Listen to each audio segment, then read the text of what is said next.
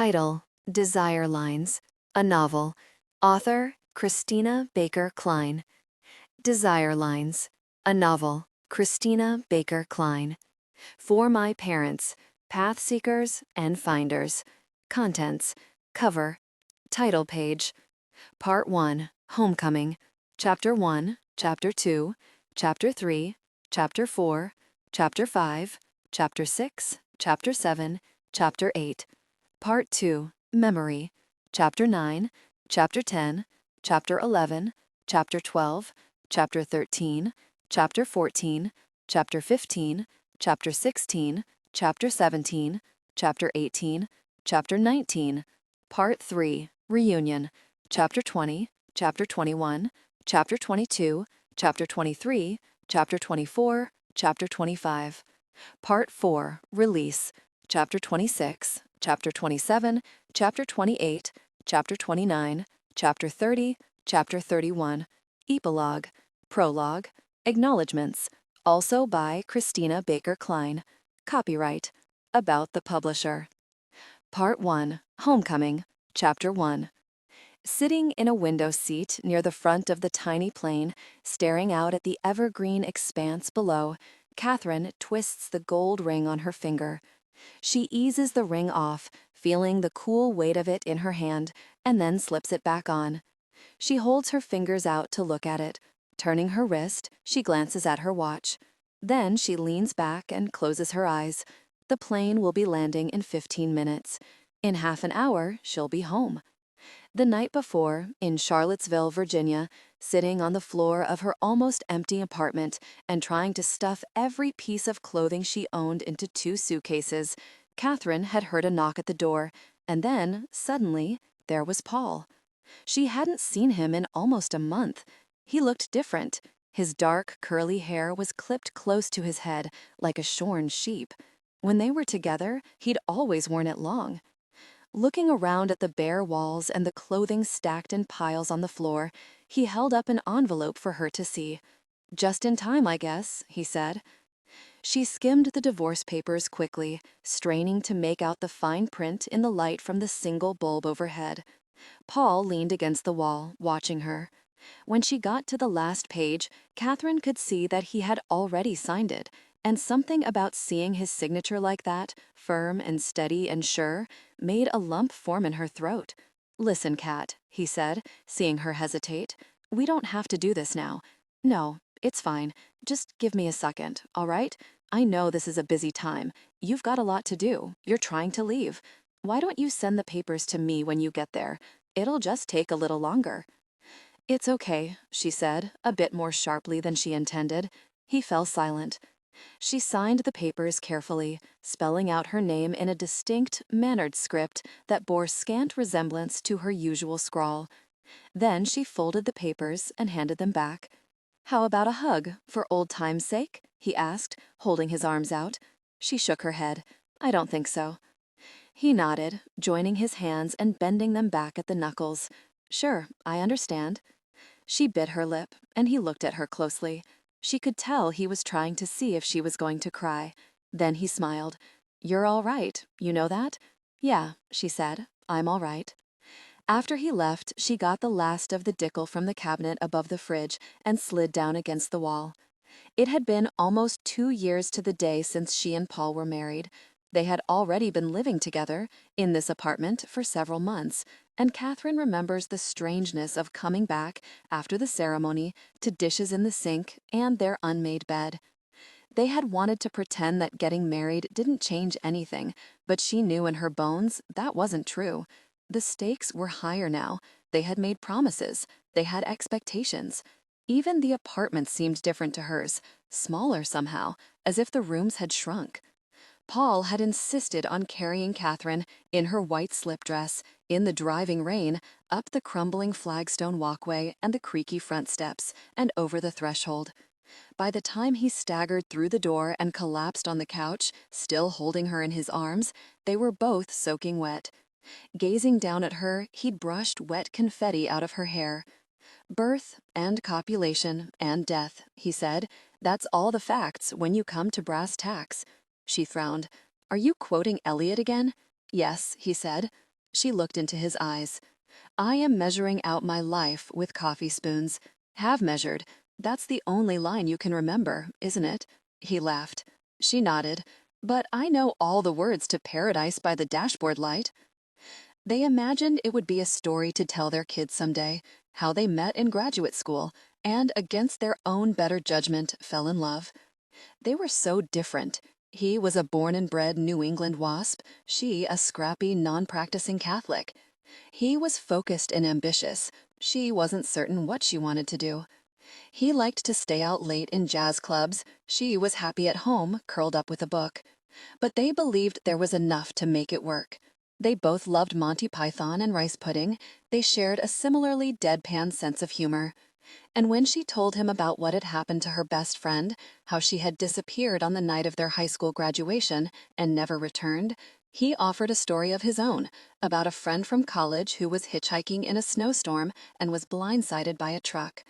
"He's still in a coma, so we can't even mourn," Paul said. "He's just gone. It's like he disappeared. I've always thought of it that way." It had seemed to Kathryn that Paul was the only one who really understood. But later, after things began to fall apart, she realized that, in truth, he didn't. He was impatient with her moodiness. He couldn't see the point of dwelling on the past. "There's nothing you can do. You've got to let it go and move on," he insisted. She tried, but it was no good. In the end, it was easier to let go of the marriage than let go of the melancholy that grew slowly inside her, like a tumor, obliterating everything else. Alone in the empty apartment now, she got up and put Bob Dylan on the portable CD player. With the first strains of Tangled Up in Blue, Paul's favorite song, the tears she'd been holding back rose in her like an undercurrent, dredging up the pain that had settled just below the surface. When she couldn't cry anymore, she wandered into the bathroom and looked at herself in the mirror. Her large gray-blue eyes, usually her best feature, were swollen and bloodshot, and her light brown hair hung limply past her chin. She'd lost weight in the past few months. Her face was all angles and hollows. Plenty of guys over the years had told her she was beautiful, but she'd always dismissed it as romantic hyperbole. "You are beautiful, but not in a conventional way," Paul said once, with his usual blunt candor. "There's something arresting about you." Arrested, perhaps, Kathryn thought, studying her reflection, but not arresting, not anymore. On an impulse, she opened the medicine cabinet and rummaged through it, looking for the box of hair color she'd bought a few weeks before on a special promotion, Autumn Glow. She studied the woman on the front of the box, her auburn hair smooth and shining, eyes sparkling, mouth wide in a smile. Then Kathryn opened the box and pulled out the instructions, ripping the plastic gloves off the paper, and lined up the little bottles filled with potions on the shelf above the sink. The next morning, boarding the plane, Kathryn was numb, hungover, drained of emotion. The chemical smell of her newly dyed hair was making her nauseous. As the plane lifted into the air, she watched Charlottesville recede into the larger patches of landscape, and it occurred to her that she was leaving not only a marriage, but a definable identity. She might be going home, but it felt to her as if she was heading into new and unfamiliar territory. She didn't have a compass, a map, or even a decent sense of direction. She wasn't certain she would recognize herself. As the plane starts its slow descent into Bangor, Kathryn feels a tap on her right shoulder. She turns to look. Through a crack between the narrow seats, she can see a vaguely familiar man behind her. "Kathryn?" She nods. "Geez, this whole flight I've wondered if it was you," he says in a heavy Maine accent. When he smiles, the hard brightness of his teeth filling the bottom half of his face, she has a vague memory of high school. High school? He has wide hazel eyes, a straight nose and firm jaw, sandy brown hair. An athlete, she decides. "Trip, skip, flip, chip, Sanborn," he says, offering his hand over the seat. "It's been 10 years, can't blame you for forgetting." No, I knew. Of course," she murmurs quickly. His hand is as thick and smooth as a baseball mitt. "Chip Sanborn, how are you?" He nods. "Couldn't be better." "That's great. How about yourself?" "Oh, I'm fine." The final word lingers in the air, and he pauses for a moment, waiting to see if she'll continue. When she doesn't, he asks, "So what are you up to these days?" Kathryn glances at the woman sitting beside Chip, who is studiously perusing the in-flight magazine. "I'm a reporter," she says, "freelance." It isn't exactly true. She was an arts editor for a small weekly paper in Charlottesville, but she quit that job 3 weeks ago. "What about you?" "I'm running my dad's paint store. Actually, we're calling it a home decorating center now. I was just at a home show in Atlantic City. People are really into fixing up their houses these days. Everybody's getting married, having babies, the whole 19s nesting thing." "Yeah," she says, "I read about it. So how's your brother doing?" All at once, Kathryn remembers who Chip Sanborn was, the star of the Bangor High basketball team. Her brother, Josh, was a freshman when she and Chip were seniors. Josh sat on the bench for 3 miserable years. "He's fine," she says. Josh, still playing b-ball? Not much, I don't think. He's living in New York, working as a mortgage broker. I don't see him very often. His hours are crazy." "Good for him," says Chip. "Smart kid." Kathryn smiles. She's beginning to feel as if she's making polite conversation with an uncle. "Yeah, well, be landing soon, I guess. I'd probably better—" She makes a motion of turning around. "I heard you got married a while back," he says. "To a grad student or something?" She feels her face flush. "Uh-huh. What about you?" "Oh, me and Don have been married for, geez, it's almost 6 years." "Wow," she says. "You know Donna?" he says, leaning forward. "Donna Murphy. She was in our class." A memory flashes through Kathryn's head. A snowy Friday in 1986, a sweaty gymnasium, seconds to spare. Chip, star of the team, scoring the winning baskets, swish, against Bangor's rival South Portland. Donna, the shortest one on the cheerleading squad, the one who always stands at the top of the human pyramid at pep rallies, rushes onto the court in front of the roaring crowd and smothers him with maroon and white pom-poms as he twirls her in the air. "Yes," Kathryn says. "How is she?" "Oh, she's doing great. Has her hands full with our 2 little boys. Here, I've got a couple of pictures." He reaches into his back pocket, takes out his wallet, and flips it open for Kathryn to see. Both kids in the photo have Chip's frank gaze and Donna's shiny blonde hair. "They're adorable," Kathryn murmurs dutifully. All at once, she's filled with dread at the idea of returning to Bangor. Here is Chip, self-satisfied, robust, with a stable marriage, 2 kids, and a prosperous business, treating her, she imagines, with a smug, pitying kindness, the way you might treat a starry-eyed adventurer who sets off in search of fame and fortune and comes home empty-handed. "We always knew you'd be back, and look," his expression seems to say, "here you are. What a shame, what a pity, and yet how thoroughly predictable. So where are you and, I'm sorry, what's your husband's name?" "Actually, Chip," she says, taking a deep breath, "I'm not married anymore." "Oh," he says, "geez, I'm sorry." "Don't be, I'm not." "When did it happen?" "About 12 hours ago." "Oh, geez," he says, reaching out and touching her shoulder. The woman beside him glances up, then looks back down at her magazine. His words fade, and Kathryn can feel the humming vibration of the slowing plane through her seat. Kathryn steps off the small plane and down the narrow steps onto the tarmac. The air is pleasant and warm, almost hot, and smells of the pines at the edge of the runway. Chip, just behind her, offers to lift one of her bulky carry-ons. "I think I've got it," she says. She smiles so as not to seem impolite. "So," he says as they walk toward the terminal, "you going to the reunion?" "Reunion?" "Our 10-year reunion. I thought that might be why you were coming home." "Oh, no." She feels that familiar dread rising up in her stomach.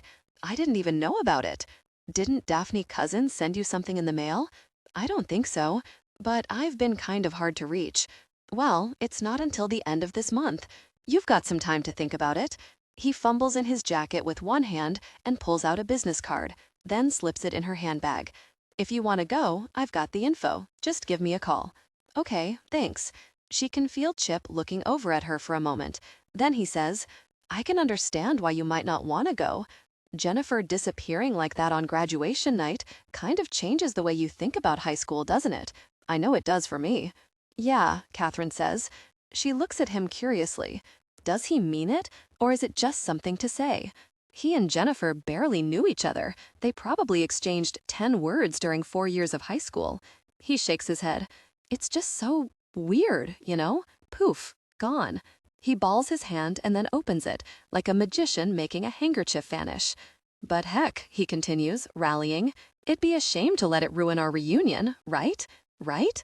Right, she murmurs. It should be quite a party. She nods.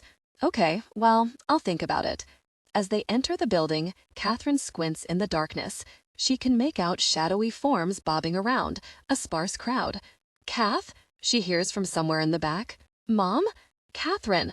All at once, she feels her mother's cool fingers touching her cheeks, pulling her into a quick embrace, and then pushing her out to arm's length. You look tired, sweetheart. I am tired, she says, dropping her bags. But thanks for pointing it out. Oh, darling, you're so sensitive. She smiles. After all you've been through, is what I meant. Well, you look good. It's true. Her mother has just turned 52, but she looks younger. Her short, highlighted hair is swept stylishly away from her face, which is tan and glowing. She's wearing jeans and white Reeboks, a deep green long-sleeved cotton shirt, and small gold hoops in her ears. Matte lipstick, mother. I'm impressed. Very in. Oh, you like it? The girl at the Clinique counter forced it on me. She fingers a strand of Kathryn's newly tinted hair. Is red the in color these days? I don't know. Just thought I'd try something different. As long as you're making changes in your life, that was my thinking. Her mother bends down over the bags. Let me carry one of these. Kathryn urges her up. I've got them. They're light. Now look, I can handle it. Didn't I tell you I've been working out? She stands up straight, hefting one bag like a barbell. You're right, it is light. Hello, Mrs. Campbell. Chip's outstretched hand emerges from behind Kathryn's shoulder. Her mother reaches out and clasps it. Let me see if I get this right. Skip Sanborn. Good memory, he says, but it's Chip. You almost had it. She beams. Chip, of course. So nice to see you. You know, I see signs for Sanborn home decorating all over the place these days. That's part of the new ad campaign I've been working on, he says, tilting his head modestly. I'm going over to wait for the rest of my bags, Kathryn mumbles, and tries to slip away. Her mother reaches out and holds her arm. Darling, you remember Skip, Chip Sanborn. He has a decorating store. She squeezes Kathryn's arm lightly, an old code for behave, and turns back to Chip. It sounds like you're making a lot of changes over there. We sure are. And are you still doing interior design? A little bit, mostly real estate these days. He fishes around in his jacket and pulls out another card. Well, I'll tell you what. Why don't you come on over to the store when you have a moment and let me show you around? I'd like that. She smiles widely, just long enough, and takes the card. Your father must be awfully proud of you, Chip. I don't know about that, Mrs. Campbell, but I think he appreciates the help. I'll bet he does. And call me Sally. Sally it is. After he leaves, as they're walking over to the baggage carousel, Kathryn's mother turns to her and says, You could be a little more friendly, dear. People might think you're rude. We went to high school together, Mother, Kathryn says, lifting 2 suitcases off the conveyor belt and loading them onto a cart. He knows I'm rude. She wheels the cart into the lobby, out the automatic glass doors, and onto the sidewalk. And anyway, I'm not in the best frame of mind for encountering local success stories. She pauses for a moment. If there was ever a sign not to go to my high school reunion, I guess that's it. Oh, I forgot to tell you, you got some kind of letter about that. We're over here. Her mother motions toward a sporty silver satin parked illegally several yards down. Well, it's silly to burn your bridges.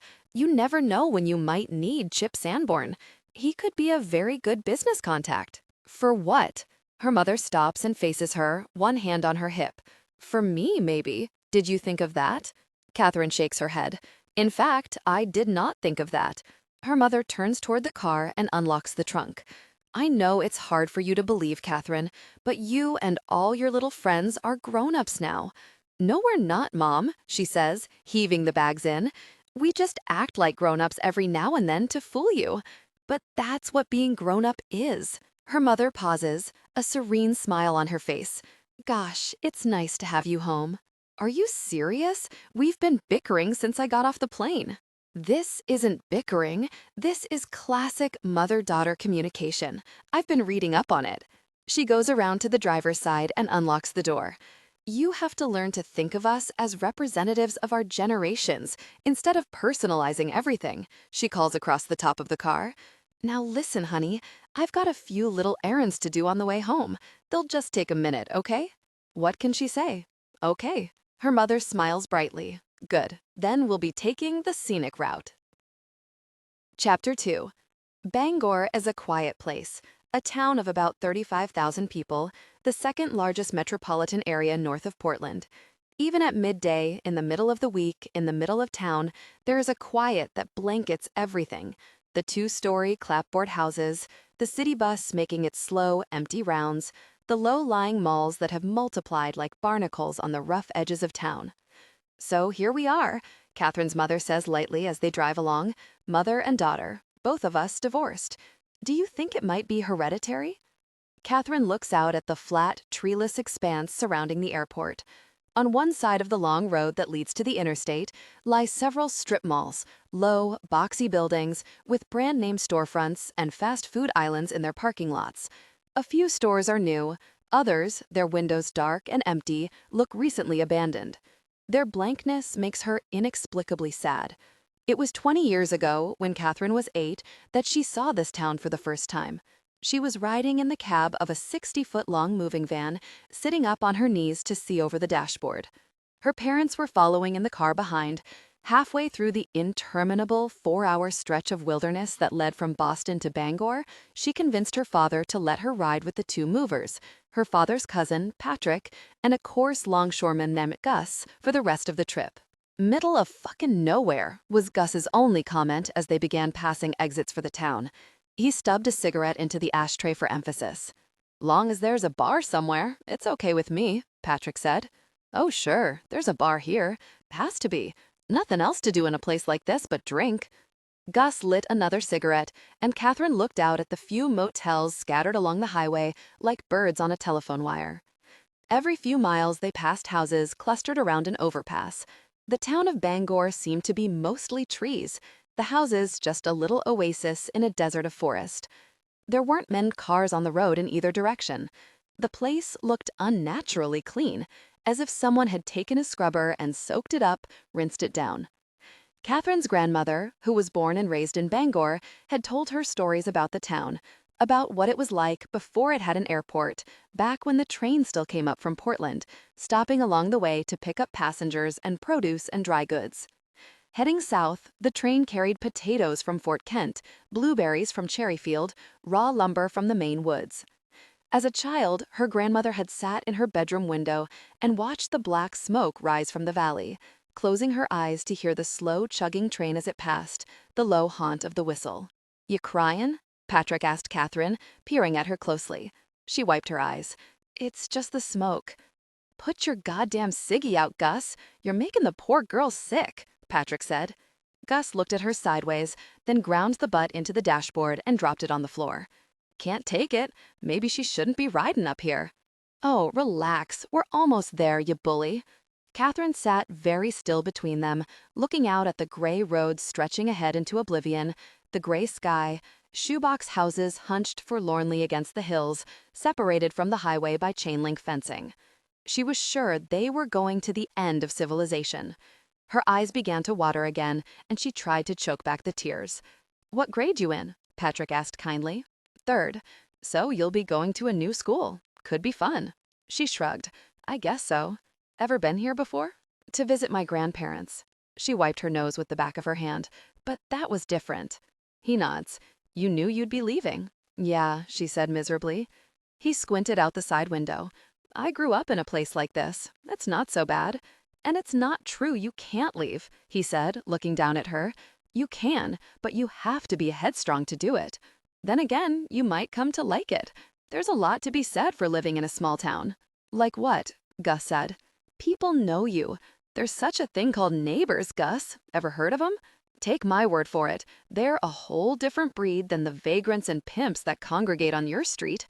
When's the last time anyone brought you a tuna casserole?" I hate tuna casserole. Patrick smiled down at Kathryn. Well then, it's a good thing old Gus here ain't moving to Bangor, Maine now, isn't it? They stop at a light, and Kathryn's mother reaches over and squeezes her knee. What's going on in that head of yours? She tries to pull her thoughts together. It's funny being back. But you were just here a year ago. Not like this, cowed and humiliated. Oh, Kathryn. Her mother laughs. You're so dramatic. You should have pursued a career on the stage. I should have pursued a career, period. Her mother purses her lips and looks at Kathryn sideways, cocking her head like a bird. Then she reaches out and touches her daughter's hand, where the gold ring shines on her finger. You're still wearing this. Kathryn retracts her hand. Don't you want to put it away? One of these days. Closure is very important, sweetheart. All right, Mom, I'll get rid of it when I'm ready. Her mother pauses, running her hands around the rim of the steering wheel. You have to get on with it, Kathryn, she says finally. Put that part of your life behind you. I know it's difficult, but I hear you, she says sharply. The light turns green, and they drive along in silence. Kathryn watches the neighborhoods drift by, clusters of small white houses built in the 30s and 40s, shaded by leafy green trees, hanging low and full in the summer heat. You must be tired, her mother says in a clipped voice. Look, Mom, I'm sorry, I didn't mean to snap. Her mother shrugs, a peacemaking gesture. I was pressuring you. No, it's me. I'm just not handling this very well. There's no reason you should be, her mother says. She smiles. I am glad you're home. Me too, Kathryn says. She's not sure she is, but she says it anyway. Kathryn's mother still lives in the house that Kathryn grew up in, a white colonial with black shutters in a section of town called Little City, a residential neighborhood of oaks and maples surrounding a large rectangular island of green, well-kept park. The most impressive houses in Little City are great white confections with elegant slate roofs and full-length windows that line a broad street sloping down toward the river. The Campbell House, several blocks over, is modest in comparison. When Kathryn was growing up, their neighbors were young families and retired couples who puttered together in their flower gardens on summer mornings and sat on clean-swept porches all afternoon, alternately dozing and keeping a lookout for trouble. Not that there was any. The closest Taft Street came to excitement was when two men moved into a house together and built a deck, visible from the street, where they sunbathed in Speedos and massaged each other with tanning oil. Like most houses in the neighborhood, the Campbells was built in the 20s. It has a deep wooden porch, large living and dining room windows, and an original cedar and red brick fireplace. When the Campbells first moved to Bangor from Boston, Kathryn would sit on the wooden porch swing in mid-afternoon and close her eyes, breathing in the clean pine scent of the hedges separating their property from the next-door neighbors, listening to the muted hum and swish of cars going by on Center Street, a block away. Sometimes her mother would come out on the porch and sit down on the swing with her, rocking back and forth with her foot. After a while, she'd say, "You know, Kath, this is exactly how I grew up, sitting on a porch swing, waiting for something to happen, just sitting and waiting, exactly like this." Kathryn has heard all the stories, all the family lore. Her grandfather, John Lefevre, a French-Canadian, migrated to Maine in 1928 because he'd been told that anybody who works hard in America can become a success. As it turned out, in his case, the hard work consisted of marrying Kathryn's grandmother, Alice, the caustic daughter of a wealthy Bangor banker, and becoming an apprentice to her father, who eventually passed on all of his knowledge and money to his son-in-law. Until his death in 1970, John Lefevre never missed a day of work. Every day for 40 years, he left the house at precisely 8:15 in the morning for the bank building on Main Street and returned at exactly 5:45 in the afternoon, wearing a black fedora and a mustache that faded from black to white but never changed shape. For 15 years, from the late 30s to the early 50s, Kathryn's grandmother wrote a column for the Bangor Daily News called Opinions, most of which were hers. She wrote about everything from books to fashion to politics, occasionally outraging an upstanding citizen, which amused and excited her. "Oh, look," she'd say, brandishing a letter. "Delightful! Somebody else has got an opinion, too." Her acid wit was put to constructive use in her column, but it was often, unfortunately, turned on her daughter Sally, an only child, burning her and making her wary. "Your mother is a nice girl, but she needs to learn to stand up for herself," Alice confided to Kathryn tartly one time, after she'd compared her daughter's hairstyle to a certain breed of dog, and Sally had left the room in tears. When Kathryn's mother was 18, she left for Boston College, where she met Kathryn's father, Mike, a scholarship student. He lived in Irish South Boston, in a fifth-floor walk-up.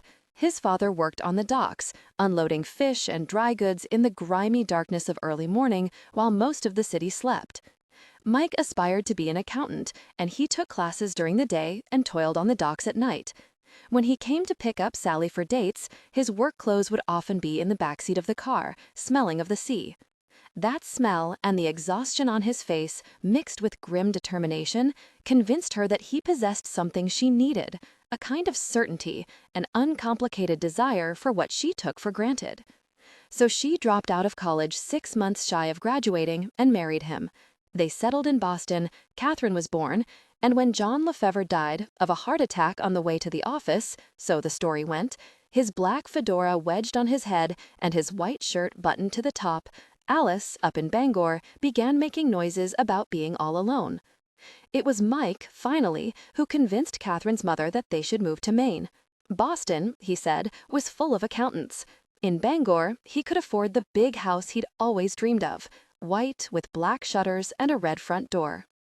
"Did you tell your father you were coming home?" her mother asks Kathryn at dinner, several hours after the flight.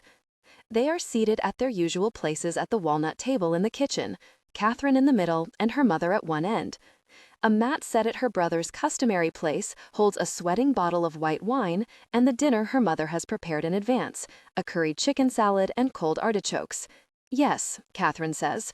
She had called him several months ago to let him know about her breakup with Paul and that she'd be in Maine this summer, though she didn't tell him exactly when. Her father had never taken to Paul.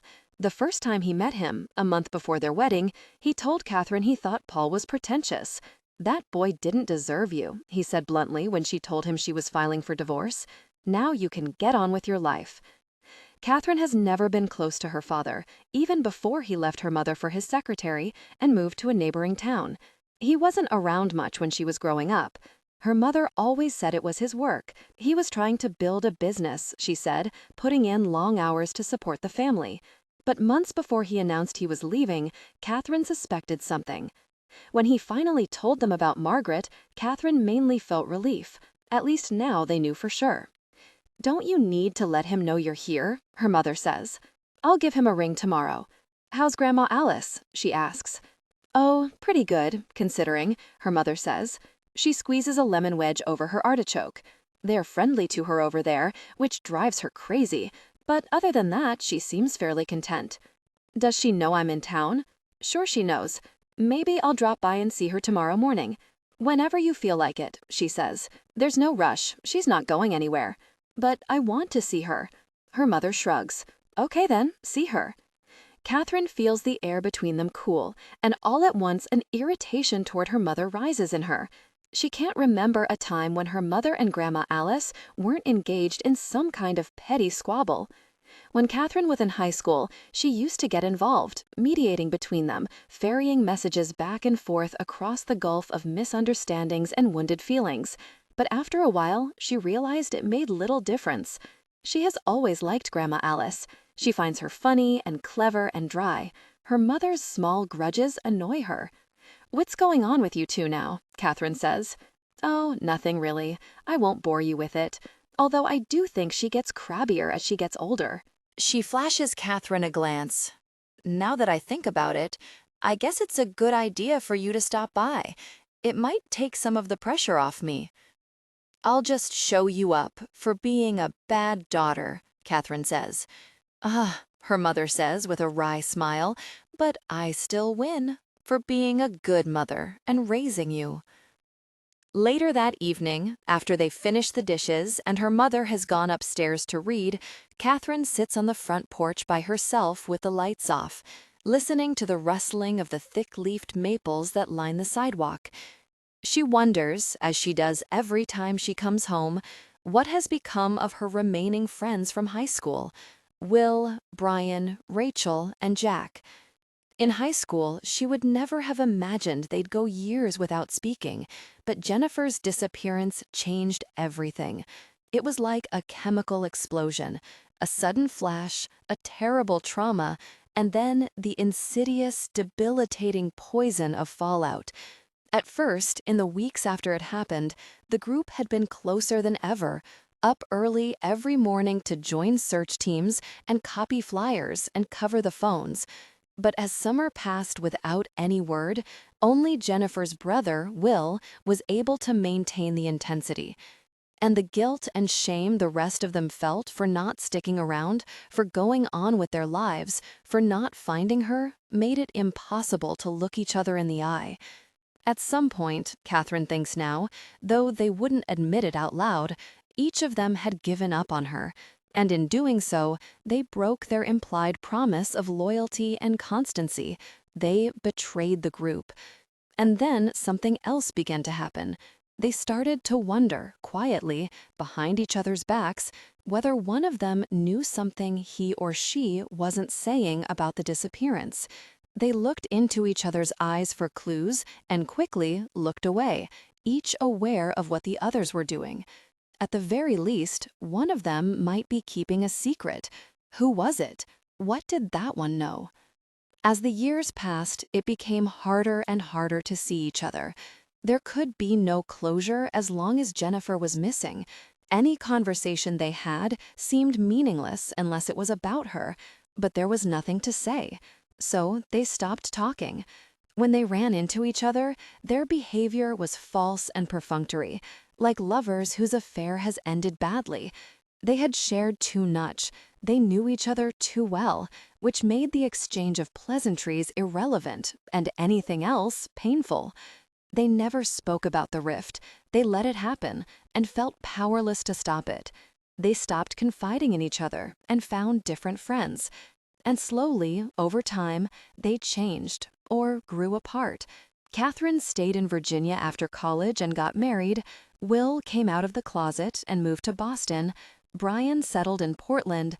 Rachel got caught up in her graduate work at the University of Maine. Jack threw himself into his job at the Bangor Daily News. In the end, letting go of each other was a relief, an escape from the fear and suspicion and increasing hopelessness, a deep dive into anonymity. Sitting on the porch, Kathryn watches an older woman and her dog making their way down the street, two shadowy figures under the street lamps. The dog zigzags back and forth, its tail wagging, sniffing the trees on either side. As the woman nears, Kathryn can see it's a neighbor, someone she vaguely recognizes. She stops in front of the house. "Is that you, Kathryn?" the neighbor asks. "Yes." "Well, what do you know? It's Mrs. Adams." "Oh, hello," Kathryn says, getting up. Mrs. Adams was the librarian at Mary Snow, her elementary school. "Home for a visit?" "Maybe longer. I'm not exactly sure." "Really? That's wonderful. You and your husband thinking of moving up here?" She hesitates. "No." "Oh." Mrs. Adams' voice fades, and the dog continues down the street. "You know," she says after a moment, "my husband died last year."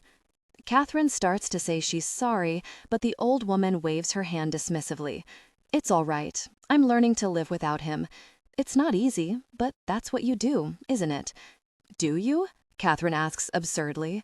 She seems so sure. "Oh, yes. Takes time is all. You'll see."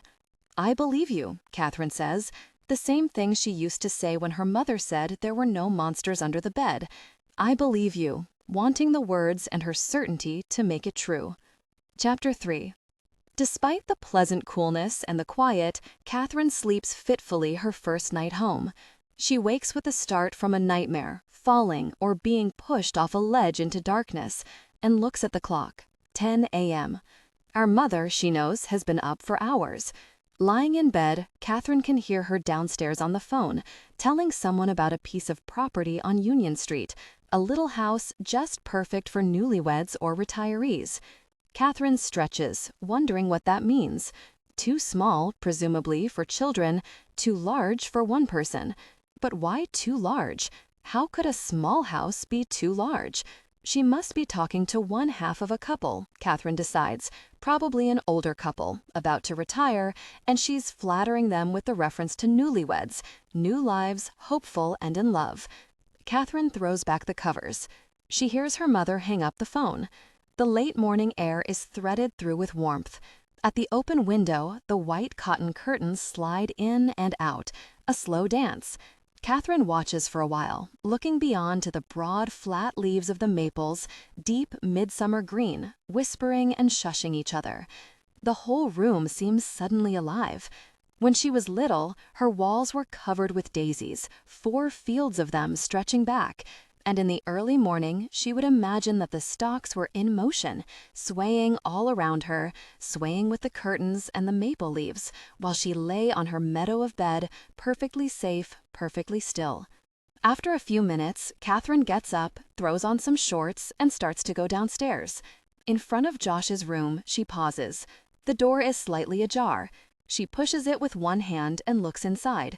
The room is just as it was when Josh left for college 7 years ago. The sky blue walls plastered with a huge poster of Magic Johnson leaping through the air, another of the Fine Young Cannibals, a maroon and gold Boston College banner, a hand-lettered pep rally poster that says, "Go Rams, all the way to the playoffs." An ancient Macintosh computer with a tiny screen sits on his neatly arranged desk. For a while, after their father walked out on them, Josh and Kathryn had spent a lot of time together. They stayed close to home, ostensibly reading and watching TV, but really keeping an eye on their mother as she tried to piece together a life for the 3 of them after the divorce. But eventually, the strain of that became too much. "I'm sick of worrying about her," Josh told Kathryn. "I can't live this way." He became methodical and disciplined. He started going to the library to do his homework after school, and, though not a natural athlete, threw himself into sports. Kathryn felt the same, but her anxiety manifested itself differently. She spent hours at Jennifer's house, began smoking pot, went to keg parties down nameless dirt roads when her mother thought she was spending the night with a friend, anything to avoid coming home to that quiet house soaked in their mother's sadness. The difference in ages between Kathryn and Josh was like dog years in high school. The 3 grades that separated them might as well have been decades. When Kathryn left home, the divide only widened. Josh grew more conservative as he got older, joining the Young Republicans in college and eventually becoming president of the club. Meanwhile, Kathryn was living in a group house in Washington, D.C., subsisting on tofu stir-fries and working for one left-wing cause after another. When Josh moved to New York and became a mortgage broker, and she returned to Charlottesville for graduate school in English, the distance between them seemed too great to bridge. It had been years now since one of them picked up the phone to call the other without a birthday or national holiday as an excuse. Kathryn didn't even tell Josh about her divorces. She knew her mother would do it, and she wasn't in the mood to explain her personal life to this brother she hardly knew anymore. She was sure that Josh, who dated only model types and lived in a modern high-rise on the Upper East Side, and once said he found what he called her starving artist's shtick utterly incomprehensible, would be less than understanding about what she was going through. But one night about a month ago, she came home to a phone message from him that caught her by surprise.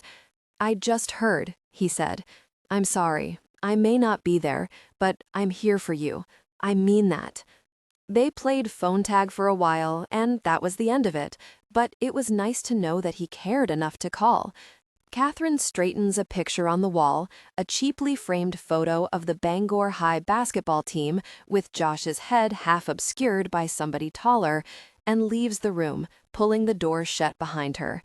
Then she makes her way downstairs to the kitchen, where she pours herself a cup of coffee from the thermos her mother has filled.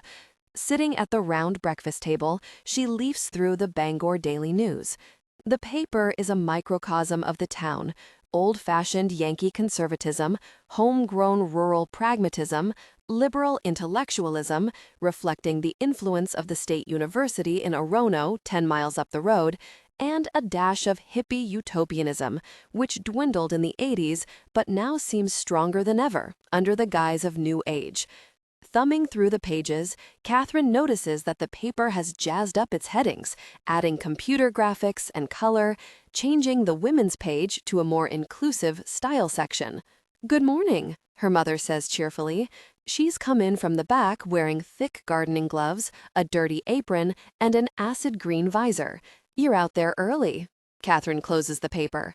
"It's not so early anymore," she says, glancing at the clock. "But I've been in the garden off and on since 6:30. It's age." Kathryn grins. "You're not that old. I think it has something to do with menopause. I get up earlier every year." Her mother peels off her gloves and takes off the visor. "Whew, it's really warming up." She goes over to the counter and pours herself some coffee. "Been up long?" "Not really. I had these awful dreams. How's the garden?" Picking up a pen, Kathryn begins drawing daisy chains around the headlines on the front page. "Oh, I'll tell you, Kath, I get the most satisfaction from it." She sits down and takes little sips of her coffee. "The irises are flourishing, and even the clematis is beginning to bloom. Last month, I dug in some horse manure, and it's made a big difference. You have to come out back and let me give you a tour." "Sure," she says. For some reason, her mother's forced cheeriness, especially in the morning, often has the effect of making her grumpy and monosyllabic. Her mother sighs with exaggerated contentment. "You know what? Honestly, I don't know if you've come to this realization yet, but being single is really all right. You have so much time to do what you want. Marriage can be so limiting." Kathryn adds stems and leaves to some of the larger daisies. "In fact, I may never get married again. Who knows? When I divorced your father, I was just starting to figure out what I wanted. Like, remember how your dad always wanted vanilla bean ice cream in those big square containers? Never any other flavor, just boring vanilla bean? Well, I didn't realize until he left that I don't even like vanilla bean. Quite frankly, I detest it." She shakes her head. "Can you imagine all those years of putting up with vanilla bean when I could have been eating a flavor I liked?" Kathryn looks up. A headache is starting to take shape behind her ears. "You didn't have to eat it, Mom," she says stubbornly. "You could have bought your own ice cream." "But that's just the point," her mother says, leaning forward. "I didn't know that I deserved to have what I wanted. And you know why? Because I thought your father was right about everything." She sits back. "Boy, was I wrong. So what's your favorite flavor now?" "I don't have a favorite flavor," she says breezily. "I pick and choose. I switch around." Kathryn nods, coloring in the daisy petals. "Now they're black-eyed Susans." "Hey," her mother says, "I forgot to tell you. Linda Pelletier and her husband, Ralph what's-his-name, moved to Florida a couple of months ago." Kathryn puts down the pen. "Linda Pelletier is Will and Jennifer's mother." "What?" "I think they just got sick of being here. Too much water under the bridge. Anyway, they're gone now, and I'm showing their house. In fact, I need to go over there in a little while to air the place out. Do you want to come?" "I can't believe they just left," Kathryn mumbles. "Oh, honey, you can't blame them. All the memories and everything, it must have been torture. I'm sure we have no idea." Kathryn knows the house well, a large, ramshackle Victorian on Lamott Street. Growing up, she spent countless hours at the Pelletiers. The house was as familiar to her as her own. After her parents divorced when she was 12 and her family dissolved into enemy camps, she often sought refuge there. It was so different from her house, where there was strict rules about homework and television and junk food and chores. The twins' mother never seemed to care what they did, as long as they weren't too loud and didn't cause trouble. For a while, from the outside at least, the Pelletiers had seemed like the perfect all-American family. The twins' father, Pete, was a Rotarian who played first base in the local men's softball league. Their mother was a former Miss Penobscot County. Even as babies, Will and Jennifer were unusually beautiful and good-natured, winning the Best Baby contest at the Maine State Fair when they were 2. But Kathryn had witnessed the fights behind closed doors, the mother's secretiveness, the father's drinking. She was spending the night when the news came that Pete had been killed in a car crash. Everything seemed to unravel after that. By the time Jennifer disappeared, the family had already broken apart.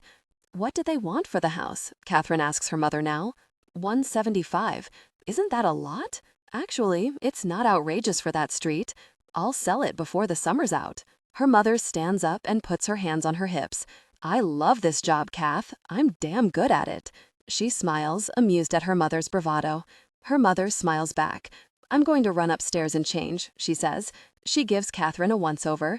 You might want to, too. Turning onto a wide, well-kept street of enormous old residences set back from the road, Kathryn's mother slows in front of a white corner house with a turret. The grass is long and the shutters are closed, but flowers in pots along the walkway bloom as if they've been recently planted. Pete Pelletier put his heart into this place, Kathryn's mother says, as she pulls into the driveway. That's why it's in such good shape, even after 10 years without much care. He rebuilt the foundation and installed a new boiler and fixed the roof. She puts the car in park and takes the key out of the ignition. After he died, Linda used the money to put in a new kitchen, but she didn't do much else.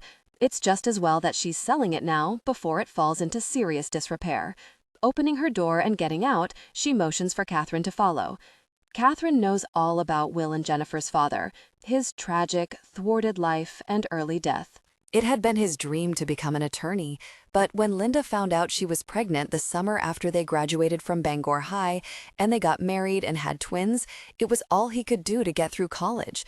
When he became an insurance agent and started doing pretty well, he brought up law school again, but Linda discouraged him. "You're making a lot of money now," she reasoned. "If you go back to school, we'll never see you. Don't you think you owe it to the kids to be around while they're growing up?"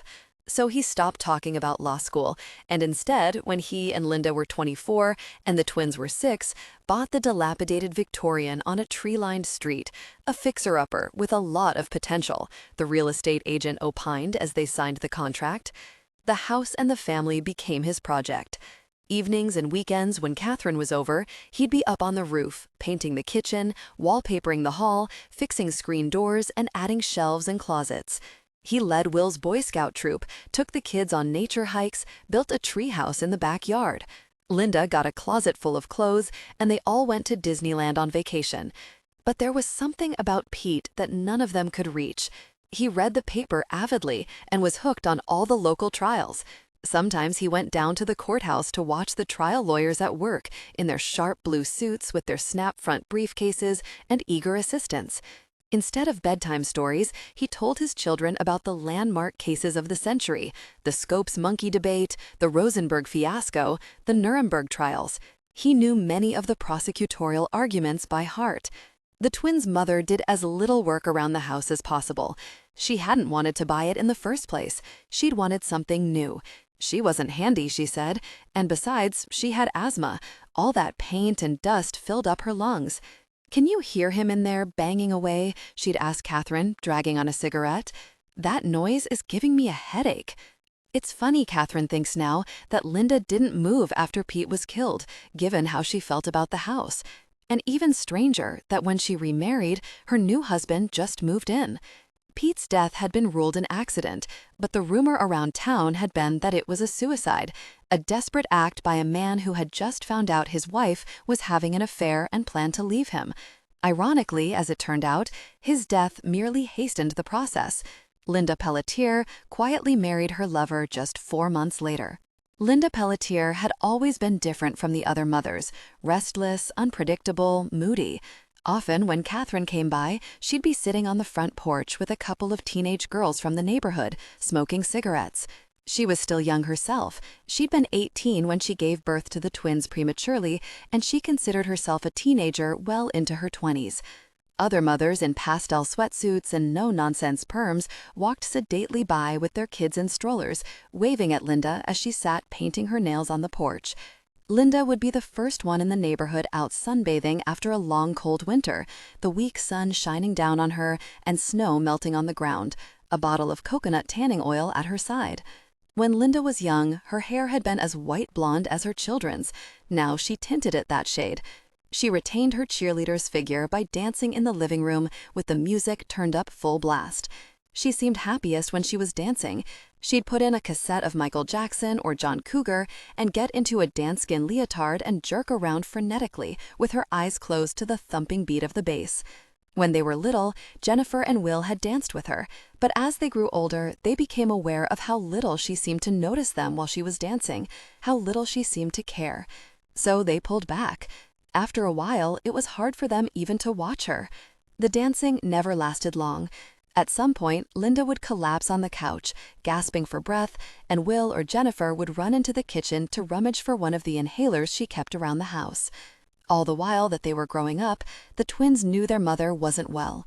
The severe asthma she'd had as a child had left her with badly damaged lungs and a weak constitution, which the cigarettes didn't help. She took naps most afternoons. Some days she didn't get out of bed at all.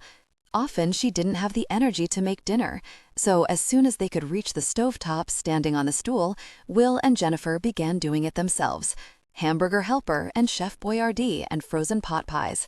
They'd bring trays of food up to their mother's bedroom, where as often as not, she'd turn her face to the wall, motioning for them to take the food away. Linda Pelletier idolized Will. She called him her little man. When she was sick and in bed, she'd call weakly for him. Will, Will, her voice trailing down the stairs to where he and Jennifer and Kathryn would be doing homework at the kitchen table. "You'd better go up there," Jennifer would say. "I don't want to." "You have to." "I don't want to," he'd say fiercely. "Go to mommy, little man," Jennifer said, scornful and jealous. Will would drag his feet up the stairs to the room where his mother lay. Sitting there in silence with Jennifer, Kathryn almost believed she could hear Linda's labored breathing, the catch in her breath that meant her lungs were full of fluid. Will and Jennifer both inherited the condition from their mother and were in and out of the hospital as infants.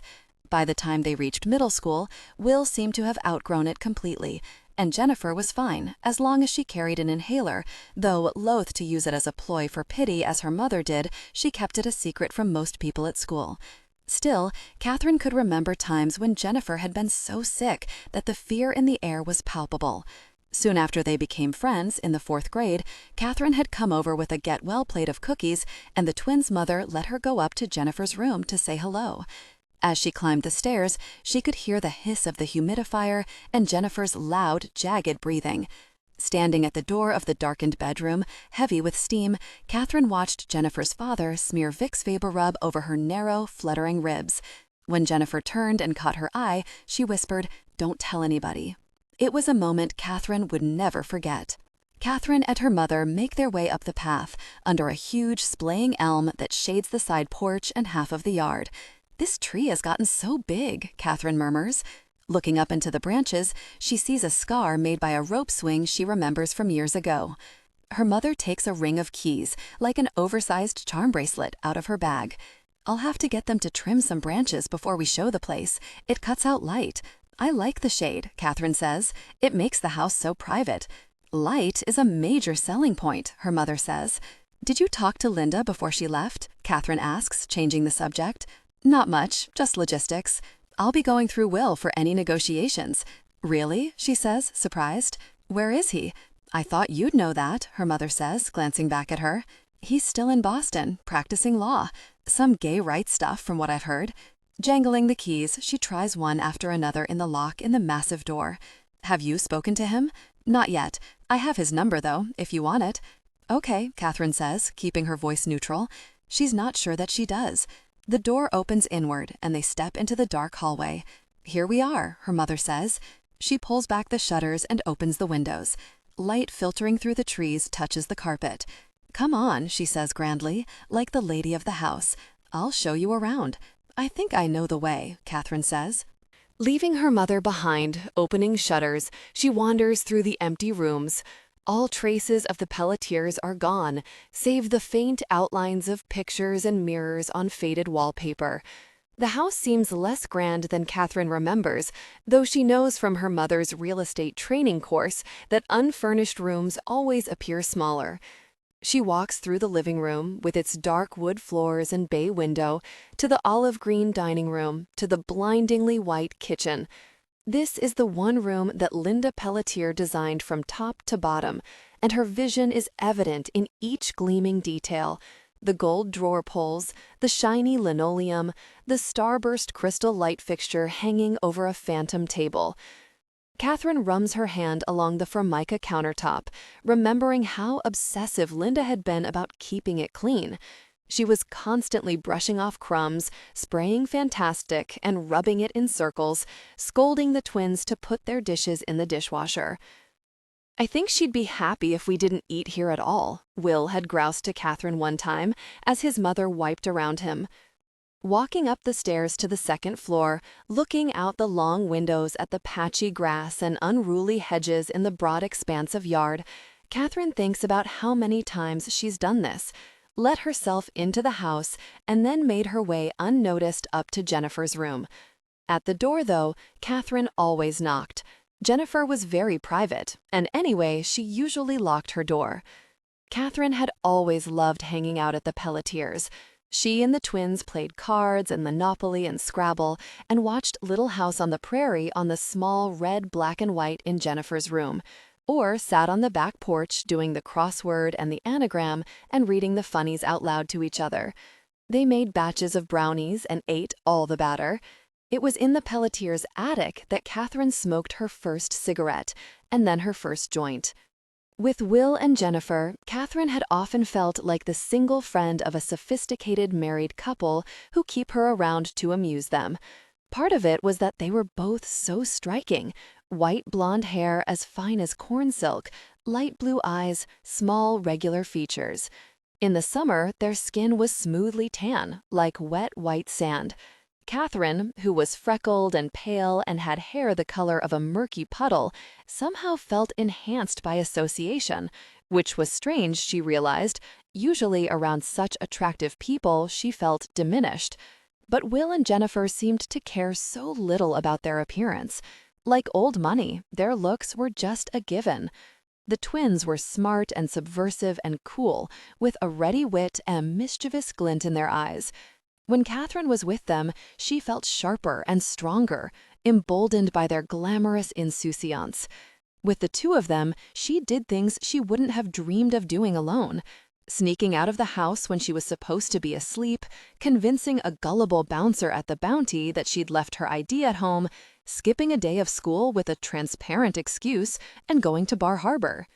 In high school, the twins had been effortlessly popular. Will was humble and friendly, but also sure of himself, and through some combination of confidence and obliviousness, unconcerned with what people thought. Though less outgoing than her brother, Jennifer could be equally charming. She mocked her imagined awkwardness, cultivating a sense of herself that was so much at odds with who she was that it was impossible to take seriously, but had the effect, intentional or not, of evaporating envy. Although they looked alike, the twins were in many ways opposites. They seemed to share different halves of the same personality.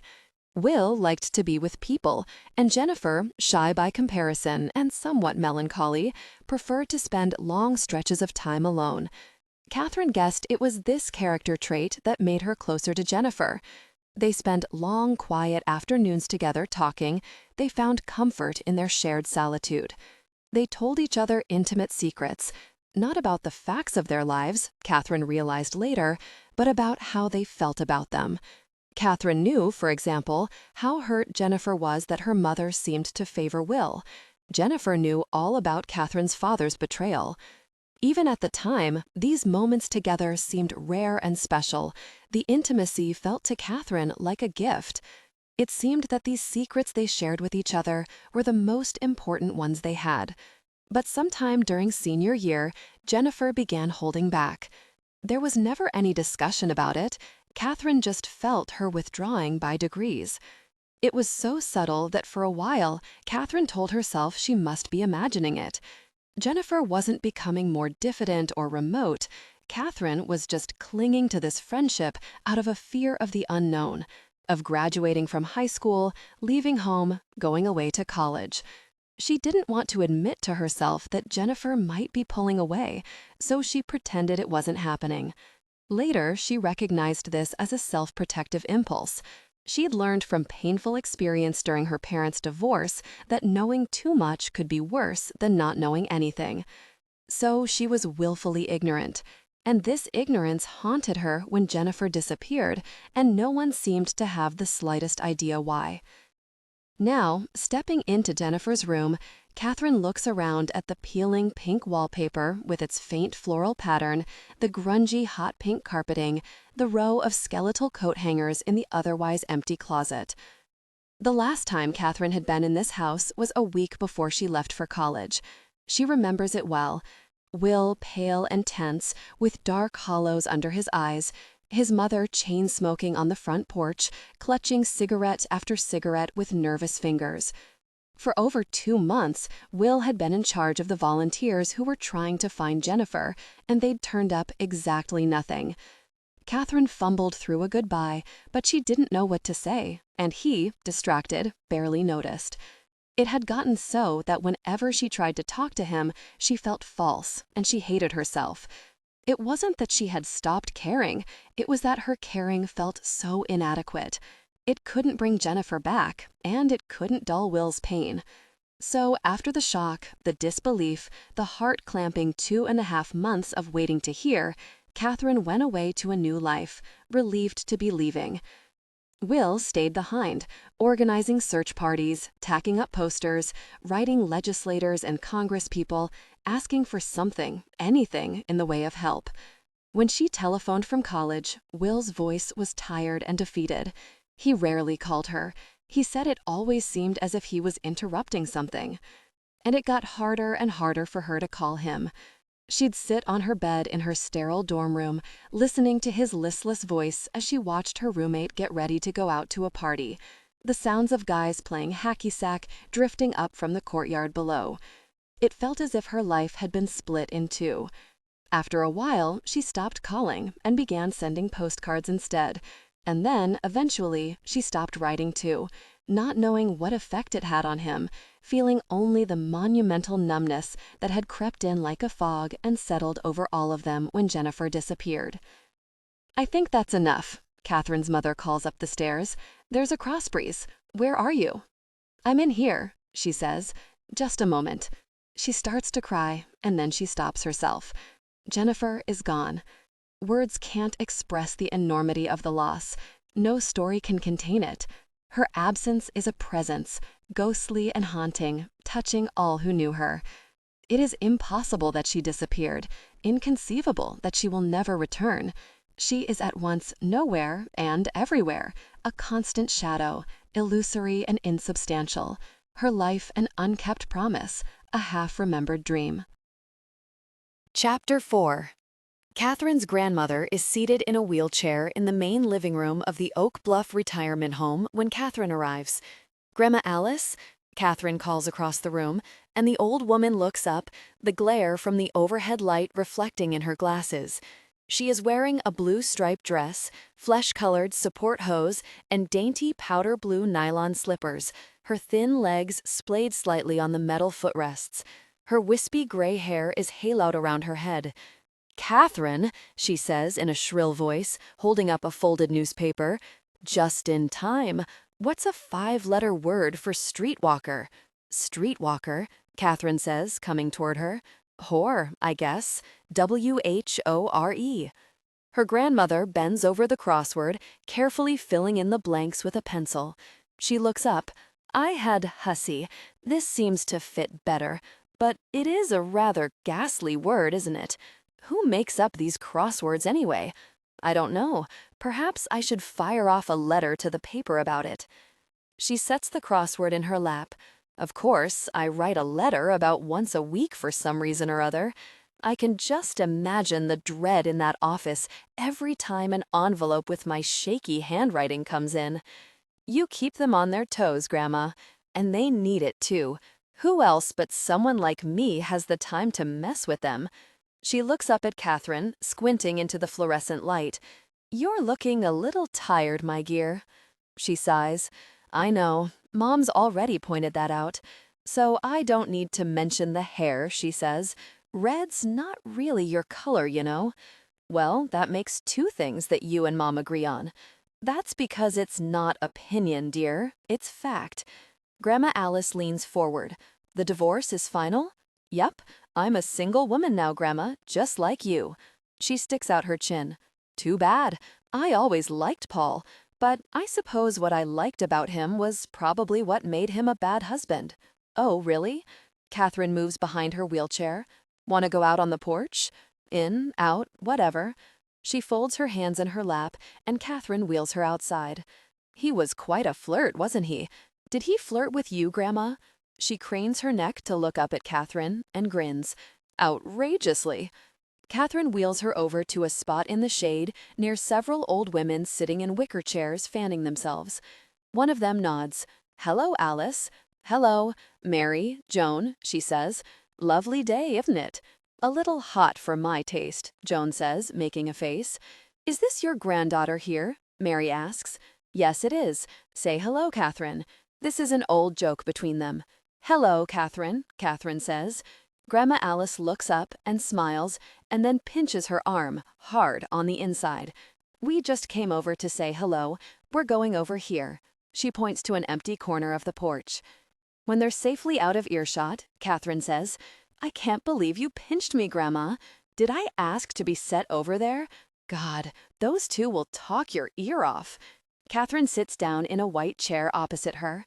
So, do you have any friends here, or are you rude to everyone?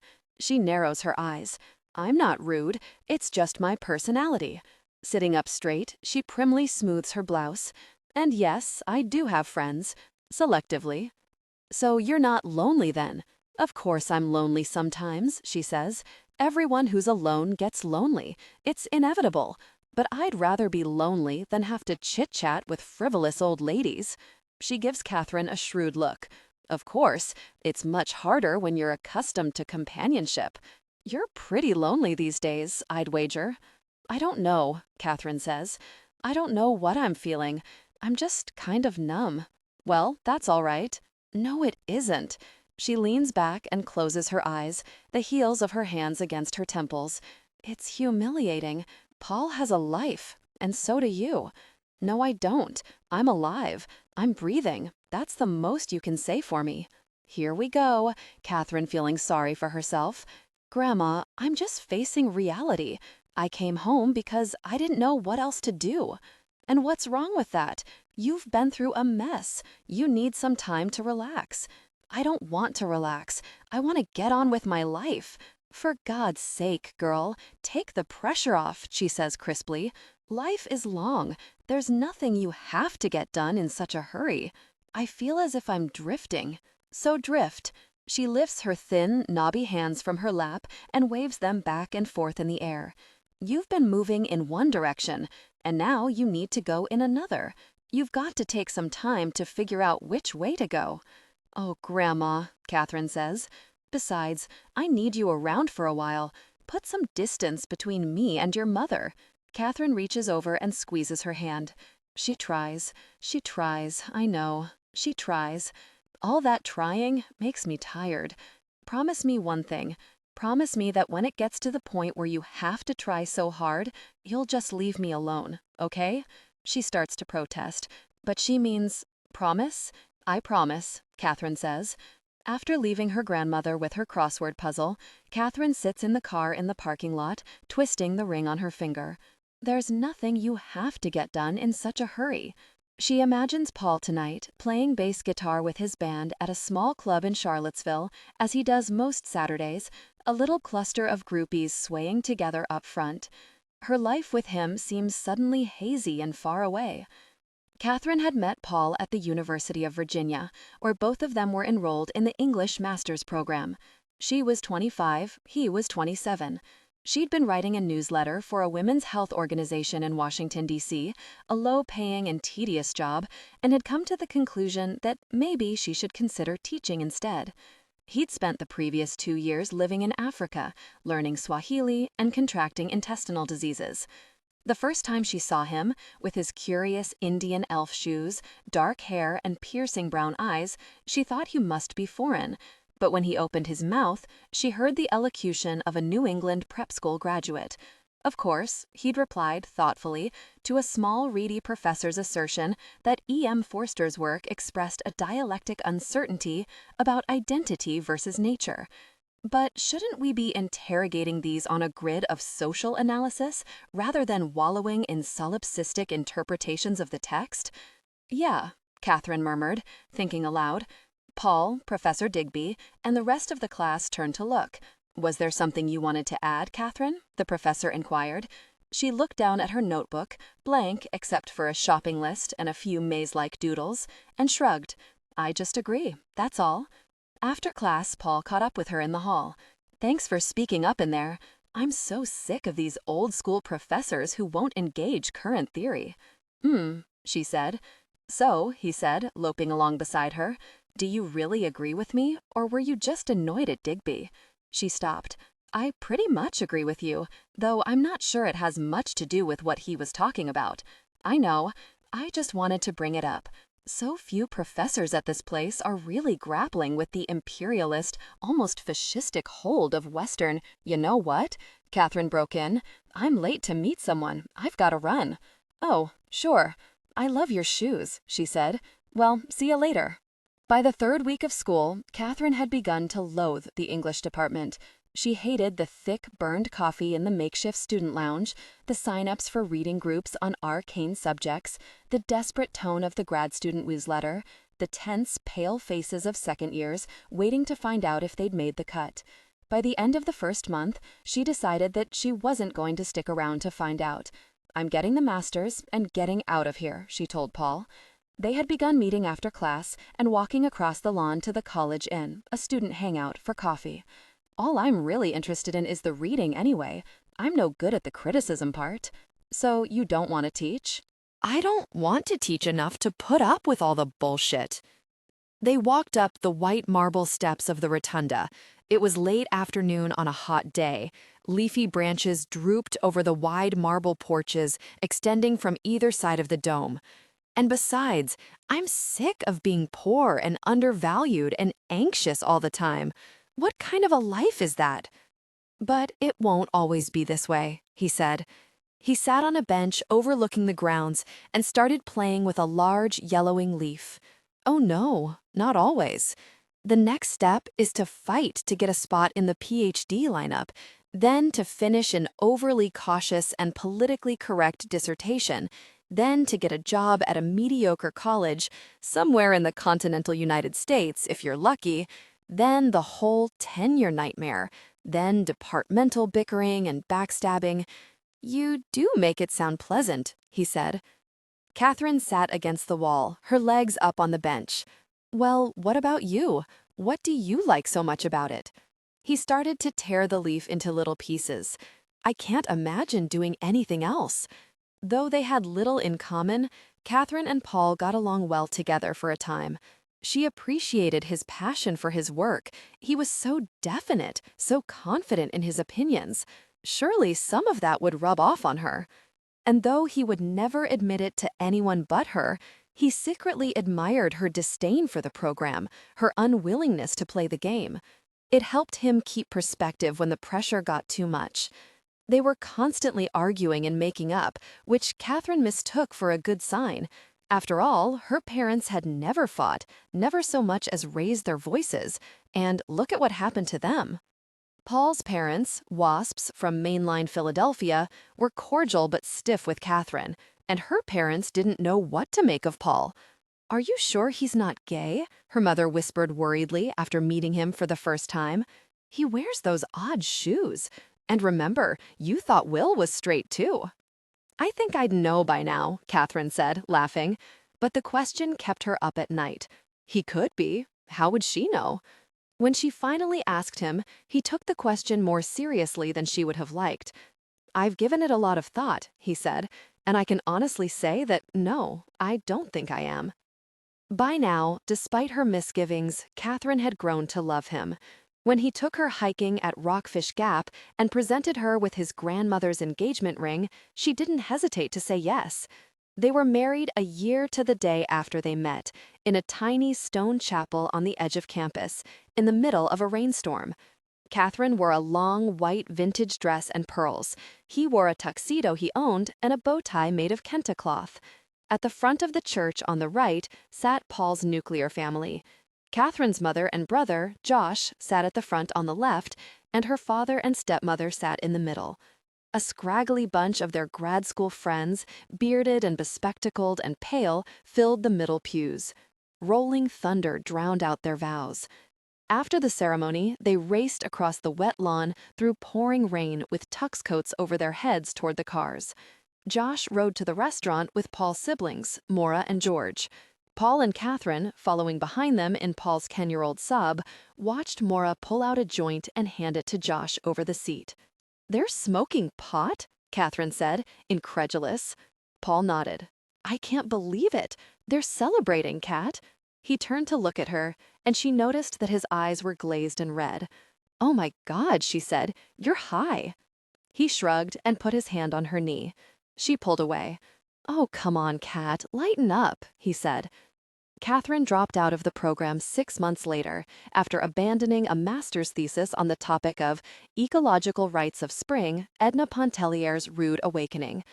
Paul made the cut 3 months later and headed off into the thickets of the PhD program, exploring D.H. Lawrence and Zola and their depiction of miners as working-class heroes. His working title, he joked, was Mining the Great Minds' Minds. As Paul's research took him deeper beneath the surface, Kathryn found herself gliding contentedly along the top. She'd been writing occasional articles for the News Sentinel, a weekly newspaper run out of a tiny office in the basement of a warehouse, and when she quit the program, they asked her to edit the arts page full-time. The job didn't pay much, but it was enough to live comfortably on and start paying off her student loans. Her life quickly settled into a pleasant routine. She went to exhibits and openings, poetry readings, play performances. She bought fresh vegetables at the farmer's market on Wednesdays and warm bread at the gourmet food and wine shop on Market Street in the afternoons. As she got to know the town beyond the university, she found that much of the population consisted of grad school dropouts like herself, who had come to Charlottesville for an education and never left. Looking around, she saw overqualified writers and artists and historians and architects and educated faculty spouses competing for the same menial jobs. And suddenly she realized what people were talking about when they said they stayed in this scenic college town for the lifestyle. They wanted to be around people like themselves, hardcover book reading, museum going, white wine drinking underachievers. Playful yet pragmatic, liberal yet sensible, they reveled in the pleasant weather and the beauty of the place. They had exquisite dinner parties and took occasional trips to local mountain inns. They recycled paper, plastic, and aluminum, they petitioned for carpaccio at the local supermarket, and they subscribed to the Washington Post. For the next 2 years, life was good. Life was comfortable. And it began to terrify Kathryn. She saw herself at 50, living in a house on Altamont Circle, or perhaps out in Keswick, publishing seasonal poetry in the literary supplement of the Daily Progress, and serving cocktails and grilled shrimp to the backstabbers in her husband's department who were scheming to deny him the chairmanship.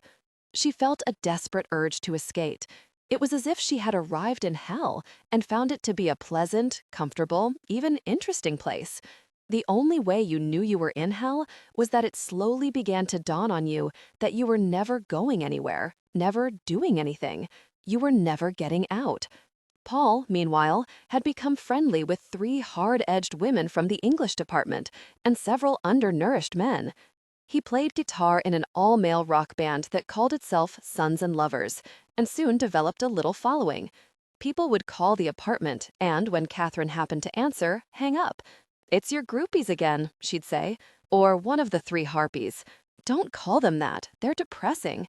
You only like them because they have crushes on you." "Sounds like you're jealous." She narrowed her eyes. "Should I be?" "Oh, please, Kat," he said. "God, ever since you quit the program, you've been nothing but nasty about it." "I have not," she said, her voice rising to an unnatural pitch. "If you have such disgust for what I do, then why did you marry me?" "Because I liked your shoes, and because you promised you'd finish in 3 years." He lifted his chin, an old prep school gesture, and said coldly, "Let me explain something to you. Writing a dissertation is not like writing a 600-word story for the arts section of a lame-ass weekly newspaper, with its bullet points and catchy little hooks and Monday afternoon deadlines. This is my fucking profession. This is my life. And if you don't like it, if I don't like it, what? You can go to hell, he said. I'm already in hell. This is hell, she shouted, laughing maniacally. Well, you know what Elliot said, Paul said dryly. Or maybe you don't. What is hell? Hell is oneself. Hell is alone. The other figures in it, merely projections. The marriage lasted another 6 months. Paul confessed to having slept with one of the harpies. She bolstered me, he said.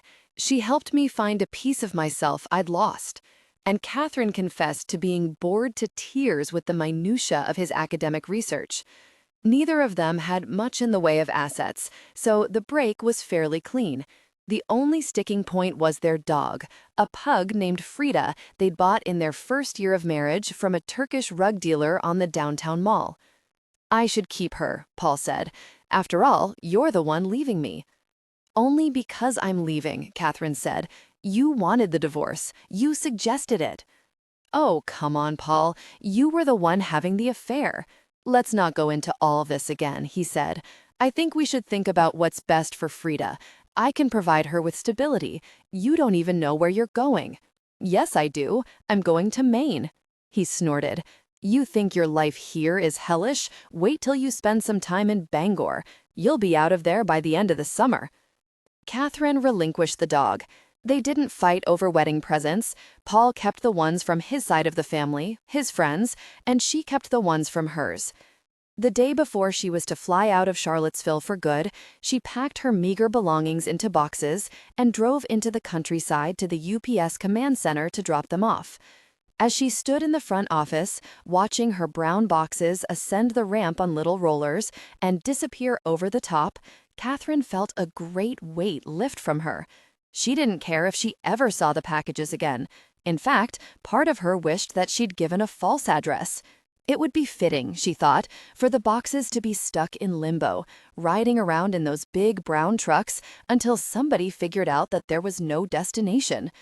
She was, for the first time in a long time, free of baggage. She felt as light as air. Chapter 5. The next day, after sleeping late again, Kathryn decides on an impulse to drive out and see her father. He lives in Hampton, 10 miles from Bangor, in a modern home with a swimming pool on 12 acres of land.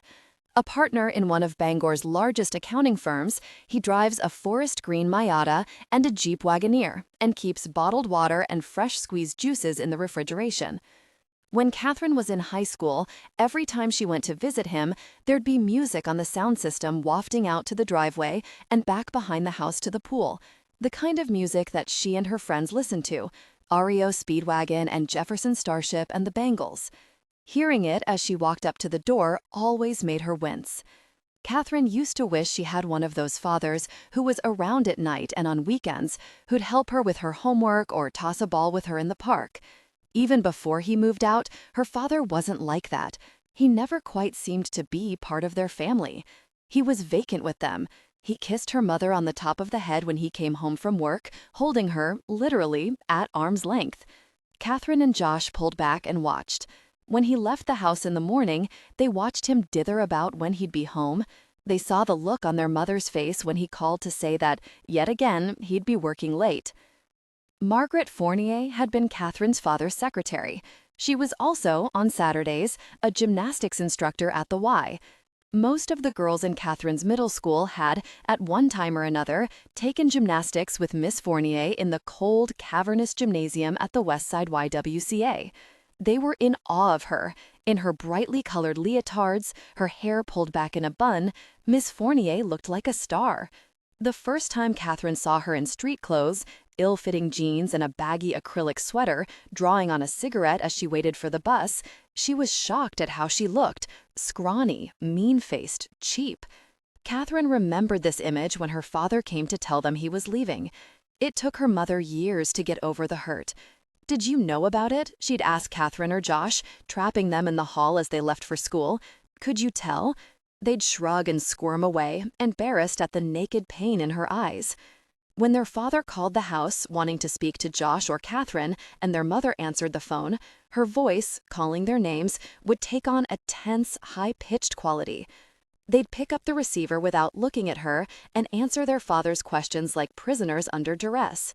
Their mother became intensely busy. She volunteered at the hospital and was elected president of the PTA. Before the divorce was finalized, she binged on shopping. Kathryn would come home to find boxes of shoes piled up in the hall, transparent makeup bags filled with tubes and vials on the table. She redecorated the living room and had the yard landscaped, charging it all to her husband's credit cards. One night at dinner, she told Kathryn and Josh that she had decided to become an interior decorator. "So, I'll be taking night classes," she said, "and I'll need you two to do your part around here." After that, everything changed. When their father left, their mother had continued to run the house pretty much as she always had. She fixed the kids a hot breakfast before school, picked them up on time when they had to get to piano lessons or track practice, and put dinner on the table at 6.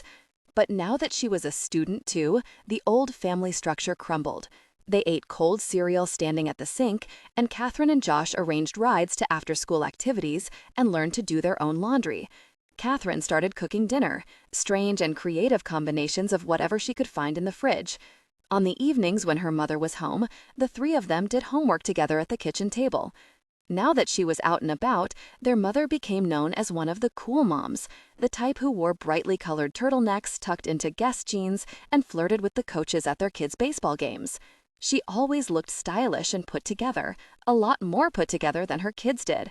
She often complained, half-jokingly, that she was the kind of mom who should have been rewarded with cheerful, straightforward children who organized bake sales and homecoming rallies, instead of the bookish, reticent ones she got. "I don't understand you," she'd say, when she found Kathryn lurking in her bedroom on sunny afternoons. "Have you looked outside? It's a beautiful day." "I'm reading, Mom. Don't you want some exercise?" "Maybe later." "Are your bicycle tires pumped up?" Kathryn would sigh exaggeratedly, a finger marking the place in her book. "Don't know. I'll check," her mother would say brightly. "It's a nice day for a bike ride. Maybe I'll go too." Josh became very protective of their mother. He even refused to visit his father and Margaret, but Kathryn dutifully went when they called. When she visited them in their stark new house, with its vaulted ceilings and hot tub on the deck, she felt like a nun in a bordello. She disapproved of everything. "For Christ's sakes, Caddy, lighten up a little," her father would laugh at her cloudy expression. "Did you bring a swimsuit? No? Maybe you can fit into one of Maggie's." Margaret was wary around her, careful to be polite. She made perfectly balanced dinners out of gourmet cookbooks, substituting juices, she explained, for the salt and fat. Kathryn became a spy, searching for clues about what it was that made her happy, what he had found with Margaret that you couldn't get at home. Margaret, she discovered, was trying very hard. The shelves of her nightstand were full of titles like Wine Made Easy, A Beginner's Guide to Classical Music, and Understanding Opera. Home decorating magazines with pages pinched down were arranged by month in the kitchen. Jars of vitamins lined the kitchen counter. Under the sink in the master bathroom, Kathryn found a variety of douches: lemon fresh, summer sunshine, floral breeze. In Margaret's dresser were lacy negligées, silk teddies, sheer French-cut underwear, and a see-through black Merry Widow.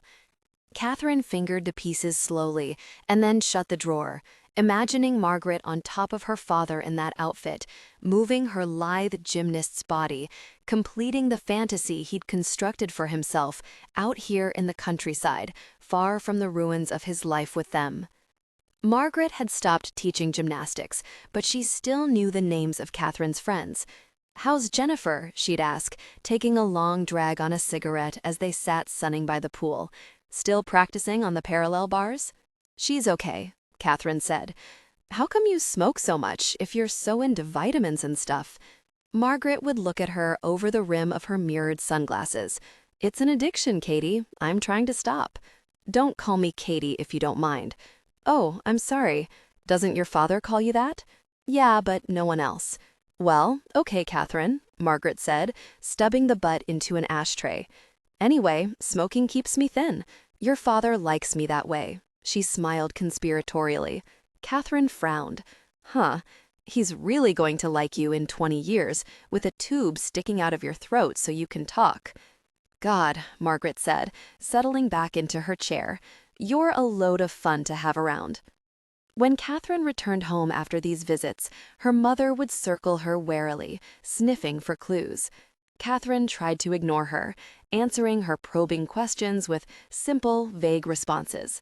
Yes, I don't think so, I don't know.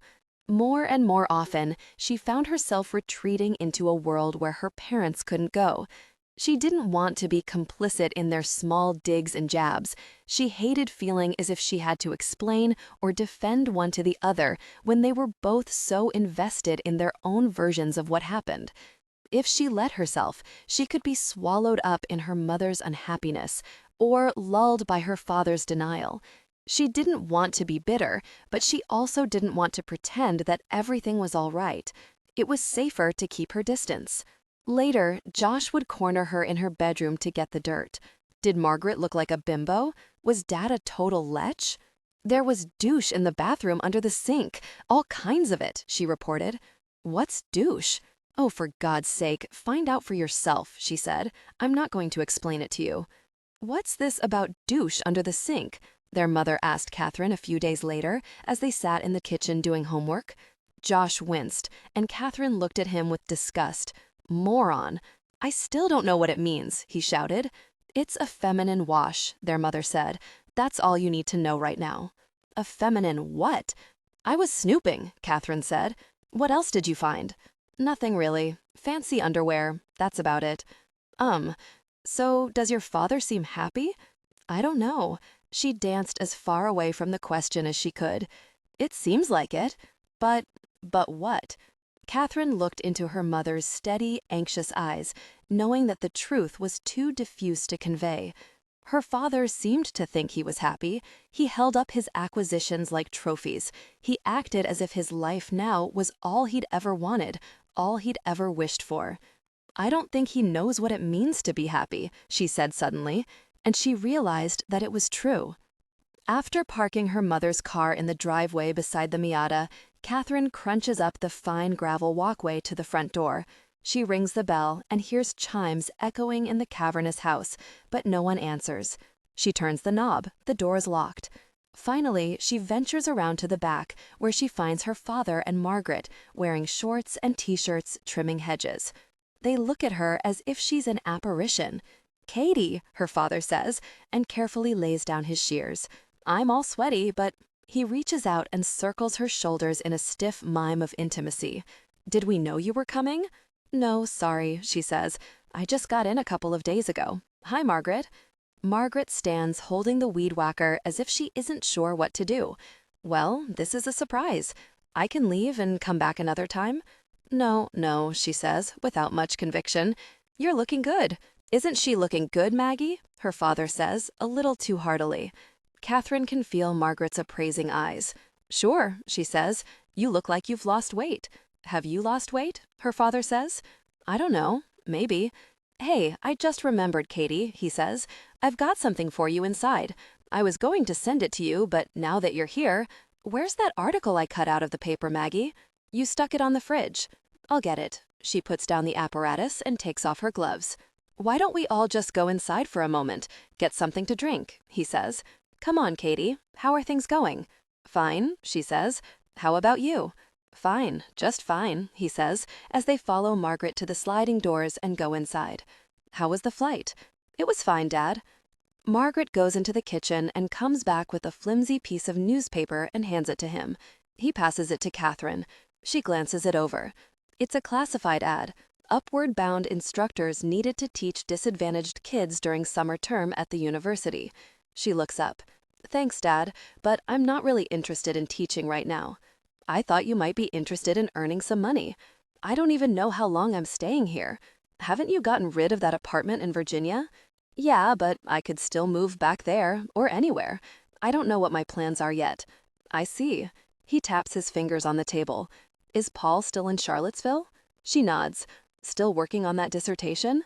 Mm-hmm. I'm just wondering what you're doing for money these days. It's not coming from Paul, I assume. No, I didn't take any money from him. There wasn't all that much anyway. I have a little saved up, which should last me a little while at least. Who wants a Poland Spring? Margaret asks, clasping her hands together. I'll have one, he says. Katie? She shakes her head. "Listen, honey," he says to her, "you need to be thinking about your future. That's all I'm saying." "I have thought about it," she stubbornly. She feels like a child. He shakes his head. "I don't think so. And you know, I'm not going to bail you out. I just don't believe in it. I don't want you to expect it. Have I ever?" She looks at him for a moment, standing there in his Nike shorts and buttercup yellow tennis shirt, tanned and fit, a band of white skin around his wrist where his Rolex belongs. "I think maybe I should be going." "Aw, Katie," he says, reaching forward awkwardly and clasping her shoulders. "I just want what's best for you. You know that, don't you? And I want you to feel good about yourself. Can you blame me for that? Of course not. But I just got divorced, Dad. I need some time to work it through." He shakes his head emphatically. "I can tell you right now, time is the last thing you need. You need to get busy." Margaret, appearing with a tray of bottled water and ice in a bucket, wrinkles her nose at Kathryn and smiles. "Listen to your father, Katie," she says. "He's always right on the mark about stuff like this." On the way home, Kathryn pulls off the highway and puts the car in park on a wide gravel shoulder. She closes her eyes and leans back against the headrest, breathing deeply and rubbing her temples with her fingers. Her father, she has to admit, is right to be concerned. Most people her age do seem to be more settled. She hears about their buying houses, having children, and holding down jobs, and she wonders if she will ever feel that she is capable of a normal life. How do people avoid getting mired in indecision, considering the potential for disaster, the probability that things will go wrong? Or is doubt a self-fulfilling prophecy? Do the people who proceed with optimism and good faith create their own reality? Does shutting out fear keep disaster at bay? To enjoy your life, she thinks, you must ignore so much, discount the possibility of tragedy, deny the evil that shadows hope. That seems impossible to her. But it is sobering to contemplate that this bleak awareness might define her future, that she can't trust others, so she won't make herself vulnerable, so she is destined to move through a random series of superficial relationships. There may be less to lose that way, but it is, she knows, a lesser life. She has forgotten so much. She has willed herself to forget. She has forgotten what it is like to feel, and she isn't sure she wants to remember. Like water from a well that takes a while to run clear, pain would come first, and she's not sure she has the faith to wait for something better. A car honks, and she opens her eyes. Looking around, she realizes that car after car is slowing beside her, trying to determine if she needs help. Kathryn doesn't want to go home, but she doesn't know what else to do. She passes the Broadway exit, and then, instead of continuing north indefinitely, gets off at the Bangor Mall. When she was growing up here, the mall was a shopping oasis in acres of farmland, but now it's surrounded by complexes and megastores. The farmland is virtually gone. Heading down the long entrance road to the mall, Kathryn approaches the loop that surrounds it. She's always been confused by the array of tributaries and side exits that intersect the loop, and at the fork, she hesitates. She's not sure what she's doing here or what she wants to find, so she doesn't know which way to go. Like a homing pigeon, she veers left with the traffic, past the back entrance of Sears, and turns into the parking lot at Porteous, the place she always used to park in high school, the only store for 100 miles where you could find Clinique cosmetics. The mall was a second home to her then. On gray winter days when there was nothing to do, she and Jennifer would drive to the mall and roam around aimlessly, in and out of the Gap and Spencer Gifts, getting a blizzard from the Dairy Queen booth, stopping at the pet store to see the hyperactive puppies in their stacked cages. They knew the mall as well as they knew the high school, where the cool kids hung out, where the hidden bathrooms were, which days certain stores got their shipments. They went to the mall to lose themselves, but also they went there to be found. Everyone ended up there eventually. It was the unifying center of a centerless town. Thinking back now, Kathryn realizes that these were some of the best times she and Jennifer had together. giggling, sharing secret jokes, sitting at the fountain near the entrance, and assessing the high school guys who sauntered past grinning at them, affecting nonchalance. She felt closer to Jennifer then than she'd ever been with anyone. "It's like having another twin, being friends with you," Jennifer told her. "God forbid," Kathryn said, but she was secretly thrilled to have a sister, a twin, to no longer feel separate and alone.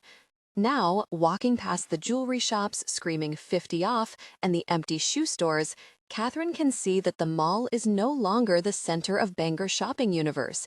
There are too many new establishments out there on the periphery, too many superstores offering cheaper prices and a better selection. Years ago, her parents and their friends lamented the coming of the mall and the slow death of the downtown, but they had no idea how things would evolve. That one day, the mall itself would come to seem quaint and old-fashioned, a modest relic of a simpler time.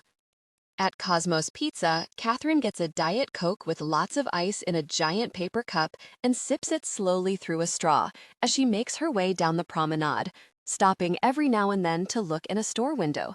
She pretends to be checking out the merchandise, but she's actually watching the sales clerks, most of them high school kids who, through bad luck or bad planning, got stuck in Bangor for the summer. As she watches them snap their gum, surreptitiously yanking on their clothing as they check their reflections in the mirrored columns, she is struck by how young they seem, how unsure and self-conscious. Was she that way? When she was in high school, she had felt so old. Thinking back, the elements of her life were so simple then.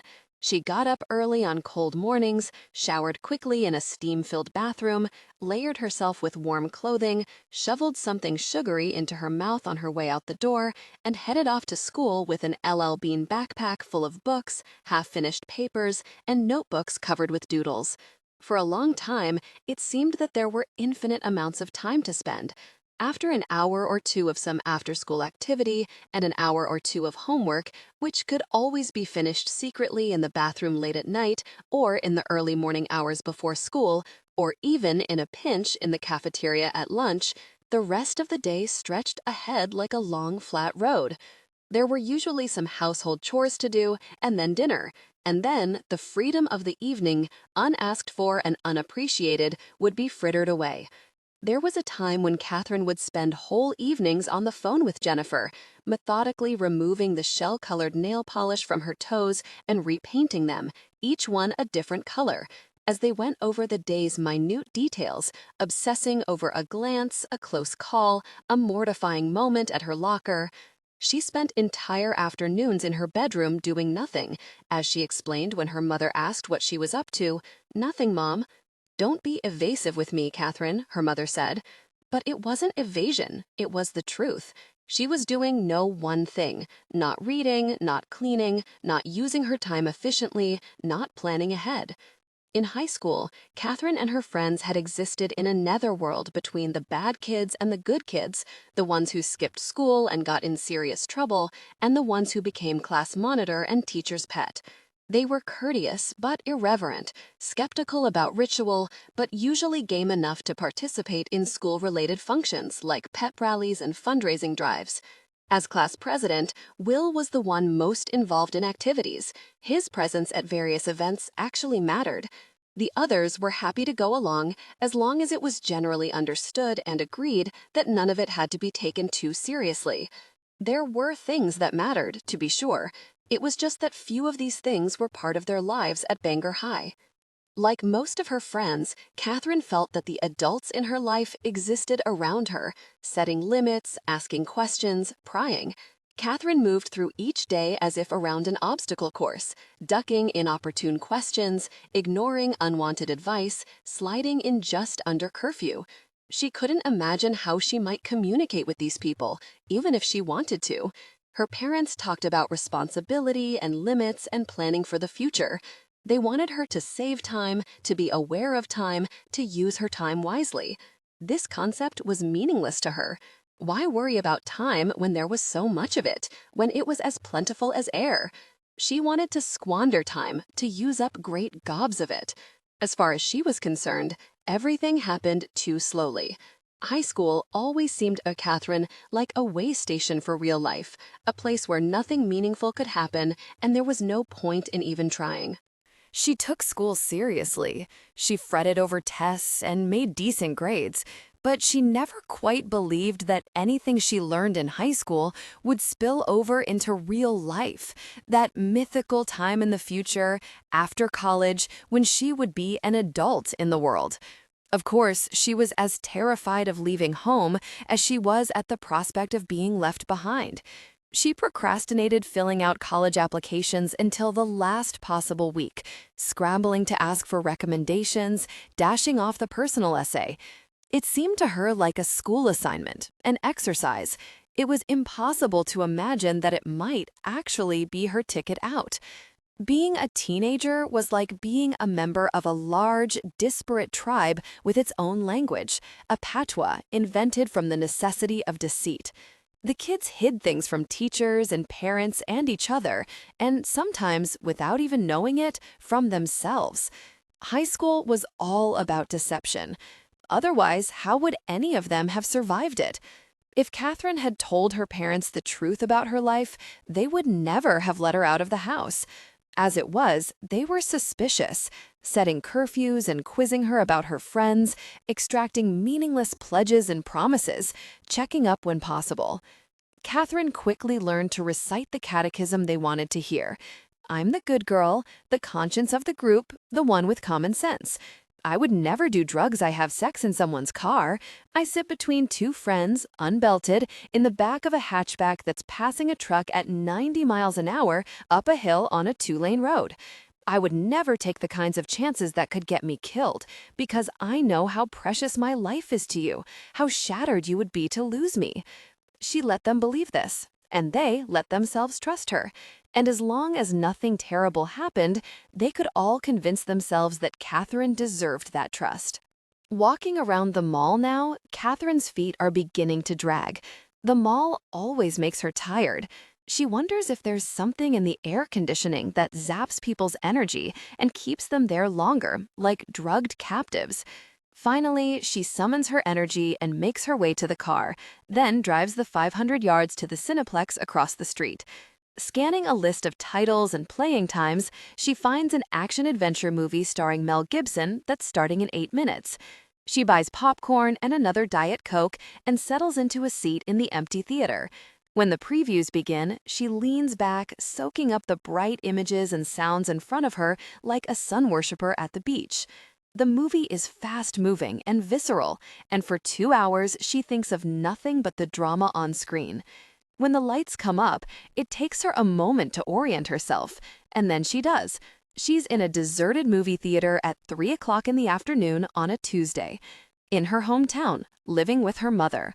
With $900 to her name, a student loan to repay, and no job to speak of, driving her mother's car. On the way out of the theater, she slips into another movie that's just starting, but it's about a guy who loses his wife and his job and decides to brink himself to death, and she's pretty sure she's not in the frame of mind to see it. Chapter 6. So, my darling, Kathryn's mother says several days later when she finds her sitting at the kitchen table in boxer shorts and a women's studies t-shirt reading the paper. Do you know what time it is? Kathryn glances at the clock. 11:45. Her mother looks at her. What? Did the time change? It's 11:45, her mother says. The morning's almost gone. Kathryn looks at her over the top of the paper. You've been here almost a week now, Kathryn, and I wasn't going to say anything, but I just can't stand by any longer without telling you what I think.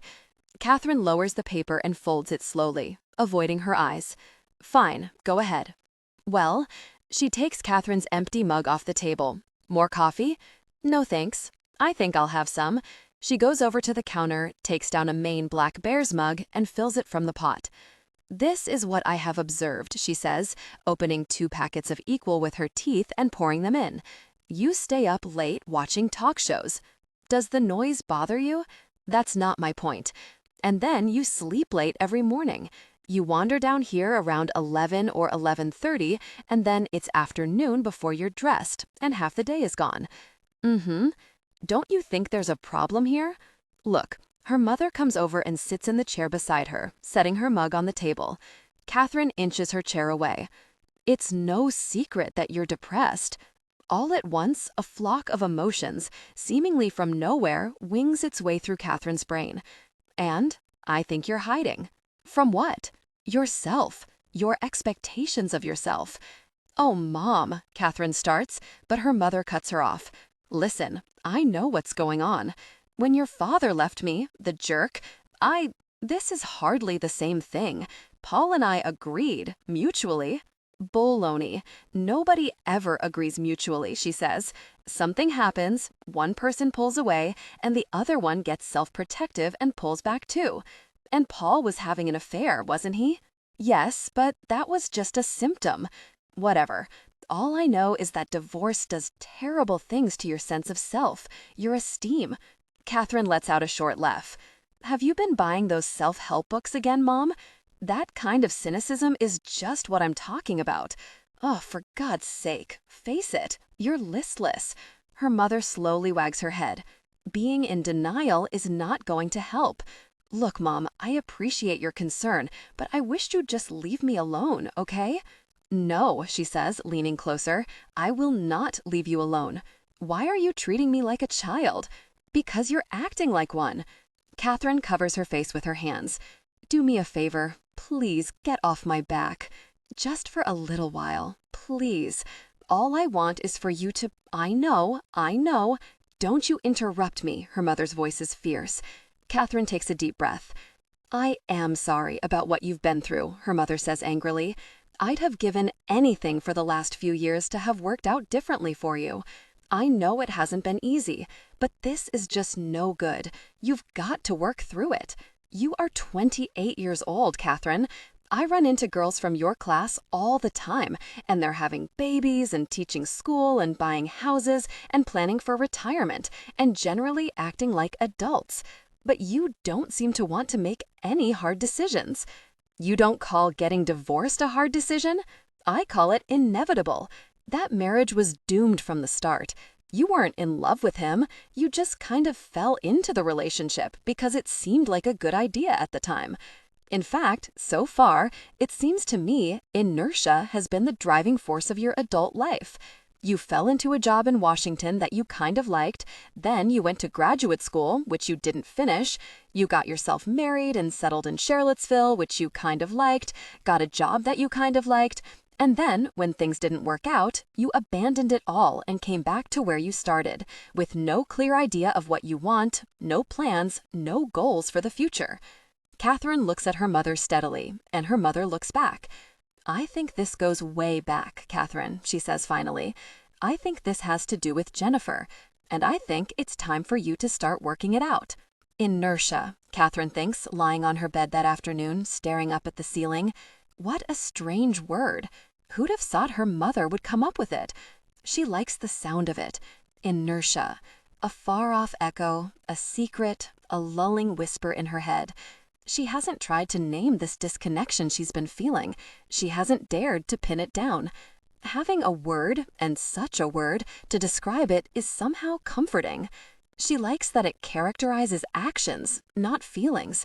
It covers her without defining her. It's, for the first time in a long time, she thinks back to that night by the Kendiskeg. After Jennifer left, she and Will had made their way down to the river, just the two of them, leaving everyone else behind. Will you remember this? He said. Will you remember me?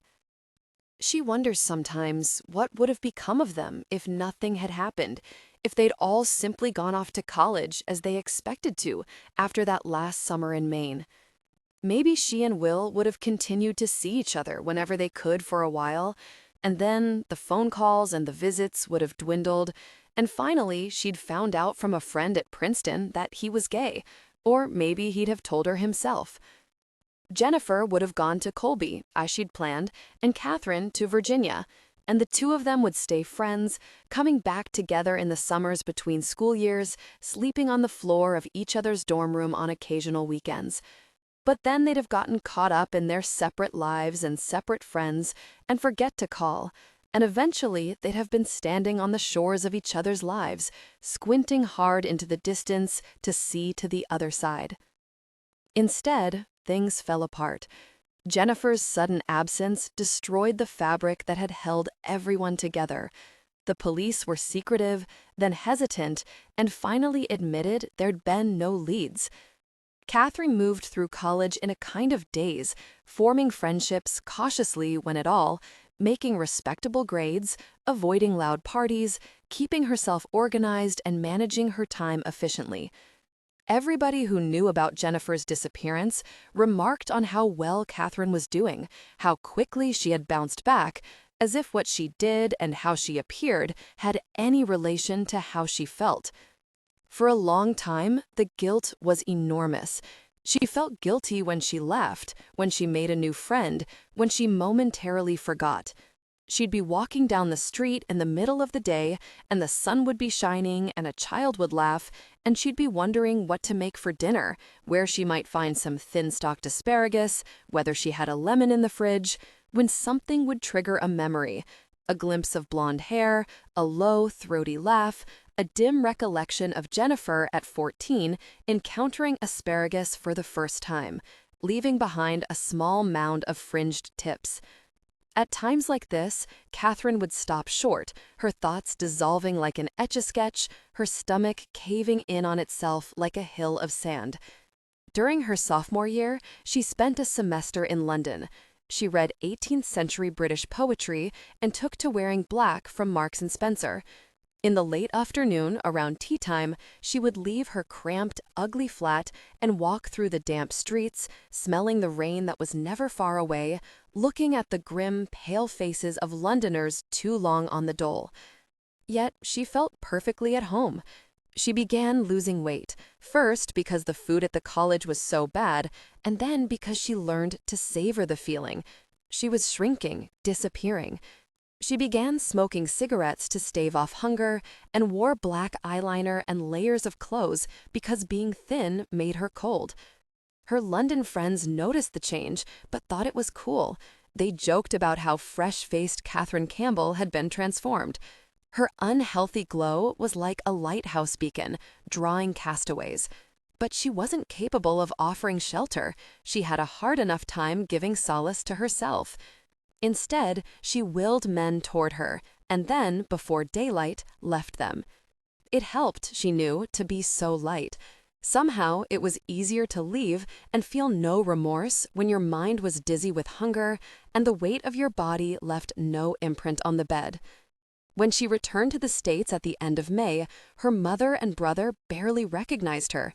She slipped off the plane, dressed in tatters and pale as the moon. Her mother stepped back in horror. Her brother stepped forward, impressed. "Wow, Kath," Josh said appreciatively as she came toward them. "You look like a freak." Her mother put her arms around her and squeezed, and all of Kathryn's muscles tensed. "You're a bag of bones," her mother whispered. "Hugging you of like hugging a tired old woman." She held Kathryn's face in her hands, and Kathryn looked away. "What have you done? What have you done to yourself?" Kathryn shrugged, her bony shoulders moving up and down in a sigh. "You're a different person," her mother said. "Jet lag," she murmured. Kathryn slept for 3 days in the room she'd grown up in, with the shades drawn and the door closed. Every few hours, her mother came in to check on her, pull up the sheets, touch her forehead with cool, soft hands.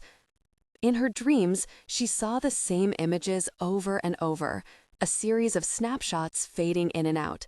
Footprints disappearing into the grass, an open window, an outstretched hand, miles of highway, a shallow grave.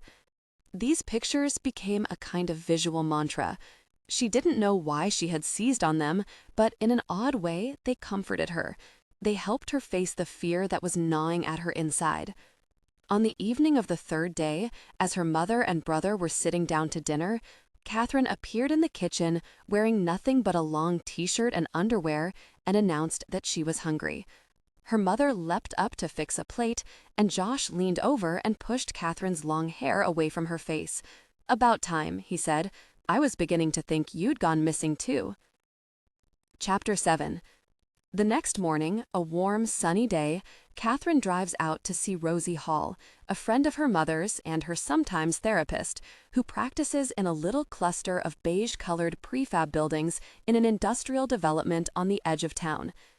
Kathryn was doubtful when her mother suggested she called Rosie, and she's even more doubtful now, looking around the empty waiting room, a cramped space with 2 folding chairs, a country-style woven rug, and a cheap wooden table, holding a lamp, a collection of magazines spread out in a fan, and a dying spider plant.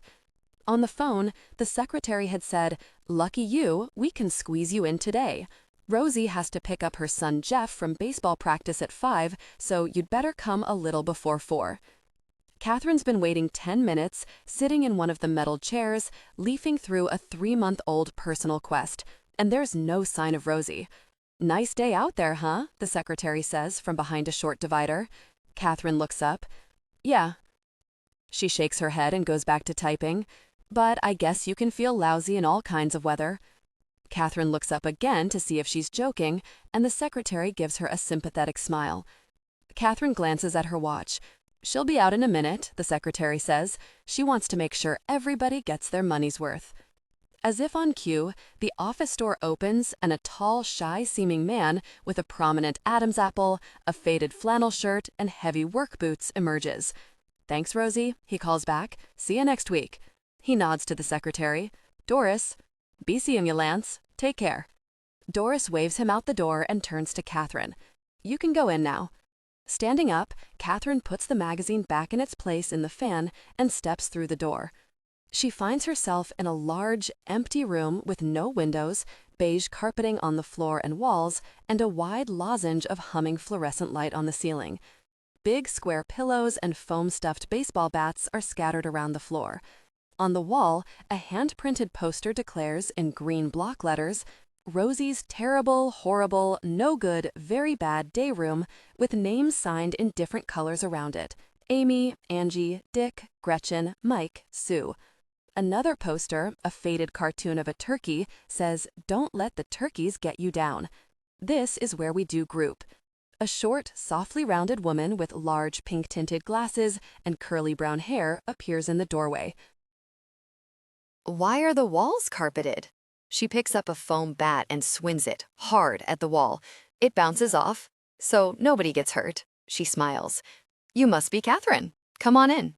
Kathryn follows her into a dim little office containing 3 old, overstuffed chairs, a cluttered desk and straight chair, and a bookcase filled with books, most of which, it seems to her at a glance, are self-help. Sit wherever you like, Rosie says. Kathryn looks around. One chair, large and lumpy and low to the ground, has broad arms and a floral print. Another is a rocker with a stuffed leather seat, and the third, covered in red chintz, is a wingback. She feels like Goldilocks. Is this a test? I don't know. Could be, I guess. Kathryn narrows her eyes at her. Reaching out tentatively, she squeezes the arm of the wingback. I'll take this one. She sits down and sinks low in the loose stuffing, struggling to sit upright. Finally, she wrenches herself up. Not quite right? Asks Rosie. Kathryn motions toward the lumpy floral. That's people's favorite, she says. I guess it's kind of womb-like or something. Why don't you take your shoes off and make yourself comfortable? Kathryn slips off her shoes and sits in the low chair, tucking her legs under for ballast. Rosie takes a pad and pen from her desk and pulls the straight chair up close. Kathryn shrinks back into the cushions. So, Rosie says, chuckling, you chose the floral. What do you think that means? Kathryn says, I think it means that Baby Bear is going to come home and find me in his bed. Rosie shakes her head and writes something down on the pad. What are you writing? She looks up. I wrote humor/evasion. Oh, come on, Kathryn says. Did you really expect me to take that question seriously? Okay, I'll take it seriously. I chose the floral because rocking chairs make me nervous, and the wingback has no springs. And I notice, by the way, that you're in the straight chair. Why do rocking chairs make you nervous? Kathryn looks at her watch. Are you feeling that this is a waste of time? She stands up and begins backing away. Look, I think maybe this was a bad idea. I'm obviously not in the right frame of mind, so maybe we should just Rosie puts the pad on her lap and sits forward. Kathryn, she says calmly, your mom's paying for the hour. Why don't you just sit back down? For goodness sake, you can sit on the floor if you want to, and relax, and we'll see how it goes. She shakes her head skeptically. I don't know. Here's what we'll do, Rosie says. We'll start over. We'll start now. You've just come in the door, you're choosing the chair you want, and we have a whole hour ahead of us to talk about what's going on in your mind. Don't you have to pick your son up at baseball practice? Oh, it won't kill him to sit on his fanny for a few minutes, she says. Now, what are you doing back in Bangor? So, Rosie leans forward, propping one arm on the other, her hand on her chin. Let me see if I've got this straight. Your marriage is finished, but you're not sure you ever got it off the ground to begin with. You don't know what you want to do with your life and feel incapable of finding out. You're living with your mother at a time when everyone your age seems to be getting on with their lives. And your 10-year high school reunion is coming up in a couple of weeks. Pretty grim, huh? Kathryn says. Rosie taps her fingers on her chin. It's a lot to deal with, that's for sure. She pulls a day calendar off her desk. How is Tuesdays, 4 o'clock? What do you mean? You mean permanently? She laughs. Lord, no. I'm not one of those analyst types who think it has to take years to see results. I was thinking more like a month or two. I don't know, Kathryn says. I'm not sure how long I'll be here. I might just stay a couple of weeks. I don't know how long my mother and I can stand living together. Have you considered getting an apartment? No, I don't want to settle. You mean compromise or settle down? She thinks about this for a moment. Both, I guess. Well, it's pretty clear that you need to deal with this stuff. You can do it with me, or you can do it with someone else, but you need to do it. Kathryn makes a face. I'm not sure I want to. What are you afraid of? There's just so much.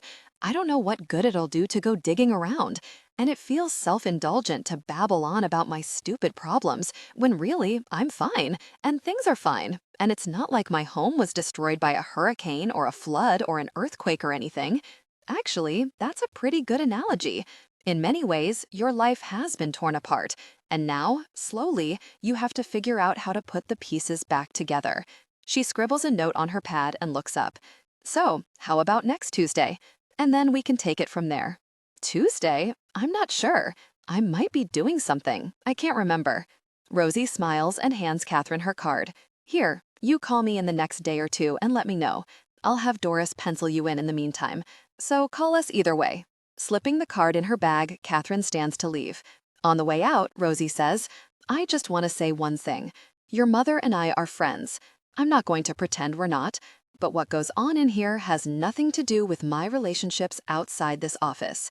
The phone rings behind them, and the receptionist picks it up.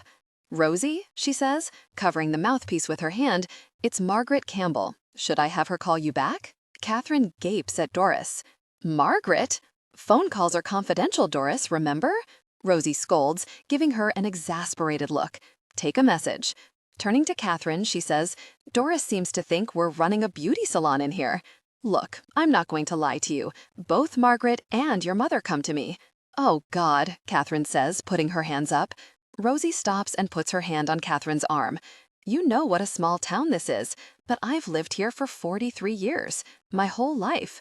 I don't have any problem keeping things separate. I don't see how that can be true. Smiling, Rosie says, somebody wants to find genius as the ability to hold two conflicting ideas in your head at the same time. I'm not saying I'm a genius, but I do believe I'm capable of that. She pats Kathryn's shoulder. Anyway, it's up to you. I can understand if you feel uncomfortable.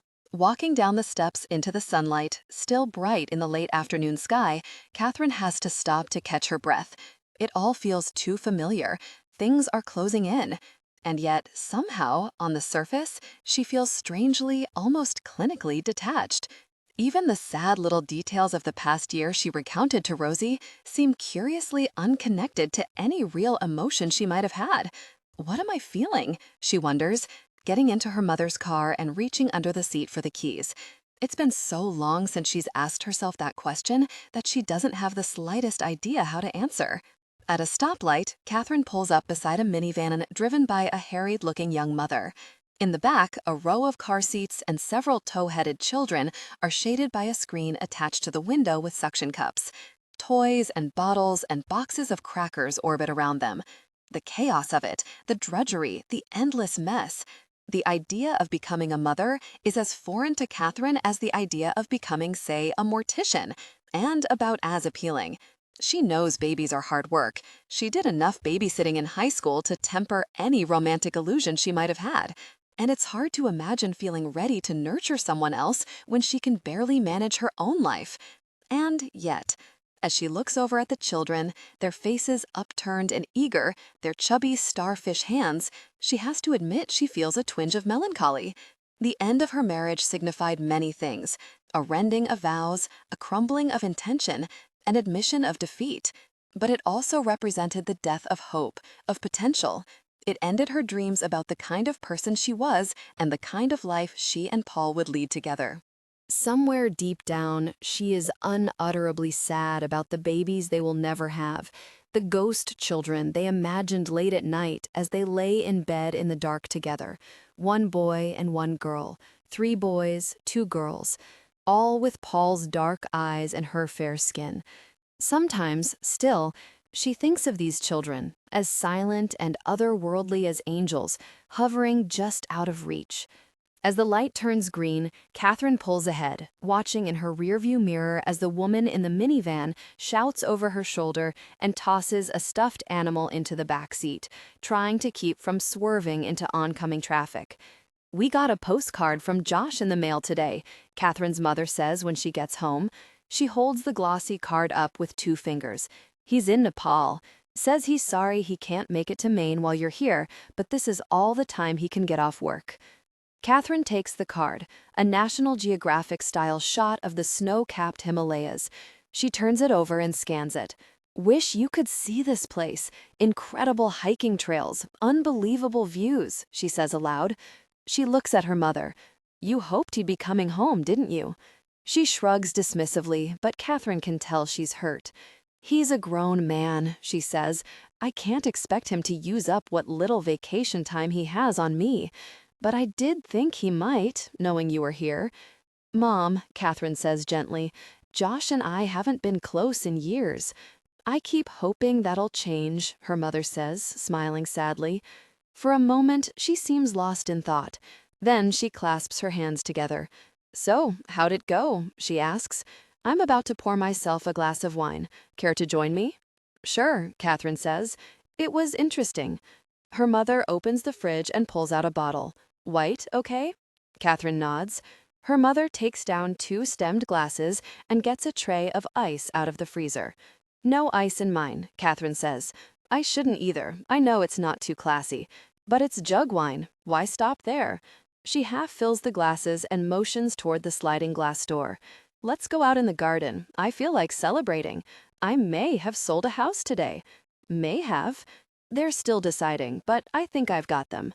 With her glass in one hand and the bottle in the other, she leads the way out the door and down the steps to the white wicker chairs sitting under a tree in the back. She sets the bottle on a little wicker table. "So what do you mean, interesting?" she says, taking a long sip of wine. Kathryn shrugs. She doesn't want to talk about it. She can feel herself closing up, like a drawbridge. "Did you talk about Jennifer at all?" "No." She takes a deep breath. "Margaret called while I was there," she says, subterfuging. "Oh, really?" Her mother's expression stays the same, but her eyebrows lift. She has another gulp of wine. "Why didn't you talk about Jennifer?" "It just didn't seem right. It seemed like too much." Her mother leans forward and tops up her glass. "And anyway, I'm not sure I feel comfortable with her," Kathryn says, trying to change the subject again. "It seems really bizarre, everybody going to the same therapist. I don't see how she can keep everything separate. The friendship, the therapy thing, seeing you and Margaret and me. I didn't know she was seeing Margaret." Kathryn looks at her mother, biting the lip of her glass, and suddenly she's sorry she mentioned Margaret at all. She knew when she said it that her mother might be hurt. After all these years, Margaret's name still has that kind of power. When Kathryn was in high school and fighting with her mother, the meanest thing she could say was, "Margaret never yells at me," or "Margaret said I could." Eyes gleaming, flushed neck betraying her anger and pain, her mother would say, Why don't you just go live with your father and Margaret then? Well, Kathryn says now. Anyway, Doris says hi. She forces a laugh. That woman needs to go to secretary school. Her mother nods slowly. For a few minutes, they sit together in silence. Then Kathryn says, Mom, what? I have an idea. I want to take you to dinner. Somewhere fun. Somewhere we can sit outside. My treat. Your treat, she says, bemused. How do you think Rosie would analyze this? She'd probably say I was trying to get in touch with my inner child by nurturing the great mother. Daughters who feed their mothers and the mothers who let them. Hey, pretty good. I've been in that office quite a bit, she says, collecting the wine bottle and glasses and standing up. Now, where are you taking me? I'm starving. After a leisurely dinner at Mama Baldacci's, a cozy Italian restaurant with red-checked tablecloths and meatballs the size of tennis balls, they return home and Kathryn's mother heads upstairs to take a bath. Kathryn sits out on the porch swing, pushing it back and forth with her foot. She thinks about how Rosie said that her life has been torn apart and she has to rebuild it. Frowning in the darkness, she tries to figure out what it is that she doesn't agree with, what it is that rings false to her. There's a drama to it she knows she hasn't lived. There was never a cataclysmic moment in which things might have been, however briefly, etched in relief against memory, against things to come, a moment which, by its sheer magnitude, defined her history and her future. Instead, Kathryn thinks, she has disintegrated slowly over a number of years. By the time of her divorce, she was already less than a whole person, shadowing through her life without much in the way of will or ambition. It is true that she doesn't know what she wants, but it's more than that. She doesn't, any longer, possess a want. She feels somehow lighter than she should, lighter in the mind, a solid will slowly turned to sand. Kathryn thinks about all the stories she could tell Rosie over the next month or two, stories that might intrigue her and provide clues to Kathryn's depression, if that's what it is, but would essentially leave her alone. She thinks about what remains unspoken: Jennifer, Will, the last night by the river, the constant turning over, like the worrying of beads, the question of what happened to her best friend the night she disappeared. It is a question as relentless as it is haunting, the only constant in the past decade of her life. Where did she go? Where did she go? The rhythm of it like the chugging of a train through a deep and far-off valley. It is a question that embraces mystery with one embalmed response. Nobody knows. Yet there is an echo, fainter but more urgent, that haunts her. Somebody has to know. Somebody, somewhere, knows what happened. Kathryn can go days without thinking about it, weeks even. She finds she has an amazing capacity to forget. Sometimes she feels as if she is skating along the surface of her life, her past, the dark, roiling water underneath. When the ice cracks, and it does, she moves a little faster, cutting deeper with the blade, working back to safer ground.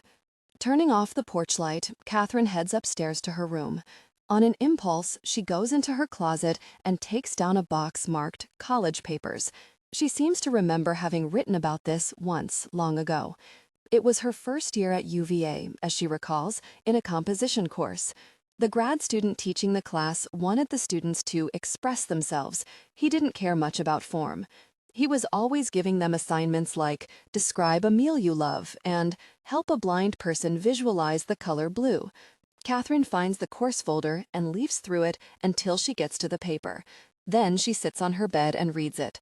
Kathryn Campbell, Composition 1. Instructor, J. Trainer, October 14, 1986. The University of Virginia.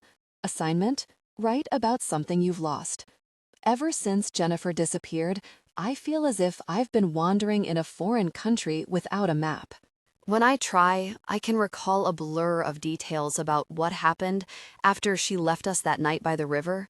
Will's strained voice on the phone the next morning, telling me that Jennifer hadn't slept in her bed. The stiff formality of the thick-belted policeman in the driveway, with Mrs. Pelletier behind him on the porch, wrapped in Jennifer's letter sweater, searching with Jack and Brian and the other volunteers through the spongy underbrush near the Kenduskeg.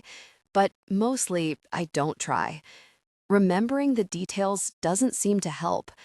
When Jennifer disappeared, some kind of time was permanently suspended. We don't know if she's dead, so we can't bury her. No casket, no wreath of flowers, no eulogy, no funeral, no mourning. When I read about the relatives of soldiers in Vietnam still missing after 15 years, people who believe that there might be a chance the person is alive, who cling to each fragile lead as if it might yield the answer, I think I understand. I loved Jennifer like I love my own family, imperfectly, carelessly, with an irrational certainty that while I might grow up, go away, move on, she will always be just where I need her, just the same. A year before she disappeared, Jennifer got a passport. She always dreamed of traveling to foreign lands.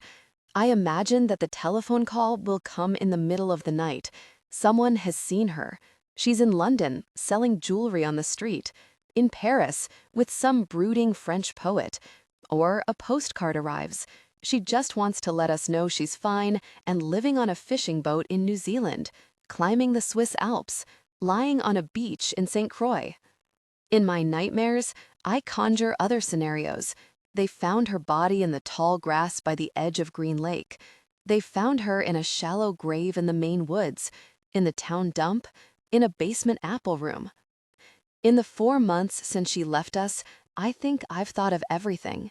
Jennifer is my best friend, and now she will always be my best friend, because she exists for me now only as she was.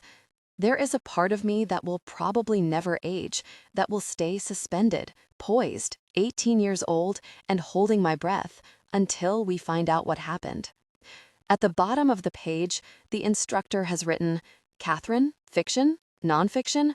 Who is Jennifer, and why should we care? We could use more details. The narrator talks about how she feels after her best friend disappears. But what does she miss about her specifically? Why was she such a significant person to her? Also, the narrator seems pretty detached. Have you researched this? Is it a typical response? See Kubler-Ross's study about the stages of grief if you plan to expand this into a short story. The imagery and analysis are good, though the details the narrator doesn't want to remember are ultimately what will make the story interesting. J. Trainer. Kathryn smiles at the grade. It was unusual for her not to get a check plus. She usually managed to get the tone just right. How fitting, she thinks, that in this one instance, she wasn't able to pull it off. Chapter 8. Well, look at this, Kathryn's mother says at breakfast. Kathryn has gotten up early to make banana walnut pancakes, an old before-school favorite, in an attempt to extend the goodwill between them a little further. Her mother is sipping coffee and leafing through the paper. Her voice is chirpy. Breakfast, Kathryn knows, is her favorite meal of the day. Kathryn flips 3 lopsided pancakes on the griddle and puts them in the toaster oven to stay warm. Jack Ledbetter has been promoted to assistant news editor of the paper. Really? Kathryn sticks a glass jar of maple syrup in a pan of water and puts it on the stove to warm. I see his byline all the time, her mother says. Here it is now. Let's see. It's a profile of a lobsterman. Harley Garrow eats lobster for breakfast, lunch, and dinner, but he can't stand clams. That's the first line. Catchy, isn't it? Kathryn looks over at her. You want to stir up some juice? She folds the paper and goes to the freezer. I just thought you might be interested. She takes out a small, orange, frost-covered cylinder and kneads it with her fingers to soften it. Didn't you two used to be friends? Sure, in high school. We lost touch after that. What happened? Nothing happened. We just lost touch. You can't stay friends with everybody you ever met in your life. Wasn't he down at the river with you all that night? Kathryn looks at the bubbling pancakes and weighs them with the spatula to see if they're done. What do you mean, missing? Jack had said when she called the next morning. She didn't sleep in her bed. I don't understand. She didn't sleep in her bed, she said again, impatient, repeating to him what Will had said to her, as if somehow the words might be enough to contain their meaning. Kathryn's mother looks at her intently.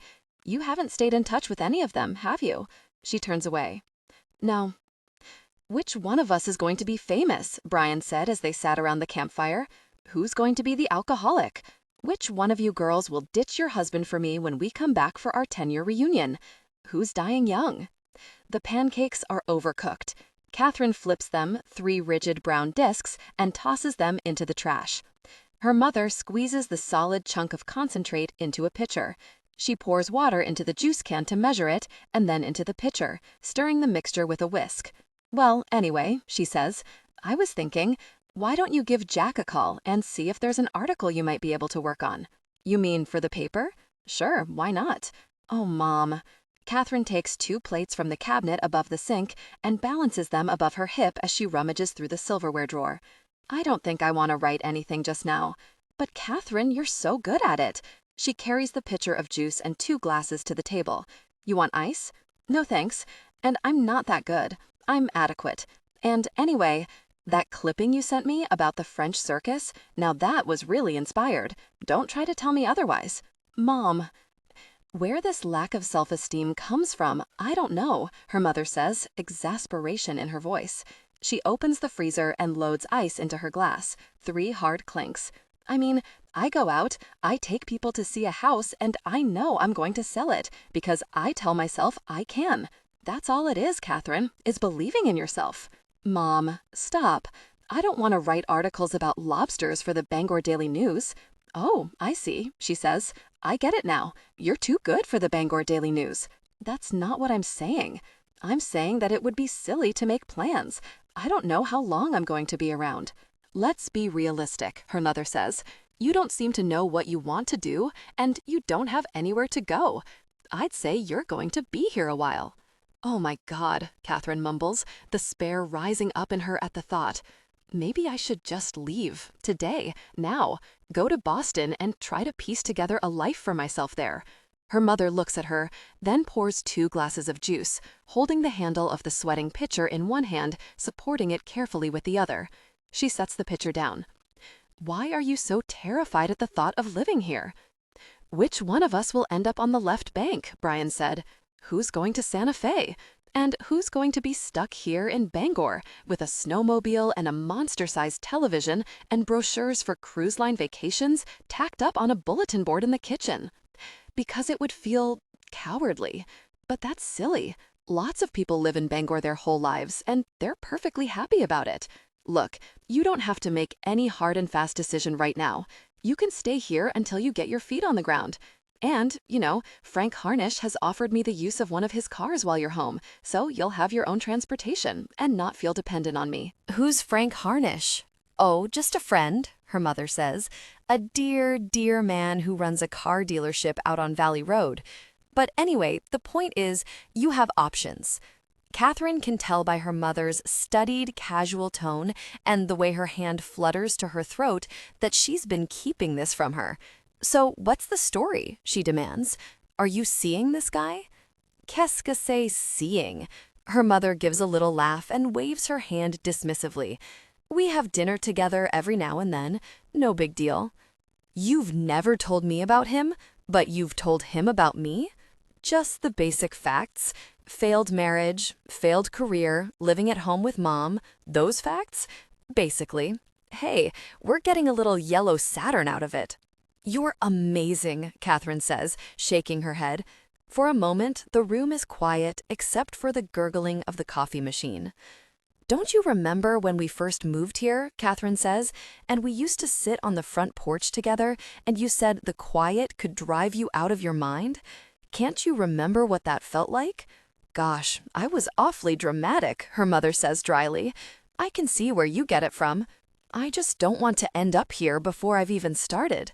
Look, Kathryn, she says, I don't understand what it is you have to prove to yourself, or God knows who else. You're here now, you've got free housing for a while, and some time on your hands, so I'm just suggesting you do something productive. Kathryn gets up and pours 2 mugs of coffee, stirring milk into hers and equal into her mother's. All I'm talking about is writing a little article for the local paper. I'm not suggesting you buy a house, for God's sake. Kathryn brings her a mug, and she holds it with both hands. I just want you to be happy with yourself, she says, to feel valued for your skills, to do something meaningful while you're here. You want to be able to brag about me. Maybe a little of that, too, her mother says, lifting her shoulders in a coy, "You found me out" shrug. So, will you talk to Jack, for my sake? Oh, Mother, just this one thing. It's all I ask. Kathryn props her elbow on the table and puts her head in her hand. All right, she says. All right, all right, all right. The offices of the Bangor Daily News are on the fringe of town, beyond the cluster of turn-of-the-century downtown storefronts, beyond even the litter of fast food restaurants and gas stations on Outer Main Street. The building sits beside the sprawling Bangor Auditorium, where a range of stars, from Reba McEntire to Def Leppard to Billy Joel, come to perform, the last stop on many a Northeastern tour. Behind the auditorium is a racetrack populated with tired horses and bleary-eyed patrons clutching liquor bottles in paper bags. In front of the auditorium, 500 yards from the news building, stands a 31-foot fiberglass statue of the legendary lumberjack Paul Bunyan. He's wearing a red and black checked shirt and massive hiking boots, with an axe thrown over his shoulder and a hearty grin on his bearded face, a cartoon embodiment of the pioneer spirit. When Kathryn had called a few hours earlier to see if Jack could meet with her, he didn't seem surprised. "I've been thinking about you," he said, "and I've been thinking a lot about Jennifer. I guess it's only natural, with the reunion coming up. It's hard not to think about what your life was like back then." "I know," she said. "Me too." "I'm glad you got in touch," he said. Kathryn parks on Main Street beside the flat-topped red brick news building. Leaving the car unlocked, as she always does, a longtime habit of growing up in a small town, she enters the building and climbs a set of stairs to the front desk. When she asks for Jack Ledbetter, the woman behind the counter directs her up another set of stairs to the second floor. Kathryn emerges, panting a bit, in the newsroom, a wide-open, brown-carpeted space filled with desk clusters separated by low dividers. A computer terminal sits on each desk. Glass-fronted offices ring the walls. From out of one of these offices comes Jack, striding toward her with his arms outstretched. He looks like a reporter, Kathryn thinks, with his unruly hair, striped shirt half tucked in, loosened rep tie, and faded chinos, a grown-up boy. "Well, look at you," he says, wrapping his arms around her. "Haven't changed a bit, except the hair. I like it." "You're a good liar, Jack," she says, her voice muffled in his shoulder. "I always liked that about you. And you really haven't changed. I'm not lying. Ever since I got here, people have been telling me I look tired." "What? No, you don't." He pulls back and looks at her. "Okay, a little. But it's been a rough summer, hasn't it? A rough year. A rough 10 years. But we can talk about that later," he says, smiling. "Anyway, you'll be fine. You're back in Bangor now. You can slow down the pace a little."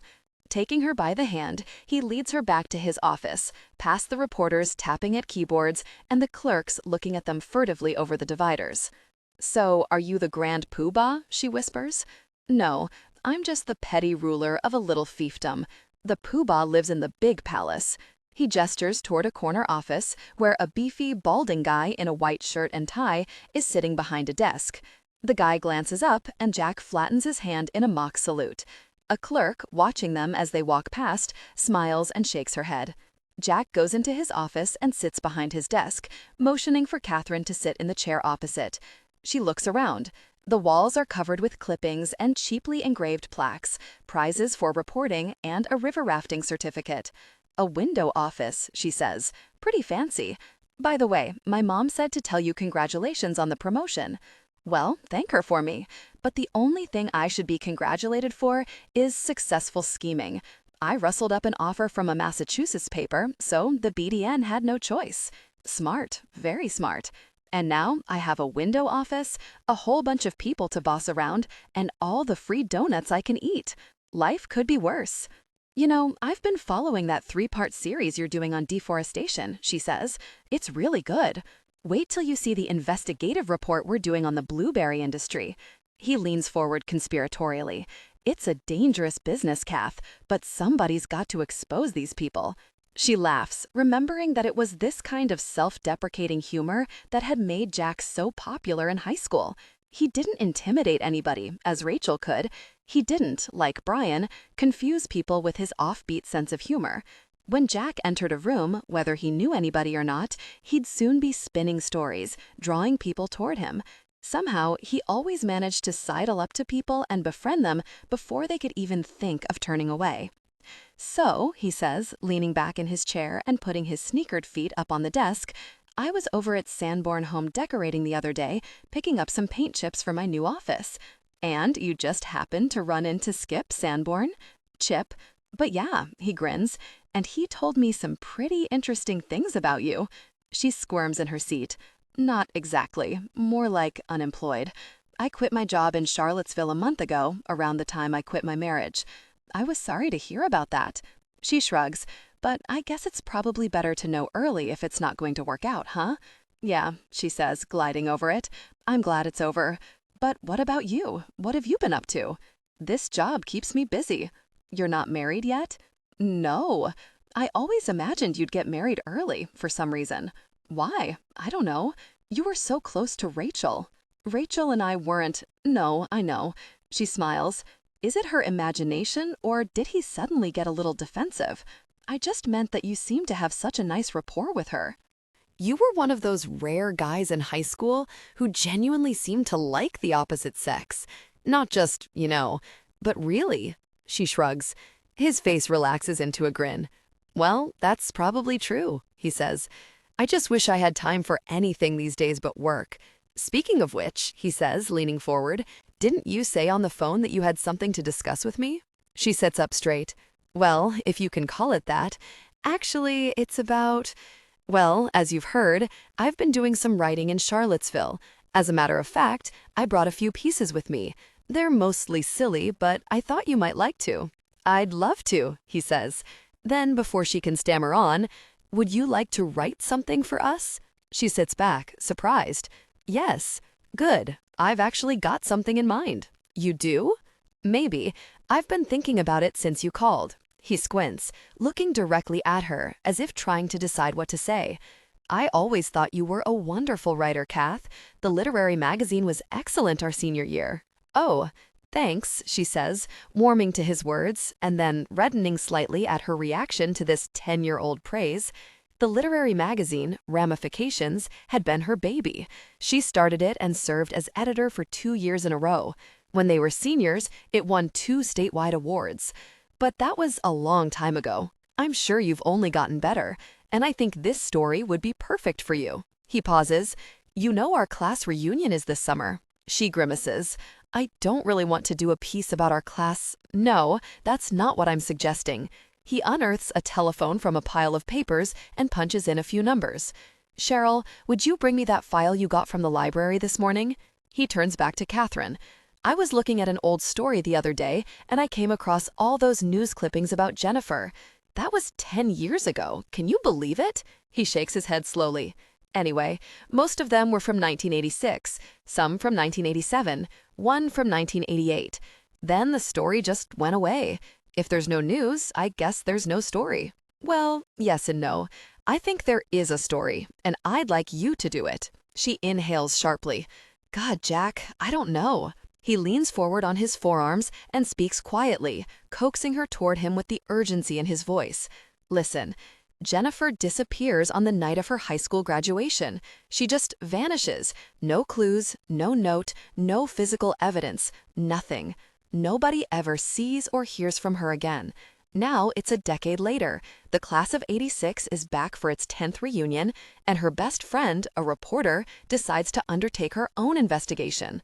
Were there ever any suspects? Is the case closed? But Jack, no, listen, Kath, this is an important story. I want you to go talk to Will, talk to Mrs. Pelletier, talk to Jennifer's teachers, the police, all of us who were with her by the river that night. Trace her steps after she left us. You probably won't find out anything new, but maybe, just maybe, you will. Either way, it's a story. But don't you think this might be a little exploitative?" "No, I don't.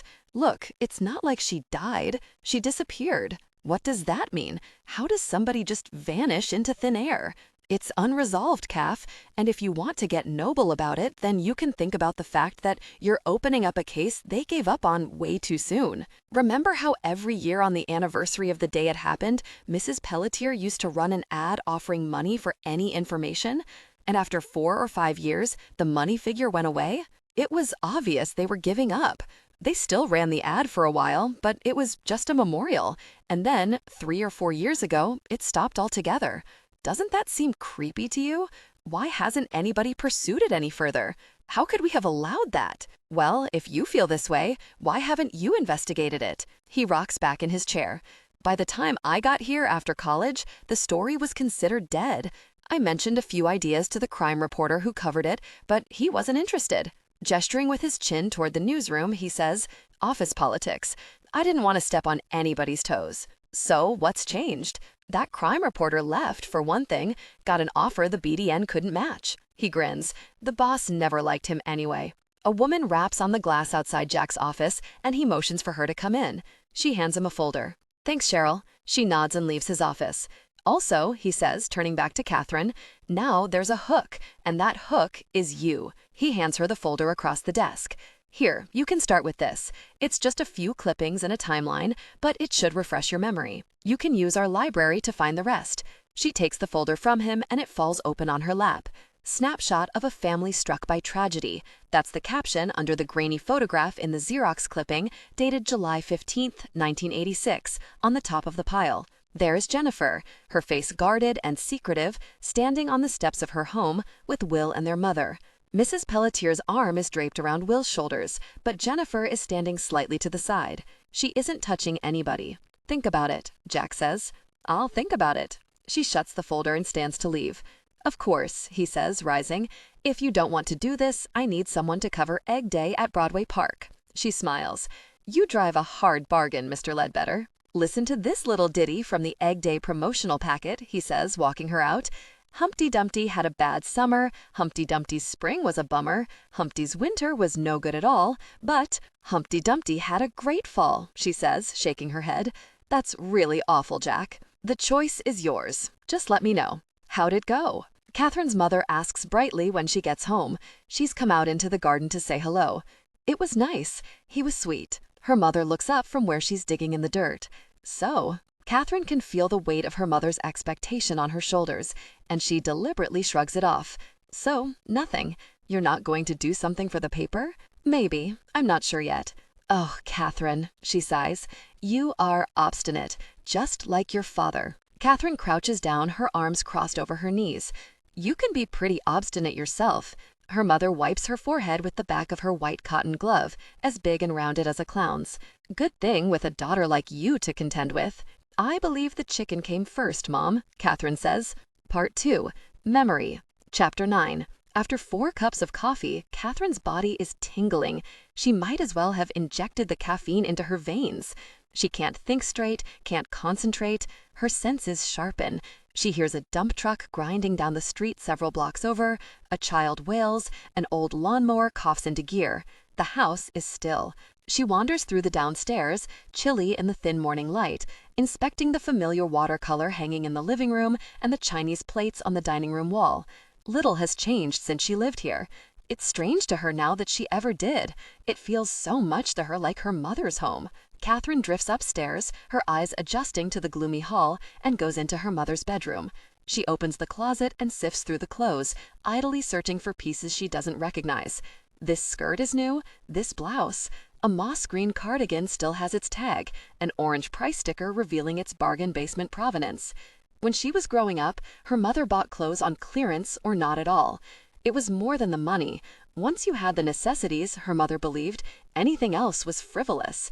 You didn't really need a moss green cardigan, so if you bought it, it had to be an especially good deal. As a result, Kathryn had a closet full of clothing that was a half size off, or slightly the wrong color, or made of a fabric that stretched or sagged. When she went to college and was earning her own money working in the dining hall, she began paying full price for small luxuries: black suede boots, a leather jacket, a pair of velvet jeans. Spending the money was a drug-like high, but it didn't last long. After college, with a mountain of bills and 3 maxed-out credit cards, Kathryn had no choice but to return to her mother's careful ways. Kathryn opens a window in the stuffy room, putting her hand to the screen to gauge how warm it is outside. The day is overcast, with a tarnished edge to the silver sky. The air is cool. She can hear the wind whistling sharply as it moves between the trees. She had forgotten how quickly the weather can change, how cold Maine can get in the summer. Standing there in her shorts and UVA t-shirt, she realizes that she's covered in goosebumps. She reaches into her mother's closet, tugs the green cardigan off its hanger, and slips it on, yanking off the tag and slipping it into the patch pocket on the front of the sweater, in case her mother wants to take it back. Last night, when she and her mother were sitting down to dinner, Jack had called to see if she wanted to go out to the Sea Dog for a drink. "I can't tonight," she said into the phone, turning toward the wall as she used to do in high school to avoid her mother's inquisitive gaze. "So?" her mother said as soon as she hung up. "It was Jack. You could go. Don't feel you have to stay here because of me." "I don't, Mom. I'm not in the mood to go out tonight." Kathryn sat down and spread her napkin on her lap. "Maybe you should," her mother said, cutting squares into the vegetarian lasagna Kathryn had made that afternoon. "It might be good for you." What is this? Peer pressure? Jack Ledbetter is very nice, and he knows everybody in town. It wouldn't hurt to be seen with him. She motioned to Kathryn to hand her her plate. "Wouldn't hurt what?" Kathryn asked. "Who am I supposed to be impressing?" "That's not what I mean. I mean for your career. Don't you need to be establishing contacts?" Kathryn laughed. "That's really lame, and you know it. You just want me to go on a date." "He was asking you on a date?" She rolled her eyes. "We're not talking about this." Her mother served herself a piece and propped the spatula in the serving dish. "Well, that's a little presumptuous then, don't you think? Calling you at the last minute?" She took a bite of lasagna. Good. What is that, chicken?" "Eggplant. I think you did the right thing, playing hard to get." Kathryn poured herself a glass of wine, hesitating at the midway point and then filling it to the top. "Mom, I'm not playing anything," she said, taking a big swallow. "I just didn't feel like going out tonight. And it's not a date. Let's nip that idea in the bud." Chewing thoughtfully, her mother said, "He's kind of cute, I think, in a rumpled, underpaid way. Did I say we're not talking about this? Those big green eyes. And that hair. It probably used to be red when he was little, don't you think? There's still a little red in it." "Mom," Kathryn said firmly, "how was your day?" Now, looking at herself in the mirror over her mother's dresser, Kathryn wonders idly if Jack was asking her out. She tries to remember what he was like in high school, why she had never really thought about going out with him then. He was always there, part of the group, his shoulder brushing hers at football games as he passed her a soda or a slice of pizza. He was in the last row of class, laughing with Rachel. He was walking down the hall with cheerleaders, flirting with them at their lockers, dropping them off at class. He was funny and charming with her, but never more. Even if he had been interested, Kathryn thinks, his friendship with Rachel would have taken precedence. It was as if he was afraid of hurting Rachel, of betraying her somehow. Kathryn always suspected that was why Jack never had a serious girlfriend in high school.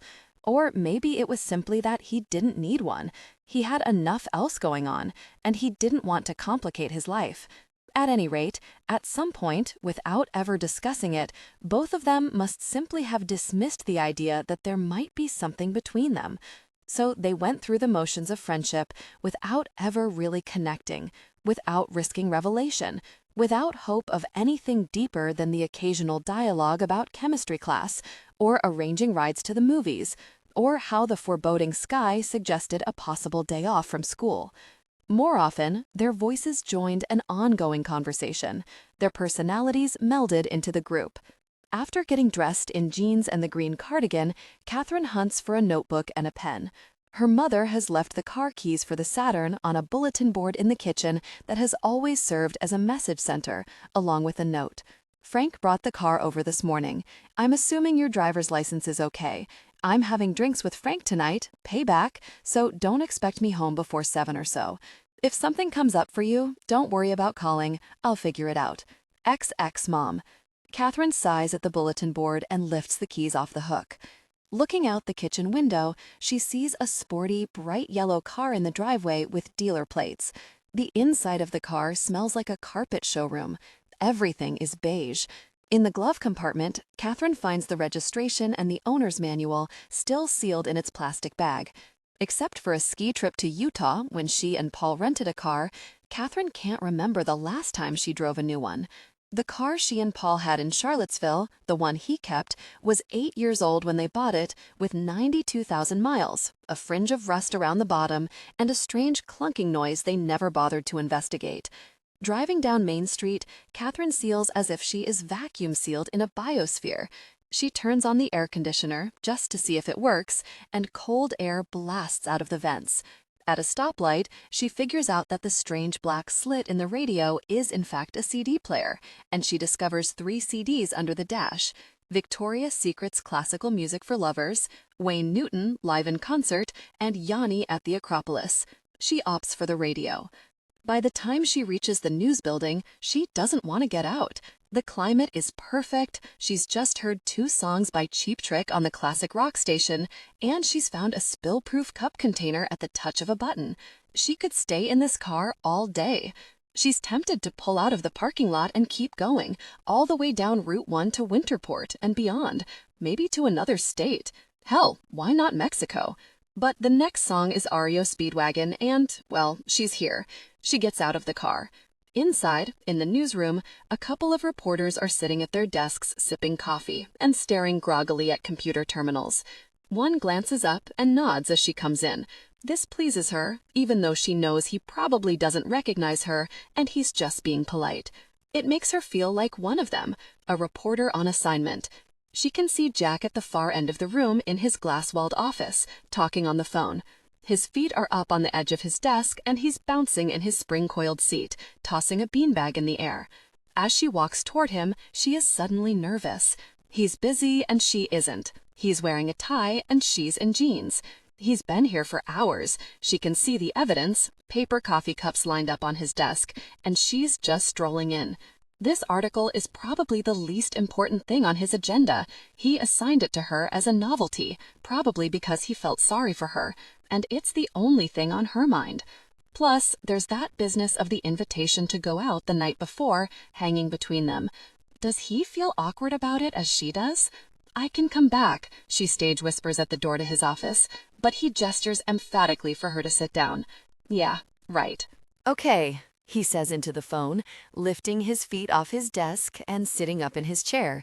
When he looks at her, she can see the stubble on his chin and circles under his eyes. So let me know when you've got something down, and we can go from there. Right. Friday. I need it by 3. Hasta la vista, baby. He replaces the receiver and stares at the blinking red lights on the handset. Then he looks up at her.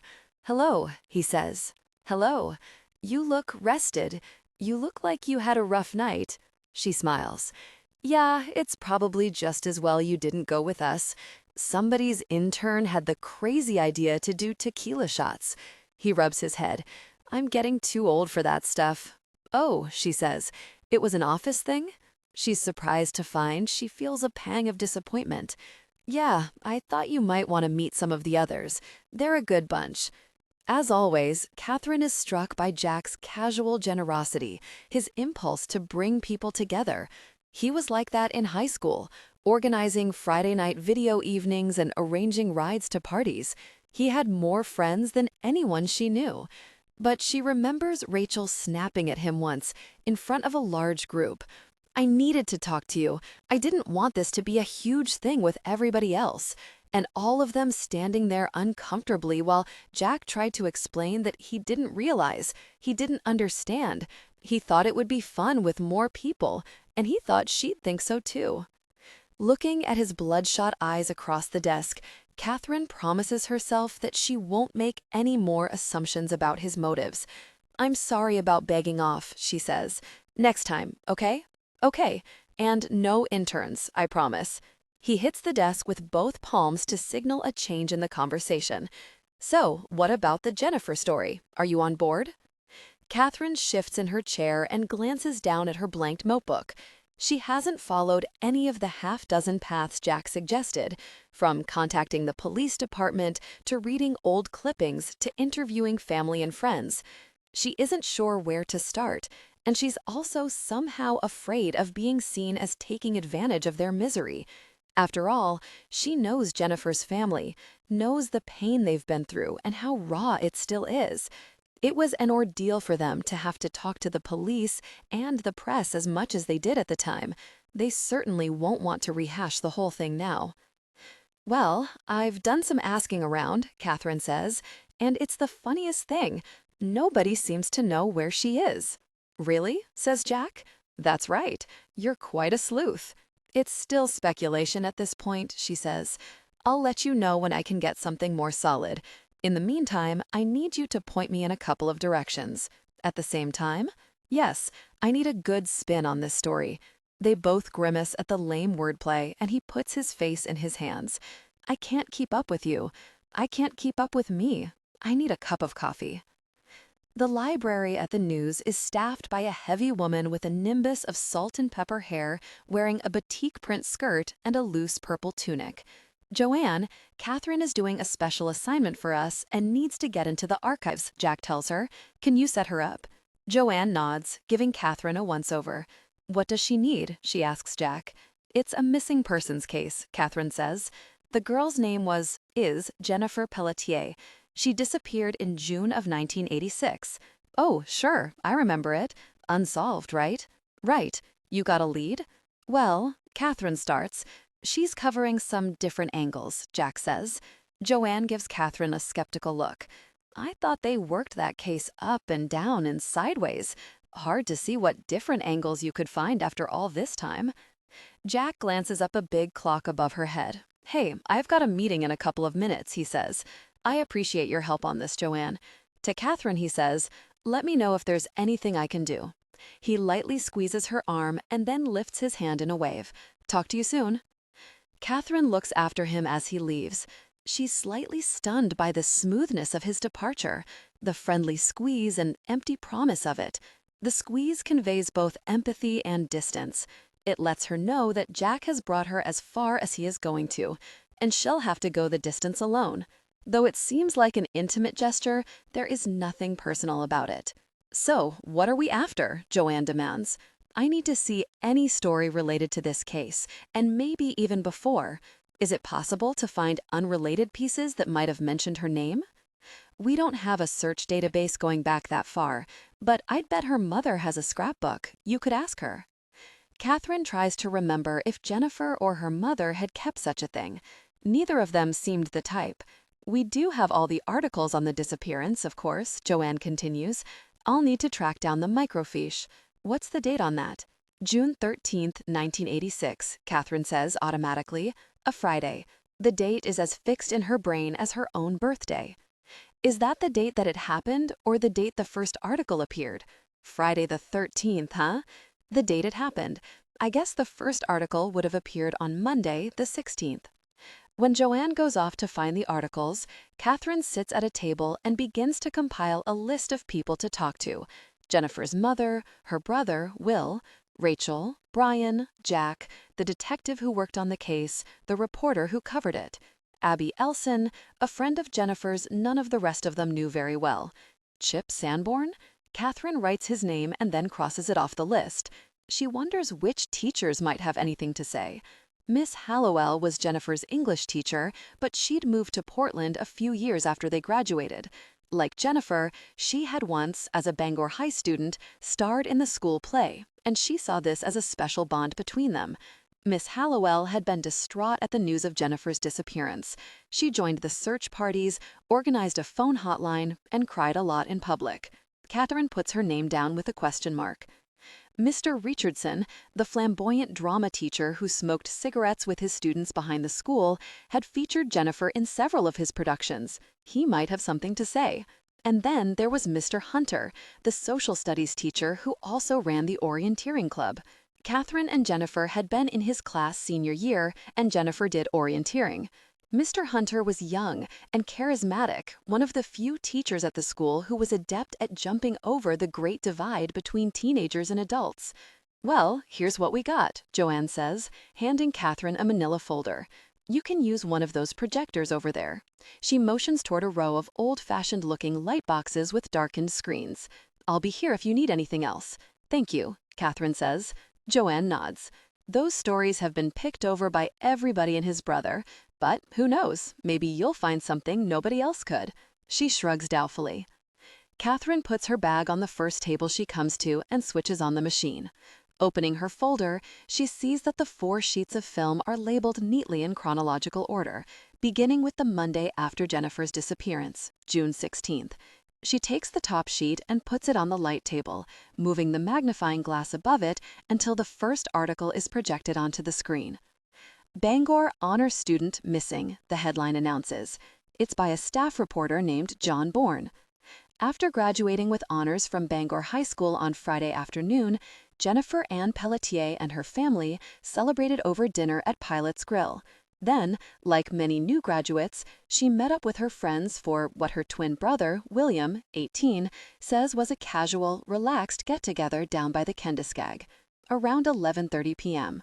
According to witnesses, she said she was tired and wanted to walk home. Kathryn reads. The article continues. No one has seen or heard from her since. The Bangor Police Department is taking the disappearance seriously and is asking the public's help in locating Pelletier. According to Detective Ed Gaffney, she is 5 feet 5 inches in height and weighs 117 pounds. She has shoulder-length blonde hair and blue eyes. The night she disappeared, she was wearing Levi jeans, a white cotton shirt, a black cotton sweater, a black and silver belt, black shoes, and silver earrings and bracelets. Pelletier exhibited no unusual signs of behavior or mood in the weeks before her disappearance, according to friends and family members.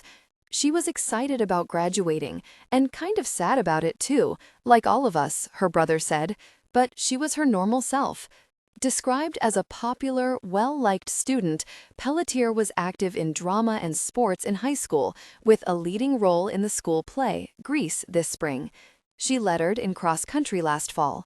She was also a member of the National Honor Society and the Orienteering Club, and she volunteered regularly at Westgate Manor, a local nursing home. Game wardens using dogs searched the area for Pelletier on Sunday. A ground search, organized by her family, was conducted by volunteers, with no results, Gaffney said. Local shelters were also checked. Anyone with information about the missing girl is asked to contact the Bangor Police Department at 555-7370. There are dozens of articles in the summer and fall of 1986, Kathryn can see, skimming the sheets of film. The headlines tell the story. Search for BHS student intensifies. New evidence found in disappearance. Police move to quell rumors in case of missing student. Theories abound re Bangor girl's disappearance. After a while, because there's so little news, the stories focus on Jennifer's state of mind. In Girl's Disappearance Remains a Mystery, John Bourne writes, for all of her 18 years, Jennifer Pelletier has lived in Bangor, and she knows it like the back of her hand. When she was a child, she was obsessed with maps of the city, and she'd spend hours studying them. Her mother, Linda Pelletier, recalls, Jennifer knows every shortcut and side street in this town, she says. She would never just get lost here. She did so well in orienteering at Bangor High School that the club leader, social studies teacher Richard Hunter, says it's as if she has a built-in compass. By 1987, the headlines have become more desperate. Girl's disappearance still a mystery. Police actively investigating case. Mother seeks aid. Residents offer reward in case of missing girl. As the years go by, they achieve a tone of resignation. New news on Pelletier case, only rumors, an unsolved mystery, gone but not forgotten. Finally, 8 years after her disappearance, will Jennifer Pelletier ever be found? Along with the articles on the case, most of them written by John Bourne, the microfiche records a series of advertisements placed in the classifieds by the loving family of Jennifer Pelletier. The first one, dated July 4, 1986, reads, "This is one of your favorite holidays, Jennifer, a time of celebration and joy. Wherever you are and whoever you're with, we want you to know how badly we miss you and how much we love you. Please come home." Another, a few months later, implores, "Whoever has information about my daughter, I beg you to let us know. You aren't helping her or yourself by keeping quiet. We will find out what happened to her. It's only a matter of time. Do the right thing. Come forward." The lack of a response to this plea reverberates in Kathryn's ears. No one came forward. If anyone knew, they never told.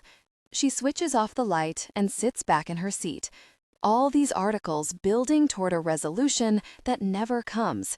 Optimism and energy turn to warning and fear, and then, inevitably, new stories take precedence and interest wanes. Nobody cares what happened to Jennifer Pelletier anymore. It's yesterday's news.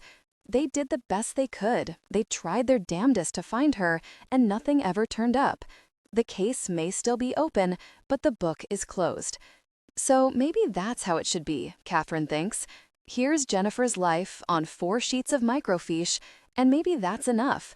She's either dead or she doesn't want to be found, Paul used to say when she worried over the details late at night. Either way, there's not a hell of a lot you can do about it. Let her go, Kathryn. Give it up. She's gone, she'd murmur, but she didn't believe it.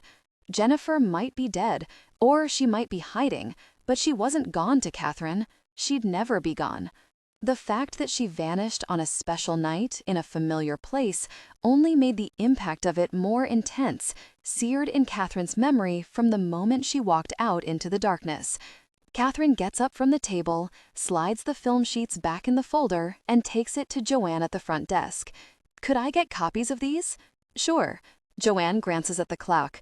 "But I won't have them ready for an hour. I can come back." The woman nods. "So you knew this girl, huh?" she says abruptly, looking sideways at Kathryn. "Yes, she was a friend of mine. And Jack's. We were all in the same class at Bangor High." Then, sensing something odd in Joanne's reaction, she says, "Did you know her?" Joanne wrinkles her nose. "Not directly. I heard some things." "About the disappearance?" "No." She looks down, straightening things on her desk. "If I did, I could have gotten some reward money." "No. She went out with my nephew, Tim Peavy." "I remember Tim," Kathryn says. "He was a football player, right? And baseball?" "Carnation All-American." "When did he go out with Jennifer?" she asks, puzzled, trying to think back. "It wasn't long," Joanne says. "She wasn't very nice to him. It's coming back to her now. It was the summer before their junior year, and as far as Kathryn knows, Jennifer dated him only once or twice. She used to say that he was dogging her, wouldn't leave her alone. He was always pushing notes covered with hearts and great big I love yous through the vent in her locker. I don't know if they were exactly going out," Kathryn says, trying to be tactful.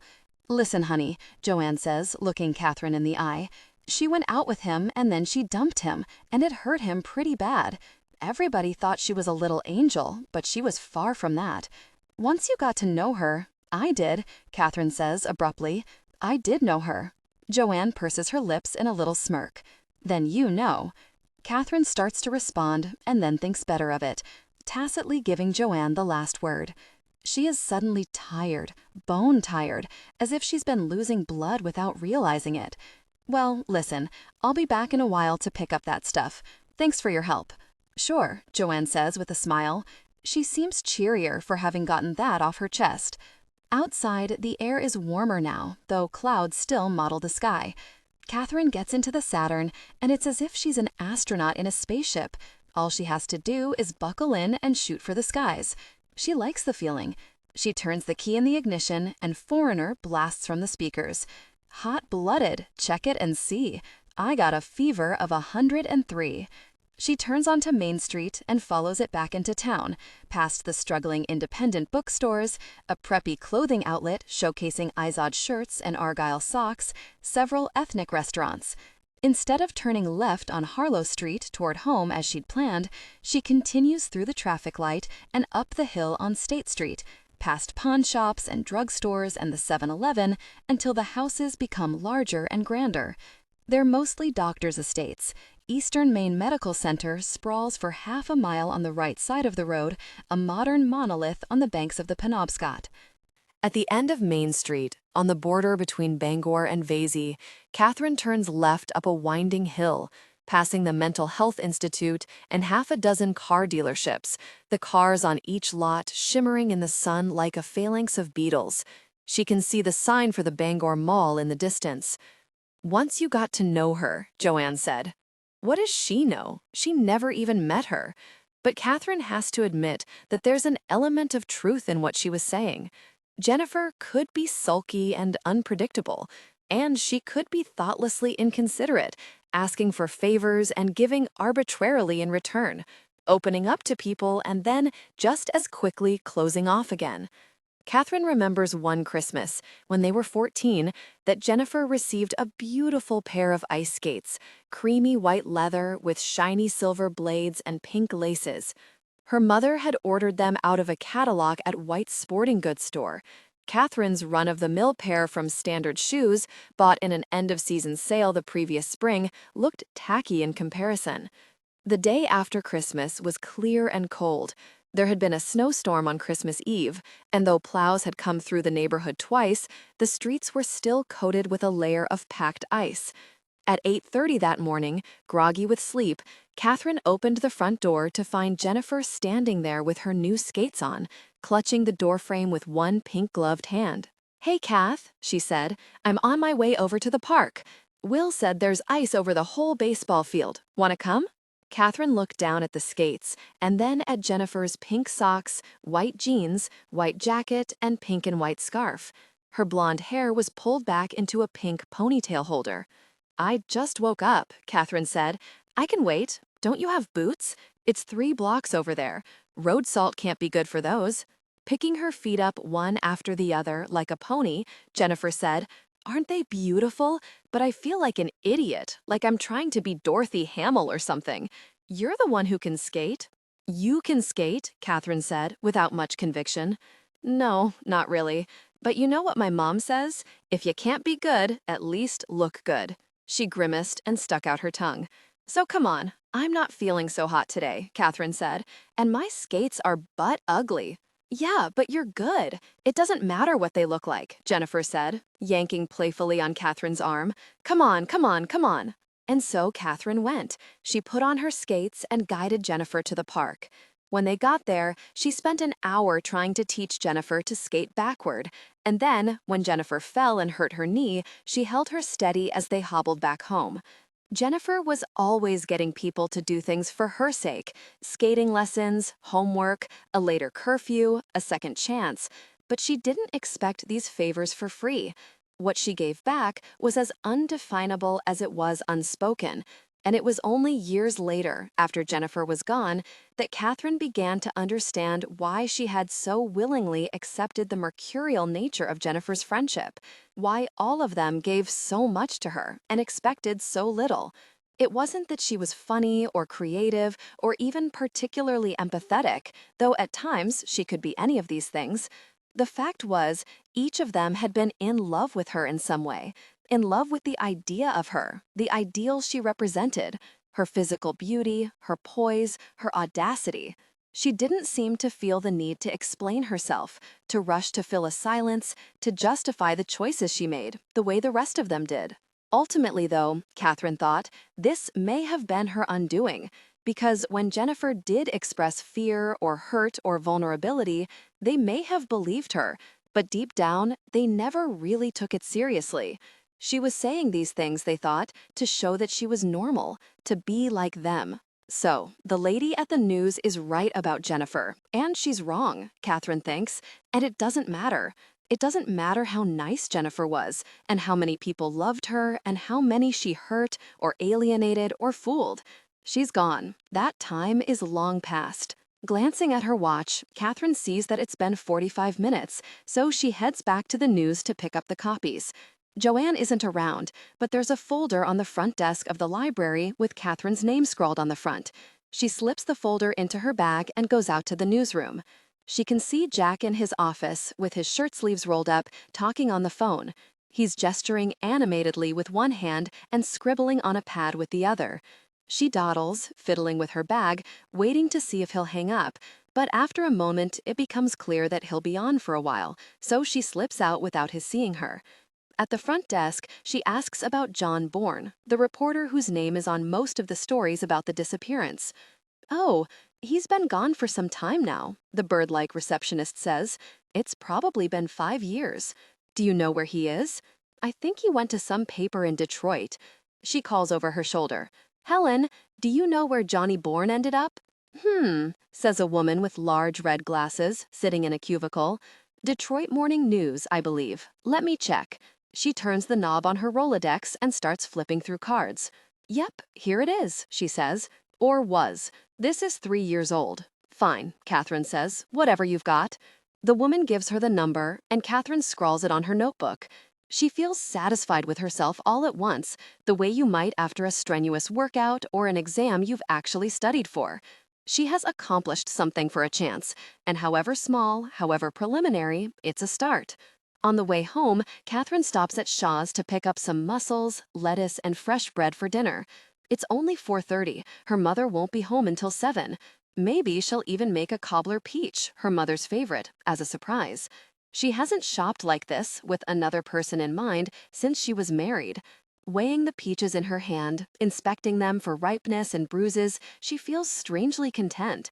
There are mussels in her basket, white wine is chilling in the fridge, she has a task to occupy her for the next few hours, and something to talk about when her mother comes home. Maybe it really is this simple, she thinks. Maybe all I've needed is a worthwhile task and someone to cook for. As she's standing in line with her cart, the woman beside her says, "Kathryn, right?" "Yes," Kathryn says, looking at the woman's unruly brown hair and soft laugh lines, trying to place her. "Jan Starley. Used to be Forrest. We were in the same English class," the woman says. She points to the toddler standing at the front of her cart like the captain of a ship. "And this little guy is Taylor. Say hi to the nice lady, Taylor." "Don't say hi," Taylor says, turning his face away. "Sorry." Jan rolls her eyes. "He's at that age. He's really cute," Kathryn says. He looks over at her from under a shock of shiny black hair, and when he sees her noticing, he grins and crouches down. He knows it too. "Careful, don't step on the Fruit Loops," Jan warns him.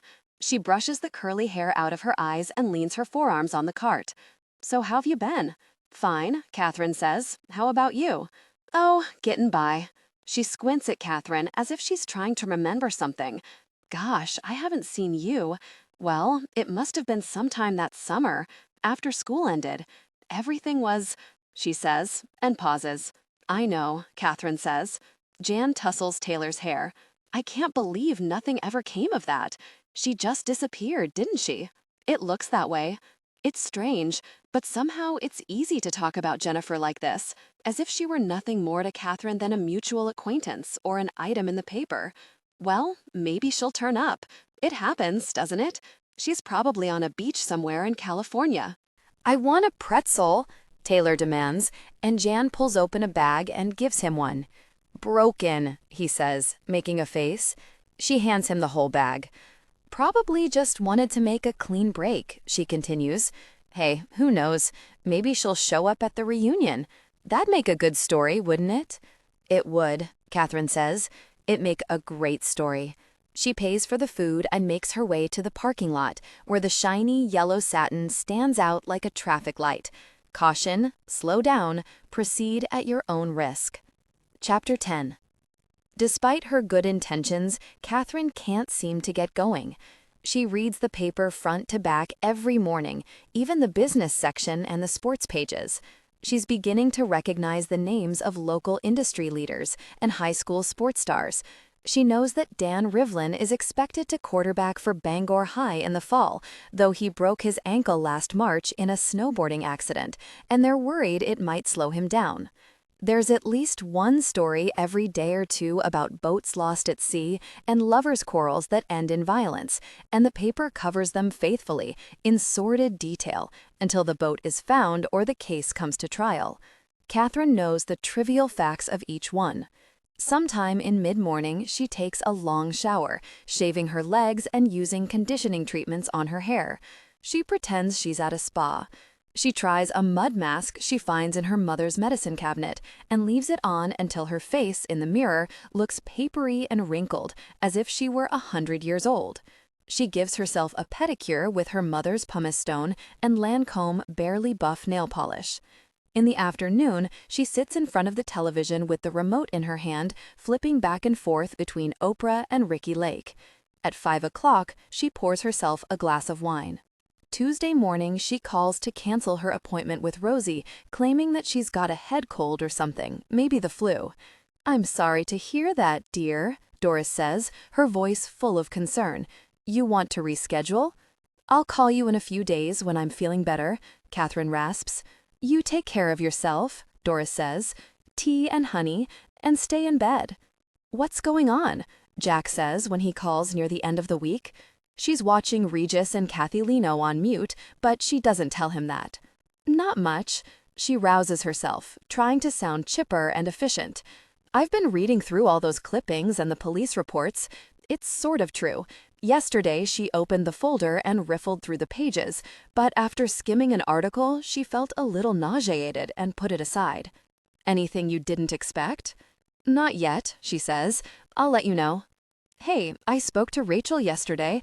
I was surprised to hear that she hasn't heard from you about the article." "I've been really busy. I was just going to—" "Look," Jack's voice is low and knowing. "I'm going to be honest with you, Kathryn. I'm thinking of assigning this piece to someone else." Kathryn feels her stomach drop. "What?" "I need someone who's really going to go after the story," he says. "I can understand why that might be hard for you, and I'm thinking I probably made a mistake asking you to do it." He sighs. "Look, there's a lot to this story, a lot of research and people to interview. I need someone who's going to make it happen. I don't have the time to be on top of it." "But I'm doing it," she protests. She sits up straight on the couch, and the remote falls to the floor, blasting Regis singing a show tune at full volume. Down on her hands and knees, Kathryn scrambles after the remote, finally clicking off the TV. "Sorry," she mutters. "Anyway, I'm totally on top of it, Jack. I need an article by next Friday," he says bluntly. "That's just over a week from now, 1,500 words. It's scheduled to run on Saturday, the day of the reunion." "I can do that." "All right then. I want you to talk to as many people as you can before then, and I want you to explain to our readers why the hell nothing has ever been found." "Okay. I'm not sure how much—" "Or I can assign this to a staff reporter. It doesn't really matter to me, Kathryn. I just want the story done." She takes a deep breath. "Okay, I'll do it. I'm thinking this might be a series, 3 or 4 pieces," he says. "How does that sound to you?" "Fine." "Good," he says. "Well, good luck. I'll give you a call in the next day or two to see how it's going." "You don't have to check up on me," she says. "I'll get the story in on time, I promise. When do you want to interview me?" She calculates quickly. She should probably talk to a few people first, just to have something to show for herself. How about Sunday? She can hear him flipping pages. "Is Governor's Restaurant okay? 4 o'clock? Sure. See you then," he says. After she hangs up the phone, she sits on the couch for a moment, looking at her shadowy reflection in the gray TV screen. She has a sick feeling in her gut, one she's had too many times over the last few years. All those papers that weren't handed in on time, the neglected friendships, missed work deadlines, unfinished master's thesis, appointments made and broken. She recognizes the tone in Jack's voice, disappointment and exasperation mingled with pity, and it frightens her. She realizes with a little shock that she hasn't cared this much in a long time.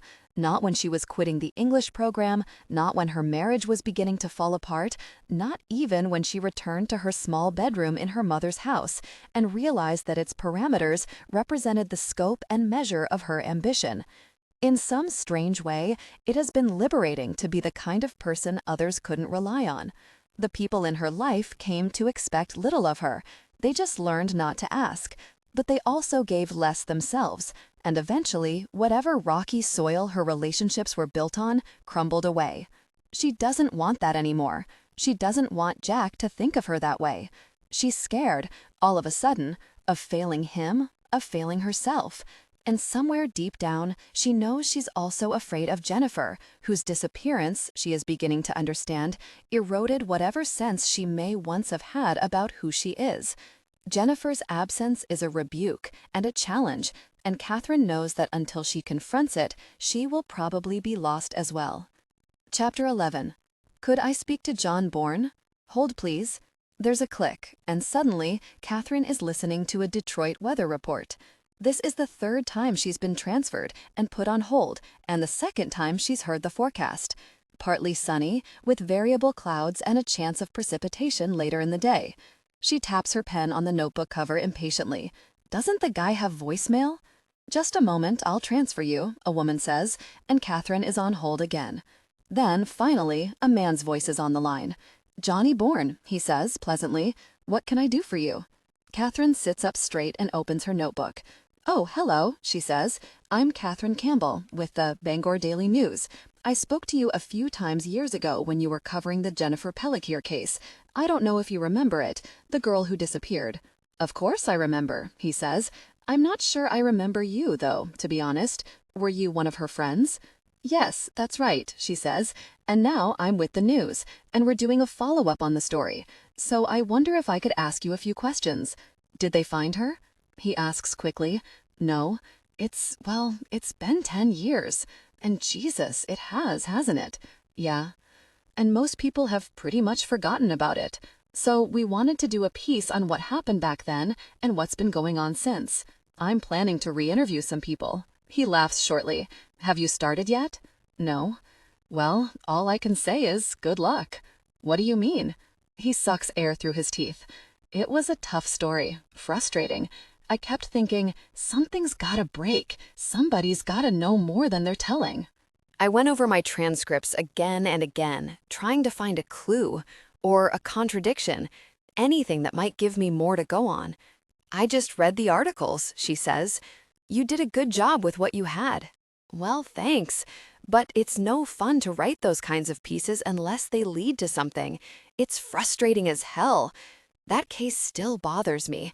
I guess it always will, at least until she turns up under somebody's front porch one day. So you think she's dead? Oh, probably. But your guess is as good as mine. I said all I knew in those articles. Really, she says, disappointed. I was wondering if there might be anything else. Anything you couldn't use because you didn't have substantiation. I usually found a way to use what I had, he says. But in the end, I just didn't know that much. Do you think the police were keeping things from you? I don't think the police knew jack shit. Pardon my French. It's okay, I'm bilingual, she says, and he laughs. She can feel her reporter's skills coming back to her. The ability to put a subject at ease, to win his trust, get him to open up. It makes her more comfortable, too. The cops just ran out of leads, he continues. Not that they had many to start with. Gaffney, that son of a bitch. She scans her notes. The detective. Right. He had the instincts of an ostrich. Anytime it seemed like they might be getting close to something, he put his head in the dirt. Like what? He's silent for a moment. Then he says, there was a lot of stuff that didn't add up. Like, where was she on Tuesday night the week before she disappeared? She was home or out with friends every other night that week, but nobody saw her after 8 p.m. on Tuesday. Maybe she went to bed early, Kathryn says.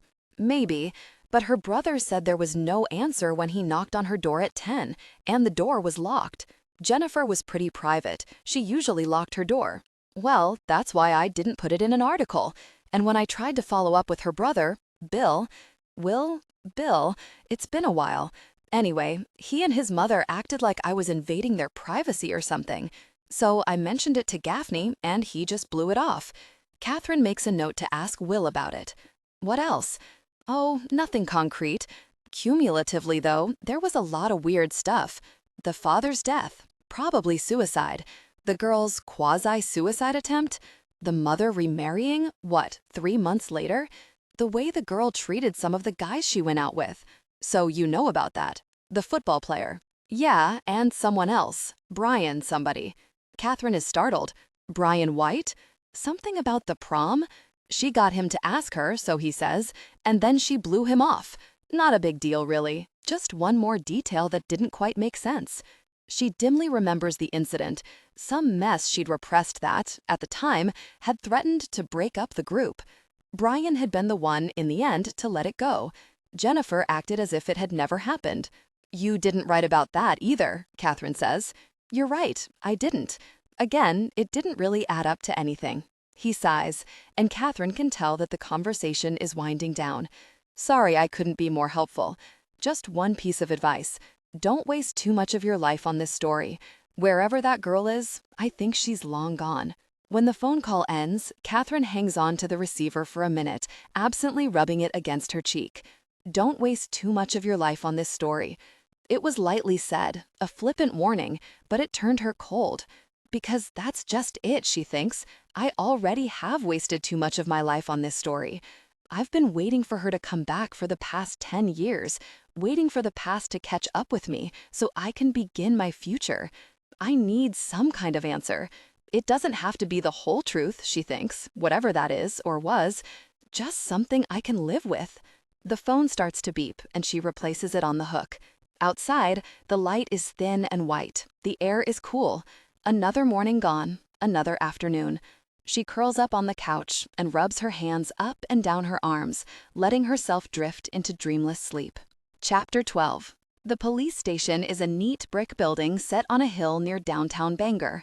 Kathryn parks her car in one of 3 spots reserved for visitors, near a row of white Fords and Chevys with the blue Bangor Police Department seal on the side. On a tall pole in a patch of grass near the entrance, the state flag and the American flag flutter limply in the breeze. At 10 o'clock on a Friday morning, the station house is quiet. 2 men are standing at the front desk filling out forms. 4 uniformed officers, 3 men and a woman, are drinking coffee and talking. Another is tapping away at a computer keyboard, whistling, "Take me out to the ball game." Kathryn watches them as she waits for the form fillers to finish their business. She looks around the large, nondescript room with its banks of filing cabinets and citizen safety posters. A large wall clock covered with a metal grill ticks away the minutes, and 3 ceiling fans whir overhead. "What can I do for you?" the desk sergeant asks when it's finally Kathryn's turn. "I'm looking for somebody," she says. "A detective, I believe. Ed Gaffney." She holds up the sheaf of newspaper articles she's carrying as proof of her intent. He oversaw an investigation, about 10 years ago, the disappearance of a girl named Jennifer Pelletier. I remember it," the sergeant nods. "Never solved." "Right. Well, I'm doing a follow-up story for the news. Something turn up?" "No, not yet." He nods again, more slowly this time. "Well, Gaffney's here," he says. "I don't know if he'll talk to you. He got pretty sick of the reporters covering this case the first time around. I only have a couple of questions," she says. "Tell him it'll be 5 minutes, I promise." He points at her, his hand cocked like a gun. "2 things you learn in this job," he says. "Never turn your back on a suspect, and never trust a reporter, especially when they give you their word." He walks across the room to a glass-enclosed office and shuts the door. Kathryn watches the 2 men in the office, the wiry desk sergeant and the pot-bellied, dark-haired officer behind the desk. Gaffney is wearing black aviator glasses, like a celebrity on a talk show, and, though the others look as if they haven't been outside all summer, he sports a deep tan. Now that Kathryn sees him, she recognizes him from the investigation. He wasn't the one who interviewed her. It had been some female officer with a gruff manner, but he was on the news a lot back then, commenting solemnly at press conferences on their habitual lack of progress. Gaffney rises slowly, hitches up his pants, and adjusts his belt. Then he nods his chin toward Kathryn, and the desk sergeant comes out to get her. "So," Gaffney says when she's standing across from him, "I understand we've got a new reporter on this old case. Don't they have anything better for you to do?" "I'm Kathryn Campbell," she says, holding out her hand. "I appreciate your talking to me." "Is that what I'm doing?" His eyes narrow, and he puts his hands on his belt. She lets hers drop to her side. "Kathryn Campbell," he muses. "That name sounds familiar." "Maybe from the case," she admits. "I was a friend of—" "No, wait a minute. You related to Sally Campbell by any chance?" Yes, she says, startled. She's my mother. He stands there staring at her, and then he breaks into a grin. Well, son of a gun. She's a good woman, your mother. Kathryn smiles uncertainly. How do you know her? You ask your mom, he says. Tell her Gaff says hi. Gaff? She'll know, he says. Now, what can I do for you? 2 hours later, Kathryn has a copy of the missing persons report in her hand, which Jennifer's mother had filled out a day and a half after Jennifer vanished. Sitting in the bagel shop, chewing on a bialy, Kathryn runs down the list. Description: medium length, light blonde hair, 5'5", 117 pounds, light blue eyes. Distinguishing features: a mole near her heart, a scar on her right arm, and another across her right knee. What were they wearing? Blue jeans, white cotton shirt, silver belt, black boots, black sweater, amethyst ring, I think. Access to a vehicle? Not that I know of. Possible destinations? Unknown. But her passport is missing. I don't know how long. We couldn't find it in her room yesterday. Has the person gone missing before? Not longer than a night. Frame of mind before they left? Fine. A little distracted, maybe. No indication that she wanted to leave or had plans to leave. Will you go pick them up if they're found? Of course. At the bottom, Jennifer's mother has scrawled, "Jennifer is not the runaway type. Please help us find her before something terrible happens. We'll do anything we can to get her back. Linda Pelletier." Consulting a burgeoning case file, Detective Gaffney went over the details of the case with Kathryn in his office. Jennifer's mother first called the police at 3 p.m. on Saturday after trying to track her daughter down herself. At 4:30 p.m., an officer went to the house, where he talked to Mrs. Pelletier and Will for 45 minutes. He filled out a report and wrote at the bottom, "Last seen Friday around midnight, probably at somebody's camp or in Bar Harbor. Mother very concerned, but concedes daughter isn't always reliable. Agrees to wait until morning to send out APB." Sunday morning, according to a follow-up report, the police sent out a statewide all-points bulletin with Jennifer's vital statistics and short interviews with family and friends about her state of mind. Kathryn finds her own quote, which echoes the others. She wouldn't just run away. She isn't like that. And then, as if to prove it, she is excited about being a counselor at Camp Kiana in 2 weeks. Several people mentioned that she had appeared distracted lately and that it wasn't the easiest year, but things seemed to be getting better. At the bottom of the report, Detective Gaffney had typed, 8/25/85, father died in single car accident, possible suicide. 9/25/85, JP rushed to ER to have stomach pumped, possible suicide attempt. Mother remarried, 11/16/85. No further incidents. Active in drama club, sports, good student, popular. Plans to attend Colby in Sept. That afternoon, the police took a canine unit to the site on the river where Jennifer was last seen. The dogs were given a piece of her clothing and set loose. Jennifer had said she was going home, but her scent told a different story. The dogs followed her trail for several miles, turning left on Outer Kenduskeag instead of right toward her home as everyone expected. But when the dogs reached Griffin Road, they got confused. 2 of them heading north, the other one running in circles around the intersection, and police had to abandon the effort. After that, a 5-person team set out on foot along the route, looking for a sign of struggle or a scrap of fabric. In the underbrush near Kenduskeag, they found a hammered pewter barrette that Will later identified as his sister's. She often clipped it to a belt loop on her jeans. In the report, Gaffney speculated that she may have been keeping to the side of the road to avoid notice. The next day, the first article appeared in the paper. Divers were sent into the Kenduskeag. A small boat traveled slowly up and down the river as 2 officers with binoculars scanned the shoreline and examined rock formations protruding from the water. By late morning, a citizens' patrol that Will had organized fanned out across a mile-wide expanse, moving slowly through the trees and long grass and the housing developments around Husson College. When they reached the Griffin Road intersection, they split into 3 groups. two following the road in each direction, one moving straight ahead on Kenduskiog Avenue and the area surrounding it, a flat, marshy field and a small wood. Late that afternoon, on the road going north, someone picked up a gum wrapper, berry-flavored, carefree, Jennifer's favorite kind. That and the barrette were the only clues they found through weeks and months of searching. They set up a hotline and followed up all the leads phoned in, no matter how tenuous or absurd they seemed, but nothing panned out. Jennifer had vanished, it seemed, into a car going north, a car that detectives concluded must have picked her up on Griffin Road sometime between 12:30 a.m. and around 5 a.m., when traffic got heavier and someone would probably have seen her. When the story went out on the wires the next day, people began to report having spotted her as far north as Quebec. There were dozens of sightings of an 18-year-old girl with white blonde hair at rest stops, all-night diners, after-hours clubs. But, as Gaffney told Kathryn, hundreds of people say they've seen the Loch Ness Monster too. It may exist, but there's never been any conclusive proof. And until there is, the case is no closer to being solved than it ever was. A mystery like this, he said, it gets under your skin. You keep thinking you're going to figure it out. The girl's going to turn up. You're going to find that piece of the puzzle that shows you the whole picture. And then, when his voice trailed off, nobody wants a case like this. It eats at you for the rest of your life.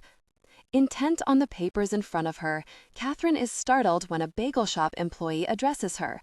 The girl is wearing a kerchief over her dark, frizzy hair and balancing a tray of dirty mugs on her hip. "Done with that?" she says, gesturing toward Kathryn's half-eaten roll and cold coffee. Sure," Kathryn says. She looks around and notices the noontime crowd filling up the tables. "I guess I'll get some lunch," she says apologetically.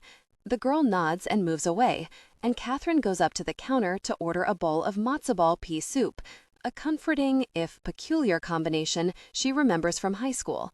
She used to order this soup on winter days when her mother brought her downtown to the grasshopper shop across the street for a rare mother-daughter spending spree. Laden with bags of 100% cotton shirts from Guatemala and leggings from Esprit, they'd stagger into the bagel shop for a ritual lunch. They both pretended the shopping was a bribe, but Kathryn secretly liked these lunches as much as her mother did. The only thing was, her mother always insisted on ordering the most traditional Jewish food possible: pickled herring, gefilte fish, chopped liver.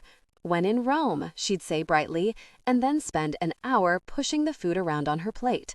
Settling back into her booth with the brimming bowl of soup, Kathryn leafs through the pages from Jennifer's folder that Gaffney let her copy. The file was open, and it would be until she turned up, but Gaffney said he wanted to keep some of the information from the general public, like the interview with Jennifer's mother. He allowed Kathryn to read it at the station, but not to take it with her, and not to allude to it in any articles. The folder also contained pages from Jennifer's senior year diary, a document remarkable mostly for its lack of distinguishing detail. Tuesday, November 14th, one typical entry read: "Went to school early with Will, finished chem report, read 20 pages of Catch-22 for English. After school, went to Dairy Queen with KC. At the sight of her name, Kathryn's stomach tightens. Made plans for the weekend, orienteering, wiped, an early night, orienteering." It was a club Jennifer belonged to, or a sport. Kathryn couldn't remember the distinction. Mr. Hunter had started it the spring of their junior year. It grew out of a segment of gym class where they were sent into the wooded acres around the school with compasses and hand-drawn maps and taught how to navigate their way out. Most of the kids got lost on purpose and used the time to smoke or fool around or head off to the parking lot to gossip for an hour in an unlocked car. But a small core of people really got into it. Mr. Hunter had started it the spring of their junior year. It grew out of a segment of gym class where they were sent into the wooded acres around the school with compasses and hand-drawn maps and taught how to navigate their way out. Most of the kids got lost on purpose and used the time to smoke or fool around or head off to the parking lot to gossip for an hour in an unlocked car, but a small core of people really got into it. They studied it like a foreign language, figuring out how to read the position of the sun in the sky, the shadows of the trees, bent stalks, matted grasses, the minute gradations of a quivering compass, the inscrutable cross-hatchings of a poorly photocopied contour map. The whole exercise held little interest for Kathryn, but Jennifer was captivated.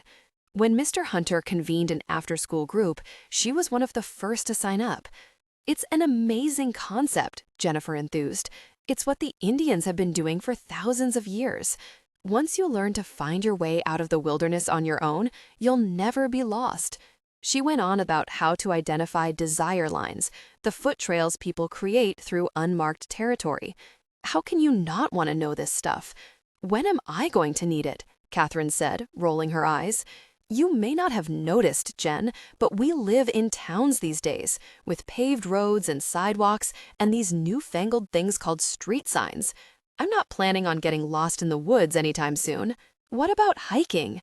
Wherever I want to go hiking, I can promise you somebody has already been, and there are clearly marked paths and rest stops and other hikers to say hello to along the way.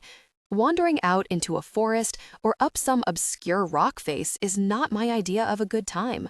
Jennifer grinned. "You're a wimp, and I feel sorry for you if something ever happens and you actually need those skills to survive." "Like what?" Kathryn said, imagining a camping trip gone wrong. "Like, I don't know, World War III. What are you talking about? It could happen," Jennifer said, "and I'm going to be ready for it, and you're not." Kathryn looked at her for a long moment. "Where are you getting these crazy ideas?" Jennifer pulled back. She didn't answer. Finally, she said, "All I'm saying is, this stuff could be useful to know." Kathryn nodded, and they dropped the subject. After that, Jennifer didn't talk much about it, except to say that she'd been hiking near one northern lake or another and saw a moose, or watched the ice break up on a warm day. In class, Kathryn kept an eye on Mr. Hunter to see if she could detect a strain of freakish nationalism, but he gave nothing away. Whenever she asked him a direct question about the citizens' right to bear arms, about nuclear stockpiling, or the function of government, he always turned the question around. "What do you believe?" When she pressed him, he said, "My opinion is irrelevant. It's more important for you to figure out what you think." "Oh, he's just playing teacher," Will said when she told him. "You know how Hunter does that." "I'm glad Jen is so interested in something." "A little too interested." "Nah, it's just something to do," Will said. "If I were a shrink, I'd say it's probably a way for her to have some control in her life, finding her own way out of the woods and all that. We all have our thing. You, for instance, are unnaturally obsessed with the literary magazine. I'll bet you dream in 4-page spreads." He laughed, and she had to admit there was some truth to that. Leafing through the photocopied pages of Jennifer's journal as her soup gets cold, Kathryn notices that the references Jennifer makes to orienteering become more cryptic and more frequent as the year progresses. "OT practice at the university, 2 hours," she writes in October. By March, the entries have become OTPM or OTAM twice a week. How often did the group meet? Kathryn had thought it was only on Wednesdays. She makes a note to ask Jennifer's sycophantic friend Abby Elson, who joined the club in the spring of their senior year. Kathryn pushes the soup aside and gathers up the papers she spread out on the table. There are a lot of people to talk to, and she's not sure where to start. "Don't expect anyone to be happy to see you," Gaffney told her. "It's been a long time, and people have come to terms with this in their own ways. You can't make someone talk. Anyway, these people have already said what they have to say. It's unlikely you'll uncover any evidence that's police-worthy." But he shrugged and pushed his sunglasses back on his nose. "It could happen, I suppose. You knew the girl. She might have said one thing to one person and one thing to another, and nobody figured out how to put the pieces together. Who knows, you might already have some information you don't even realize you've got." "So you don't think she was kidnapped by some random lunatic?" Kathryn said. "She could have been," he acknowledged, "but it's unlikely. As long as I've been on the force in Bangor, we've never had a stranger-to-stranger abduction. It chills Kathryn to think that she might know something, that she might have known all along. The first thing you look for is motive," Gaffney said, "but that's just the problem. She doesn't understand her own motives, much less anyone else. Her father always said, "The world is very simple, Katie," and she wanted to believe him, even after he left them and the simple fact of their family was exposed as a lie. His leaving was so complicated a betrayal that she could only handle thinking about it in the most elemental of ways. Her mother was good, her father was bad. They didn't need him. Margaret was a slut. This impulse to see the world in black and white affected everything she did. In high school, she could consider Jennifer her best friend, but did she ever really try to understand her? She didn't know what Jennifer thought about her father's death, and when Jennifer ended up in the hospital herself, Kathryn was only too willing to believe that it wasn't serious. It was a month to the day after her father died that Jennifer swallowed the pills. 15 halcyon capsules she stole from her mother's medicine cabinet and downed in one big gulp. Will had come home from a football game to find her on her knees in the bathroom, puking her guts out, sobbing into the toilet bowl, and he heaved her into the car and drove her to St. Joseph's, where they pumped her stomach and made her stay a few days in the psych ward for observation. The doctor said it was a classic cry for help, too little time alone and too few pills to do serious damage. It was what they all wanted to hear. It was inconceivable to think otherwise. But the first time Kathryn saw Jennifer after it happened, she knew that explanation was too simple. "I did want to die, in a way," Jennifer whispered, her face drawn and blank. "I guess, in a way, I didn't. And that's why you're still here," Kathryn said gamely. They had told her to be upbeat. "I'm still here because I planned it wrong." She almost smiled. "Now I know. More pills, more time." Kathryn felt a band of fear constrict her chest. She squeezed Jennifer's arm. "Don't even think of leaving me in this place. You'd be fine. Jesus, don't talk that way." She looked at her for a long moment. Then she turned away. "I'm just tired. If there's anything I can do—" "We're all here for you, Jen," Kathryn said, a little desperately, trying to strike the right chord. "Will is freaking out. We all are. We care about you so much. You believe that, don't you?" She nodded absently, distractedly, as if she didn't. "Your mother is out there crying. She hasn't stopped for 2 days." Jennifer shrugged. "By the way, we haven't told anyone," Kathryn says. "As far as anyone at school knows, you've been out with the flu. I don't care if the whole fucking town knows." She turned her empty eyes toward Kathryn. "I just really don't care." When Jennifer came back to school, everyone acted as if nothing had happened. And from the outside, things looked fine. She was polite to the teachers, friendly with the other kids. Kathryn knew that once a week she went to see a shrink at the hospital, but Jennifer never talked about it, and Kathryn never asked. It was easy to believe what the doctor said, that taking the pills was an adolescent impulse, an extreme, one-time reaction to her father's death. But Kathryn saw that something inside her had changed. Jennifer became evasive and moody. She couldn't be counted on to show up even if she said she would. She disappeared for hours without explanation. She began spending more and more time alone. She rarely called Kathryn anymore, though she seemed happy enough when Kathryn called her, and she didn't seem to want to make plans. She applied to college half-heartedly, at her mother's insistence, and when she got into Colby early admission, she withdrew her name from the other places she'd applied, put the acceptance letter in a box under the bed, and didn't talk about it again.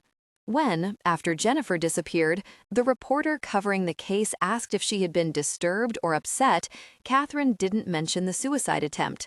9 months had passed. It was ancient history. It was almost as if it never took place. But somebody did tell the reporter. There was a paragraph in one story about how distraught Jennifer had been over her father's death, and how, in a particularly low moment, and quite understandably, she half-heartedly attempted to take her own life, an attempt that failed because it was never intended to succeed in the first place. Since then, the reporter said, things had seemed to improve for her. Her suicide attempt was only a sad footnote in the case. It didn't explain anything. Still, when Kathryn reflects on that year, she wonders whether they all downplayed the significance of it because they feared the truth, that maybe she was a lot more serious about it than anyone wanted to acknowledge, that it wasn't half-hearted at all, that Jennifer wanted to die. Jennifer was expert at hiding what she really felt. She always had been. It made her a good actress and a complicated friend. And so, Kathryn thinks, maybe they were all complicit in her deception, taking her at face value, wanting to believe that how she acted was how she felt. And meanwhile, she slipped through their fingers and out of their lives, leaving only questions and puzzles behind. On the way to her car, Kathryn passes the grasshopper shop and decides to go in. She browses in the racks for a few minutes, finding an Indian print skirt on sale for half price.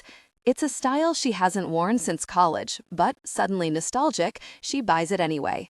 She's tempted by a pair of blue suede clogs, but they're not on sale, and though her mother is pretty much supporting her for the moment, she knows the money in her bank account won't last long. I have to start writing these pieces and get a little income, she thinks. Not that it will be much money, just a few $100s for the first piece, Jack had said, and then, if things go well, he would see about more. But the more she gets into the story, the more the idea of writing about Jennifer's disappearance makes her anxious.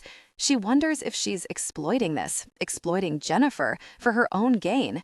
Is she just stirring up trouble to take her mind off her own problems?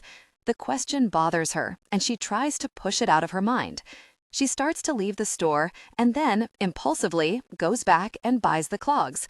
Crouching on the floor, she takes off one of her sneakers and slips on the wooden shoes. "There's no place like home," she says to the salesgirl, and she clicks the clunky heels together 3 times. The girl feigns a smile and turns to another customer, and Kathryn sighs to herself. "I'm turning into one of those strange and slightly desperate women I used to make fun of when I was her age," she thinks. The kind who tell inside jokes that nobody gets and try to seem younger and hipper than they are. She looks down at the clogs, velvety blue, and brushes the suede in one direction. Her feet are like snails, nestled and safe in their shells. She puts her old sneakers in the empty shoebox and leaves it on the floor, a little present for the girl behind the counter. On the way home, Kathryn swings by the real estate agency where her mother shares an office when she's not out showing houses. The building is a tidy 2-story colonial with window boxes of red geraniums and well-trimmed shrubs. It looks like a Disney version of a new house. Inside, it's decorated like somebody's idea of what house buyers might aspire to: fake orientals, Waverly swags, gleaming Bombay Company furniture. The receptionist at the front desk is new. She insists on taking Kathryn's name and getting an okay from her mother before letting her pass the foyer. "God, it's like getting in to see the president," Kathryn grumbles, sinking into a chair in her mother's office. Her mother puts down the document she's been reading. "Hello, sweetheart," she says pleasantly. "What brings you here?"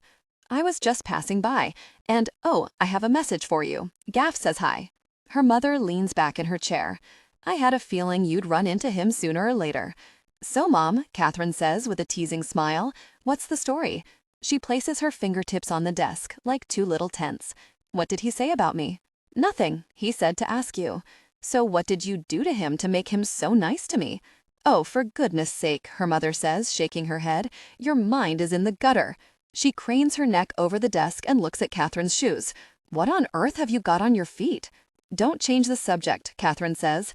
"I haven't seen a pair of clogs in 15 years. "Well, you're obviously not up on the latest trends. These are all the rage these days. I didn't realize my daughter was so cutting edge. I guess you haven't seen my navel ring." Her mother rolls her eyes, and Kathryn smiles. She likes seeing her mother at work, with her flying toaster screensaver, her blinking telephone, and framed print of historic banger on the wall. "So," she says, "was it a full-fledged affair or just a one-night stand?" Sighing, her mother says, "Ed is a sweet, sweet man. We spent some time together a few years ago." "Was it serious?" "Not really. We're too different. But I have to say, he is one of the gentlest, most sensitive men I've ever met." Kathryn thinks for a moment, trying to reconcile the buttoned-up detective she met with his 2-way radio, pistol, handcuffs, and keys hanging off his belt like a giant charm bracelet with the man her mother is describing. "By the way," her mother says, clasping her hands together, "there's something I want to talk to you about. Frank has asked me to go to his camp next weekend. How would you feel about that?" "You mean morally?" "Honestly, Kathryn. I mean, I like the Saturn and all, but don't do this for me," Kathryn says. Her mother shakes her head. "I'm just kidding, Mom. But hey, this is getting serious, isn't it?" She half shrugs, pretending to arrange things on her desk. "When am I going to meet this guy?" One step at a time, her mother says. So, are you in love with him? I think I'm going to take the fifth on that. Oh, come on, she prods. Kathryn, stop. I haven't had to report to anyone in a long time. I'm not used to being so enmeshed. Slightly stung by her mother's words, Kathryn says, well, I'm sorry. You don't have to tell me anything you don't want to. Her mother draws a deep breath and lets it out slowly. She leans forward with both forearms on the desk. Look, she says, you and I have been leading pretty separate lives. You haven't particularly wanted to know what's been going on with me, and I haven't needed to tell you. When things with Paul got tough, you stopped calling altogether until you decided you wanted to come home. Kathryn starts to protest, but her mother holds up her hand. Let me finish. I was happy for you to come home. I am glad I can provide some kind of haven for you now. But you can't expect that all of a sudden I'm going to tell you everything about my life when you weren't interested in it for so long. She sits back. Things are different. I'm different. A lot has happened to me over the past few years, and I want to share that with you, but it's going to take some time. Also, she adds, I'm just really busy these days. I'm afraid I can't be around for you in the way you might have expected me to be. I didn't expect anything, Kathryn mumbles. But it isn't true. She did somehow expect that things would be the way they were when she was home for visits, and her mother had made time for her. She hadn't realized how much things have changed over the years. Dropping in for only a few days at a time, she had imagined that what her mother did at holidays, drop everything to attend to her and Josh, was the way it would be. Her mother always used to be the one pushing for a close relationship. Kathryn was always the one pulling away. Now, suddenly, she realizes what it feels like to be the one with more time and more interest. It's unsettling. Everything is upside down. Her mother glances at her watch. You know what? I'd love to finish this conversation because I think it's a healthy thing for us to do, but I've got a 3 o'clock. She smiles apologetically, but the smile is fleeting, and Kathryn knows her mind is already on other things. And, sweetie, she says as Kathryn gets up, if you have time, would you swing by the cleaners and pick up my linen blazer? I completely forgot about it this morning, and I need it for a meeting tomorrow. She digs through her purse and, finding the pink receipt, slips it into Kathryn's hand. I'll try to be home early. Do you have plans tonight? Kathryn shakes her head. Isn't there anyone in town you want to see? She ventures. What about that nice girl, Rachel? You know she's teaching at Orono on some prestigious fellowship. I guess she won some big award for her dissertation and got it published. And I hear she has a cute little house. I'm sure she'd love to hear from you. Yeah, maybe I'll give her a call, Kathryn says, easing the conversation to a close. She needs to talk to Rachel anyway, but she's dreading it. Whatever connection they once had has long been broken, and the string of accomplishments and cute little house that Kathryn too has heard about don't make it any easier. I'm very proud of you, Kathryn, her mother says, cocking her head like a bird. For what? For getting out of that marriage and doing what you need to do to nurture yourself. For taking time to heal. I really admire you for that. Kathryn starts to respond. She knows her mother is partly in earnest, partly smoothing things over, and partly giving her a pep talk, but she lets it go. Thanks, Mom, she says, squeezing her hand. I'm proud of you too. When Kathryn gets home, the answering machine is blinking. She pushes the button. Hi, Mrs. Campbell. Hi, Kathryn. It's Jack, Ledbetter.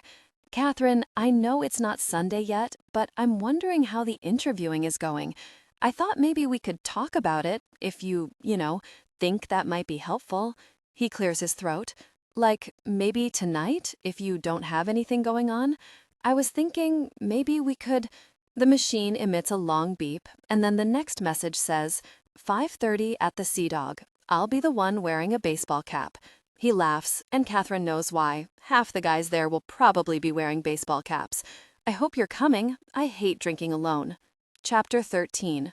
When Kathryn gets to the Sea Dog, a dimly lit, fern-filled microbrewery on the bank of the Penobscot, Jack is nowhere to be seen. She sits outside on the deck under a green and white striped umbrella and watches the activity on the river and at the tables nearby. Next to her, a man and a very pregnant woman are holding hands. "How about Leonardo? That's a strong name," Kathryn overhears the woman say. The man shakes his head. "I'm holding out for Buck." There's a loud whoop from the other end of the deck, 7 or 8 college guys raising their pint glasses in a toast. "I'll have what they're having," Kathryn tells the cute, ponytailed waiter. Is she flirting with him? She isn't sure. He smirks. "I don't think it's what they're having. It's how much. You want a pitcher?" "I'll start with a pint," she says. "What are your specials?" "Blueberry lager is the feature this week." She makes a face. "Okay then, how about an India pale ale? Smooth, not too rich, full-bodied." She squints up at him. "Sounds nice. 1 pale ale coming up." He turns on his heel and goes inside. She leans back in her chair, closing her eyes, feeling the late afternoon sun on her eyelids. Since when was Bangor such a happening place, with fancy beers and handsome waiters? A shadow passes in front of her eyes, and she opens them to see Jack standing there. "Sorry I'm late," he says, flopping into a deck chair. "Office bullshit." "I don't mind," she says. "I was enjoying the view." He grins. "With your eyes shut?" "Metaphorically," she says. He shrugs off his light jacket. His movements are artless, unstudied. He seems not to notice that anyone might be paying attention. Watching him, she thinks of Paul, who was always so aware of how he was being perceived and what was going on around him. "You're not wearing that, are you?" he said more than once as they got ready to go out. He always dressed carefully. His leather jacket was thicker than most, imported from Italy. His shirts were washable linen and 300-count cotton. At restaurants, he liked to sit with his back against the wall so he could observe the room. One time, Kathryn remembers, when she was telling him about something that had upset her, he held up one finger and she paused, thinking he had something important to say.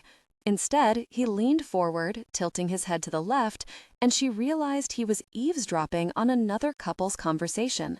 Reaching across the table for the menu, Jack scans it quickly, shutting it a moment later with a decisive flap. He looks up and smiles at her. "So," he says, "really, have you been waiting long?" "Years," she says. The waiter materializes out of nowhere with Kathryn's beer and takes Jack's order. "How is it?" he asks Kathryn as she takes a sip. "You're right. Nice body," she says. "Thought you'd like it," he says, smiling down at her. Jack gives him a once-over as he leaves. "No offense, Kathryn, but isn't he a little young?" he whispers. "A little young for what?" she asks innocently. They sit in silence for a moment, looking out at the river. A flat-bottomed houseboat drifts by, with a young boy and an old man out on the deck. The boy waves at the restaurant crowd, and a few scattered people wave back. He holds up a big fish, and several people clap. The old man helps him put the fish in the bucket. "People are so damn nice here," Kathryn says. "No." But isn't it lovely to think so?" Jack shifts in his chair. "To you, maybe. To me, it sounds patronizing." "What do you mean?" she says, her voice rising defensively. "I think it's a way of distancing yourself from this place. If you can say that everybody here is one way or another, you don't really have to engage it." "That's ridiculous." "Oh, really?" He scratches his chin. "How long have you been here? Almost 3 weeks? And have you been in touch with anyone from the group yet?" "Not yet," she says, "but I'm going to, soon, for this article." "You wouldn't otherwise?" "I'm sure I would, sooner or later," she says, though she isn't sure at all. "When's the last time you saw Rachel?" Kathryn tries to think. She and Rachel had never really been close, though they hung out in the group together a lot senior year. Kathryn had always been a bit intimidated by Rachel. She was so cagey and secretive, and she seemed to know more than she was telling. It was hard to fathom what she was thinking behind her dark, impassive stare. "She's a guy's girl," Jennifer said once. "It's that inscrutable poet thing. They love it that they can't figure her out." "It's been a while," Kathryn admits. "What about you?" "Oh, we had dinner last week. Did you know her doctoral dissertation was published by some major university press this spring? And she's up for tenure next year." "I did know," murmurs. "That's great." She had received an invitation several months back to a publication party in Rachel's honor. She sent a bowl from a Virginia pottery maker, along with a note offering excuses about why she couldn't come. She didn't tell the real reason, that Rachel's life, her directedness, the ease with which she seemed to achieve what she wanted, seemed a rebuke of her own. Rachel was always destined to have a brilliant career. Yeah, Jack says. I'm really happy for her. To tell you the truth, I used to think you two might end up together. In high school, you were practically joined at the hip. He squints into the middle distance, at the porch rail, maybe, or the lettering on someone's t-shirt. Nah, he says. It wasn't like that between us. We were just friends. Sensing his hesitation, she presses him. Always? Mostly always. Yeah. Mostly always, she says expectantly. He nods. We fooled around once. It was a mistake. When? Graduation night. You're kidding. She sits up in surprise. Nope. We just... He shrugs, almost helplessly. After the group broke up, we went over to the water tower for a few hours. Anyway, it was a stupid thing to do. She liked Brian, and I didn't know what I wanted. And then, when we found out a few hours later that Jennifer never made it home, we were really freaked. We pretty much pretended it never happened. She listens, studying his eyes. Have you ever talked about it? He shakes his head. After that night, something changed between us. We couldn't quite look each other in the eye. It shouldn't have happened anyway. And then the memory of it got wrapped up in what happened to Jennifer. It took a long time to rebuild the friendship. And even then, it was never as easy as it was before. So you don't see much of each other these days. No, he admits. I think part of it is just growing up. She's busy, I'm busy. Is she seeing anyone now? He shrugs. I don't ask those kinds of questions. She takes a sip of her beer. Anything else you want to tell me?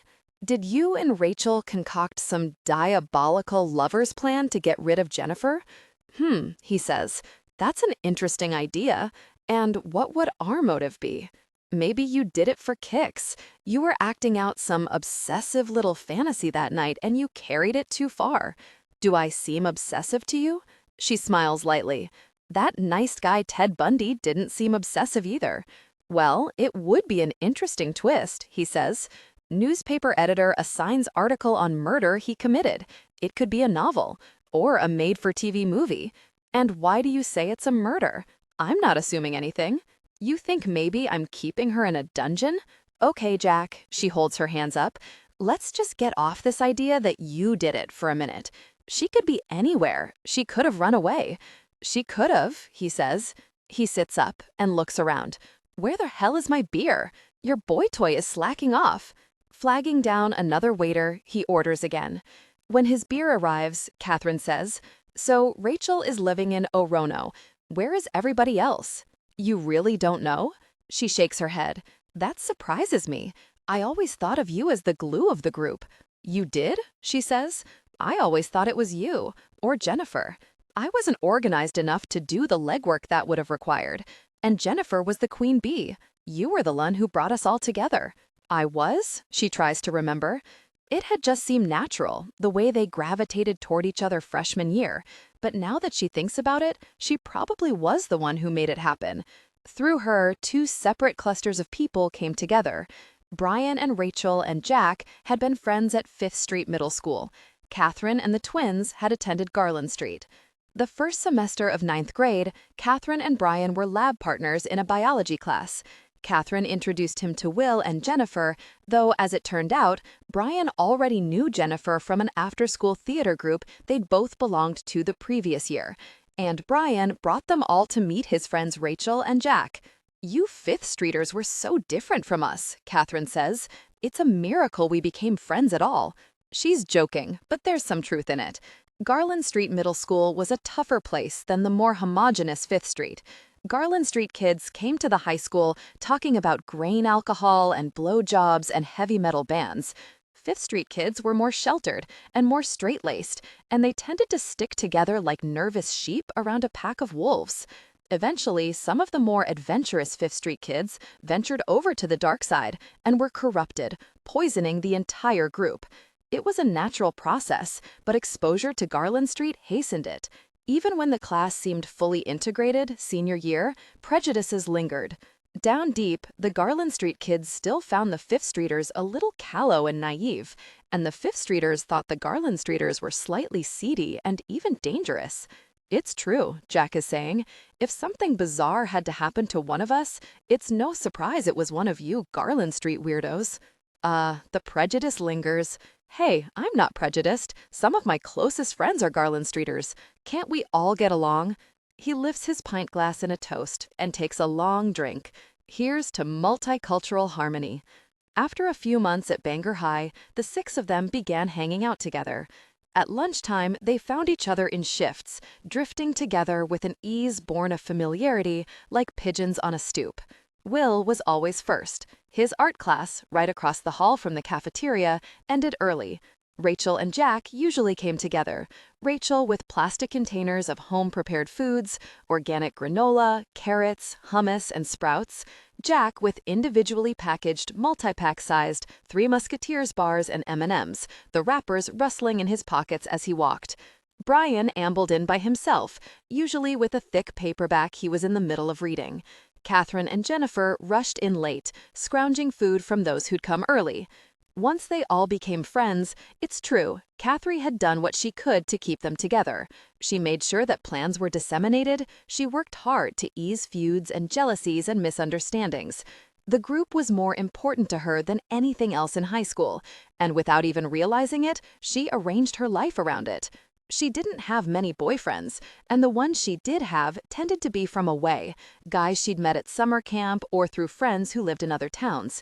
She liked their passionate letters and yearning phone calls, the surprise packages that arrived in the mail filled with hand-lettered cassettes and sweatshirts printed with other schools' mascots, the delicious intensity of delayed gratification. She didn't want to date anyone from Bangor High who might interfere in her everyday life. For one thing, he'd have to get by the group.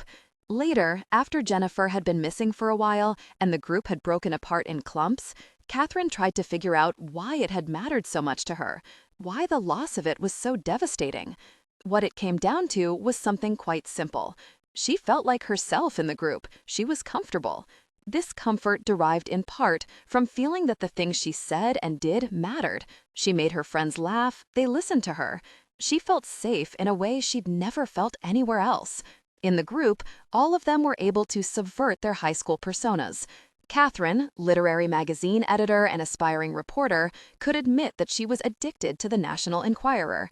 Rachel, ethereal and brainy, who wouldn't touch cafeteria food and grew her own sprouts on the kitchen windowsill at home, revealed a silly sense of humor and a secret passion for Pop-Tarts. Jack, the affable pop culture fanatic, preferred Beethoven to rock music. Though he claimed to be uninterested in sports, Brian knew the batting average of every member of the Red Sox. And Jennifer, who labored through English class and struggled to finish assignments, who complained that she had nothing to say and wouldn't know how to express herself if she did, admitted that she faithfully kept a journal every day. She had since she was 10. The journals, one for each year, a page for each day, were lined up on a high shelf in her room, dates written on the cracked bindings in magic marker, stuffed with grade reports and arts page clippings with her photo from the school play in grainy black and white. What about Will, Kathryn wonders now. What secret did he reveal? It's funny that Will never told us he was gay, she muses. I don't think he figured it out until later, Jack says. He takes a long sip of his beer and puts his glass down on the table. Listen, he says. He shifts uncomfortably in his chair. I've been putting off telling you this, but I think you should know. Will is HIV positive. She stares at him. You're kidding. He shakes his head. When did he find out? About a year ago. Oh, Jesus, she says. He's doing well, Jack says. The protease inhibitors are making a big difference, and his T-cell count is fine. He hasn't been sick or anything, not since the beginning. When did he tell you? I saw him a few months ago in Boston. Really, Kathryn, he's doing fine. God, I feel terrible, Kathryn says, putting her head in her hands. I kept up with him through college, but then... Look, he understands. It was that way for all of us, Jack says. He smiles, softening the impact of the moment. Anyway, you'll see him at the reunion. You can talk to him then. Ugh, she sighs, more a sound than a word. She feels as if she's been hit in the chest. By this time, it's happy hour and the deck is packed. In the entrance to the deck, there's a bottleneck of people carrying plates of chicken wings and nachos in and out. They sit in silence for a few minutes, staring out at the crowd. "Look over there," Jack whispers, motioning toward a group of women several tables over. Their table is covered with wrapping paper and baby clothes, and blue and pink balloons are tied to the back of a chair. Like so many people in Bangor, the women look familiar, but Kathryn can't place them. Who are they? They were in our class, Fifth Streeters. Christy Wilson, Dawn Summers, Heidi Murkoff, and Susan Kaminsky. Most of them are married now. Looks like Heidi's got a bun in the oven. In high school, Kathryn remembers, Jack knew everyone. It always amazed her, walking down the hall with him, how many people he connected with. And he had a knack for names. It wasn't just other students. He also knew the names of the cafeteria ladies and enough about them to make conversation as he pushed his orange plastic tray along the lunch line. Between classes, he got to know the janitors. He brought the principal's secretary a Whitman sampler on her birthday, and he always had a joke for the vice principal. Jack's teachers loved him. The cafeteria ladies gave him seconds, and the school secretary excused his tardiness. The janitors let him into school on Saturdays when he'd forgotten his books. Jack was adept at the parting quip, but he also had greater skills at his disposal. Brian called it high-beaming, the ability to compress sincerity into a two-sentence exchange. Kathryn scrutinizes the table of women. Several are wearing unflattering cotton A-line tops. "She's not the only pregnant one," she says. "I think Christy was in my English class. You want to go over and say hi?"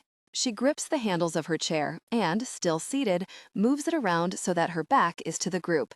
"I don't think so," she says. Jack laughs. "Well, aren't you sociable?" "This is exactly why I'm not going to the reunion," she mutters. "First, I'm a loser, and second, I can't remember anybody's name." "Well, I can't help you with the first one, but as far as the name thing goes, they'll all be wearing huge 'Hello, my name is Donna' tags." "Okay, but what if I don't want to remember anybody's name?" "That's another issue. But I'm afraid you have no choice. I'm sending you there on assignment." "What?" she says sharply.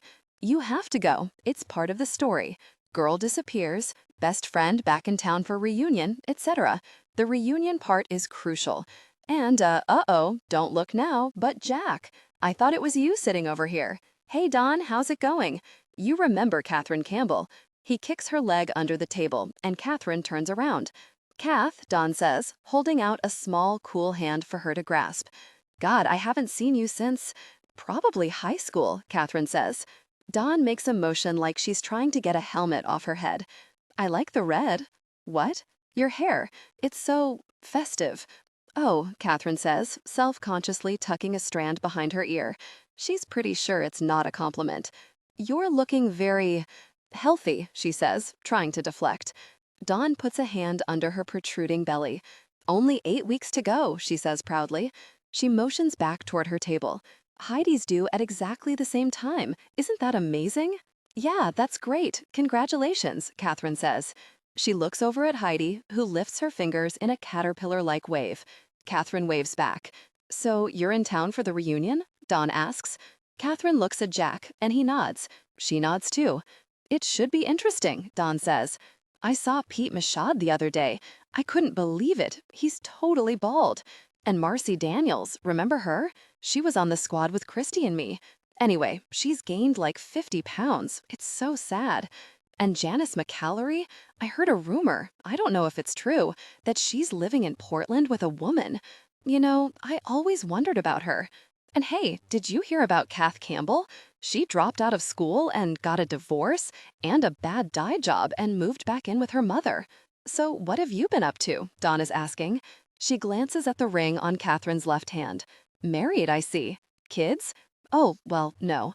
Kathryn covers the hand with her other. "No kids, and I'm not married. Not anymore. It's pretty recent," she adds.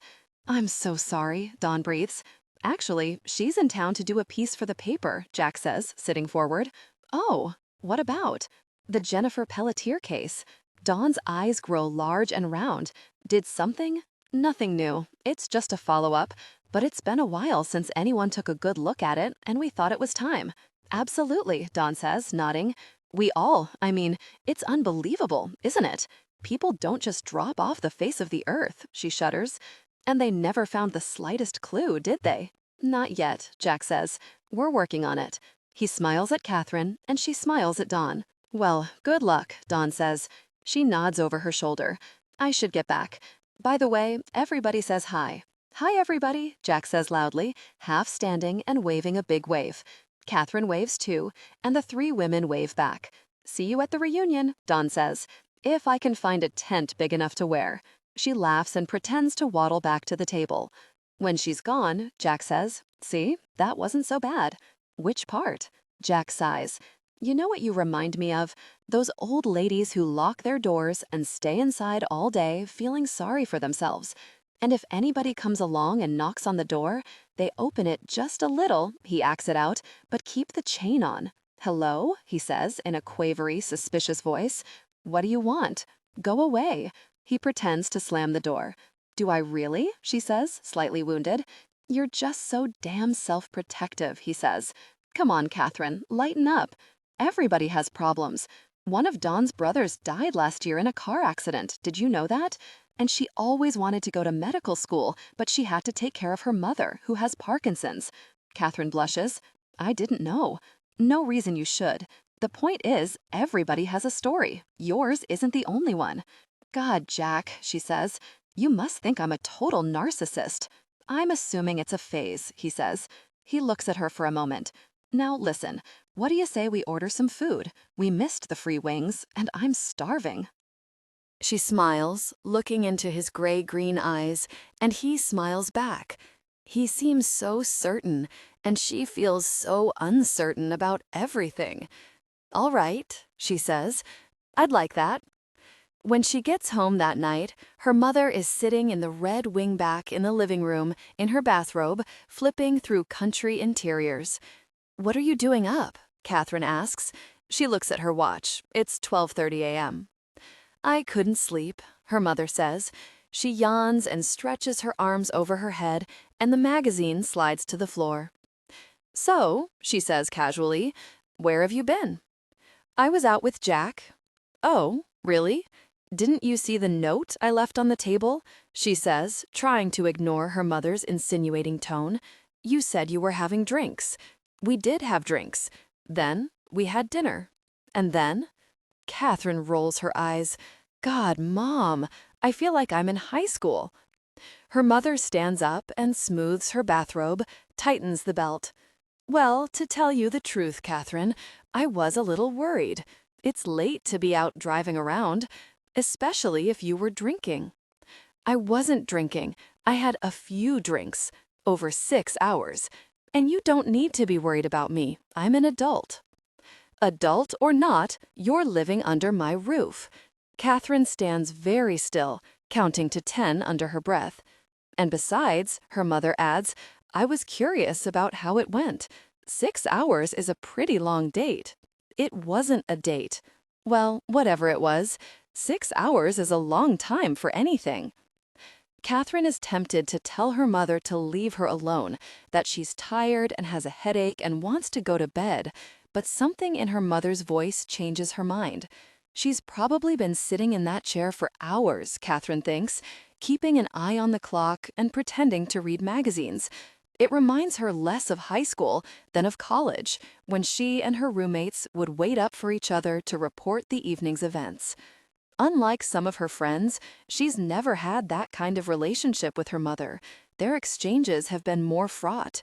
She has always felt the pressure, real or imagined, of her mother's agenda, that Kathryn not scare her, not let her down, not marry someone unsuitable and end up divorced, as she did. But now the worst has happened. Her mother's fears have been realized, and somehow, oddly, it may have taken the pressure off both of them. Kathryn puts down her bag and sinks onto the couch. Will Pelletier is HIV positive. Oh, Kathryn, her mother says.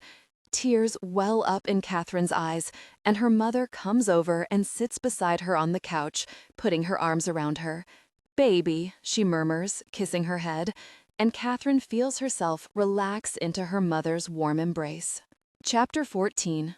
Rachel lives in a small cottage in Orono, near the University of Maine campus. The front yard blooms with roses, pink roses spreading up the front walk, white roses climbing a trellis around the gingerbread hut front door, yellow roses with orange-tipped thorns beside a white fence. The roses will survive for only a few months in the fickle Maine weather. It is so like Rachel, Kathryn thinks, as she pulls into the driveway to lavish time and attention on such fleeting beauty. Rachel had been different from most of the kids at Bangor High. Her parents were Russian Jews, professors at the university, and they lived in a drafty, modern, solar-powered house with floor-to-ceiling bookshelves and overlapping Indian rugs. In high school, it was Rachel's ambition to be a poet.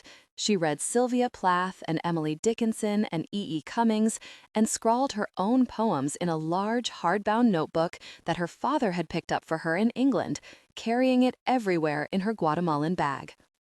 When she was 14, she asked her parents to send her away to boarding school. No one understood her in Bangor. School was boring. The teachers were bland. Without more stimulation, she insisted, she would wither and die like a raisin in the sun. Her father said, "So, you're suffering here?"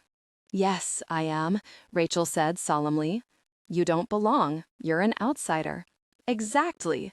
"Well then, this may be the most important time in your life," her mother exclaimed. What more could a poet ask than to be unappreciated and unmisunderstood? Rachel never tried to fit in with most of the other kids in their rag sweaters and penny loafers and copycat hairstyles. Her fine dark hair was cropped short against the delicate bones of her face, and she dressed in velvet dresses from thrift shops with long underwear and hiking boots and dangling jewelry.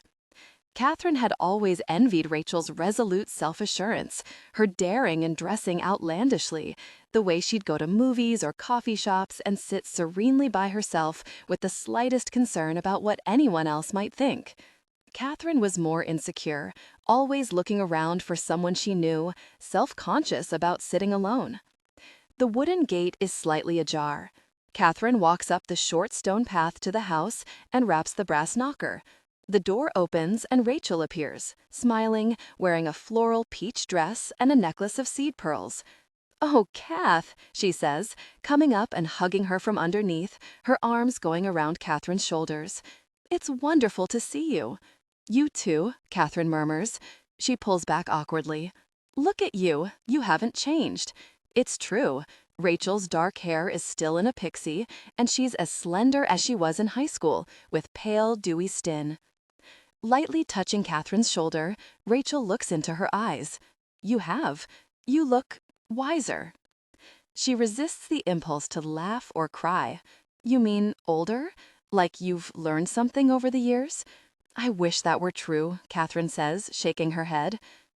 Rachel goes into the kitchen to put a kettle on for iced tea, a characteristically elaborate and old-fashioned gesture, Kathryn thinks, and Kathryn settles on a couch in the living room.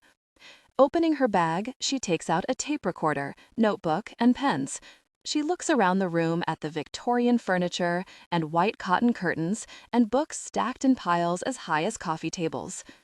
On the mantelpiece over the fireplace are several photographs of Rachel in exotic places. On the Spanish Steps, on a gondola in Venice, holding up a beer stein in a brightly lit cafe, with people Kathryn doesn't recognize. There are a few pictures of Rachel's cheerful, bespectacled parents, and one of a dark-haired man in a Bangor Rams t-shirt, standing in a clearing. Kathryn looks closer. "Hey, isn't this Mr. Hunter from the high school?" she asks. "Oh, yes," Rachel says, coming into the room.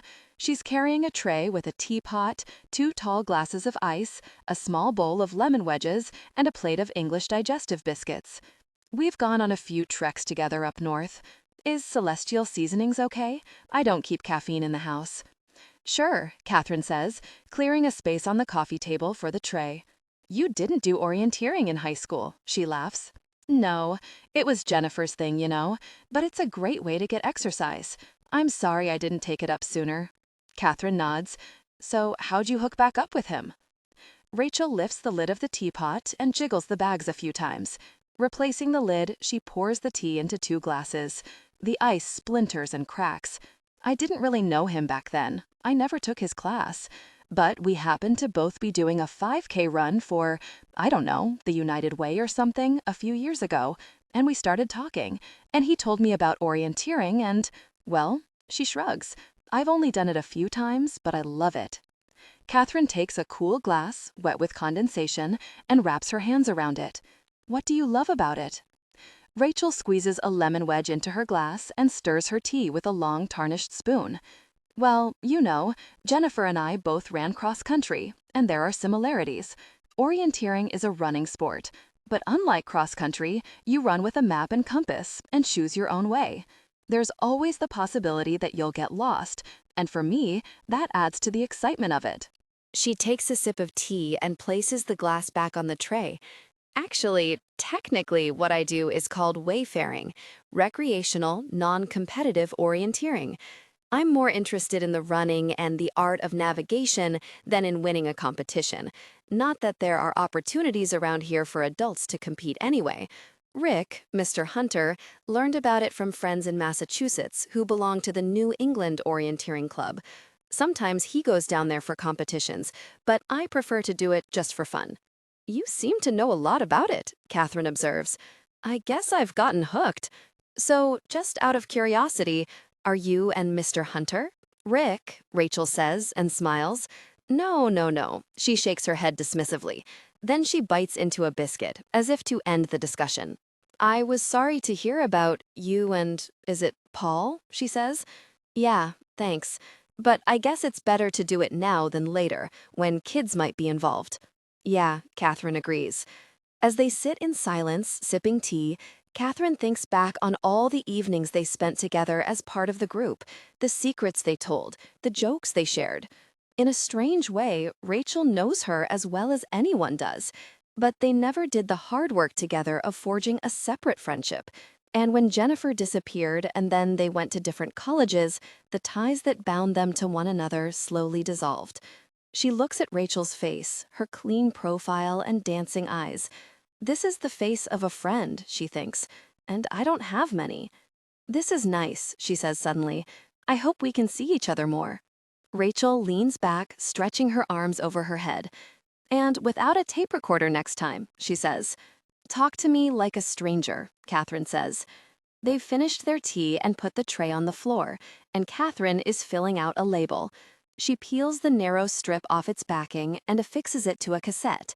Some of the questions I ask may be annoying or intrusive, and some you'll think I know the answer to already, and I might, but don't assume anything.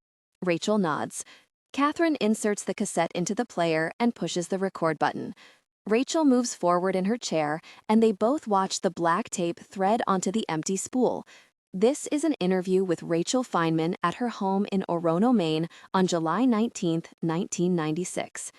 I'm going to jump right in, Kathryn tells her. How well do you feel you knew Jennifer Pelletier? Rachel takes a deep breath and looks out the window at the rose bushes, the blue sky beyond. It's weird, she says. I still have trouble talking about her in the past tense, even after all this time. She returns her gaze to Kathryn. I keep thinking she's going to show up with some kind of rational explanation for why she's been gone. Anyway, I considered her one of my closest friends, but after she disappeared and people started asking questions about her, I realized that I actually didn't know her very well at all. What do you mean? I don't know. She was quiet, not reclusive or anything, but there was a level of reserve. You knew not to push things past a certain point. Will always seemed more open, though now I wonder. I mean, who knew he was gay? Sometimes I think I must have had my head in the sand all through high school. Or maybe we were just lying to each other the whole time. Do you think we were? She pauses. I think we all had secrets. Some of us knew things about others in the group not everyone knew. That's only natural, I guess. You and Jennifer were closer to each other than you were to me, so I'm sure you know a lot more about her than I do. Well, I found I can't assume anything, Kathryn says. I'm not sure I know any more than you. Sitting back, Rachel says, Well, you and Jennifer were so close. I have to admit, I felt a little left out. But then again, I was closer to Jack, and maybe that bothered you. I always wondered if you might have had a little crush on him. Because when he asked me to the prom, even though we were just friends, I remember I felt this weird vibe from you. I don't know, maybe I was imagining it, but I wondered if you were hoping he'd ask you. Then when you went with Will, I thought I was wrong. And maybe you two had a thing going. Little did I know he was gay. She laughs. Me either, Kathryn says. Then, prompting, and Jennifer went with Brian. Right. That was kind of surprising to me. I thought he was going to ask you. Rachel says.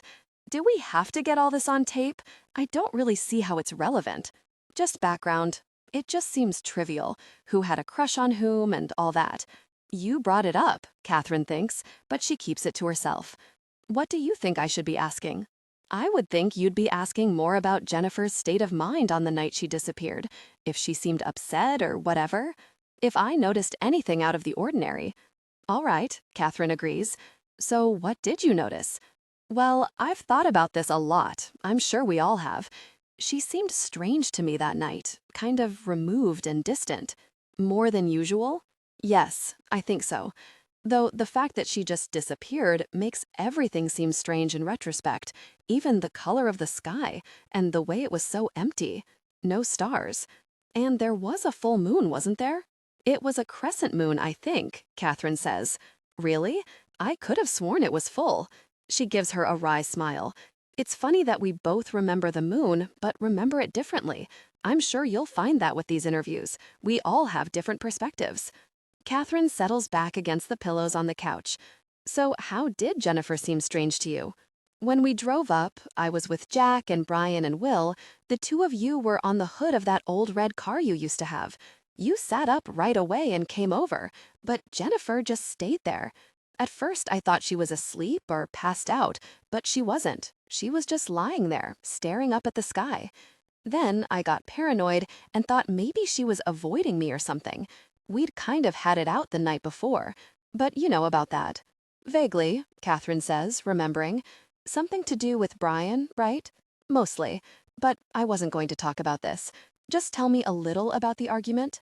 Well, it wasn't really an argument. We didn't raise our voices or anything. It was more like a discussion where two people get together to tell their sides of a story. So what was it about? Rachel is silent for a moment, biting her bottom lip. Then she says, again, I'm not sure this is relevant, but basically, it was about Brian, on the surface at least. I knew she wasn't interested in him as a boyfriend, and I knew she knew I was. So it was weird to me that she went to the prom with him. I mean, he asked her, and of course she can do what she wants, but I guess I thought that out of respect for my feelings, she would have said no, given that she had no interest in him, she adds. Are you sure about that? That she had no interest? Yes, she made it absolutely clear. I mean, I can understand her wanting to go and needing a date, since obviously she couldn't go with the person she wanted to go with, but she could have had anyone. It didn't have to be Brian. Not that he would have asked me if she had said no, but even if he hadn't, at least I wouldn't have had to deal with the embarrassment of both of them knowing how I felt and feeling sorry for me. So why did she go with him? I don't think she really thought about it. Or maybe she did, and decided that her need to have a good time outweighed my possible discomfort. Who knows? She was peculiar that way. That's what I mean about feeling like I never really knew her. I could rarely tell what she was thinking, or even what she was feeling. It was as if she had a loose wire somewhere. Something about her was... She pauses, searching for the word. Disconnected. How did things end up between you?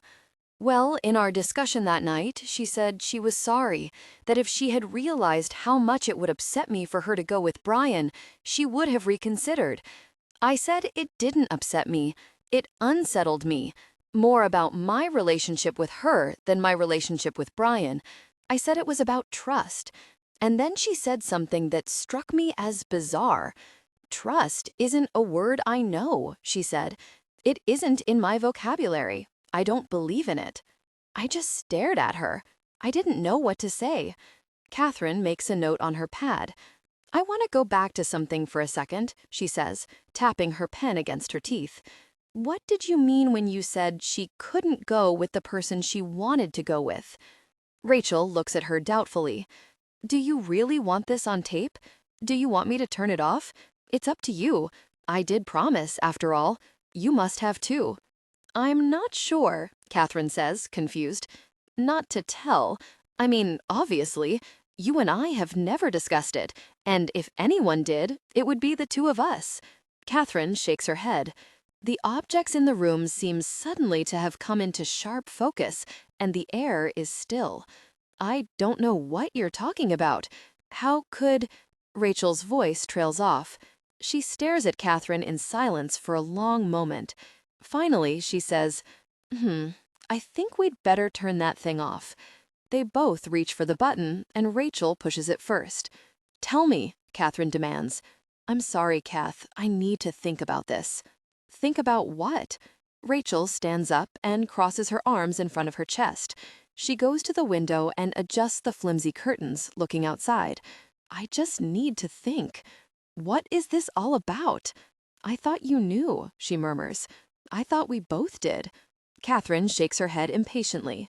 Absently pushing her hair off her face, Rachel turns back around. This is very awkward. I don't understand. She smiles weakly. Really, Kath, this is irrelevant. Then why can't you tell me? Rachel holds her hand out at arm's length and waves it back and forth. I'm sorry, I've said too much already. Listen, Rachel, Kathryn says, trying to be reasonable. Jennifer's gone. If you know anything I don't, she says quickly, I don't. Kathryn glances outside. The color has drained from the sky, and the rose bushes are swaying to one side in the wind, petals falling on the grass like confetti. Looking down at her watch, Rachel says, You know what? I actually need to do some stuff. I'm teaching summer school, and I have a seminar tomorrow morning I haven't even started grading papers for. Sure, okay. Kathryn sighs. She gets up. Opening her bag, she gathers the tape recorder and cassettes and notebook and dumps them in. At the door, she hesitates. Call me when you change your mind, she says. Chapter 15. Kath Campbell, Brian says. How the hell are you? It sounds like he's talking to her through a tin can. Just a sec, she tells him, as she clicks through channels on her mother's cordless phone, trying to improve the reception. I'm fine, she says when the echo is gone. Is this an okay time to talk? Yeah, it's good. How is Portland? I love it. Thinking of moving north? Yeah, well, I'm in Bangor right now, actually, she says. She leans back in the rocker, putting her foot up on a Moroccan hassock her mother brought back from a cruise several years ago. Staying with my mom for a few weeks. Up for the reunion? Yeah, kind of. Reunion? Divorce? Ouch. Sorry to hear that. God, she thinks, I wish I could make a general announcement. That's okay. It's for the best, she says quickly. How about you? Any drama in your life these days? Not much. Still working for Geary's Ale, running their distribution now. And I'm engaged. Congratulations. That's drama. Yeah, she's great. A Biddeford girl. You'll meet her at the reunion. Maybe we can get together beforehand, try some new Geary's flavors. I don't know about this fruit concept, Brian, she says. Blueberry beer is a little wacky for me. Oh, that's last year's news. The new thing is fish. We're introducing a wild trout that'll knock your socks off. Kathryn laughs. She had forgotten how strange and quirky Brian is, how obliviously good-natured. In high school, he didn't seem to notice when people couldn't get his obscure jokes or pop culture references. He was happy just to amuse himself. His mind was like flypaper, collecting bits of trivia and arcane facts, and you were lucky if you clued into half of what he was saying. Brian is nothing like the rest of his family. His father, Cubby White, has been the head coach of the Bangor High football team for 20 years. His two older brothers were star players, but Brian never showed any interest in football. He was smaller and slighter than they were and wore John Lennon glasses. He also seemed to lack any kind of competitive drive. While his brothers were fighting over everything from risk to girls, Brian was quietly building model airplanes in his bedroom, working his way through Sherlock Holmes, and writing and illustrating his own comic books. For years, Brian and his father didn't get along. Brian was always aware of being an embarrassment to him, of having let him down. But eventually, they reached a kind of truce. Brian would go to pep rallies and football games as a show of family unity and school spirit, but he wouldn't be expected to cheer. Cubby would give up on trying to make Brian into something he wasn't. This didn't always work. Brian managed to find a way to disappear in the fourth quarter when the score was tied and his father had more important things to think about, and Cubby couldn't help himself. Sometimes he just had to say what was on his mind. But it worked often enough. Brian made it through high school that way. "So I got your message last night," he tells Kathryn. "This is a good thing you're doing." "I don't know," she says. "It's probably futile. It's been so long. I can't imagine I'll turn up anything new. It's worthwhile, no matter what. It fucked us all up for long enough. The least we can do is face it head on." "It fucked you up?" she says with surprise. "Nah, I take that back," he says. "It fucked you guys up. Didn't affect me at all." She considers this for a moment. "Rachel seems okay. Jack seems fine." "Oh, come on. Jack is a workaholic. Rachel hasn't had a female friend since high school. And that's just on the surface. What about you?" "Well, college was a blur." He laughs, an edge in his voice. "I still wake up in a cold sweat. I just don't self-medicate as much as I used to. But I lost a few years. Like keys. I don't remember where I put them. I keep meaning to have replacements made. Do you think Jennifer's disappearance is the cause of that?" "Yeah, I do," he says.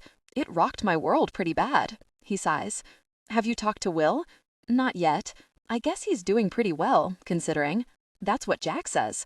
"When did you find out?" "Just a couple of days ago." "I'm surprised you didn't know sooner. It's been a year." A finger of shame runs down her back. "I've been so out of it, Brian," she murmurs. "Well, now you're right in the middle of it," he says. "So, let's go." "I am afraid I won't much help, but I'll do what I can." "Okay." She thinks for a moment. "Have you talked to Will lately?" "Sure. He'll be up for the reunion. And really, he seems to be doing fine." "All right," she says, taking a deep breath. "All right, here we go." She picks up her notebook and flips it open. "I can't remember much about Jennifer, to tell you the truth," Brian says. "When I think of her, what comes to mind first is her yearbook photographs. She's wearing a striped shirt and hoop earrings, and her nutty quote. Do you remember what it was?" "Yeah, it's stuck in my brain because it's from this cheesy song by John Waite called Missing You, and I always wondered why she didn't just go the Khalil Gibran route like everybody else. I think the exact quote is, 'There's a message in the wild, and I'm sending you the signal tonight.'" "Oh, yeah," Kathryn says, thinking back. Missing You was a popular song when they were in high school, and for a while it had been Jennifer's favorite. She called it her anthem. Kathryn remembers driving Jennifer to school in her old Toyota, singing along with the radio at the top of their lungs. "I ain't missing you at all since you've been gone away. I ain't missing you no matter what my friends say." There had been a strident note in Jennifer's voice when she sang along that made Kathryn uneasy. Jennifer would shut her eyes and ball her fists and bite down on certain words. "At all, no matter what my friends say," with evident emotion. But when Kathryn tried to get her to explain what she was feeling, she shrugged it off. "It's just a song, Kath," she'd say. "It doesn't mean anything." It's tempting to find some meaning in it, but go figure. I have no idea what it means, or if it means anything at all, Brian is saying. But it kind of sums up for me how little I knew her. I guess I just didn't get her. "What didn't you get?" Kathryn asks. "A lot. I was pretty clueless. Like that whole prom thing. Somehow I had this crazy idea that she was interested in me. I mean, she'd been flirting with me for weeks before I asked her. Well, maybe not flirting, but she was suddenly friendly in a way she'd never been, and I guess I misinterpreted. So I rent the tux and the limo, get a wrist corsage the size of a cabbage, take her out to the greenhouse for dinner, the whole shebang. And she's like a different person, totally cold. Man, that night sucked. And it wasn't so much the money, though it took a month of working my ass off at Broadway Video to pay for it. It was more that I couldn't believe what an idiot I'd been to think she might actually like me." "Did you ever talk about it with her afterward?" A few days later, she called and asked me to meet her at McDonald's, so of course I went. When I got there, she was sitting at a corner table behind this huge fake plant, crying her eyes out. She didn't even really acknowledge me. She just started going on about how sorry she was, and how fucked up she was, and how she wanted to explain but couldn't, and how her life sucked, and she'd screwed everything up, and now Rachel hated her, and I probably hated her, and most of all, she hated herself. What could I say? I just sat there and tried to make sense of it. I didn't know what the hell she was talking about. So I made some lame-ass move like patting her on the hand, and that was when she bolted.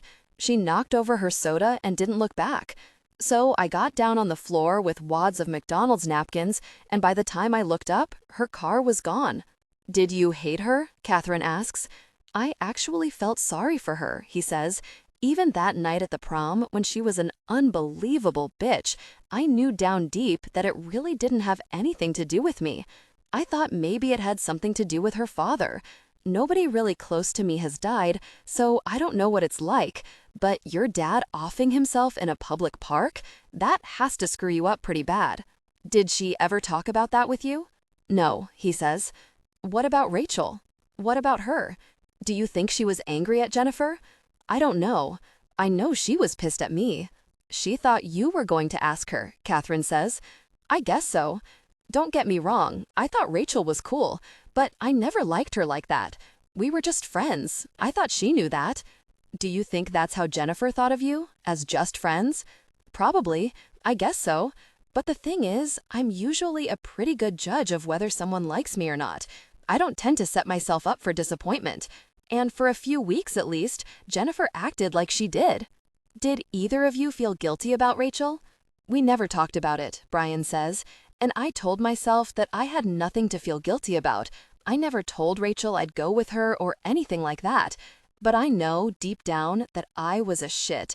Because, to be honest, if Jennifer hadn't come along, I probably would have asked Rachel.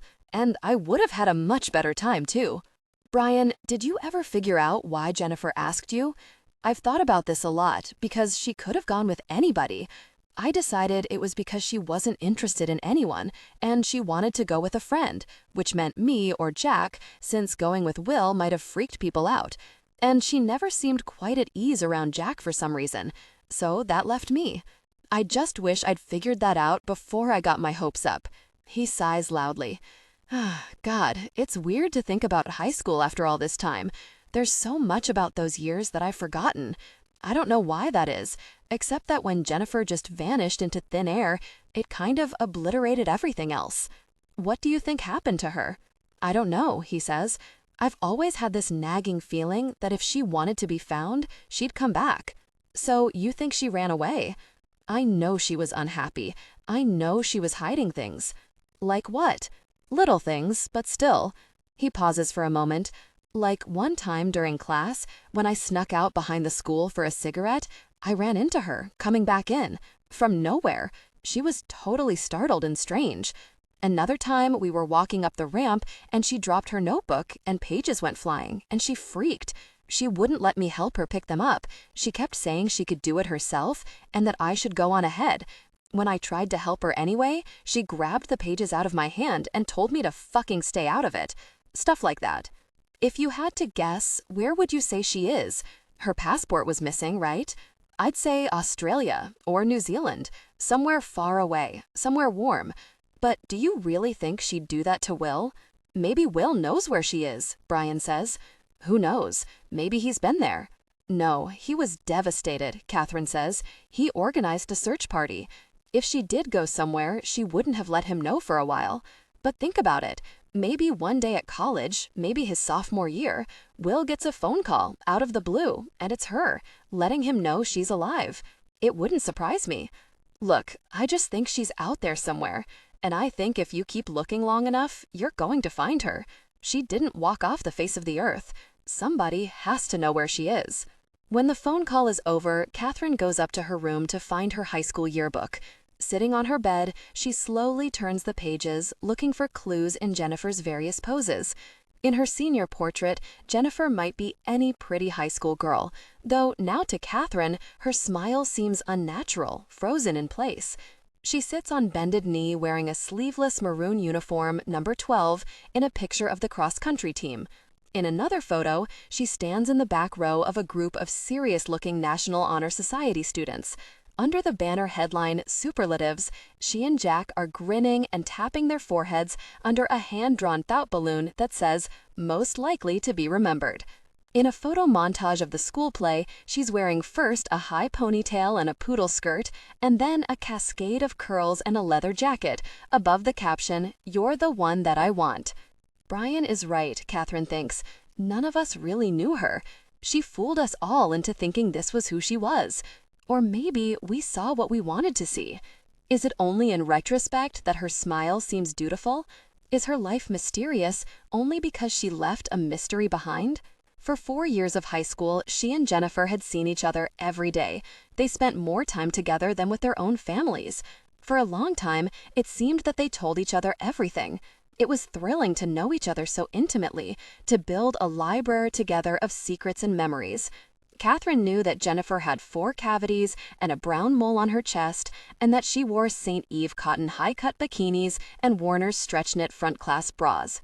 She could remember all of Jennifer's haircuts, from the 5th-grade wedge to the short-lived bob to the layered disaster the summer after 9th grade, and she suffered with her through the over-bleached highlights that resulted from an experiment with peroxide and a bottle of real lemon. But after a while, this familiarity became wearing.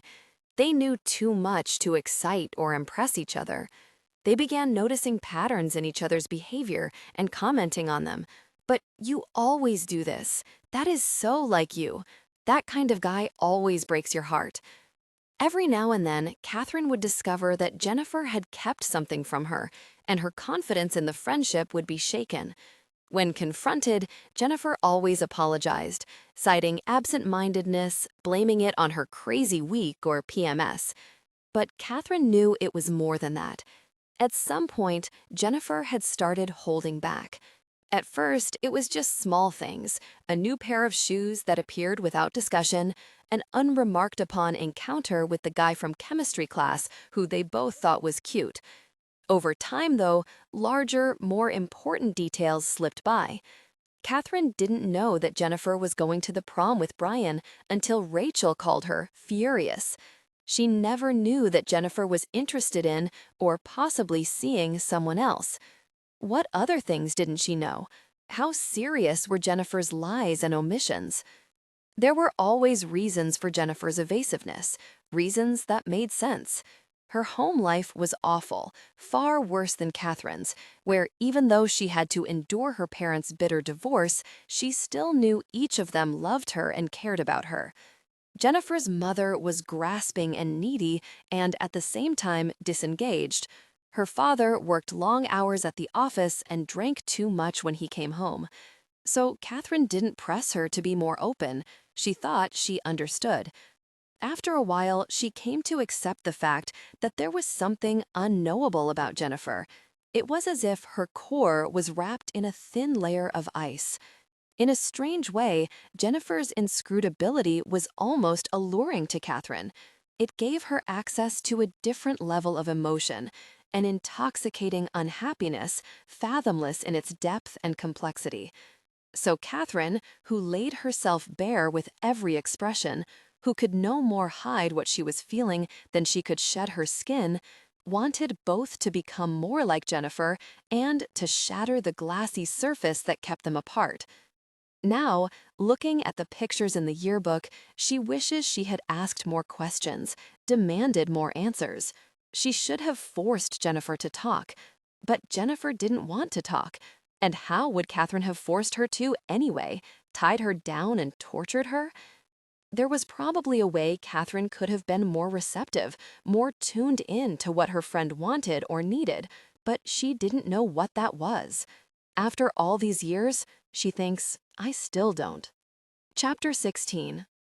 Later that afternoon, in the middle of a thunderstorm, Kathryn drives to Governor's, a diner on a commercial strip littered with fast food restaurants and car loop shops. She dashes inside and is ushered to a red vinyl booth. Within seconds, an enormous laminated menu and a glass of water materialize before her. Overhead, an electric toy train chugs around on a track. Pictures of all of Maine's governors, with the current one in the middle, line the back wall. Waitresses laden with food rush around as if they're in a relay. The sky outside is separated into milky curds. Rain falls in sheets, drumming the asphalt and the cars and the road signs, making everything shiny. Though it's only 4 o'clock, the cars on the road have their lights on. Kathryn loves this feeling of being warm and dry in a cheerful, busy place when it's miserable outside. She takes out her tape recorder and cassettes and notebook and piles them on the table, and then opens the menu, examining the dizzying array of options. By the time Jack arrives, late as usual, the waitress is already coming toward them with a burger and fries. "Sorry," Kathryn tells him, "I was starving." The waitress sets the food in front of Kathryn and shakes out her hands. "Whew, heavy. Enjoy it." "What about you?" she says to Jack. "Just some tea, thanks. Earl Grey. We got Lipton." "Fine, whatever." When the waitress leaves, Jack leans forward and says, "Isn't it great to be home?" Where else in the world would the heaviness of the food be considered a bonus? Kathryn smiles, a little nervously. She knows he's trying to break the ice. This is their formal meeting, as opposed to the informal one at the Sea Dog 2 days ago, and Kathryn has been feeling jumpy and insecure all day about the work she's done on the story since he threatened to take her off it. She spent the morning transcribing the tapes of her conversations with Rachel and Brian, and they seem frustratingly incomplete. She wishes she'd asked different questions, or at least more of them. So many of the things they discussed seemed trivial. Who liked whom, who was jealous of whom. And she could kick herself for not having pushed Rachel further, gotten her to tell what she knew. Kathryn knows that in backing off, she broke the first rule of reporting, that you don't want to give your source too much time to think. If you have to go back for more information, they're almost always less willing to give it. The waitress returns with Jack's tea, the red paper tag hanging over the side of the cup. He bobs it up and down several times before taking the bag out, placing it in the bowl of a spoon, and wrapping the string around it to wring it out into his cup. "It's gotta be strong," he explains, when he notices Kathryn watching this process. "On days like this, all I want to do is stay in bed." "You and Rachel both do the tea thing," she observes. "Most people I know drink coffee." "Yeah, but she's a purist," he says. "I need the caffeine." He looks over at her burger. "Hey, that looks pretty good. I'm hungrier than I thought." After he flags down the waitress again, he sits back against the red vinyl. "So, let's get started," he says. "I've been thinking about Jennifer all day, trying to figure out what I might know or what I might have seen in her that might shed any light on this at all. At the time, it seemed so impossible that anything like this could happen. I think I was in shock. And I have to admit, I kept some things to myself. I told myself that if somebody just asked me the right question, I'd tell everything I knew, but nobody ever did." "But you're a reporter, Jack," Kathryn says. She turns on the tape recorder and pushes it toward him. "Wouldn't you have wanted to make sure they had the whole story?" "I wasn't a reporter then, just a freaked-out potential suspect," he says. "And anyway, I didn't want my own feelings about Jennifer to get in the way." "What do you mean?" He lifts the cup of tea to his lips and blows on it, then takes a sip. Setting the cup down, he says, "Here's the thing about Jennifer and me. I'm going to be completely honest, Kathryn, so I'm sorry if this sounds harsh, but I don't think we liked each other very much. We hung out together in the group, of course, and we were always polite to each other, but I didn't trust her. I thought she was unbelievably self-absorbed. I thought I could see through her, and I know she sensed that. So we kind of avoided each other, at the same time that we saw each other every day. Was that awkward? Not really. It's amazing what you can get used to." "When did this start? Did something happen?"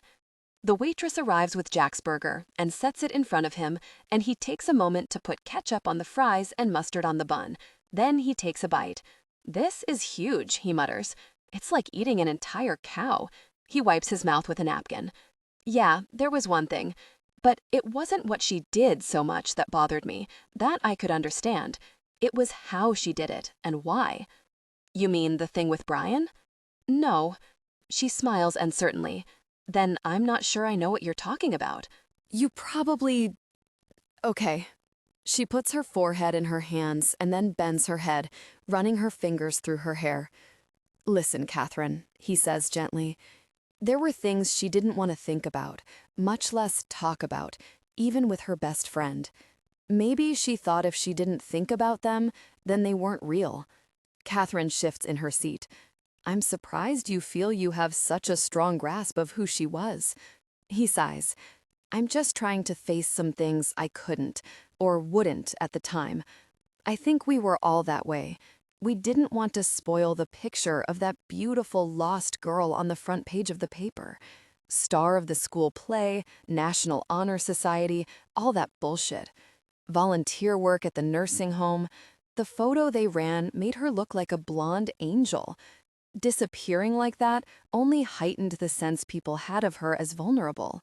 And she was, I guess. I mean, obviously, where the hell is she? But something about her didn't add up. I don't think she was such an angel. Yes, she'd been through a lot, but I don't think that's any excuse for what she did to Brian that night at the prom and how she treated Rachel." He shakes his head. "I have the feeling that something else was going on, that she had this," he hesitates, groping for words, "other life. Does that make any sense to you?" "I don't know," Kathryn says. "When I talked to Rachel, it seemed like—" Her voice trails off. "She knew something. She wouldn't tell me much." A memory, shadowy and shark-like, moves through her brain. "What do you want to know? I'll tell you everything," Jennifer had said one afternoon as they were lying in her scrubby backyard on cheap reclining lawn chairs, trying to get a tan before the prom. "You've gotten mighty secretive lately," Kathryn said, trying to keep her voice light, "and I've had just about enough." "There's nothing," Jennifer insisted. "My life is an open book. Don't be coy with me, Missy. That might work with some people. What do you want to hear?" "Everything. Everything," Jennifer said slowly, wrinkling her nose. She closed her eyes and tilted her chin toward the sun. "That's a pretty tall order. I wouldn't even know where to start." Kathryn sat up and looked at her. "Cut the bullshit. What are you keeping from me?" Jennifer laughed. "Oh, Kath," she said, "you're taking things way too seriously. I'm just teasing you."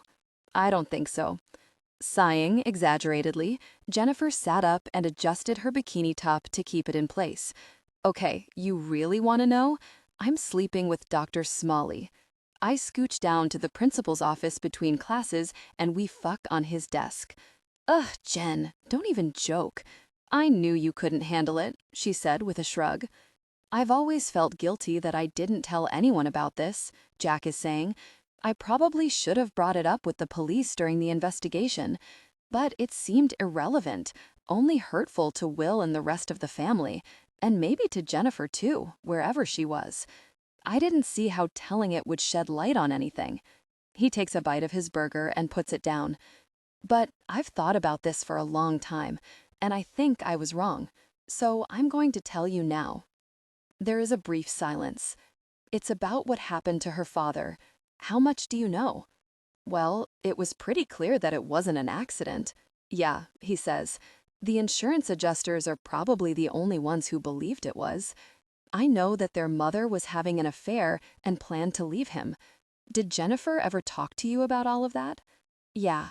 Mostly about how much she hated her mother for being so selfish and feeling like she couldn't ever say anything because her mother was so sick and frail half the time. After her father died, her mother went to bed and wouldn't get up, and Jennifer was convinced it was an act.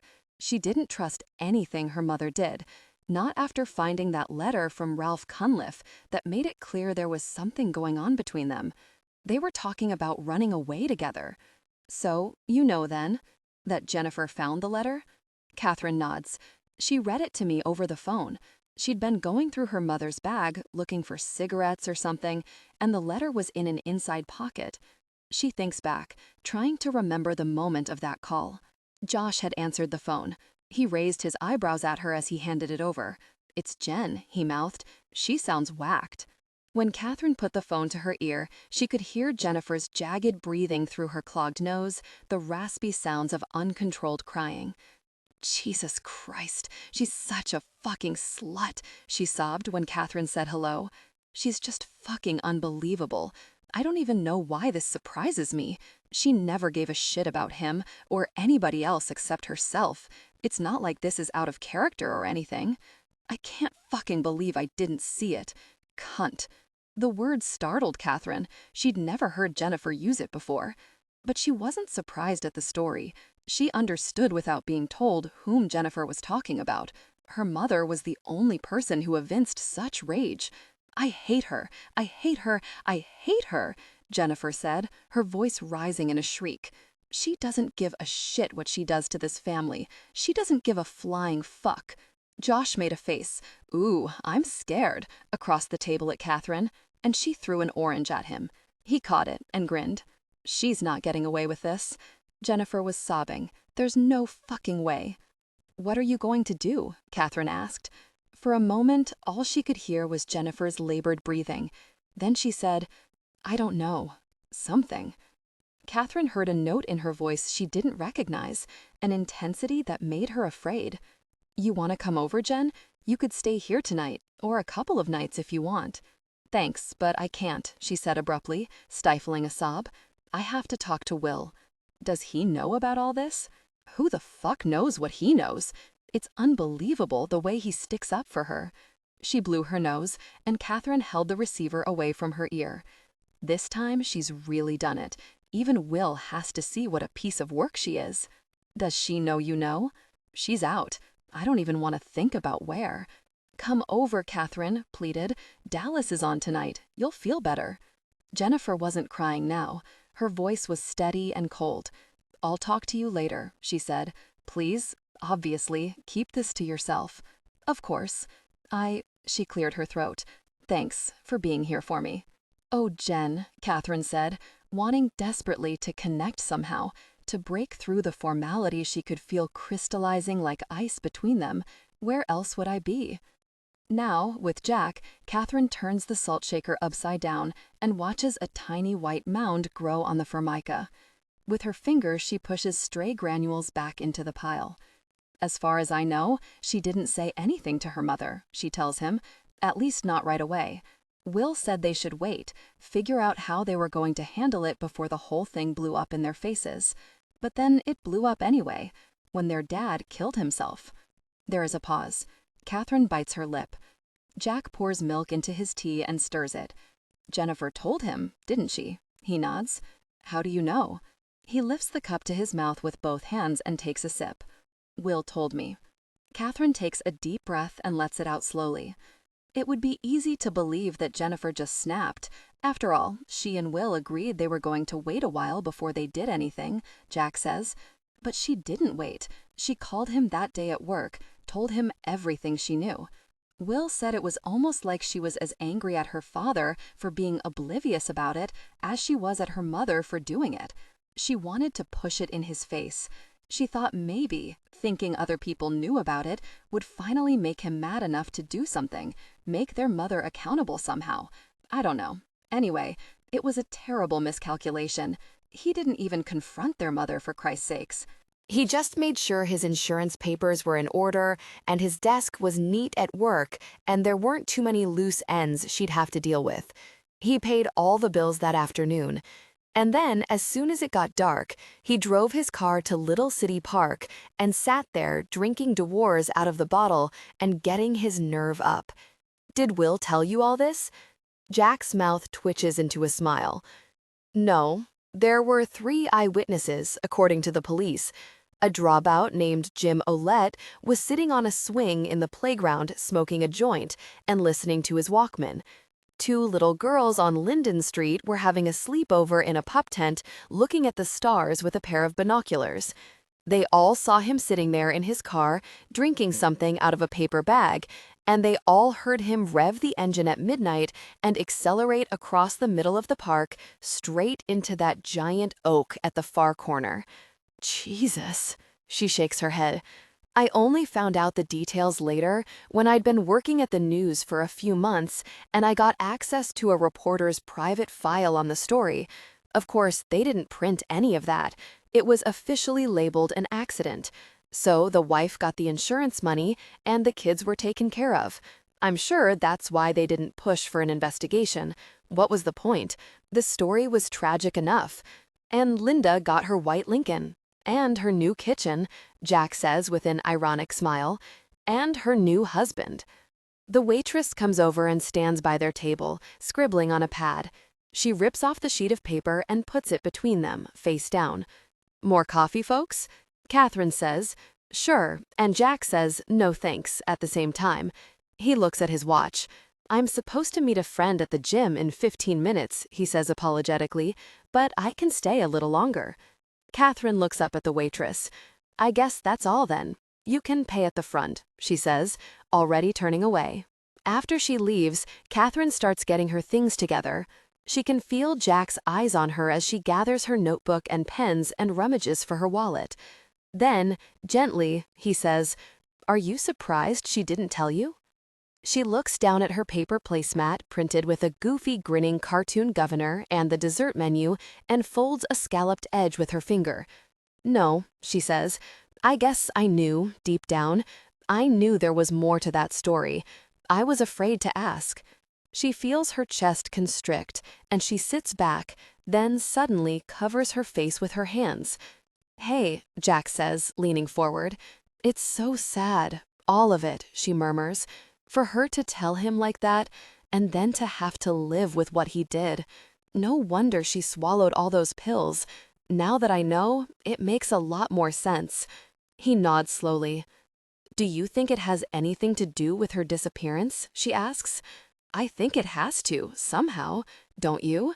Maybe only peripherally, but it's got to be a factor or a clue. But you don't think she ran away. I just can't see that, he says, shaking his head. So what do you think? That she went off and killed herself somewhere no one could ever find her? Or did her mother find out about it and murder her in a fit of rage? I've thought about that, he says. I could be wrong, but it doesn't make much sense to me. Why would she kill her daughter over this? If that woman was in love with her husband, she had a funny way of showing it.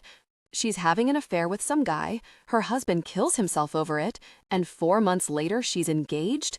That's a pretty short mourning period. I can't imagine she's too upset he's gone. He squints at the girl and reaches into his back pocket, pulling out a battered wallet. This is on the paper, he says as they slide out of the booth. It's the least we can do since we're paying you, Jack. As it were. As it were, he grins. At the front of the restaurant, she turns to face him. In the bright light of rainy mid-afternoon, she can see fine lines around his eyes. All of a sudden, she's aware of finding him attractive in a way she never did in high school, when he was lanky and awkward and had skin like a baby. So, are you going to have this story for me by Thursday? He asks. Yes. He smiles and gently cuffs her shoulder, the way a bear might. I knew you would. No, you didn't. Laughing, he looks down. Let me put it this way. I knew you could. I'll have the story, she says. She opens the door and looks back at him. Then she steps into the rain. Chapter 17. By the time Kathryn rouses herself from bed the next morning at 8:30, her mother is already gone. She makes her way to the bathroom, pulling her t-shirt over her head as she goes, and turns on the shower, holding her hand under the spray as she adjusts the knobs. She squirts toothpaste on her toothbrush and then pees brushing her teeth. Rinsing her mouth, she looks at herself in the mirror over the sink. Her face is puffy and wan, and she seems to be breaking out on her chin. The red dye is growing out of her hair, and her roots are dark, darker than she remembers them being in the first place. In the strong morning light, she sees a silver glint, and she reaches up and finds it, isolating it with searching fingers, and yanks it out. Opening the medicine cabinet, she shakes 3 aspirin into her hand and downs them with a cupped handful of water. 2 of them lodge in her throat and start to dissolve, leaving a bitter, chalky taste that makes her gag. Stepping into the shower, she turns her face toward the spray and closes her eyes. She doesn't want to think, doesn't want to remember, but because she's stone-cold sober and all alone, her mind won't stop churning. 10 years of restless uncertainty were better than this, she thinks. At least then she had a way of thinking about Jennifer that kept her memories neatly contained in a box. How well can you know somebody? You see them every day, perhaps for years, share things with them you've shared with no one else, and then one morning you wake up and realize you know nothing about them, that the person who seems to open up to you was exposing only a shell. Because you were blind or gullible, or because you didn't want to know, you missed all the signs and signals that might have pointed the way toward the truth. So now you're left with a gaping hole in your life, a bottomless mystery, and you don't have the slightest idea how to solve it because your basic assumptions were false to begin with. She's reminded of how she used to feel when she read Encyclopedia Brown stories in 6th grade. The main character always had to solve a mystery in his neighborhood. Common sense clues were embedded in each story, and he inevitably figured out the answer. Before it was revealed, however, the reader was given a chance to guess. The answer always made sense. It would be a small clue, an offhand remark, or casual observation, but half the time she missed it. And always she couldn't believe she hadn't gotten it by herself, hadn't seen it all along. After her shower, sitting on her bedroom floor in a towel, Kathryn calls Rosie to schedule an appointment. "Rosie's out," Doris chirps. "Little League," she explains. "But we have something for Thursday at 10, and oh, look at this. There's a cancellation for later today, 3 o'clock. Your choice."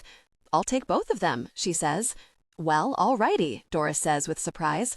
"I'll put you down, hun. Glad you're feeling better." When she hangs up the phone, Kathryn takes a deep breath and stretches out on the floor. She looks outside. It's a beautiful day, sunny and warm. The big green leaves of the elm in front of the house rustle and turn in the breeze. It's the perfect day for a run, she thinks. A run might be just what she needs. Heading out Kenduskag Avenue toward the airport, across the highway overpass and through a new housing development, Kathryn feels the muscles in her legs constrict in protest. She hasn't gone running since Charlesville, and that was months ago, when she still had a job and a routine and some semblance of a marriage. She feels like stopping, but she doesn't dare. If she stops now, she might never start again. She might give up entirely and spend her days in her bedroom on Taft Street with the shades drawn, waiting for her mother to come home. She wonders if her mother is secretly as afraid as she is that she might not pull through this, that she might just sink into some kind of torpor from which she'll never emerge. She has a cramp in her side now, and it slows her a little, but she doesn't stop running until she's back on Taft Street, half a block from home. It is clear to Kathryn, when she finally broaches the subject of Jennifer, that Rosie has been expecting her to bring it up. "Ah, yes," she says, "the missing piece." "There's so much I want to say to her," Kathryn says. "There's so much I want to ask." "Like what?" Like why she didn't feel that she could confide in me, why she kept me in the dark.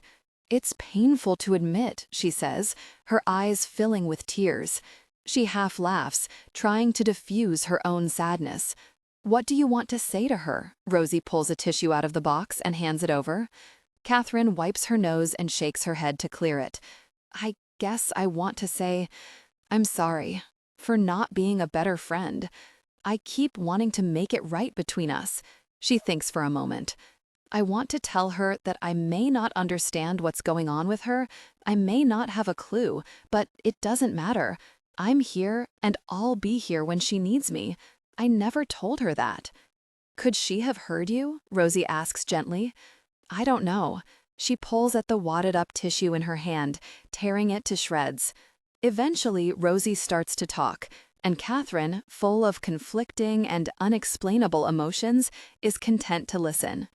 "Of course you feel guilty," Rosie says, leaning forward. "Of course you can't get past this.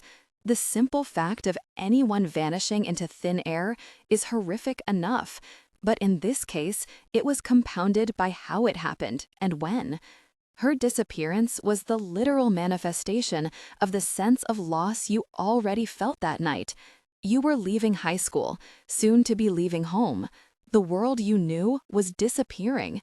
And ever since, I'd suggest, you've existed in this state of limbo between two worlds," she says, holding her hands out and cupping them as if she's balancing ostrich eggs, unable to let go of the past, unwilling to embrace the future.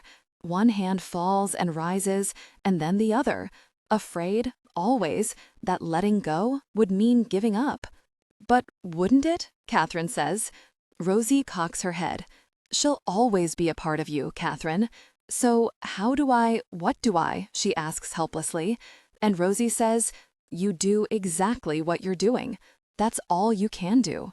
When the session is over, Kathryn feels like a wet sheet on a clothesline, limp, wrung out, nearly transparent. Leaving Rosie's, she drives down to a small park by the Penobscot and sits on the bank watching the boats and the picnicking families. No one says a word to her. It's almost as if she is invisible, or the action in front of her is on a screen. She stretches out on the grass and closes her eyes, feeling the late afternoon sun on her eyelids, drifting in her own separate space and time. Chapter 18. I'm sorry, Kath, Linda Pelletier says briskly when she hears her request. Kathryn has tracked her down by phone at her new condo in Florida. I've said everything there is to say to the police and the press already. But it's been years since anyone's written about this, Kathryn says. She twirls the phone cord between her fingers. There might be a new way of looking at it, or a detail that never came to light. Mrs. Pelletier sighs with undisguised irritation. Really, I don't think so. People forget things after this much time. If anybody has anything new to say, they probably made it up. But don't you think it's worth a try? Kathryn ventures, knowing as she does that she's stepping precipitously close to a line. As long as she's still missing, shouldn't we do what we can to find her? Kathryn hears Mrs. Pelletier suck in her breath. You have no idea what this has been like for me. You have no idea what I've been through. You're right, Kathryn says quickly. I'm sorry. I know this has been a terrible ordeal. She leaves through the papers on the table in front of her. But I have the interviews you gave right here, and there are a few questions the police didn't ask that I've been wondering about. Like what? It's a challenge, not a question. It would be helpful to know more about your husband's death and Jennifer's suicide attempt.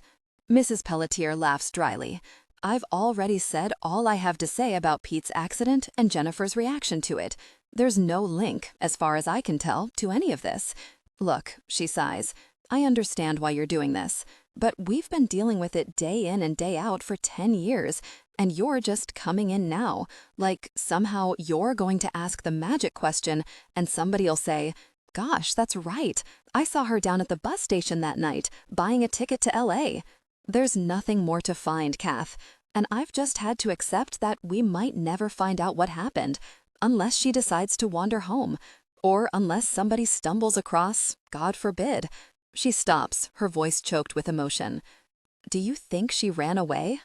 Frankly, I don't know anymore, she says after a moment. I didn't used to think so, but who knows who's going to do what? She was my daughter, but I don't think I knew her. I thought I did, but her voice trails off. That's my regret, she says softly. I do regret that. Maybe, but there's no way of knowing. Anyway, we're moving on with our lives. We need to put the pain of this behind us. You mean you and Will?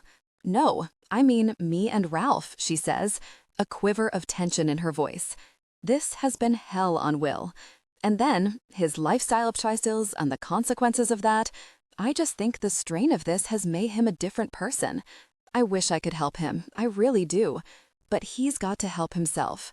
When the conversation is over, Kathryn opens the back door of the house and walks out into her mother's garden.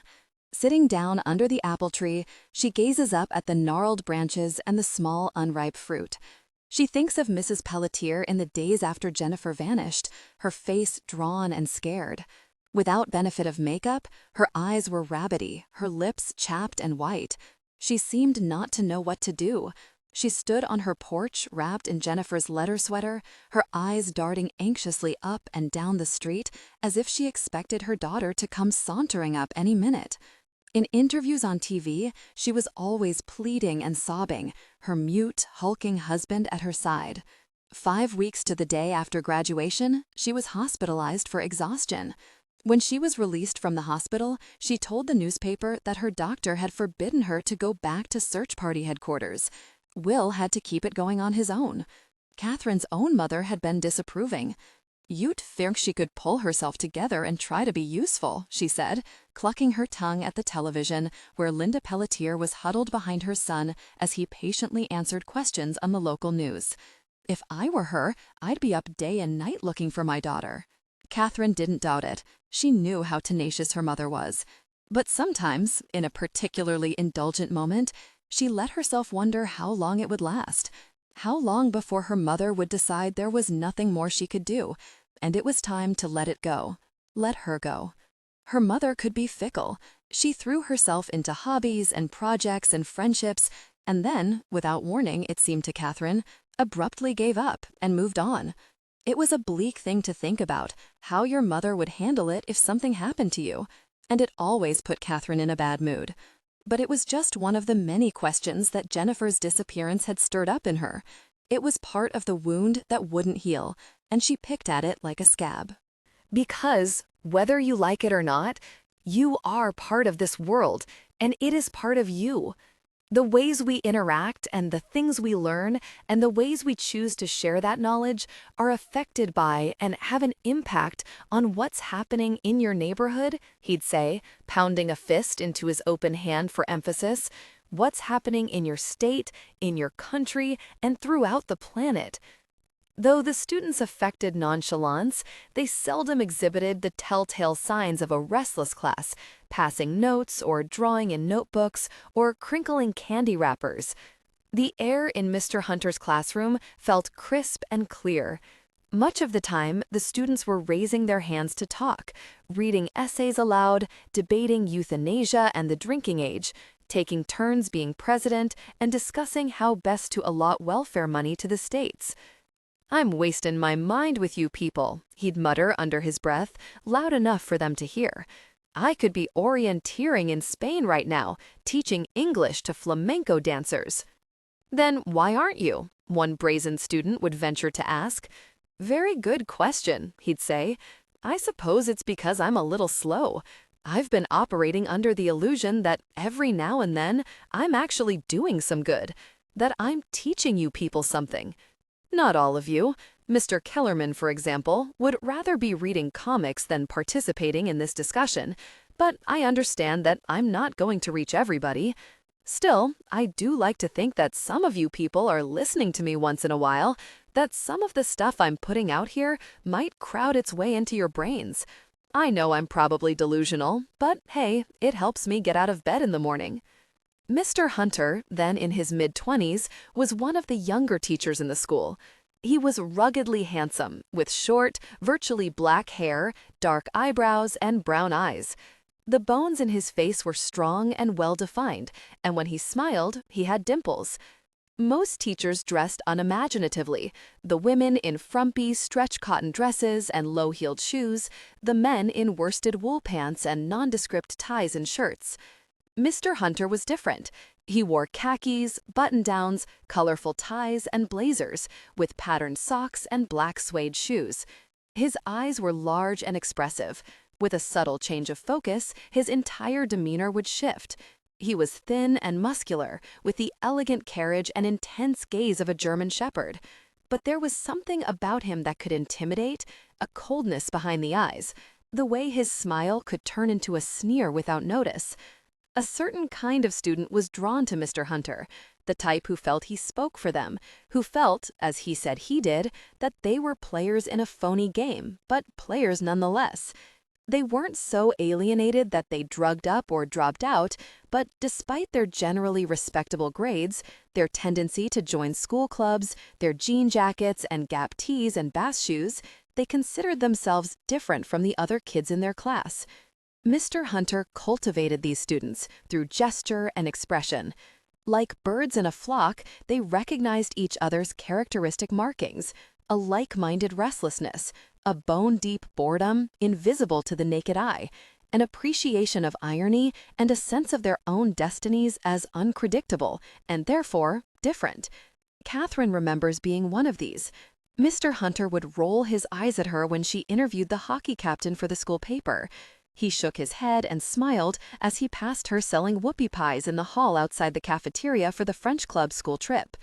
She felt, somehow, that he knew her, though in a strangely impersonal way, as if he had quickly surmised the type of person she was and dealt with her on that basis. It was disconcerting and oddly flattering to be analyzed and categorized so openly. He always seemed to catch her at the most embarrassing moments, or was it that the moments only became embarrassing when he noticed? Reaching the door to Hunter's classroom, Kathryn hesitates. Then she knocks, and he glances up. He still looks young, she thinks fleetingly, but he probably isn't mistaken for a student anymore, as he sometimes was 10 years ago. He's sitting at his desk at the front of the class, filling out some kind of form. The blackboard behind him is blank and clean. "Well," he says, a slight smile on his face, "it's a new you." She knows right away it's the red hair he's talking about. He was always noticing things about his students other adults seemed oblivious to. "So, Mr. Pierce with your newly pierced ear, let's hear your take on affirmative action," he'd say. Or, "How is it possible, Miss Buckley, for one girl to own so many Shetland sweaters? You are probably single-handedly boosting the economy of some small Scottish community." Like everything else about Mr. Hunter, this attention was complicated. It was both unnerving and strangely flattering. As he well knew, most of them spent their days vacillating between wanting desperately to be noticed and wanting to sink into the floor, and he managed somehow to tap into both desires simultaneously. "People change," Kathryn says. Mr. Hunter leans back in his chair. "Think so?" "People grow up," she says. She doesn't know why she's taking the bait. It doesn't matter. She shouldn't engage it. But this was always the way it was in his class. He'd ensnare students in an argument they couldn't win about human behavior, nature versus nurture, do-goodism versus pragmatism, and before they realized it, they'd become Exhibit A of a lecture, the example of muddy thinking that proved his point. "They get bigger," he says. "Their skin wrinkles. They pay bills and hold down jobs. I don't know if they change." He sits forward and sweeps his arm across the rows of empty desks, a phantom class. "See, in my experience, the 14-year-olds who walk in here on the first day of school already possess the core of what they will become. They might as well be 30 years old." She shakes her head. "I'm not the same person I was in high school." "Oh, how have you changed, other than superficially?" Again, she flinches. Is she being overly sensitive, or are his comments laced with barbs? "You don't follow janitor around anymore," he says, prompting her. "Just for the record, I don't think I followed her around in high school," she says, a little irritated. He nods amiably. "Okay, and you don't now. So that's the same. But actually, you do, don't you? It's been 10 years, right? And here you are, following her around again." She tells herself not to react, but she can't help the flush of heat that rises to her cheeks. "I am," she says. "You win." "Nah, I didn't win. I trapped you," he says. "So let's start over. Welcome back to Bangor, Miss Campbell. How can I be of help?" When, finally, he talks about Jennifer, Mr. Hunter becomes thoughtful, his voice low and serious, stripped of its usual irony. "She was a pretty good student," he says. "Worked hard, but didn't always think things through. When she focused, she could be surprisingly original. She seemed older than her years in some ways, younger in others." "Older? How?" Kathryn asks.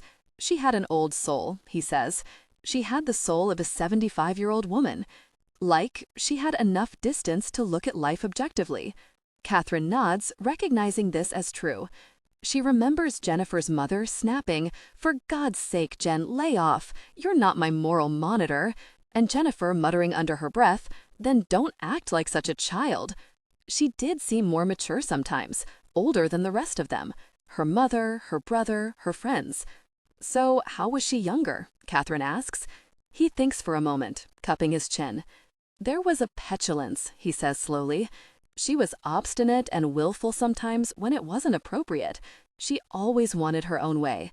His assessment strikes Kathryn as peculiarly personal, somehow more than she would have expected from a teacher, even one as perceptive as Mr. Hunter. "How well did you know her?" she asks. "Not well," he says offhandedly. "How well did I know any of you?" "You probably knew her better than most," Kathryn insists. All that time after school. Right, orienteering, he concedes. I knew her from that. Do you think you learned anything about her that might be useful for me to know? Probably not. He seems deep in thought. Then he says, she possessed something very rare, an internal compass. No matter where she was, how deep in the woods, she could always find a way out. Not always, apparently, Kathryn says. I suppose not, he assents. What do you think happened to her? My hunch is that she lost her compass. He raises his shoulders in a shrug. It might have been the night she disappeared, or it might have been a long time before. But somewhere along the way, she got disoriented, and she made a judgment call she couldn't reverse. What does that mean? I don't know. It's speculation. You asked me what I thought. He spreads his arms, and then his fingers, like a flower opening to the sun in time-lapse speed. She struck me as lost in some way. So where is she? Kathryn asks in a playful tone, as if the question is hypothetical. I think she's waiting for someone to find her. He pulls in his arms and then points a finger at Kathryn. How's your sense of direction? She gives him a wry smile. It's getting better. Then maybe you're the one to do it, he says. After leaving the school, Kathryn takes Interstate 95, where it jogs from the east side to the west side to run an errand for her mother.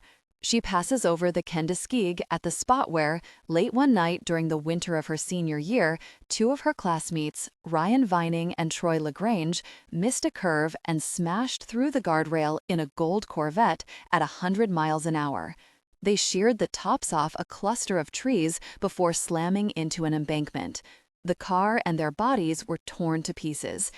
Even now, all these years later, whenever Kathryn reaches this turn in the road, she remembers the shock she felt on hearing the news. She and her mother drove to the spot the next morning and parked by the side of the road in a line of cars. Walking slowly through the battered, snow-dusted trees, they saw flashes of gold, a steering wheel, bloody patches, and what might have been bits of flesh scattered through the underbrush. Other kids and their parents were there too, silent or sobbing, their faces stunned and empty. Kathryn had wanted to go to the spot to make herself believe it, but she found instead that being there only made the whole thing surreal. Look up, her mother said softly, and she did, into a clear sky, a warming sun, a flutter of birds rising from the trees. How can the sky be so blue today? It doesn't seem possible. Kathryn was suddenly impatient with her mother, angry at her for being sentimental. You think it should be raining? She snapped, like in a TV movie? Her mother reached out and held her arm. Don't talk to me like that. Then don't be so stupid, she said, knowing as she did that she was going too far. She slowed her breathing, waiting to see what her mother would do. This could have been you, her mother hissed, twisting her fingers into Kathryn's arm. So don't you tell me how I should react. What do you think I'm afraid of those nights I stay up waiting? You kids are so goddamn thoughtless. She dropped Kathryn's arm and covered her eyes with her hands. Then she turned abruptly and went up to the car. Kathryn watched her mother get in, start the engine, and accelerate past the cars that were slowing to get a look at the accident. Then she walked home along the riverbank, alone. Part 3, Reunion, Chapter 20. It's early evening when Kathryn arrives at Abby Elson's dilapidated apartment building on Union Street. The driveway is jammed with old cars, so Kathryn parks on the road in front and gets out carefully as traffic whizzes by.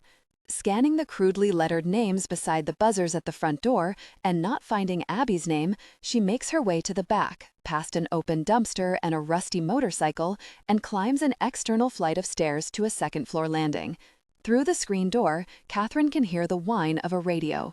She presses her nose to the screen, trying to see into the gloom. "Hey," the voice startles her. "Hello?" She sees a glowing red dot in the darkness, and then Abby Elson is standing in front of her, scrawny and pale in faded teens and a tight red shirt, trailing a cigarette in one hand. "Come on in," she says, holding the screen open. "Don't mind the shit everywhere." Kathryn makes her way inside, stumbling over a gas can by the door and a shovel propped against the wall. "Sorry," she mutters, bending down to get the shovel as it clatters to the floor. Forget it, leave it. I've been telling him to get that goddamn thing out of here for a week, Abby says, opening the refrigerator. What can I get you? Want a beer? Oh, there's a Sprite in here too. No thanks, I'm fine, Kathryn says, but Abby has already tossed her the soda. Sinking into a chair at the Formica kitchen table, Abby gestures across from her. Have a seat. In high school, Abby had been a beauty, with long dark hair, doe eyes, and a tiny waist. She looked like a Disney heroine. She was always dating someone, usually the star athlete of whatever major sport was in season, especially if he too was a little unconventional. Her boyfriends tended to wear leather jackets and drive fast, souped-up cars. Abby's mother had taken off when she was little, and Abby and her father and another sister who worked at Sizzler lived in a trailer park near the mall. Kathryn went there once, with Jennifer, and she was amazed at the economy of scale within those narrow walls. Everything fit. The queen-sized bed, the full bath, the cheerful kitchen and comfy den, Abby's berth-like sleeping area set off by a screen. Compared to the drafty, rambling old houses Kathryn and Jennifer lived in, trailer life seemed liberating. Abby appeared to have no chores. She sat out front in a folding chair under the flimsy, flapping awning, painting her nails with frosted polish and waiting for her boyfriends to call. Abby was Jennifer's friend. None of the rest of them knew her very well. I just don't get it. What do you see in that girl? Will would ask every now and then, an amused smile on his face. You're a snob, Jennifer would answer. She happens to be very bright. She's had half the football team. She's not great for your reputation. I don't give a flying fuck about my reputation, she'd retort. And if you're so shallow that you care that much what other people think, I truly feel sorry for you. Kathryn hadn't cared so much about Abby's reputation, though it was a convenient excuse when she needed a reason to complain about her. As Jennifer began spending more time with Abby senior year, Kathryn felt increasingly left out. It wasn't that Jennifer was spending less time with Kathryn, it was that she began to seem distracted and distant. The two of them would be walking to class together, and Abby would appear, dropping a folded note into Jennifer's shirt pocket and winking as they passed. Or Kathryn would be over at Jennifer's and the phone would ring, and Jennifer would disappear with it into the next room, talking in an excited whisper. Who was it? Kathryn would ask when she emerged. Oh, just Abby. How is she? She's fine, Jennifer would say, and that would be it. She never told Kathryn what they were talking about, and she never shared the notes. Kathryn began to feel like a wife who suspects her husband is having an affair but can't prove it. She looked everywhere for clues of Jennifer's betrayal. Best friends? Jennifer would coyly ask, winding her arm around Kathryn's back, sensing her mistrust. So, you're writing an article? Abby says now. She takes a long drag on the cigarette. Kathryn pops open the Sprite and it explodes, spraying the table and her tape recorder.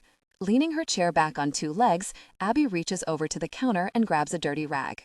Here, she says, tossing it over Kathryn, mops up the mess, wiping soda from between the cracks of the recorder. I just have a few questions, she says, setting the machine back on the table and pressing start. Okie dokie. As Abby talks, Kathryn looks around the small, dark apartment. There's a gray and red uniform from TJ Maxx hanging over a floral chair in the living room and a pair of hiking boots on the floor. An ashtray on the large screen TV is full of butts. A motorcycle helmet sits on the couch like a severed cartoon head. Jennifer was in my gym class second semester junior year. That's how we met, Abby is saying. At first, I thought she was an uptight, blonde bitch, but she turned out to be pretty cool, pretty funny, really knew which way was up. We didn't really get tight, though, until senior year, when I joined orienteering and we started spending a lot of time together. We were partners. You had to have a partner, so there'd be someone who knew what time you left and what time you were supposed to be back. Your partner had your coordinates. In the living room, a cuckoo clock in the shape of Mickey Mouse is ticking loudly. It's exactly 6:30 p.m., and Minnie pops out of Mickey's mouth with a squeak. Kathryn jumps. That thing drives me crazy, Abby says, rolling her eyes, but Lane thinks it's funny. He ordered it on QVC one night when I was asleep. So what do you think she liked about it? Kathryn asks. About what? Orienteering. In what sense? I don't know, Kathryn says. What sense is there? People did it for a lot of different reasons. Abby leans away from Kathryn, hooking her arm over the back of the chair. Her face is guarded. To get away from their boring shit lives. To learn how to survive by their wits. She shrugs.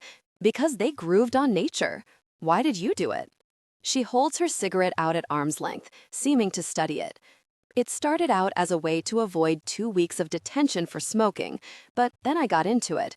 I just needed some space, I guess. I didn't have much of that. Kathryn remembers seeing Abby's family lined up in the bleachers at graduation, a whole row of them, holding up a sign that said, "Way to go, Abby," and pumping their fists in the air when she picked up her diploma.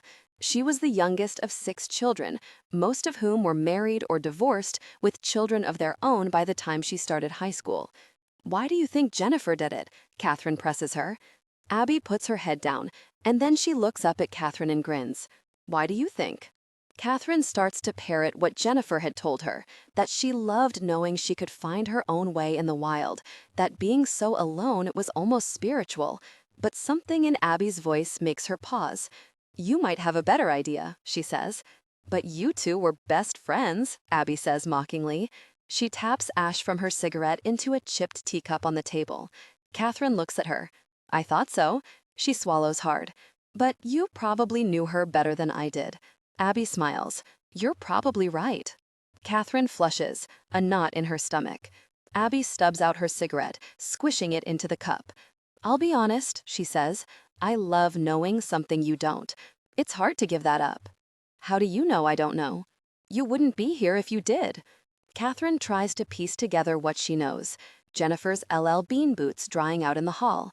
Practice once, then twice a week, pizza parties at Mr. Hunter's cabin on Pushal Lake, night sessions to test their skills in the dark. "Hey, Jen," Kathryn had said one afternoon, sitting on Jennifer's bed, idly playing with her compass, "this thing is broken." "Oh yeah, it just broke," Jennifer said, taking it away from her and putting it in a drawer. "I'm using Abby's for the moment." "Then how can Abby find you?" "What? Isn't she supposed to have a compass too?" Jennifer furrowed her brow. "She's borrowing one from Mr. Hunter. He has a couple." "It just happened," she repeated, irritation in her voice. "How often did the team meet?" Kathryn asks Abby. "Usually once a week, sometimes more. I was looking at her diary. Spring of senior year, she had the team meeting twice a week." "Uh-huh. So did you." They stare at each other for a moment, and then Abby stands up. "I think I've said all I'm going to." "What do you mean?" "That's all I'm going to say." "Come on, Abby," Kathryn says. "I need your help." Abby shrugs. "Sorry." Kathryn clicks off the tape recorder. "Well, thanks for being so open. I don't get your questions anyway," she says. "I don't see what they have to do with finding out where she is." Outside, it's drizzling, and the light is fading. When Kathryn gets to her car, there's a wet ticket under her windshield wiper. She takes it out and examines it, squinting under the weak fluorescent streetlight to see the damage.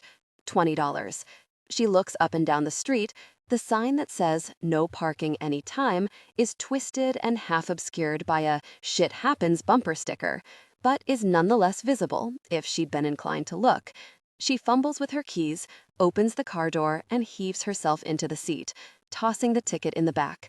"Fuck," she says, touching her forehead to the beige plastic steering wheel. "Fuck, fuck, fuck." The horn sounds loudly, and she yanks her head up fast. Chapter 21. Kathryn gets up early Wednesday morning, as the sun is rising. She puts on her running shoes and laces them up in the gloom of the kitchen before going out on the porch to stretch. The morning air is cool, even chilly. The street is quiet. A thick layer of dew, like lint from a dryer, coats the grass. The sky, watery and gray, has been touched by the sun only lightly, a benediction. Down at the end of the block, Kathryn can see the paperboy on his bike, flinging rolled newspapers onto front porches.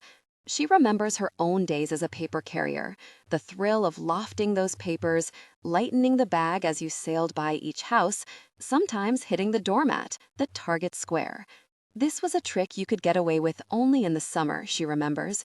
Winters buried the paper in snow, and spring and autumn risked rain.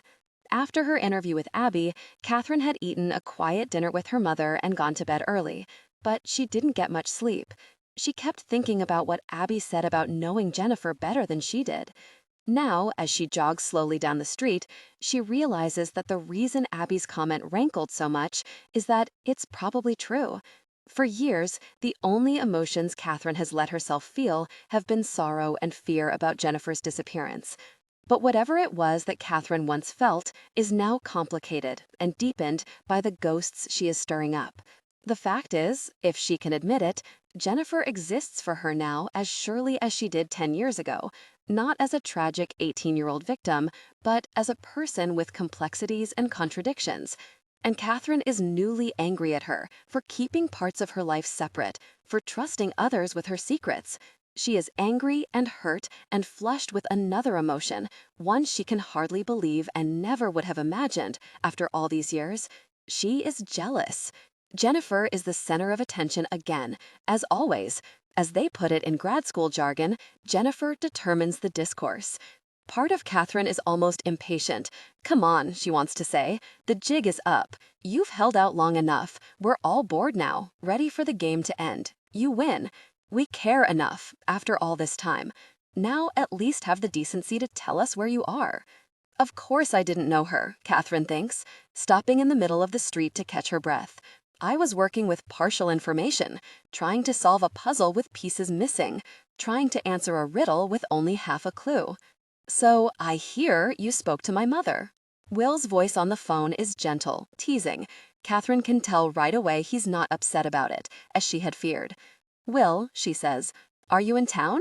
I thought you were coming in tomorrow. I got the day off and figured what the hell. Maybe seeing you guys first will make the reunion less of a nightmare.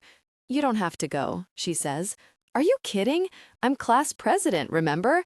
I planned this shindig. Oh, yeah, she says. Now I remember why I never ran for office. You never ran for office because your ego didn't require false adulation and praise. No, I never ran for office because I was afraid nobody would vote for me, she admits. So, is your mom totally pissed? She's a little riled up, he says. She'll get over it. She hates the press. She got burned pretty bad once and vowed she'd never talk to a reporter again. What happened? New England Monthly did a feature story 7 or 8 years ago. They came up here, interviewed all kinds of people, followed her around for 3 days, wined and dined her at Pilot's Grill, got her to show them home movies and Jennifer's room, and then the article came out, and it basically pointed the finger at my mom and Ralph. Oh, I remember that story. Yeah, it sucked. So you can see why she's wary. Anyway, how are you? She has forgotten this about Will. That conversation with him is a torrent. It's easy to feel swept along in the rush. He can be disarmingly direct, but his frankness is an illusion. You come away knowing little about him, but a lot about yourself. I'm fine, she says. I heard about the divorce, he says bluntly. What a lousy bastard. He didn't deserve you. Who told you? He laughs. Come on, Kathryn, who doesn't know? Thanks, Will. That's comforting. Look, at least you don't have the Black Plague. If anybody at the reunion shakes my hand, I'll be surprised. Caught by surprise, she inhales sharply. Oh, I know you know, he says. I asked Jack to tell you. I would have done it myself, but I wasn't sure what to say. Hello, Kath. I haven't spoken to you in 7 years, but I just wanted you to know I'm dying. You're not dying, she says lamely. No. Well, I mean, we're all dying, right? And any one of us could get hit by a truck tomorrow. Yeah, I did a lot of that kind of justifying at first, and the cocktail I'm on seems to be working for now. I have no symptoms, but I'm not kidding myself. I have a lethal virus in my blood. It'll probably get me one of these days. I'm so sorry, Will. I know, thanks. You know who's really sorry? The guy who gave it to me. Or he would be, if he knew. He laughs shortly, fending off sympathy. It's a wacky world, isn't it, Kath? She bites her lip. Most likely to succeed, Will was voted in high school. The only one who got into Princeton. He was the golden boy, the one all the girls had crushes on, and, she realizes now, probably a number of the guys. Like Jennifer, he had blonde hair, light eyes, a tall, lithe body. But he had something else, too, that Jennifer didn't, an encompassing charm, a willingness to play the game. It was probably part of figuring out his sexual identity. He could move easily among any of them. He would not let himself be narrowly defined. Kathryn remembers the first time she realized she had a crush on him. It was at a high school dance junior year. The whole group was there, and they were dancing in a ragged circle, pulling in other people, pairing off among themselves. They'd been drinking in the parking lot before the dance. One of Brian's older brothers had bought them a case of Budweiser, and after 2 beers, Kathryn was drunk. A slow reggae song started playing, and the dance floor cleared. But Kathryn was caught in the low, familiar beat, and she swayed to it with her eyes closed. All at once, she felt someone's arm around her waist, and she looked up to see Will, smiling, moving his hips with hers to the music. "I don't know what life will show me, but I know what I've seen," he crooned at her ear.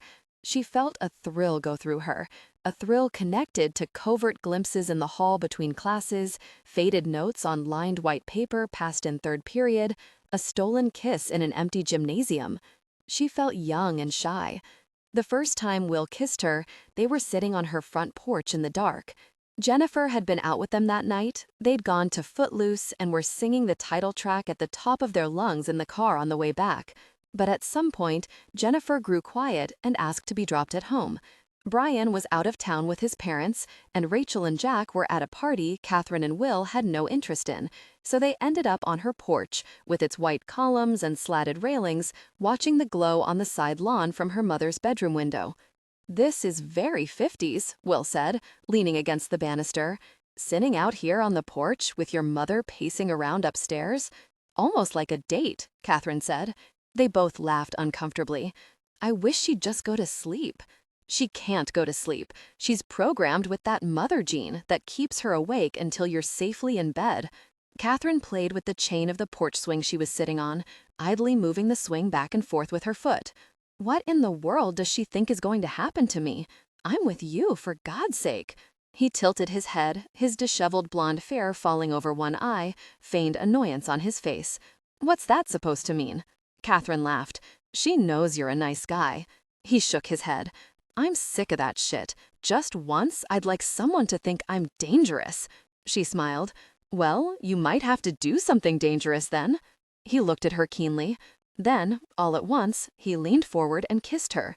Startled, she pulled away. "How dangerous is that?" he said.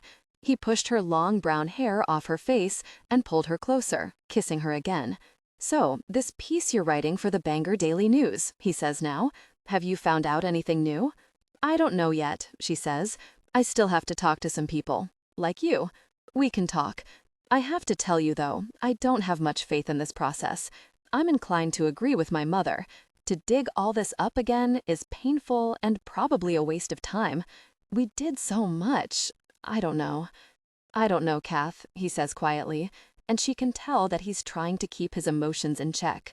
The whole time they were searching for Jennifer, she saw him break down only once, and that was the day, several weeks after it happened, when divers found a body at the Bucksport Dam. It turned out to be a vagrant from Old Town, but they didn't know that for several hours. Will's face, when they told him, was a terrible mixture of relief and fear, and when the police left, he tripped over a chair and then kicked it savagely across the room, splintering a back leg.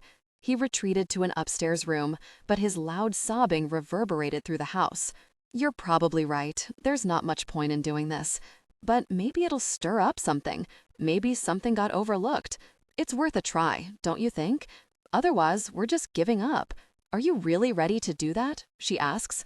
"Listen," he sharply. "I busted my ass longer than anybody. It's wrecked my fucking life. Don't tell me I'm sorry, Will. I was out of line. Jesus, Kath." He sighs. "I know you're trying to help. 5 years ago, 3 years ago even, I would have welcomed this.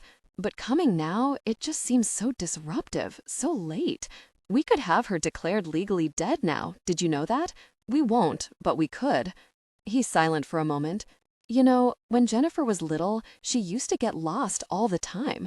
She'd go off into corners and closets or behind boxes in the attic.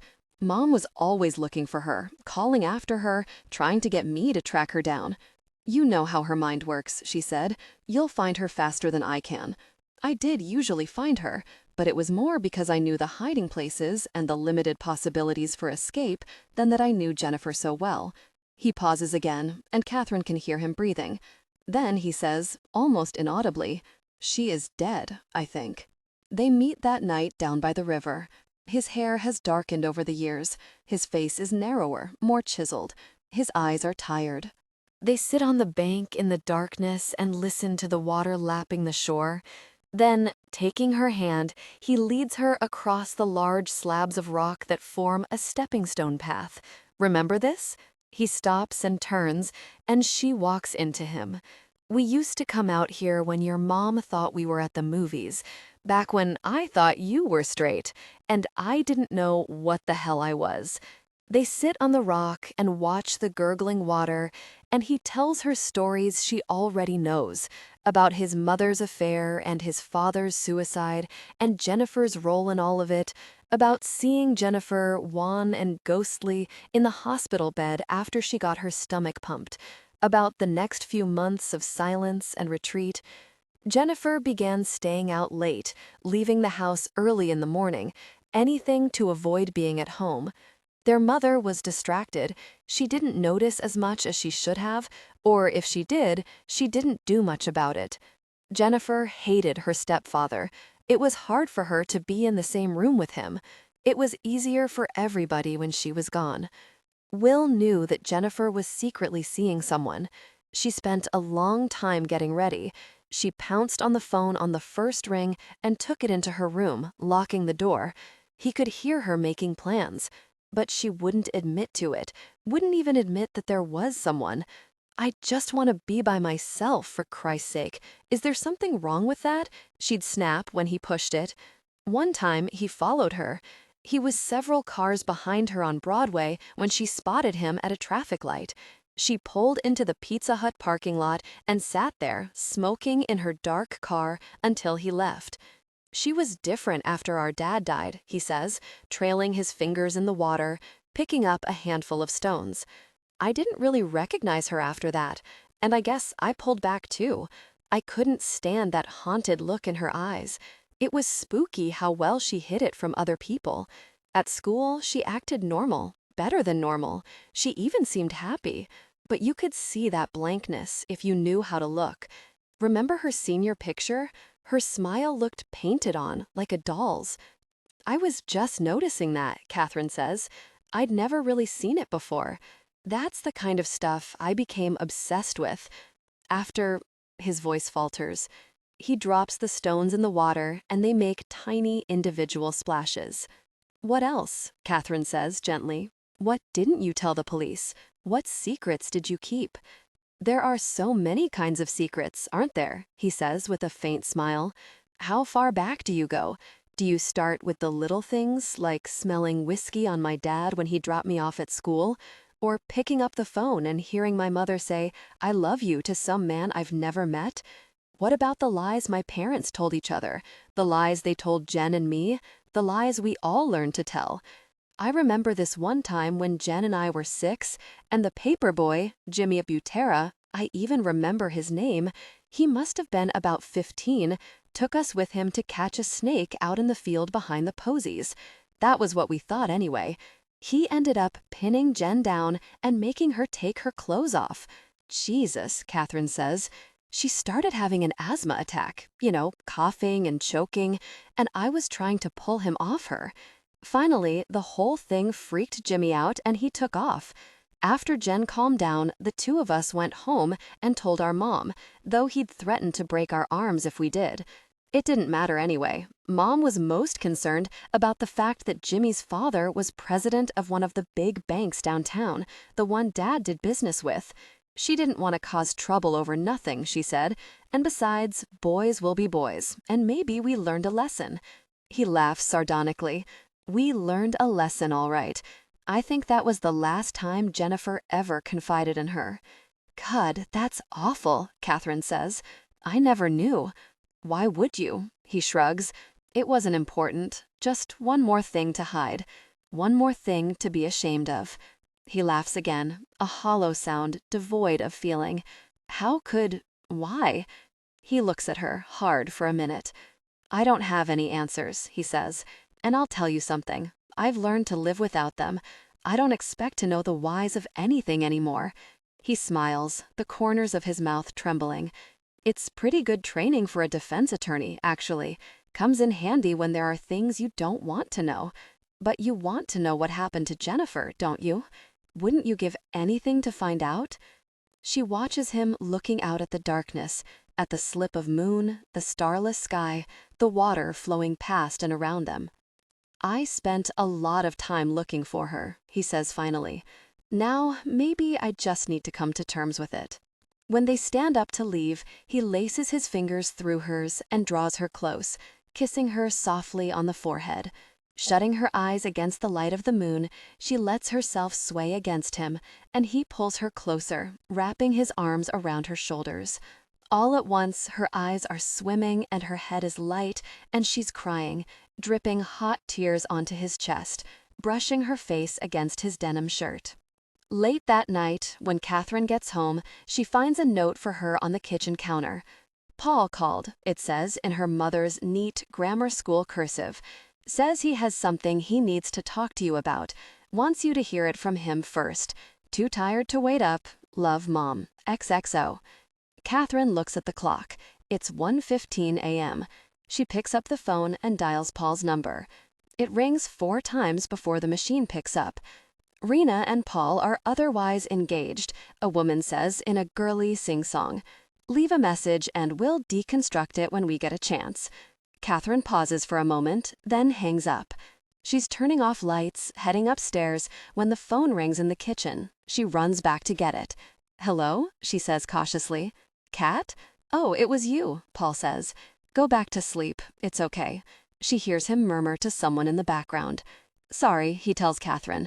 *69. I had to find out who it was. This weird guy in the department is kind of stalking Rena, so we treat all hang-ups like crank calls. So this is your news? She asks. Oh, yeah. He laughs, a bit defensively. I'm sorry to tell you this way, but I wanted to tell you myself before you heard it from someone else. Oh, you did, huh? She transferred into the program a couple months ago. From Brown, he adds, as if that should somehow matter. The nerve, Kathryn thinks, trying to impress me with his new girlfriend's resume. So how long have you two been shacking up? Well, he says carefully. She knows the phrase shacking up irritates him. Almost a week. Look, the unctuousness in his voice has evaporated. It's late, and I don't want to get into anything with you. But I didn't need to call. I was just trying to be considerate. I think I'd rather have heard it from someone else, she says. Paul sighs. Excuse me if I don't offer congratulations, she says. I hope Rena knows what she's in for. Rena has nothing to worry about, he says. Rena is nothing like you. She's silent for a moment. Then she says, how's Frida? She has fleas. I got her a collar. Look, Kathryn, he says, I didn't mean to say that. You provoked me. She sighs. I know. I'm sorry, he says. I don't know what else to say. When she hangs up the phone, Kathryn sits in the dark kitchen, watching the blurry shapes around her morph into objects she recognizes. An early American wall clock, the pine kitchen table, a ladder-back chair, as her eyes adjust. After a few minutes, she makes her way easily up the stairs and into her room, without turning on any lights. The terrain is so familiar, she knows it by heart. Chapter 22. I want to hear about Paul. You've barely said a word about him. It's Thursday morning at 10:05, and Rosie is settled in her overstuffed chair with a notebook in one hand and a pen in the other. She's wearing a floral dress so similar to the upholstery that it's hard to see where the chair ends and she begins. What do you want to know? Well, for starters, why did you marry him? Do we have to talk about him? I don't really want to. What do you want to talk about? Do you think I should dye my hair again? It's been almost a month. Kathryn laughs nervously at her feeble diversion. Putting down her pen and crossing her arms, Rosie says, Oh, you want to talk about roots, huh? Okay, tell me about your father. Kathryn makes a face. Very funny. It's up to you, Rosie says briskly. We can talk about your hair if that's what you want. She squints at the top of Kathryn's head. Yeah, you might want to touch it up, if you're happy with that shade. You don't like it? I'm not sure it's the most flattering color, But what do I know? I'm a therapist, not a beautician. She shrugs. As a therapist, I'd make a different diagnosis. What do you mean? When did you go red? About 4 weeks ago, like I said. What's your normal color? Field mouse brown. Ever dye it before? Nope. Rosie nods slowly. So you're starting over, she says. Well, obviously. She picks up the pen and writes something in her notebook. Or you're trying to hide, she says, without looking up. Kathryn doesn't answer. She shifts in her chair. Which do you think it is? Probably some combination. Kathryn looks out the one small window in the stuffy little room, at the gray-skied and the gray gravel and the gray siding of another prefab building across the parking lot. Rosie cocks her head. Maybe you just don't want to be that mousy brown-haired person anymore. Maybe you're trying to figure out who you do want to be. Kathryn looks at her, suddenly feeling spiteful. Do other therapists tell their patients how to analyze their experience? Her friend Gretchen, in Charlottesville, used to complain that her shrink never said more than 3 words the entire 50 minutes she was there. Isn't that standard procedure? And what's with the dress? Did she choose it on purpose to blend in with the chair? But I really think we need to talk about Paul if you want to get anything done here, Rosie continues. I think he's a major block to progress. Paul, Kathryn grimaces. Is she really going to have to think about him? Whenever something triggers a memory, a word or an object, an expression, a fleeting glimpse of a dark-haired man, she turns her mind away. Her feelings are too sharp, too bright. It's like looking into the sun. She can't think clearly about him anyway. It's like that old joke about the blind man and the elephant. She can't seem to get a complete picture of what he is or who he is. He's just a collection of parts that don't seem to fit together. There was the Paul who brought her daisy chains and breakfast in bed, and the one who went through all her CDs without asking and sold the ones he didn't like. There was the don't give a shit, pot-smoking laziness, and then the seismic ambition. She didn't ever feel as if she understood him, though she wanted to, and she tried. For a long time, she told herself that this was why she loved him, for his contradictions, for the fact that he was an enigma, always, somehow, a surprise. That's interesting, Rosie says. That's just what you said about Jennifer. Kathryn stopped short. She hadn't even realized she was thinking aloud. What? You said that maybe part of what you liked about Jennifer was that you didn't understand her. She didn't quite add up. I said that? Rosie nods. Kathryn considers this. What more do you want to know about me? She remembers Paul saying, soon after they got married, his arms spread wide in exasperation, I've told you everything. No, you haven't, she said. I just want you to be more open. Tell me what you're feeling. Tell me what's going on in your head. He thrust his hands at her as if pushing her away. I don't want you in my head, he shouted, slamming out of the room. Stay the fuck out of it. When Jennifer disappeared, Kathryn had been angry at herself for not pushing harder. If only she had found the right way to ask, the appropriate tone, the magic question, maybe she would have learned something. Maybe she could have helped. So when she met Paul and he was similarly evasive, she tried to pin him down.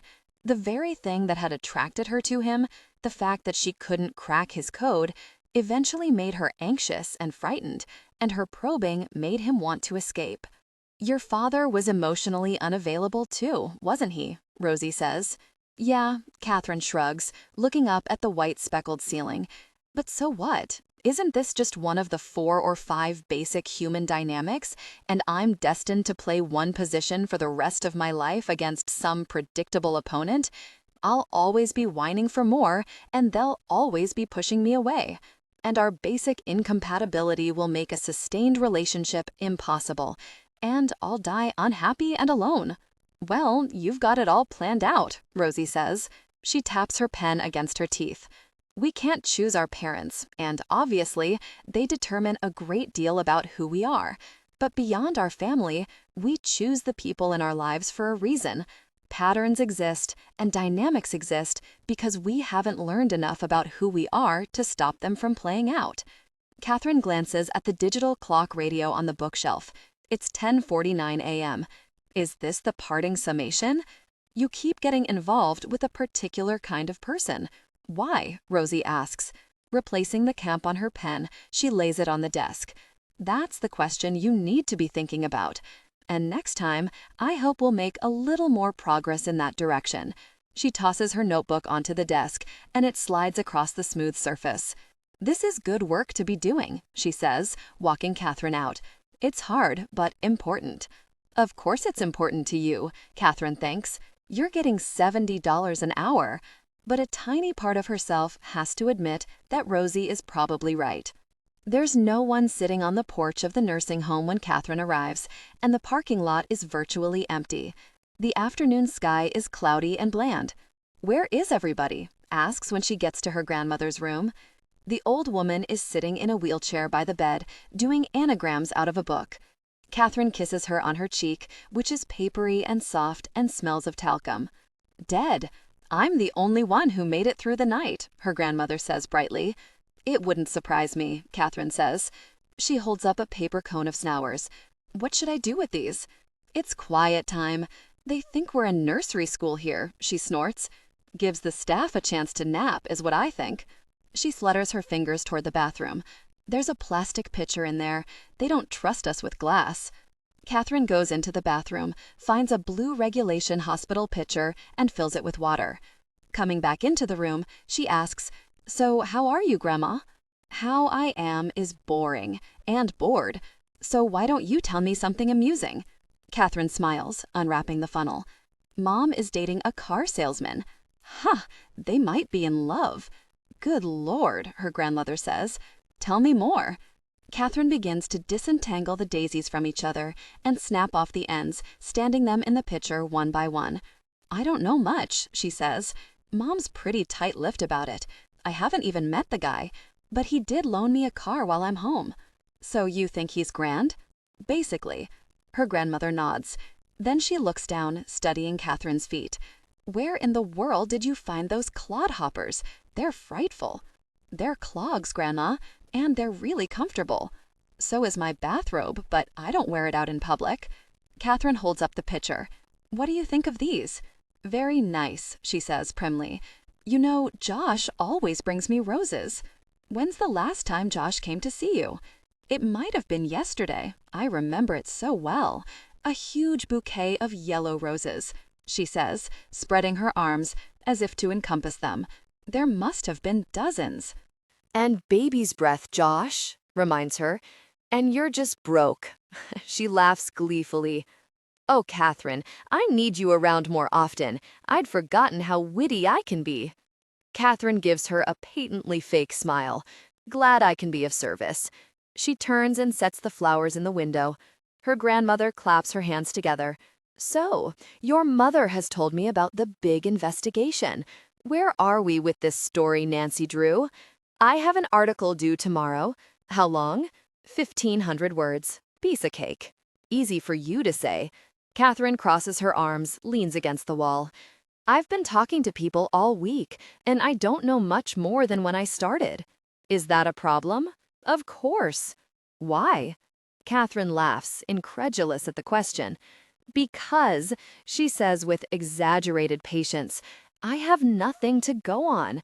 I have nothing to say, nothing to build a story on. How many people have you interviewed?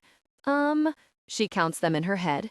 John Bourne, Gaffney, Jack, Rachel, Brian, Mrs. Pelletier, Mr. Hunter, Abby Elson, Will. 9. And none of them said anything interesting? No, they did, but I just don't know how. I can, what? A confession? She half shrugs. Well, it would be nice. It'd be a good lead. Her grandmother frowns.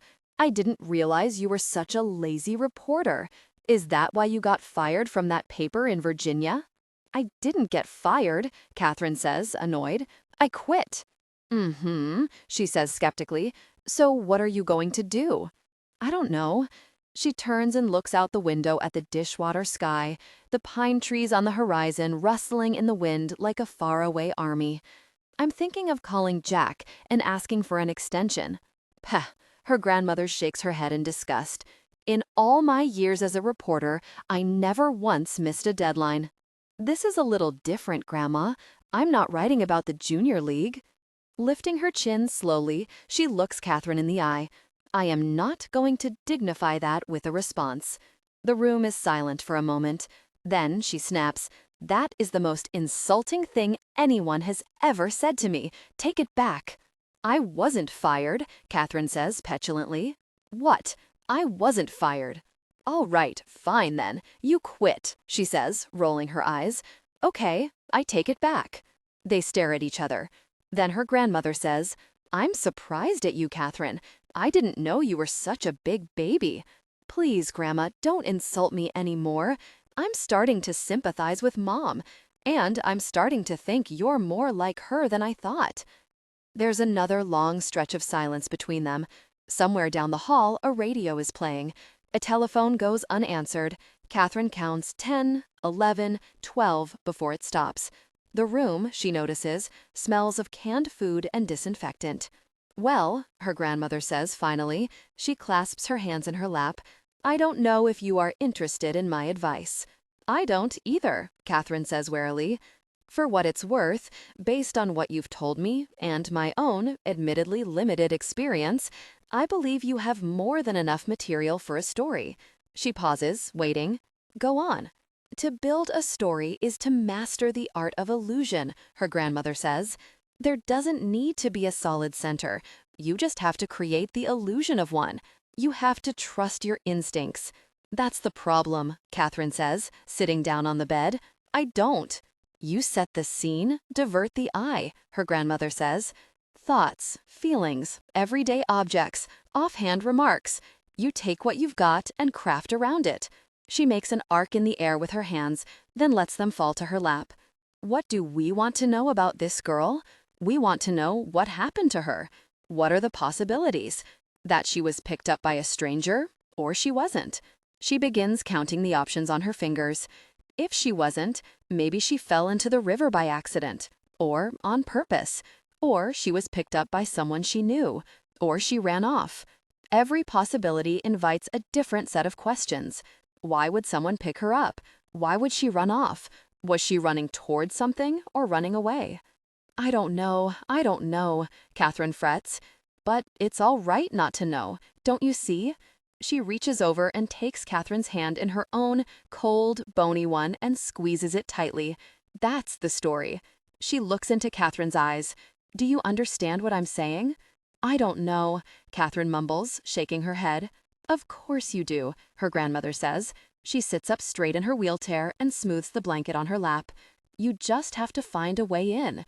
When you have that, the story will reveal itself. It will tell you what you know. And what you know, my dear, may surprise you." Late into the evening, sitting at the kitchen table, Kathryn listens to the tapes. The voices are more hesitant, more solemn than she remembers. She hears things she doesn't recall having been said. She thinks of questions she should have asked. In the quiet, the disembodied voices tell one story, the silences another. Kathryn listens to the Morse code of pauses and unfinished thoughts and interruptions, and a pattern slowly begins to emerge. After all this time, the pain seems fresh. What Jennifer did, what she didn't do, the trivial betrayals. They each seem to think that Jennifer somehow duped them into believing that they knew her, that they understood her, when, as it later became clear, they didn't know her at all. Jennifer's surface was a mirror, reflecting back to people the image they wanted to see. Behind the glass, she did what she wanted. But what Kathryn begins to understand as she listens to the tapes is that she and her friends are wrong to feel betrayed. Jennifer did allow them to know her, each in a different way. Some saw glimpses of her renegade spirit, others of her heavy heart. And maybe it wasn't that she was purposely deceiving them. Maybe it was that she wanted so badly to be like everyone else, to be normal, that she felt she had to hide part of who she was to keep their friendship. Kathryn thinks about what Rachel told her Jennifer had said, "Trust isn't a word I know. It isn't in my vocabulary." In the end, Kathryn thinks, Jennifer had too much to hide. She became too skilled at telling lies and keeping secrets. She was too adept at covering her tracks. It was inevitable that eventually she would become impossible to follow. Opening the folder from the police station, Kathryn rereads the missing persons reports, the all-points bulletin, the write-ups of interviews with family and friends. In the dry, official language of the police report, what stands out most is how little evidence they had, how baffling and unexplainable the disappearance was. The small clues they had collapsed like a pile of ashes when anyone tried to build a case out of them. Was she unhappy? Did she say or do anything unusual in the preceding 6 months? Had anything happened in the past year that might have had a profoundly negative effect on her? Was she secretive? Was she deceitful? Did anyone have reason to be angry at her? The answer is yes, yes to everything, and yet somehow it still doesn't make sense. Even after all the depositions and searches through the underbrush, even after analyzing her father's death and the suicide attempt, and interviewing the mother she betrayed, and the brother she lied to, and the friends she treated so cavalierly. Something is missing, some vital piece, and until it is found, the story will never make sense.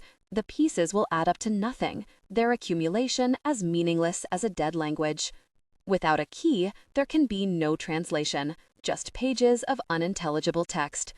In all my years on the force, Gaffney said, I've never seen a stranger-to-stranger abduction.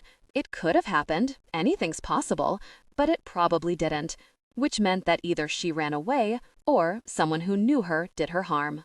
How well do you know your neighbor? How well do you know yourself? In towns all over America, the lament when something terrible happens is the same. He would never do that. He's not the type. Nothing like this ever happens here. He seemed like such a nice guy, kept to himself, didn't bother anyone. And then, inevitably, people begin to see signs of deviance in the ordinary man's behavior. Well, he was a little strange. Killed squirrels with a BB gun, didn't cry at his mother's funeral, never had a girlfriend, couldn't hold down a job. But it always struck Kathryn that the details that surface after the fact could probably be culled from any life. We all have things to hide, things we're hiding from, habits and quirks and insecurities. The facts of our lives can be so easily corralled into a story of good or evil, brilliance or insanity, conformity or aberrance. How can you know what anyone is capable of? How can you know it of yourself? The same is true, of course, of the one to whom something happens. The first reaction is panic. She could be any of our children. She might be my daughter, my sister, my friend. The beautiful blonde-haired girl in the yearbook photograph, with her shining eyes and soft striped blouse, her pop song quote and wholesome activities, represented everything a parent could want, everything a teenage girl might long to be. But as time went on and details began to emerge, it was easy to particularize and distance what had happened to her. She was different. She took chances, kept secrets, had a life tainted by tragedy. She was out alone after midnight on a rural road. Her family life was sordid. Her mother had affairs, her father committed suicide, her mother remarried under a cloud. Kathryn puts down the folder and thinks for a minute. Then, impulsively, she picks up the phone. "Do you know what time it is?" Rachel asks in a groggy voice. "Yes, it's late. I'm sorry, Rachel. I just need one moment." "Well, all right," she says after a pause. Kathryn takes a deep breath. "Listen, I need to talk to you about our conversation the other day. Abby Elson mentioned something." "Abby?" There's a sharpness in her voice. "What did she say?" "Not much," Kathryn admits, "but I have a feeling it's connected to what you were saying, or weren't saying. Was there anything specific?" "No." "Well," Rachel's voice trails off. "Look, I told you, I'm just not sure what good it does to drudge this up. What good does it do to keep it secret?" She doesn't answer. "How do you know whoever it is wasn't involved in what happened?" Kathryn persists. For one thing, he didn't go anywhere. And for another, he told me he didn't know anything." "Oh," Kathryn says with surprise. "So you talked to him about it?" Rachel sighs. "I should never have said anything to you about this." Kathryn feels anger flash through her. "I can't believe you didn't tell anyone in the first place." "Listen, Kath, if you're going to talk to me that way—" Rachel. "No, I'm sorry," she says. "I have to go. I'll see you at the reunion, okay?" There's a click, and the phone goes dead. Chapter 23. Early the next morning, sitting in the bagel shop with a cup of coffee and a sesame bagel with blueberry cream cheese, Kathryn pulls out a notebook and pen. She remembers what her editor at the News Sentinel told her once when she was stuck on a story. Just jump in anywhere. Don't think. Write. Get those words on the page, and sooner or later, the story will come. For years, she writes, I have had a recurring dream. Standing on the deck of a cruise ship, I see someone fall overboard, and I turn the other way, until the cries for help are swallowed by the sound of the waves and the ship's engine. When I turn back to look, I see only the placid ocean, stretching as far as the eye can see in every direction. What is violated when someone disappears? A parent's trust, the safe borders of a small town, a town where people walk their dogs down dark streets at midnight, sleep in unlocked houses, pay for coffee on the honor system at the Gulf station. Sleep is violated, the ease and elasticity of everyday interactions, casual conversations with strangers, a neighbor's goodwill. The town lost Jennifer. Not finding her was the same as losing her. The police, with their high-tech equipment, failed her. Her brother, her mother, the search party. The town. Two men in yarmulkes are sitting at the next table, deep in animated discussion. Kathryn's been watching them for a while, slicing through the air with rigid hands, pounding on the table, before she realizes they're speaking a language she doesn't understand. I've been feeling this way a lot lately, either not understanding what people are saying, even when it seems I should, or thinking that it makes perfect sense when it's unintelligible. When I think back over those years and try to make sense of them to myself, whole areas are blotted out, like sunspots in my memory. We used to play truth or dare in Jennifer's attic. Dare, she always said. I'd rather take a dare than tell the truth. I didn't know her. I don't know anyone who did. And then, finally, she finds a beginning.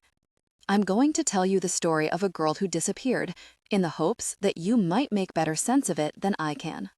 Chapter 24. Kathryn. Her mother's voice swims in her head, winnows up toward the surface. Are you awake? Kathryn opens her eyes, blinks a few times, squints at the clock. 7:15 a.m. No, she mumbles, shutting her eyes and falling back on her pillow. She hears her mother pattering up the stairs, and then she feels a soft thwack on the bed. She looks up. Her mother is standing there wearing an old University of Virginia t-shirt and shorts with an artificially bright smile on her face.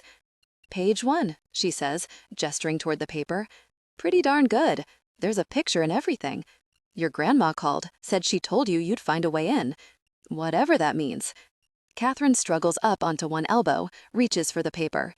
There's her story, just above the fold on the right-hand side. 10 years later, a question still haunts the class of '86. What happened to Jennifer Pelletier?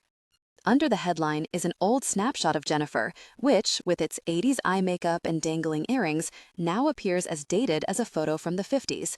The caption reads, "Missing since June 13, 1986. Sitting on the bed, Kathryn's mother pats her legs under the thin cotton blanket. I'm very proud of you, sweetheart, she says. I have to admit, I wasn't sure you were going to pull this off. Thanks, Mom. But you did, she squeezes her knee. And it's very thought-provoking. The only thing I wonder is, did Linda or Will see this before you handed it in? No, of course not. Her mother nods, looking slightly troubled. Ignoring her, Kathryn scans the first paragraph to see if anything has been cut. I'm sure they'll be fine about it, her mother continues. It's just that, some of this is quite personal. Kathryn looks up. That's the point. I know, dear. Kathryn goes back to reading the piece. But there's personal and there's invasive, her mother says, and I just think it's a very fine line. People's feelings are involved. Which is not to say that I don't think you've done an excellent job here, because I do. But I just wonder if you needed to be quite so provocative about some things. I never said she was having an affair. And you never said Pete committed suicide, but the implication is there. I just wish you'd thought about the whole picture, is what I'm saying. Linda may have moved, but we still have some mutual friends, and this could be a little awkward. She laughs nervously. Mom, you knew I was writing this, Kathryn says, sitting up and tossing the paper to the foot of the bed. You talked me into it. Well, I know, her mother concedes. I guess I had a different idea of what it would be. In the next room, the telephone rings, and then downstairs, in a faint echo. As long as Kathryn can remember, the phones have never been in sync. They look at each other, while it rings again. Are you going to answer that? Kathryn asks. Let's let the machine get it. Her mother bites her lip, waiting for the click. Hello? Is anybody there? It's a little early on a Saturday to be out, isn't it? Or late to be sleeping. Kathryn's father chuckles, then clears his throat. Well, Sally, as I'm sure you've guessed, I'm calling about Katie's article in the paper today. Front page, very impressive. I assume they pay well for that. Hope they know the value of talent when they see it. Kathryn's mother is shaking her head with her lips pursed and her eyes closed, as if she's in pain. She can't stand it when he talks about money. Flinging back the covers, Kathryn bounds off the bed and runs into the next room. Hello? She says breathlessly into the phone. Hello? Hi, Dad. It's me. What were you, asleep? Talking to Mom. Well, I won't interrupt. I just wanted to congratulate you on a job well done. Thanks. I didn't realize that girl was so unstable, he says. If I'd known, I never would have allowed you to spend so much time with her. He says it like he's kidding, but Kathryn can tell he means it. So, what do you think? He demands. Did she run off to join a cult? Maybe, Kathryn says, not wanting to engage him. What do you think? I think it has something to do with the mystery boyfriend. Or possibly the brother. But you like him, right? Yeah. Why would you think he's involved? Oh, it could be some kind of gay thing. That's Margaret's theory. Really?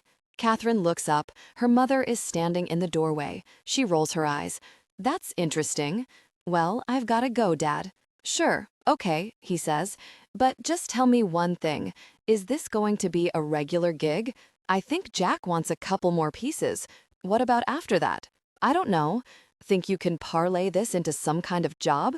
I don't know, she says again, resisting the pressure in his voice, trying to keep it light. I don't know if I want to. Might be nice to have a steady paycheck. Yeah. Well, listen, Dad, thanks for calling. Sure. Oh, hey, Margaret says hi, too. Great. We're expecting you to solve this thing, Katie, he says. Don't leave us hanging.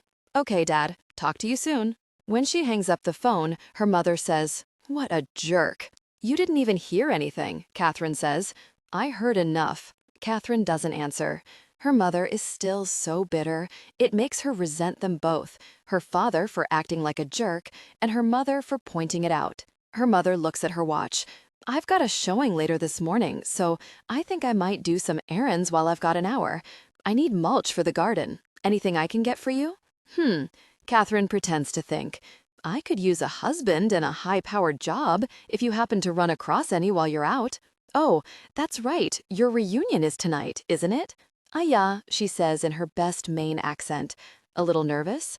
Nah, I'm going there on assignment, like a reporter in Bosnia. It's not my war. Her mother grins. Keep telling yourself that. What are you wearing? I was thinking flak jacket, combat boots, maybe a bulletproof vest. You might want to bring a helmet, her mother suggests, just in case they aim for your head. Her head feels slick and oily, like a seal's. The conditioner smells of eucalyptus. It's all natural, Lena, the Norwegian hairdresser is saying. Exactly what you need to repair this damage. We sell it up front for $11.95. Kathryn looks up to see Lena descending on her with a towel. Let's see what we can do with you, Lena says, vigorously scrubbing her head. Both of them scrutinize Kathryn's reflection in the mirror.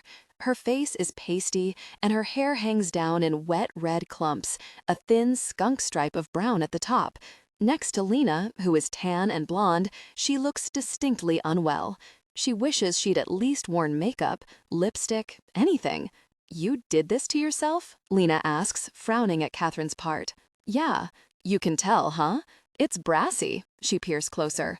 And see this breakage here? And here, she says, holding up the frayed ends. Kathryn nods. Can you fix it? My mother says you're a wizard at this. Drying her hands on a towel, Lena shakes her head. I can't turn a pigeon into a swan. She laughs. I saw that once on David Copperfield. He's amazing. And so good looking. She purses her lips at Kathryn's reflection. But maybe we can do something. What do you want? Kathryn looks at Lena with her tanning booth glow and shining white blonde hair, and suddenly she knows. I want to look like you, she says. An hour and a half later, when Kathryn gets to her car, there's a manila envelope with Kathryn Campbell written on it in capital letters propped on the front seat. She opens the envelope and pulls out a black Maxell cassette. She turns it over. It's unlabeled. She upends the envelope, and a color photograph falls onto her lap. Picking it up, she looks at it closely. The picture is wrinkled and out of focus, and at first it's hard to tell what it is. In the foreground is a blurry hand, as if someone is trying to hide from the photographer. Behind the hand, Kathryn can see a swing of blonde hair, part of a cream-colored sweater, a sliver of faded jeans. The girl in the photo appears to be in some sort of clearing, surrounded by pine trees and some distant birches. No sky is visible. It's Jennifer, of course. Kathryn recognizes the sweater and the hair. She turns the photo over. The back is blank. Her hands are trembling, and her fingertips are cold. She picks up the cassette again, slips it into the tape slot, fumbles in her shoulder bag for her car keys, and turns the key in the ignition. After a moment, a girl's voice says, "What do you want me to say? Testing 1, 2, 3." The girl giggles. "Don't just make me talk. Tell me what to say." Then the voice ends abruptly, and a song begins. The opening strains are familiar, but Kathryn can't quite place it until the ragged voice starts singing. "Every time I think of you, I always catch my breath, and I'm standing here, and you're miles away, and I'm wondering why you left." It's that song from high school, the one Jennifer used to call her anthem, the one she used for her yearbook quote. Kathryn listens to it for a moment, then fast-forwards to the end of the song to see if there's anything else on the tape. Silence. She pushes the reverse button and stop rewinds through the other side. It's blank. At the police station, it takes Lieutenant Gaffney a moment to recognize Kathryn. "Well, I'll be darned," he says, when he finally does. "What are you trying to do? Go undercover? You look like a different person." She shrugs self-consciously. "I needed a change." "Oh, well, it's a change, all right. I wouldn't have recognized you in a lineup." He listens to her story carefully, interrupting to ask questions, and pulls on latex gloves before he handles the photograph. "I'll send this to the lab to see if we can get anything off it. You touched it with your bare hands?" "Yes," she admits. "Stupid. Sorry. I doubt there were any prints on it anyhow. Whoever left this stuff in your car was pretty careful. There's not much in the picture to pin it to a time or place." He holds the photo under a bright desk lamp, studying it carefully. "But I'd say this is probably contemporaneous with the disappearance," he says after a moment. "The photo's faded, and the clothing appears dated. I recognize the sweater. She wore it all the time senior year." He squints at the photo, holding it up to his nose. "Looks like early spring. It's hard to tell with the pines, but that birch behind there doesn't have leaves yet." Tracing a faint line down the photo with his finger, he muses, "And the light is cold. There might even be snow on the ground. We'll get this blown up and see if we can get any clues as to where it is." He slips the photo back into the envelope and puts the envelope into a clear plastic bag. "Now, let's hear that tape," he says. He leads her to the back of the station, into a small room with a sophisticated recording system on one wall. When he puts the tape in and Jennifer starts talking, a strip of small red lights jump and flash. "Tell me what to say." Gaffney rewinds the cape. "What do you want me to say?" "Testing 1, 2, 3. He rewinds again. "Testing 1, 2, 3. Can you hear that tremor?" "She's nervous," he says, eager to please. The tape rolls. Jennifer giggles. "Don't just make me talk. Tell me what to say." She looks up to this person, Gaffney says. She's intimidated by him. "You think it's a he?" "I'm guessing. If it were a woman or a girl, she'd probably have more of an edge in her voice. You know, like, 'This is stupid.' I doubt she'd be this hesitant." Gaffney adjusts some knobs, turns up the treble, turns down the bass, and they listen to it again. This time, at a higher pitch, the voice sounds quavery. Kathryn can hear the anxiety in it. Flipping a switch, Gaffney mutes the voice, amplifies the background noise. A bird calls, another answers. A horn sounds twice. "That's not a car," Gaffney says. He replays it at a lower speed. It's not a truck either. He sits forward, his head cocked to one side, listening to it again. "That's a train," he says. "They're outside, near some tracks. And if this recording of her voice was made when the photograph was taken, they were in a wooded area somewhere." He adjusts the controls so that Jennifer's voice is audible again. "Yep," he says. "I'd say this was made a long time ago, and then transferred onto this tape. Hear how scratchy it is? Also, she sounds young, like a teenager." When the song comes on, it fills the room. "What do you think this is all about?" Gaffney asks. "It was a big hit when we were in high school," Kathryn tells him. "For a while, Jennifer was kind of obsessed with it. She used part of it for her yearbook quote." They listen in silence for a moment.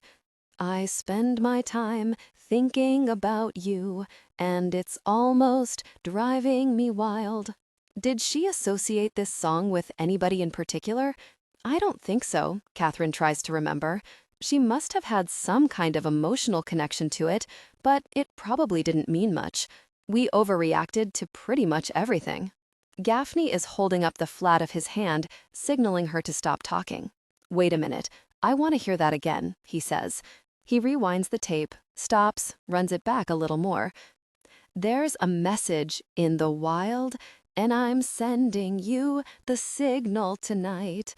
You don't know how desperate I've become, and it looks like I'm losing this fight." The song plays to the end, and then there's an audible click. "Anything else on the tape?" Gaffney asks. Kathryn shakes her head. Holding his chin in his hand, he looks at her. "Somebody is trying to scare you," he says. "Well, it's working." She laughs nervously. "I guess that article you wrote smoked him out. So what do I do now?" Gaffney leans back in his chair. "Well, number one, don't publish another story until you run it by me. You made some inferences I'm not sure it was wise for you to make. Remember, Miss Campbell," he says, hunching over the desk, "we don't know what we're dealing with here. This case is wide open. You could be putting yourself in danger by messing around in it." He sighs. "Try to think now. Is there anyone you know, who might have sent this to you?" She looks up at the ceiling tiles above their head, gray and porous like the surface of the moon. "I really don't know." "Well, be careful," Gaffney says. "We don't know what this person is capable of." He gets up, adjusting his belt with both hands. He isn't smiling, but Kathryn can tell he's pleased. "This could prove to be quite a break in the case," he says, walking her to the front desk. "But it has to be handled right. If anything out of the ordinary happens, anything at all, I want you to call me right away. Do you understand?" "Yes," she says, "I understand." At the door to the police station, Kathryn looks out at her car, parked 50 feet away. Then she glances up and down the street. A moon-faced woman is sitting in a pickup, tapping her fingers on the dash. Two boys walk by, a golden retriever trotting behind them. None of them so much as notices her. It's an ordinary Saturday, and people are going about their business as they normally do. She goes out to her car, unlocks the door, and gets in, locking it again before she starts the engine. When Kathryn gets home from the police station in mid-afternoon, two lights are blinking on the answering machine. "Hey, Kathryn, this is Jack," the first message says.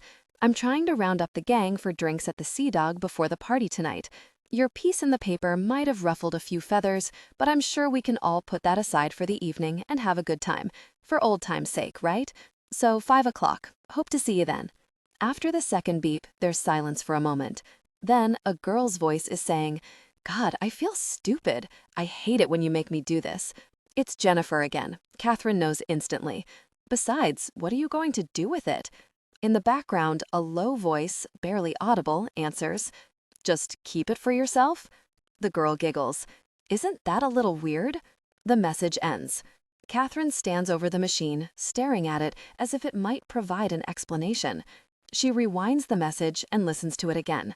What are you going to do with it? Just keep it for yourself? Panic, like quicksilver, runs through her veins. "Mom? Mom?" she calls, but then she remembers. Her mother has gone away for the night with Frank. "Think," she says aloud. She picks up the phone and calls 911. and after a few transfers, she's talking to Gaffney.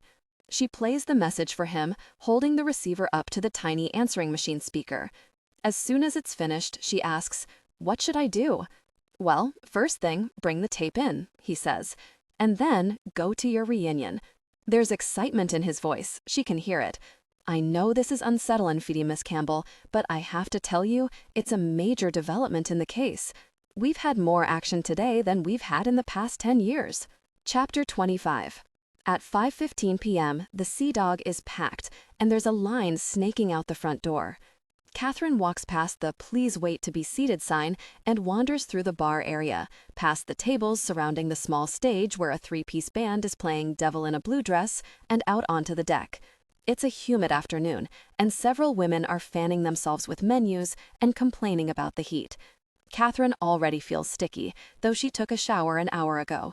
The outfit she's wearing, a cream-colored silk vest and brown and cream palazzo pants raided from her mother's closet, doesn't quite fit, and she keeps having to adjust her bra strap surreptitiously to keep it from showing. For the first time in months, she's wearing shoes with narrow heels, a pair of her mother's strappy sandals, and she feels as if she's tottering on stilts. Her mother's Lancome foundation, clearly intended for a different type of skin, feels like finger paint on her face. Scanning the deck, Kathryn finally sees people she recognizes. Jack and Rachel are sitting alone at a table for 6 in a secluded corner, engaged in animated conversation. Kathryn threads her way over to them through the closely packed tables. "Hey, you guys," she says. They glance up at her, and then their eyes go wide. After an awkward silence, Jack says, "Oh my God." Rachel looks down, shaking her head. She takes a sip of what looks like iced tea and stares out at the water, avoiding Kathryn's eyes. "What are you trying to do?" Jack says quietly, a funny smile on his face. "What do you mean?" "You..." His voice falters. "You look just like her." "What?" "You look like Jennifer." "What?" Jack half laughs. "You just went blonde for the hell of it?" Kathryn steps back. Rachel still won't look up. I didn't." A wave of shame washes over her, and she mumbles, "I'm sorry," and turns around, stumbling through the crowd and back into the restaurant, and then out the front to the dusty parking lot. As she stands at the driver's side of her car, pawing through her borrowed cream-colored leather bag for the keys, she feels a hand on her arm. She jumps. "I didn't mean to startle you," Jack says, "but I don't want you to leave." She finds the keys and tries to unlock the car, but her hands are shaking, and she drops the keys in the dirt.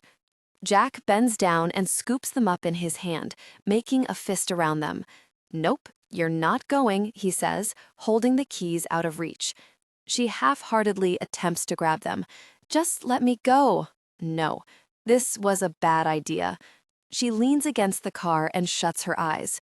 When she opens them, Jack is looking at her curiously. "Which part?" She thinks for a moment. Her face feels hot and filmy. Pushing out her bottom lip, she blows air, making her bangs flutter. Coming here, going to the reunion, writing that article, coming home, getting married, you name it. You forgot the hair. He smiles and pokes her gently in the ribs. "Fuck you, Jack." Now, I wasn't trying to." "Forget it. I'm not even going to try. Give me my keys." She holds up her palm. Clasping his hands behind his back, he says, "Listen, I'm sorry. It's just a little shocking to see you like this, because, honest to God, Kathryn, you look like her, and it's hard to believe you didn't intend it. Not that it matters anyway. You can do whatever the hell you want. But, with the article and everything..." Kathryn kicks at the dirt with her sandals, covering her newly polished toes with a fine brown powder. "I don't know why I did it," she mumbles. "I wasn't thinking." He nods. "What's up with Rachel?" she says, thinking about the expression of disgust on her face. It couldn't have been just the hair. "She's kind of pissed at you. She'll get over it. She's mortified that all of Bangor knows she used to have a crush on Brian." He rolls his eyes. "So what? The story is strong, provocative, gutsy. It's a really good piece of writing." She smiles cautiously. "I've been trying to reach you all day to tell you that, but you were never home." "Well, She debates whether to tell him now. She had planned to wait. Some strange stuff happened, she says. Someone left an envelope in my car with a picture of Jennifer and a tape of her voice and her favorite song from high school. And when I got home, her voice was on the machine. She called? Jack says sharply. Kathryn shakes her head. I think it's old. A tape from a long time ago. What did you talk to? I took everything to Gaffney at the police station. He's having it analyzed. It could be a prank. Yeah. Or it could be from her, right? Gaffney doesn't think so. Someone was trying to get her to talk into a tape recorder, and she was sort of resisting. It doesn't seem like something she'd send. And the song? Missing You by John Waite. He makes a face of amused disgust. Really?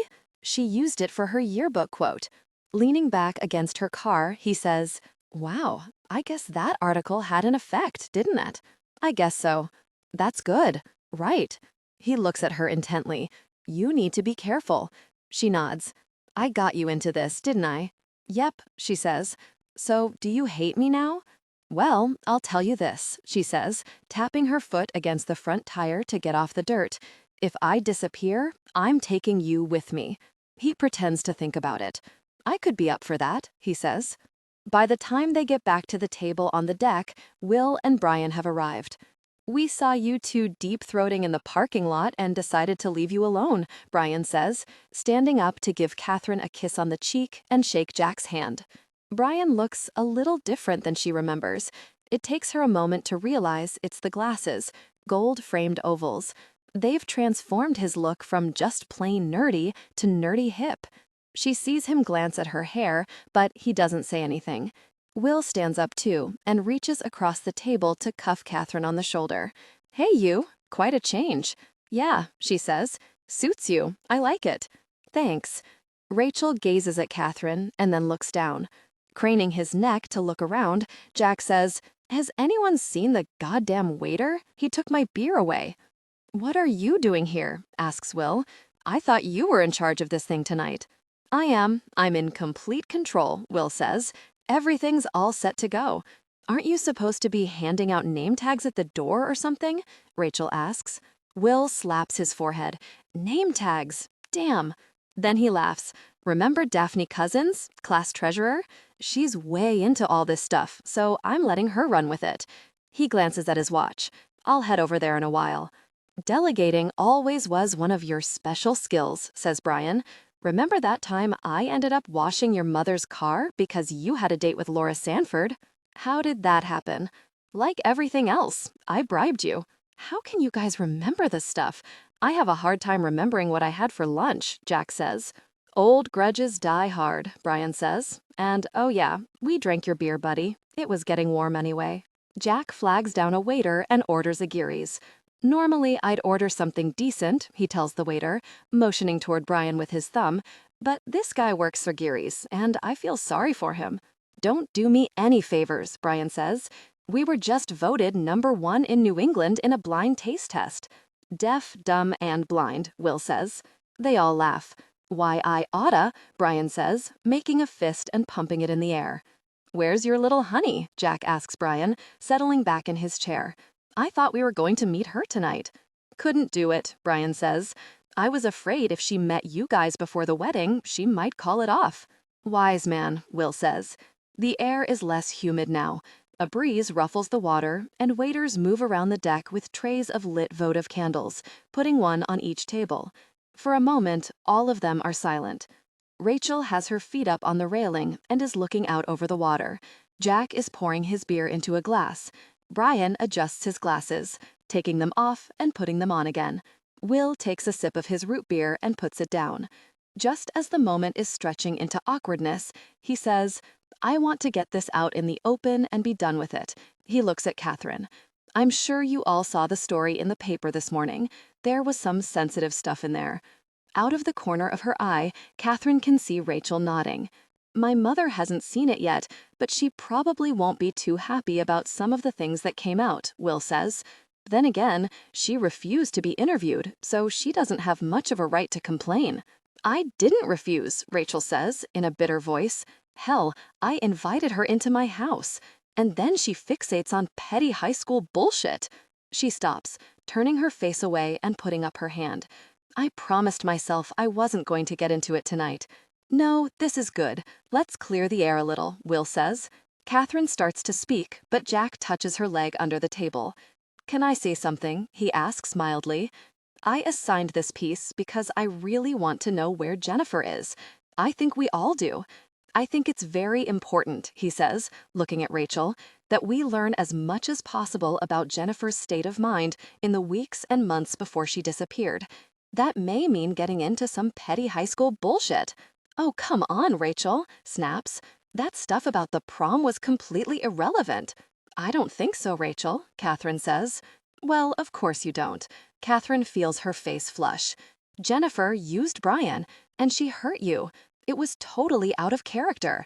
I just don't think you need to drudge up every little squabble, Rachel says. I don't see what good it does anyone. Well, if you'd tell me the name of the guy she was seeing, maybe I'd have something real to go on. Hold on, Will says. Rachel ignores him, shakes her head. You're just jealous she confided in me, she tells Kathryn. Maybe I am, Kathryn says. So what? You're still holding back an important piece of information. Important to whom? The general public? I don't think so. It's all about the story now, isn't it? It's not really about Jennifer at all. Okay, time out, Will says, making a T with his hands. They both turn to look at him. What do you know, Rachel? Nothing. She folds her arms in disgust. She's blown this way out of proportion. Blown what way out of proportion? Rolling her eyes, she says, this is so ridiculous, I can't believe I even have to engage it. I said one little off-the-cuff thing, and suddenly it's this big deal. Well, listen, she says, reaching into the shoulder bag hanging over the back of her chair and pulling out her wallet. I refuse to let this spoil my reunion. She finds a $5 bill and drops it on the table. Then she stands up. I'm heading over there now. I'll see you guys later. Jack reaches up and touches her arm. Rachel, he says lightly. Geez, sit down. She pulls away. No. Is this how it's going to be all night? Each of us getting insulted about something and storming off? Come on, Ratch, sit down, okay? She stands there for a moment, like a deer sniffing the wind. Then, reluctantly, she sits on the edge of her seat. Good, okay, Jack says. I'm sorry, Jack, but I don't think you should have assigned this piece to her, Rachel says stiffly. I don't think she has any distance. That's the idea. She isn't supposed to, he says. I think it's a mistake. Objection sustained, Will says, slapping his hand on the table. He looks at Kathryn sharply, as if to say, we'll talk about this later, and changes the subject. At Miller's Restaurant, a red-painted one-story building on Outer Main Street, the sign out front that usually advertises steak and lobster specials says, Welcome, Class of '86. Kathryn pulls into the gravel parking lot in a convoy of cars. They scatter to find spaces, and when she parks and gets out, Jack is the first of the group she sees. Hang in there, he says as they walk to the entrance. She's tough. She's a good person. You know that. Just very private. I hate the way you stick up for her, Kathryn whispers. He nudges her with his elbow. She's right. You are jealous. I didn't deny it. Inside the restaurant, a hand-lettered sign points them to the left, where two vaguely familiar women and a bald man Kathryn doesn't recognize are presiding over a table of name tags and collecting money in a black tin box. Through the closed doors behind them, Jefferson Starship can be heard singing, We built this city! Jack Letbetter, one of the women trills. Daphne, how's it going? He says. Have you seen Will? She asks, looking worriedly at the clock above the door. He said he'd be here by 6:30, and it's almost 7. He's right behind us. Daphne, you remember Kathryn Campbell? Sure. Hello, Kath. How are you? I'm fine, thanks, Daphne. How are you? Good, good. Daphne raises her eyebrows. Boy, you look different. You too. It's true. Daphne's put on weight. Kathryn smiles. I saw your story in the paper this morning, Daphne says. Quite a reminder. I hope it'll help turn something up. I hope so too. I really do. It's just that... Her voice trails off. What? Kathryn asks. I just feel...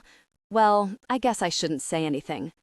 Daphne's eyes dart around at her companions at the table, who are looking elsewhere. Clearly, they've been talking about it. And I hope they find her, I really do. I just feel it's a shame that our class reunions always have to be linked with this, she says. Sorry, that's just how I feel. Kathryn glances at Jack, who nods empathetically. I know, it sucks, he says, but it's important for us to keep it on the table. And look at it this way, it does put us on the map. Why else would anyone remember the class of '86? Well, I, for one, says Daphne, putting her hand to her chest, have plenty of reasons. There's a lot more to our class than just this one weird thing that happened. But that's just how I feel. She glares at her friends. I can't speak for anybody else. Jack nods again, and everyone else stands around awkwardly. The bald guy smiles at Kathryn as if he's been waiting for a break and holds out a large sticker. I found your name tag, he says. I don't know if you remember me, Kath, but I'm Pete Mashad. I used to do magic tricks at assemblies. Oh yeah, she does remember. She loved those magic tricks. Doves out of top hats, handkerchiefs out of his throat. She peels the paper backing off the name tag and puts it on her chest. That'll be $20, including the buffet, he says, almost apologetically. So what are you up to these days, she asks, bending over the table to write a check. Still performing. I have a couple of gigs around town. That's my card right there, he says, pointing at a stack on the table. Course, I'm working at Walmart to pay the rent, but I'm saving up to go to this Magician's Expo in Vegas this fall. Should make a lot of contacts there. That's great, she says, tearing off the check and handing it to him. She takes a card. If I ever need a magician, you never know, he says. I just had to speak my mind, Daphne breaks in. No hard feelings. No hard feelings, Jack says with a big smile, taking Kathryn's elbow and steering her toward the banquet room. As they open the double doors, Freeway of Love comes blasting out. The large room, with its red-patterned carpeting and red vinyl-seated chairs, is decorated with crepe paper ribbons and multicolored balloons. Welcome, Class of '86, is spelled out across one wall in gilt cardboard letters, like a child's birthday decoration. There is no discernible theme. Several long tables, joined together and covered with white paper cloths, hold 3 punch bowls the size of aquariums and platters of what looks like cubed cheese. At the far end of the room, behind the empty dance floor, a disc jockey wearing mirrored sunglasses and an Ozzy Osbourne t-shirt sits in the middle of a complicated sound system. The cash bar is mobbed with people. Okay, I'm here. Now can I leave? Kathryn says. No way. We're gonna boogie all night, Jack says with a grin, swiveling his hips and pointing his fingers skyward. Then I need a drink. They make their way over to the bar, Jack glad-handing people all the way. He's not even wearing a name tag, but everybody knows who he is. Ever thought of running for office? Kathryn says as they wait for her vodka tonic. Nah, I'm a newspaper guy. It must get oppressive sometimes, being so known. He looks at her with amusement. You have turned into an old recluse, haven't you? Oh my God, it's you, a woman says, clutching Kathryn's arm. I didn't recognize you at first. I'll have to get Chip over here. Kathryn looks at her name tag. It says Donna Murphy Sanborn. Then she follows Donna's gaze to several yards away where Chip is slapping backs with a group of guys. We'll catch his eye in a minute, Donna says. She turns back to Kathryn. He told me about your little chat on the plane. Her mouth falls into a pout. Sorry to hear about your divorce. Thanks, Kathryn says. Your husband was very sweet about it. He is a sweetie. Donna looks over at him fondly. And it sounds like his business is going great. Yup, it sure is. But he leaves his socks lying around everywhere, and he forgets to take out the trash. So he isn't perfect, but I love him anyway. Kathryn feels a pang, envying the casual way Donna stakes her claim for him. Kathryn had never felt she could do that with Paul. Even when they'd been in love, it was never something they casually announced to people. Their bond always seemed too fragile somehow to withstand public scrutiny. Kath Campbell. All at once, Chip is at her elbow with a big smile. Long time no see. We were talking about you, honey. Were your ears burning? Donna playfully pinches his waist. Pulling Kathryn closer, she says, when you're ready to start dating again, let us know. Chip works with a couple of real cuties. I guess it's a little soon, Kathryn says, but I appreciate the thought. By the way, says Donna, that was a very moving piece you wrote. Jennifer was pretty screwed up, huh? I had no idea. I always thought she was Little Miss Perfect. Well, I guess if you scratched the surface of most of us, Kathryn begins, bridling a little at Donna's blunt assessment. I'm going to be doing some business with your mom, Chip breaks in. Did she tell you? Not yet, but I haven't seen her much lately. She's a real dynamo, your mom. Yes, she is, Kathryn agrees. Smile and nod, smile and nod. She's lost Jack. He's off talking to someone else, a skinny guy wearing a Dysart's truck stop baseball cap. In the distance, she can see Abby Elson talking to Tim Peavy, the guy who sent Jennifer all those love notes and thought he was her boyfriend. Kathryn catches her eye, and Abby looks away.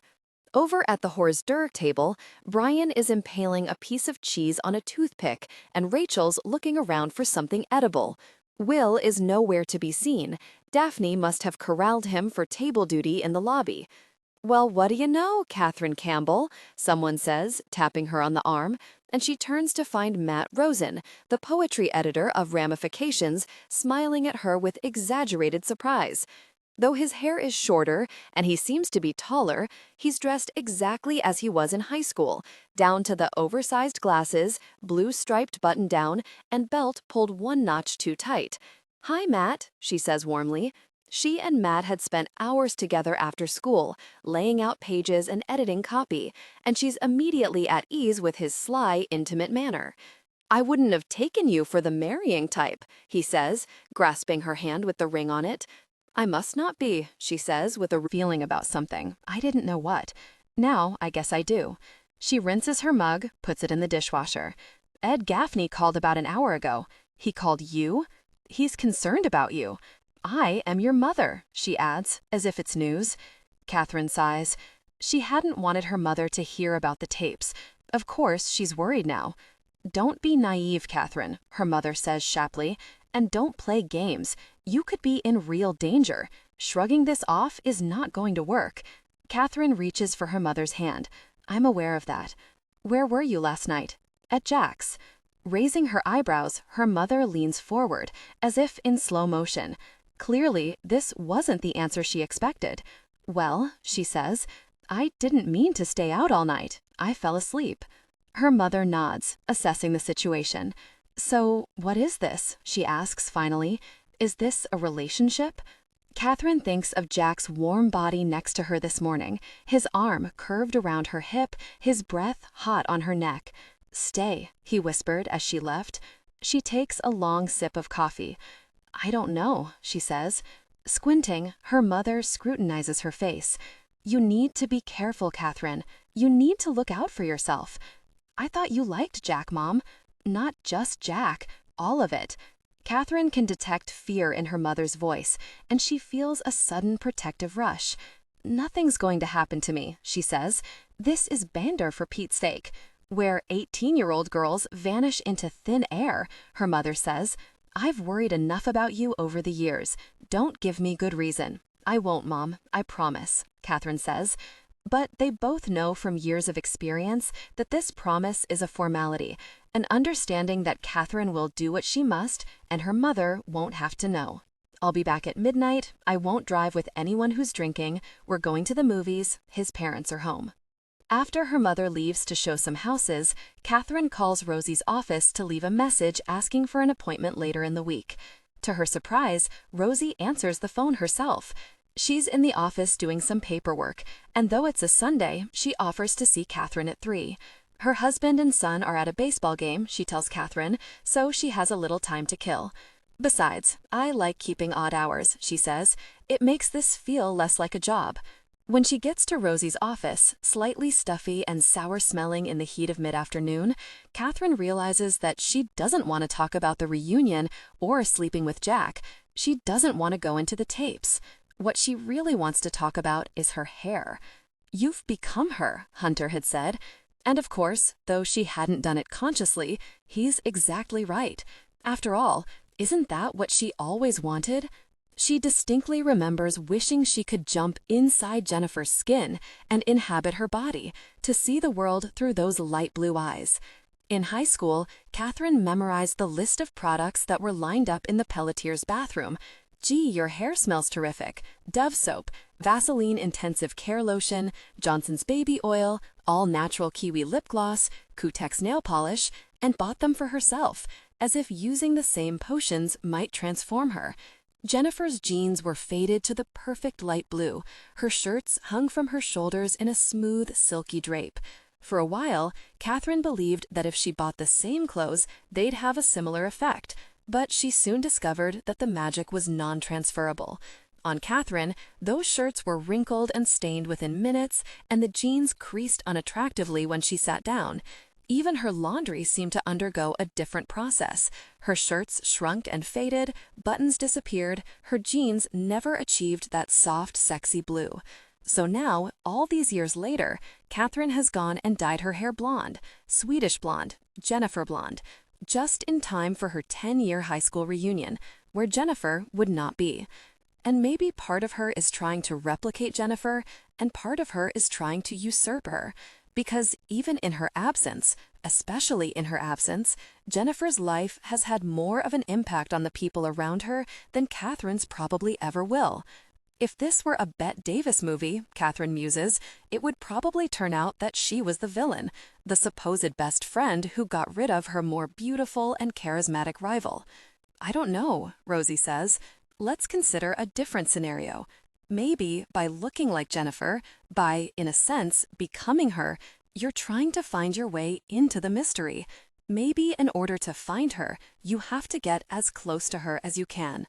On the way home, Kathryn cranks the radio, and Bonnie Tyler's raspy voice, wailing "Total Eclipse of the Heart," fills the car. Closing her eyes, Kathryn lets the music soak in, saturating her pores. She is sodden, drunk on it. She hasn't felt this way since high school, when she would go into her room and sit on her bed in the dark with headphones on, absorbing the music into her bloodstream like a drug. She expected so much from it then. The music showed her a way through a thicket of emotions. It made sense of her confusion. It distilled her heart. In college, older and more cynical, she made fun of the music she used to love. The lyrics were cloying, the arrangements sappy, the groups passé. Her friends from prep schools had listened to a different kind of music, more self-referential and cutting edge. She amused them by describing school dances featuring a DJ with a handlebar mustache and a shiny red baseball jacket who played Whitney Houston and Sheena Easton and lots of Madonna. She quoted sappy lyrics from earnest, anthemic pop songs, and they doubled over with laughter. But a part of her, deep down, was loyal to that younger self. She had not forgotten the tremendous relief she'd felt at hearing her own emotions confirmed and explained at a time when they were such a mystery to her. Now, driving up Broadway, she listens intently to the steadily rising anger in Bonnie Tyler's voice. Every now and then I fall apart, and she remembers Jennifer blasting this song as they drove to school on cold winter mornings. Nothing seemed to exist except the music. The moment was reduced to its essence, and that essence was pure feeling. At times like this, Kathryn realizes now, she was as close to Jennifer as she would ever be. Jennifer would select a tape, find the right song, and let the music say what she was unable to admit. Kathryn always felt as if the music was a code, and if she could only figure out what it meant, she'd hold the key to Jennifer's elusive personality. Sometimes she didn't try. She just lost herself in it. But usually there were two parts of her, one that existed purely in the moment and one that hovered above, watching, waiting, hoping somehow to find a clue that would yield an answer. There's a message in the wild, and I'm sending you the signal tonight. You don't know how desperate I've become, and it looks like I'm losing this fight. Kathryn is sitting at the kitchen table by herself that evening, listening to the tapes again, when the telephone rings. Absently, she goes over and picks it up. Hello? There's silence on the other end. Hello? She says again, her senses sharpening. Kathryn, a voice whispers. Who is this? Leave it alone. What? Leave it alone. The voice is slow and distinct, but unidentifiable. Then there's a click and the line is dead. Immediately, almost without thinking, she dials *69, as Paul had done. The phone rings and rings, but no one answers. She replaces the phone on the hook and stands there for a moment, unable to move. When it rings again, seconds later, she lets the machine get it. "Kathryn, it's Jack. Just calling to say hi," she says, picking up the receiver. "Screening, huh? I got a weird call," she says. He listens silently while she tells him about it. Then he says, "I don't like this." "It's probably nothing," she says. "Some high school kid who read the article and wants to have a little fun. Those tapes weren't nothing." He draws in his breath. "I'm starting to get uncomfortable with all this." "All what?" "What this is turning into." "What do you mean?" "You know what I mean. You're basically live bait. Look," she says, reasoning with herself as much as with Jack, "this is exactly what we wanted. We're smoking this guy out. Is this what you thought it would be? That some psycho would come out of the woodwork to harass and threaten you? Because that wasn't my scenario. What did you think?" He sighs. "I thought that maybe someone who saw something or heard something would come forward. Or, who knows, maybe Jennifer would read the piece and decide to show herself." She sits back in her chair and looks out the window into the darkness. The trees look soft and spongy in the light from the house. Maybe it's time to give up that fantasy. "Yeah, I guess it is," he says. "And maybe it's time to face the fact that this is turning into something you can't control." Slowly, she winds the long phone cord around her hand. "Gaffney has the tapes. He's on top of it," Jack says. "I think we should tell the police about Hunter and let them take over from here." "And I should just drop it?" "Yes." She relaxes her hand, turning it slightly, and the phone cord slips off, resuming its coiled shape. "Okay, okay, okay, if that's what you think." He pauses. She can tell he's debating whether or not to believe her. Then he sighs again. "This wasn't even why I called. I wanted to ask you to dinner this week." "Jack," she says, "I don't expect—" "Listen, Kathryn, I don't think you expect anything, but I do. Call me old-fashioned." "Okay then," she says, "I accept." "Good. How about Wednesday?" "Fine. So what are you doing now?" "Listening to those tapes again, trying to see if there's anything there." "Have you eaten yet?" "No." "What time is it?" 9:30. I guess I forgot. Well, I just ordered a pizza and I have to pick it up. I could pick you up at the same time." She laughs. "Would this cancel out dinner on Wednesday?" "Think of this as an appetizer," Jack says. When the rain begins, in the middle of the night, Kathryn gets up to close the window. Lightning rips through the sky like a cartoon bolt. Thunder cracks so loudly that Jack, who's been sleeping soundly, sits up in a daze and looks around. "It's just a storm," she says softly, as if to a child. "Go back to sleep." He shakes his head, rubs the back of his neck. "I used to love these when I was a kid." "Me too." Leaning back against the headboard, he reaches for her hand and pulls her toward him. His arms around her shoulders, she watches the rain falling in heavy sheets against the tall window. It's like being at a laundromat, she thinks, or a car wash. She remembers going through the car wash at the Texaco station on Hammond Street with her father when she was a little girl. How frightened she was at first, and then how thrilled when she realized she was safe. The raging storm couldn't reach her. And soon they'd be back out in the sunshine, clean and dry. Lulled by the rain, Kathryn drifts to sleep in Jack's arms. She doesn't stir until the first faint light of morning tints the sky. Chapter 27. It's still raining later that morning when Kathryn drives up to the school. Formless clouds, heavy and gray, hang low in the sky. Holding a newspaper over her head like a pup tent, she dashes from the visitors' parking lot to the double front doors, which open with a vacuum-sealed whoosh and close slowly behind her. Inside, the air is cold. Kathryn rubs her arms, suddenly covered with goosebumps, as she passes the glassed-in administrative offices. The school secretary, typing away at a computer, appears to be the only one there. Kathryn goes down a long hall to the main part of the building and then up the wide ramp to Hunter's classroom. The door is open and the light is on, but Hunter isn't there. Tentatively, Kathryn steps into the room. Despite the light, it's dim and shadowed. Fine rain sifts against the windows, blurring the view. The large black and white wall clock ticks quietly, its second hand a thin red needle inching around the face. Somewhere in the distance, a truck horn blares. Kathryn looks around at the posters of Martin Luther King and John F. Kennedy, the Far Side cartoons taped to the board, the dusty apple-shaped candle on Hunter's desk, a gift from some grade-grubbing student, Kathryn thinks, and a name pops into her head, Helen Duval, a girl in her class who, over the course of the school year, brought Hunter apple magnets, apple pins, a tie with apples on it, and finally an apple pie he shared with the class. He made it clear that he was amused and slightly horrified by the attention. "Oh no," he'd say, covering his eyes when she approached his desk with yet another gift-wrapped trinket. But Helen just smiled blandly. It was hard to tell whether she was in on the joke. "Miss Campbell."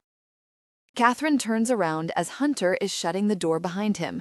Her heart leaps a little, but she tells herself to relax. What's she afraid of? Still, it feels a bit strange. She can't remember when she's been alone with a teacher in a classroom with the door shut. As if reading her mind, he says, "I always keep this shut in the summer. There's no one else here anyway." "There are a few people," she protests feebly. "Not up here. I have it all to myself." He grins, leaning back against his desk with his arms half folded, hands underneath, like a football coach. He's wearing a Nike t-shirt and black bicycle shorts, and Kathryn wonders if he biked into town this morning. She remembers that he used to do that kind of thing, hiking up mountains before school, training for marathons, and posting his daily miles on the board for the class to keep track of. "I thought you might come by," he says. "Something about our conversation seemed incomplete." She says, thinking, "All right, here we go," with the vertiginous sensation of jumping off a high diving board. "There was something. I've been wondering why you didn't tell me you were involved with Jennifer when she was your student." He gazes at her for a moment through narrowed eyes, as if he's having trouble seeing her. Then, biting down on the word, he says, "Involved? Sleeping with. Do I need to be more specific?" His face is a mask of feigned shock. He laughs. "What a thought. What a fantasy." "Come on," she says. "Jennifer must have told you I knew." "You must have misunderstood. We all knew," she continues. "Abby, Rochelle, everybody." "They're lying," he says calmly. "Abby Elson is a drugged-out piece of trash, and Rachel lives in some kind of fantasy land." He nods, as if remembering. "She used to send me poems, love poems. So I'm afraid your sources are shaky, at best." Kathryn smiles. "They're not my sources. Jennifer was my source." "Now you're lying." Taking a deep breath, Kathryn says, "She used a code. She told people she was orienteering twice a week, and then she'd go to your place. She'd start out in the woods somewhere, and you'd pick her up in your car." His eyes are trained on hers, but he says nothing. "It began sometime in the fall," she continues carefully, "after the suicide attempt. Nobody else understood, but you knew what to say, how to help. You were almost like a father figure." "Not a father figure," he says. Kathryn feels her knees buckle, as if someone has kicked them from behind. She holds her body rigid. "You helped her," she says. Holding his hands up in front of his pursed lips as if he's praying, Hunter looks at her for a long moment. Then he sighs. "She needed help, I know. There was nobody she could talk to." Kathryn feels a pain in her chest. "Come on, Jen, don't get deep on me. We're supposed to be celebrating." "I know," she says. "What else do you know?" Her mouth is dry. She swallows. "I know that she loved you," she says softly. "Did she tell you that?" She didn't have to. It was plain to see. And maybe it was, if she'd been paying attention. Maybe all of it was more obvious than she knew. Shared glances, a hand lingering on a shoulder, coded language and double entendres. Kathryn hadn't seen any of it. She'd missed whatever clues might have come her way. Where had she been when Jennifer was slipping out to see him? How could she have been so oblivious when they were in his class together every day? She told me you didn't know, he muses, as if talking to himself. She said she was afraid to tell you. Afraid of what? That you couldn't handle it? You might tell somebody? That it would be weird in class? He shrugs. Who knows? But I guess she lied to me. No, she didn't, Kathryn thinks. You're the only one she didn't lie to. She didn't mean to tell me, she says. I kind of figured it out. Why didn't you say something earlier? What was there to say? So why do it now? Her hands, she realizes, are trembling. She puts them behind her back. I've been thinking about what you said at the reunion, about how I was such a nothing in high school. I don't think I said that exactly, he protests mildly. But you were right, she says. I was in her shadow. I have been for a long time. What does this have to do with... I just wanted you to know that I know, she says. I thought it might clear the air between us. She looks directly into his eyes. You were right. I always envied what Jennifer had. Without expression, he appraises her. There is a long silence between them. She hesitates, raising her hand to her mouth and shakes her head. Then she turns away, as if to leave. He reaches out and puts his hand on her arm. What? He asks, pulling her back. His grip is firm, and she resists. He lets go, lifting his hands as if in surrender. For a moment, neither of them says a thing. What do you want from me? He asks finally.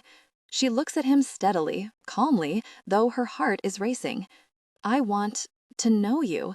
I'm tired of playing games. He gazes at her quizzically, tilting his head as if trying to see her a different way. I don't know, Kathryn, he says finally. I don't know if I believe you. If you're involved with Rachel... Who told you that? He says sharply. I'm not dumb. I saw that look between you at the reunion. He hesitates. There was something. Not anymore. Now he's lying, she thinks, watching his Adam's apple bob slightly as he swallows. She wonders if Rachel has told him about their conversation. It's impossible to tell. All of a sudden, Kathryn feels a wave of panic, like nausea, rise up in her. She doesn't know what is real and what is false. Even if he acts like he believes her, she has no idea if he really does. She doesn't trust anything, her intuition, his cues. How foolish, she thinks, to imagine that she can play games like this with someone like Hunter. He knows all the tricks. He's spent his life playing games. Are you ready for this? He says abruptly. For what? She looks at him, at the small smile on his lips, at his dark, piercing eyes. Almost imperceptibly, something about him seems to have changed. He is gentler, somehow, his expression softer. Yes, she murmurs. Tonight, then, he says. She nods. There's a diner off of Route Lennon, near the Hampton town line. It's called Raymond's. I'll find it. 7 o'clock. She nods again. 7 o'clock. Walking out to the parking lot in the drizzling rain, Kathryn's head feels light, as if she's short of oxygen. It's so easy to lie, she thinks. You just say the words, and they might as well be true. She feels the same way she used to feel as a teenager when she deceived her parents and got away with it. Disbelief mixed with fear that they'd be behind her in a second, that they'd figure it out. When she realized she'd pulled it off, she felt a thrill of relief. And then, sometime later, deep in her bones, a sadness that she could deceive them so easily, that her omnipotent parents could be fooled. Because if that were true, then they weren't omnipotent anymore. Anything could happen. They couldn't save her, and they couldn't hurt her. She was on her own. Chapter 28. When Kathryn gets home, there's a note from her mother on the kitchen table and a message from Jack on the answering machine. I'll be out again tonight. Sorry, the note reads. A party at Julie Spenwen's for work. Thanks for letting me know where you were last night. Hope it was fun. We need some groceries if you get a chance. Breakfast tomorrow? Love, Mom. Kathryn pushes the button on the machine. Hey, Kathryn, Jack says. I'm wondering where you could be. Anyway, you know how we talked about moving you in other directions at the paper? Well, there's a concert tonight at the Maine Center for the Arts, an Appalachian bluegrass band, and I'd like you to cover it. You can interview the group afterward. It's not a unique story, but the director of the center has been pestering me for publicity about this event, and I'm thinking you might have an interesting take on it. Call me back. She hears him start to put the phone down, and then there's a clatter, and he says, "Oh, hi to you too, Mrs. Campbell." Kathryn stands at the table for a moment, trying to figure out what to tell him. Then she dials Jack's number. "I'm having dinner with my mother tonight," she lies. "Maybe if I'd known about this earlier?" "Can't you postpone it? I had to pull strings with the arts editor to get you this assignment. Sorry, it's important to her. But let me know if something else comes up, okay?" She feels a twinge of guilt. She can tell he's annoyed, but she shrugs it off. "Hey, I think I left my earrings at your place. I might have to pick them up later." "After your mother-daughter bonding session?" He says it sarcastically, but she can hear a relenting in his voice. "Maybe. I don't want to wake you." "You can wake me," he says. "Just don't disturb my dreams." It's early afternoon when the rain stops, when the gray cloud ceiling begins to break apart and glimpses of blue appear. Standing in the living room, looking out the picture window, Kathryn stretches her arms over her head, tugging her shoulders at the sockets. It's been nearly a week since she's gone running, and her body feels sluggish and stiff.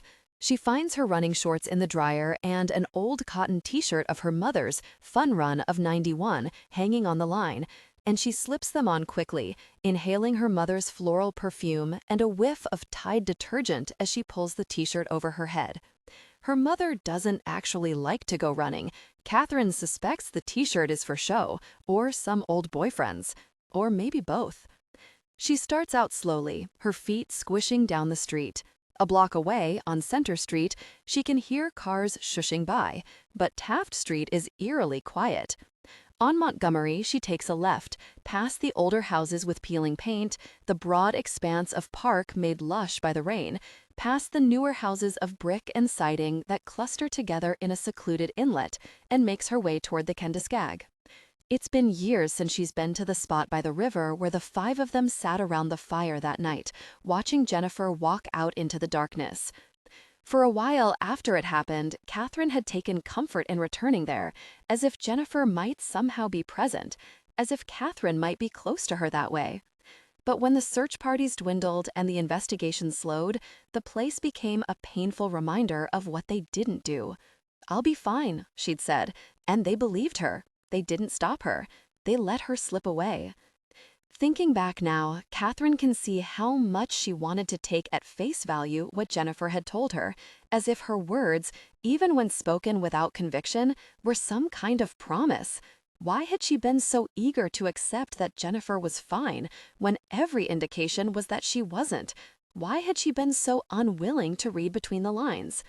Fine, Kathryn's sophomore-year college roommate, a psychology major, had yelled at her one time, frustrated at Kathryn's unwillingness to open up. "Fucked up, insecure, neurotic, emotional? Yeah, you're fine, you lying bitch." Kathryn knew her roommate was right. It was a meaningless word, a cover. It hid what she didn't want others to see, and what she couldn't face in herself. She lived on the surface of that word, repeating it so often that she almost believed it. She has been so afraid for so long. She was afraid that if she admitted to one thing, one genuine feeling, then she'd have to admit to it all. She'd have to feel everything. She didn't know if she could do it.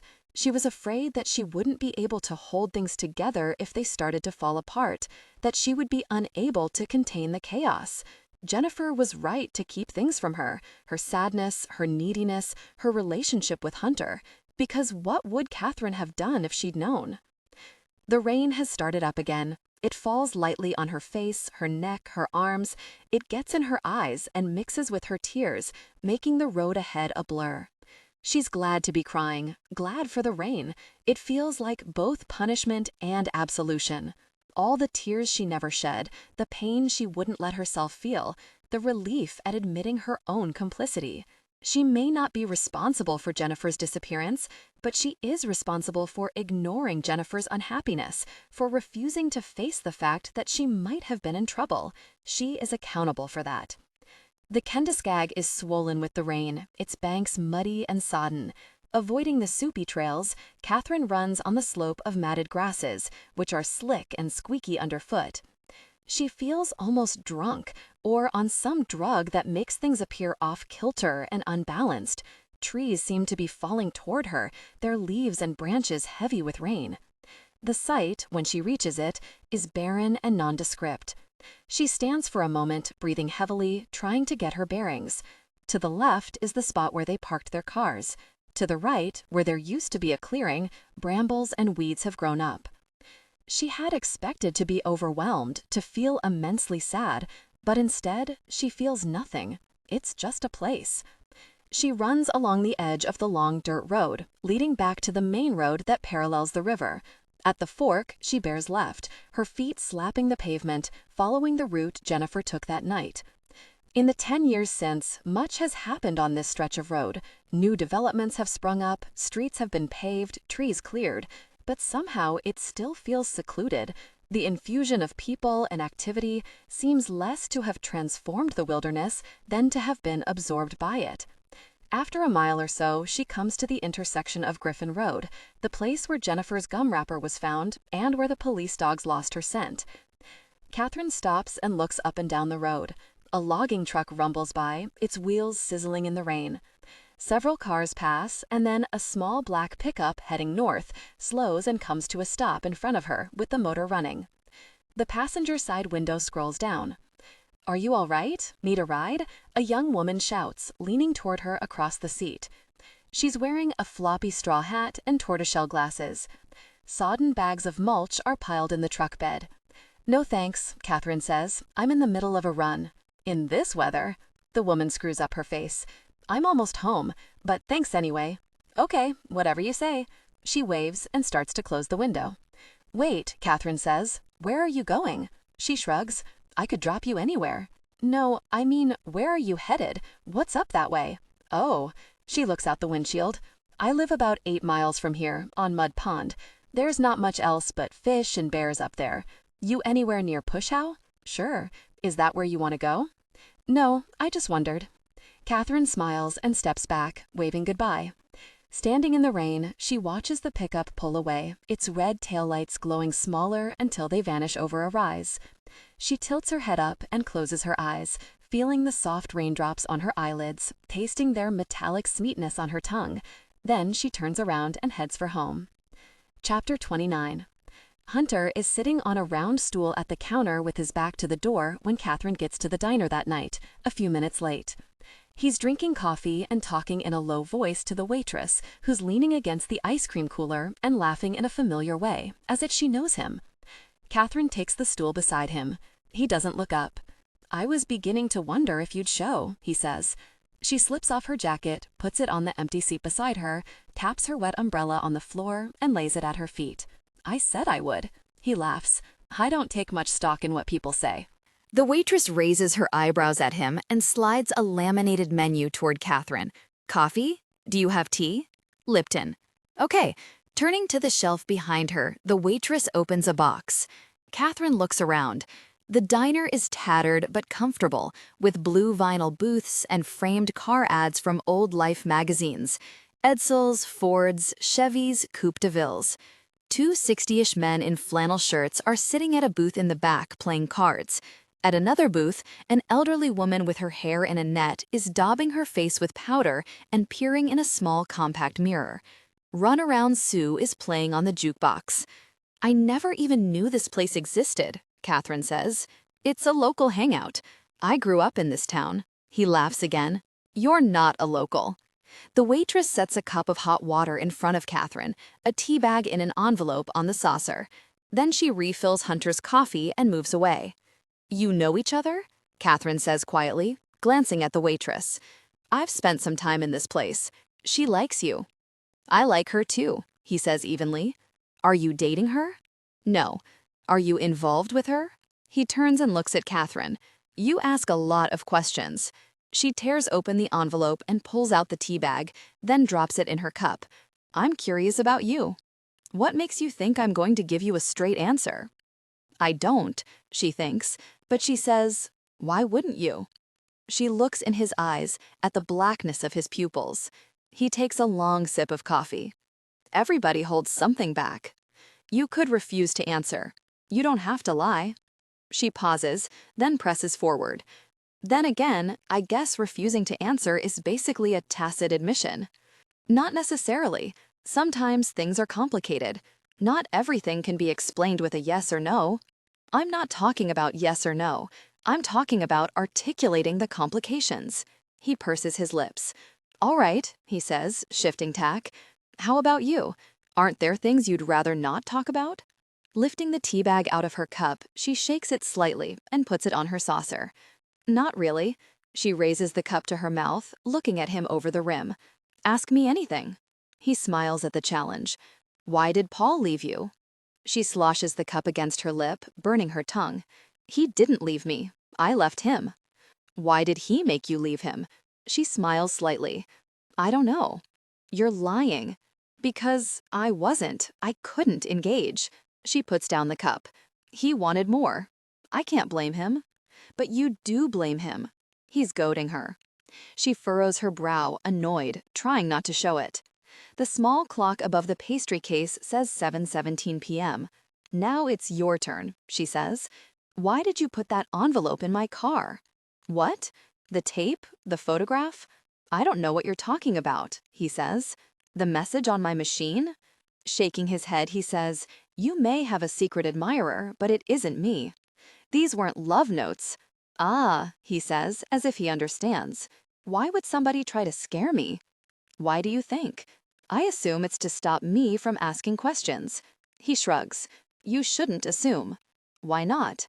Because once you start making assumptions, you'll ignore what's in front of you, and then you'll never find what you're looking for. You think I can find what I'm looking for? He drains his coffee cup and puts it down. Then he swivels on his stool so he's facing her. How badly do you want to know? I want to know, she says. Sitting back on his stool, he crosses his arms and rubs his chin. Ever been orienteering? He says abruptly. Not really, she says. It teaches you a lot about yourself, he says. How aware you are of the world around you. How in touch you are with your natural instincts. She looks at him steadily. You have to stay sharp, or you'll lose your bearings, he says. I think I lost my bearings a long time ago.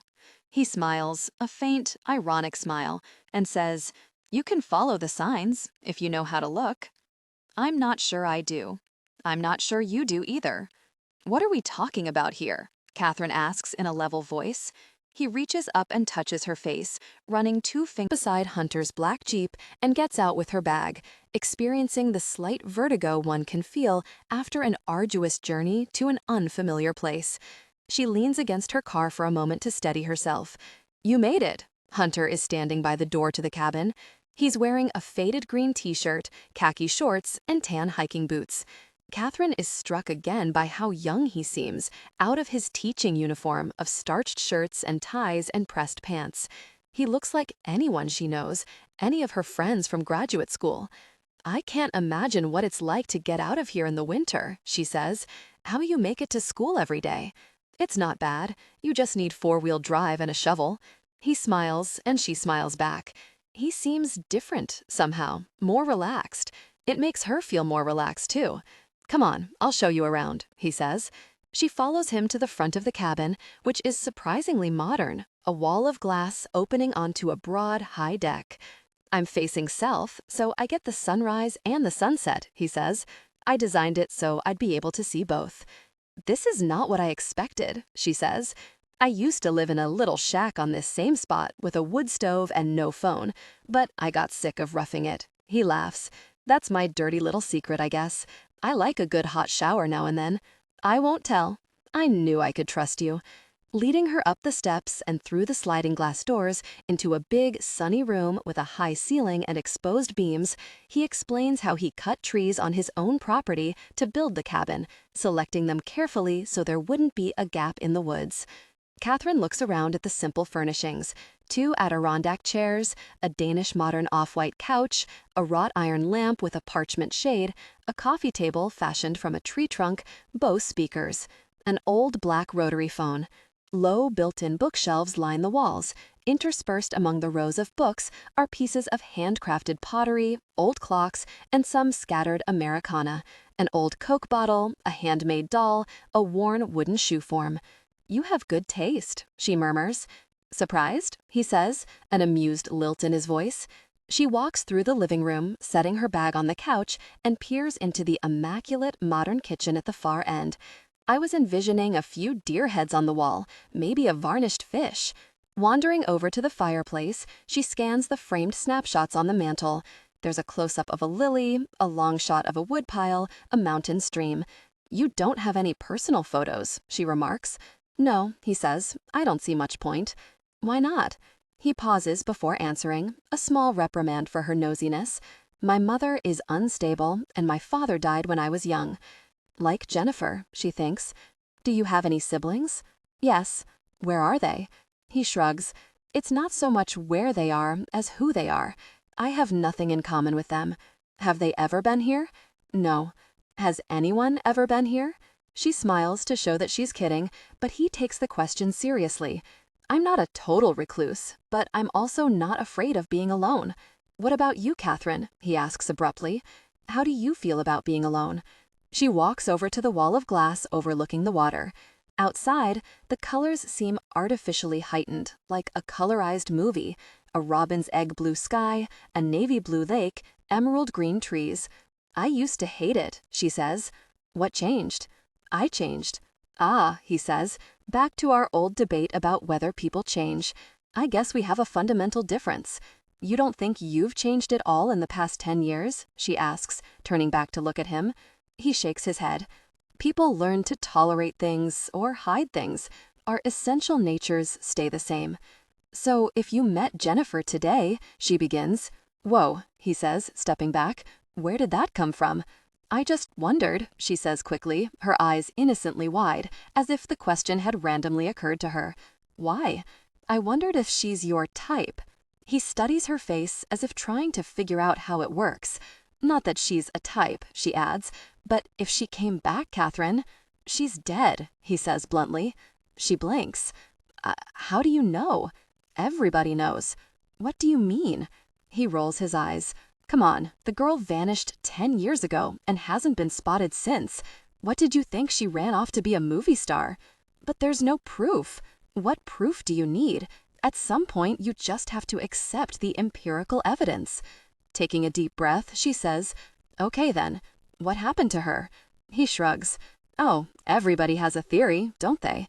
I don't think it really matters. The point is," he flips his fingers out aggressively, "she's gone. That fact alone renders idle speculation meaningless." "I don't agree," she says. "It does matter. But there's nothing anybody can do about it." The corners of his mouth turn up slightly. "My, I never knew you were such a crusader." That night by the river flashes through her mind. "Come on, Jen, don't get deep on me." "I never was," she says. He stands there looking at her for a moment, with his hands on his hips. Then he rubs his chin. "Let's define our terms," he says. "I'm not sure I believe there is such a thing as the truth. There are facts." But truth is variable, open to interpretation. Facts, then, Kathryn says. Facts would be enough. "Ah," he says, "but facts will only take you so far. You can have all the facts and still not know what happened." This is going in circles, she thinks. I'm not going to get anywhere this way. "Jennifer was in love with you," she says. Is that a fact, or is it the truth? She was young. She didn't know what it meant to be in love. She didn't know? Kathryn persists. So it wasn't true? "She wasn't in love with me," Hunter says abruptly, turning away. "If she'd been in love with me—" "What?" The telephone rings, a burbling, old-fashioned sound. They both jump. "Just a minute," he says. He goes over to pick it up. "Hello?" Kathryn watches his face. It's for you," he says, with a questioning look. "Me?" He nods, holding the phone out. She walks over, as if she's in a trance, and takes it from him. "Hello? Kathryn? It's me, Jack." "Oh." She looks at Hunter, who's watching her impassively. "Are you okay? Is everything all right?" Her head is light with panic, and she needs a moment before she can answer. She takes slow, shallow breaths. "How did you find me?" "Give me a break," he says. "It was obvious where you were headed. I'd be pissed as hell right now if I weren't so concerned." "Don't try to track me down again," she says. "What?" She can hear the puzzlement in his voice. "I told you it was over, Jack." He's silent for a moment. Then he says, "Do you want me to come out there?" "Not right now." "Do you want me to call the police?" "No." "Has he confessed to anything?" "I told you, no." "Listen." He sighs. "Be careful. Don't say or do anything that might rile him up. I'm going to wait an hour, and then I'm coming. A guy here knows Hunter. He's been to his house to play poker. I'll get directions from him. You can talk all you want, but it's not going to make a difference," she says. "I'll park at the end of his driveway, and I'll keep the lights on so you can see me. If I leave the car for any reason, the keys will be under the seat, okay?" Hunter's arms are crossed. He's leaning against the wall. Kathryn rolls her eyes at him. "This is embarrassing, Jack," she says. "Why can't you just accept the truth? You mean that you're in love with me?" She bites her lip, acutely aware of Hunter watching her. "Don't call me again," she says. When she hangs up the phone, she smiles apologetically to Hunter. "Sorry about that." "That's pretty odd," he says. "Calling you out here?" "Well," she hesitates, her heart pounding in her chest. "I haven't been completely honest with you. Jack and I saw each other briefly, and it didn't work out. He's become kind of obsessive. Funny, I never thought of Jack Ledbetter that way." "Neither did I." She shrugs. "The things you find out about people. How did he know you were here?" "He must have guessed. I haven't made a secret of the fact that I'm interested in you." "In what way?" She swallows. "I think you know." He gazes at her for a long moment. Then he turns away. Glancing out the big window, he says, "The light is fading. If we're going on a walk, we should do it soon." "We don't have to," she says. "But you came all this way." She nods. Then she turns to get her bag. "Oh, leave that," he says. "But where we're going, you won't need it," he says. "It would only get in the way." The woods are full of sounds. Hunter points out each one.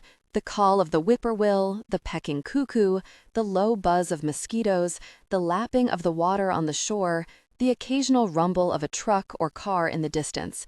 He shows her how shadows fall according to the time of day and how certain plants grow in specific conditions.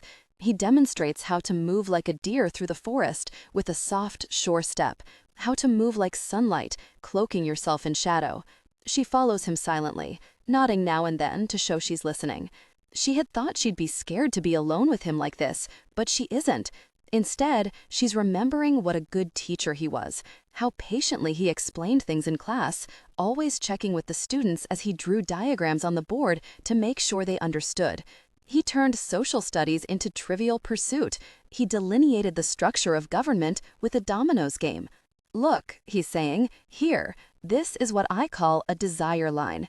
Strictly speaking, it's a landscape architecture term for the paths people create when they cut across the grass instead of taking a prescribed route. People who follow their desires, if you want to be literal. But I just use it to describe any foot trail that's relatively new and hasn't been formalized by markers or maps. At first, she doesn't see it.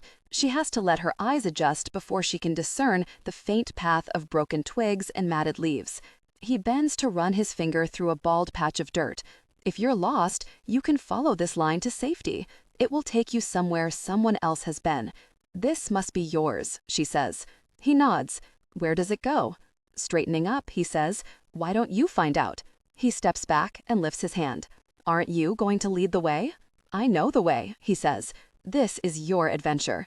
She turns uncertainly and examines the area in front of her. It's hard to make out anything now. She glances from side to side, but it all looks the same. Suddenly, the trees feel like people in a crowd, pushing and jostling. Relax, he says. Take your time. She shuts her eyes for a moment, then opens them. There, to her right, is the broken twig she noticed before. She looks beyond it and sees another dangling stalk and some matted leaves. Suddenly, as if she's looking at a picture that contains a hidden image, Kathryn's eyes adjust, and she can see the path. She traces the twig to a trampled leaf, and then, farther ahead, a patch of dirt and a heap of vines pushed aside by a careless foot. Slowly, she begins to move forward, using each visual marker as a stepping stone to the next. After several dozen yards, something unexpected happens. She realizes that she can see the path stretching ahead, winding around to the left and out of sight. She begins to walk faster, her eyes traveling quickly from marker to marker as she makes her way through the woods. Behind her, Hunter's step is so quiet that for a moment, Kathryn forgets he's there. "You've got it," he says, in a low voice, his praise warm on her back. This must have been what it was like for Jennifer, she thinks. This sudden ordering of the universe, this exquisite clarity. All at once, without warning, Kathryn finds herself in a grassy clearing. She looks around at the pines ringing the perimeter, the birches poking up behind. It seems familiar somehow, as if she's been here before. She breathes deeply, smelling the pine and the sour grass. Hunter steps into the clearing, and Kathryn turns to look at him. "I recognize this place," she says. Shutting her eyes, she turns slightly, listening to the sounds of the forest. "I must have been dreaming. I know it so well. I'm in the middle of this clearing, and I'm turning." In the distance, a train whistle sounds. Kathryn feels a chill through her. She stops and opens her eyes. Footprints disappearing into the grass. An open window, an outstretched hand, miles of highway, a shallow grave. It isn't until now, this moment, that she knows for certain. Jennifer is dead. She isn't hiding out somewhere. She didn't run away. She's dead, and she's probably been that way for a long time. 10 years of waiting, and it comes down to this. Hunter looks at Kathryn curiously. Everything is still. "I think I know what happened," she says. He doesn't answer. His face is blank, expressionless. "When she left us that night, she went to meet you," Kathryn says. "You picked her up on Griffin Road and drove her out here. And then—" She pauses. Vaguely, from the depths of her memory, Jennifer's words that night by the river float into her consciousness. You know there's a path you're supposed to be following in life, but somehow, maybe because you wanted to, or maybe because it happened so slowly you didn't even realize it, you've moved farther and farther away from it. She brought her passport, Kathryn says slowly. You must have been planning to go somewhere. But she changed her mind. It wasn't just going away. It was everything. She hesitates, watching his reaction. She thought she could just leave, that she didn't owe you anything. After all you've done for her, she says, her voice rising. You had given her so much, and she was going to just walk away. It wasn't the way you think. His words knock the breath out of her. We'd made all these plans, he says. We were going to go to Mexico. I knew the international school needed teachers down there, and she wanted to take a few years off before college. Frowning, Kathryn shakes her head. But Jennifer wouldn't have done that. She wouldn't have done that to Will. She never said a word about going away. Will knew she was unhappy. He probably knew she wanted to leave. And it wasn't going to be forever, just a year or two. She'd written him a letter explaining everything that she was going to mail when we got there. She wrote you one too, I think. Kathryn feels a pang in her chest. Really? Where is it? He shrugs. I never saw it. She just told me about it. Who knows? Maybe she was lying. Because when we got back here that night, it was clear she'd been thinking about the whole situation, and she wasn't going anywhere. Kathryn nods. So, she says haltingly, you got angry? He steps back with his hands up as if he's been stopped by the police. See, that's the thing. You're always jumping to conclusions. I'm not, she says. Calm down, relax. I'm listening. He looks at her, the muscles in his face twitching, and takes another step back, as if he might turn and go. Kathryn reaches out and touches his arm. Rick, she says in a low voice, I'm sorry. Slowly, he shakes his head. I am listening. For a long moment, neither of them says a thing. Then he looks at her intensely, his eyes probing hers as if he's searching for something specific. She resists the impulse to turn away.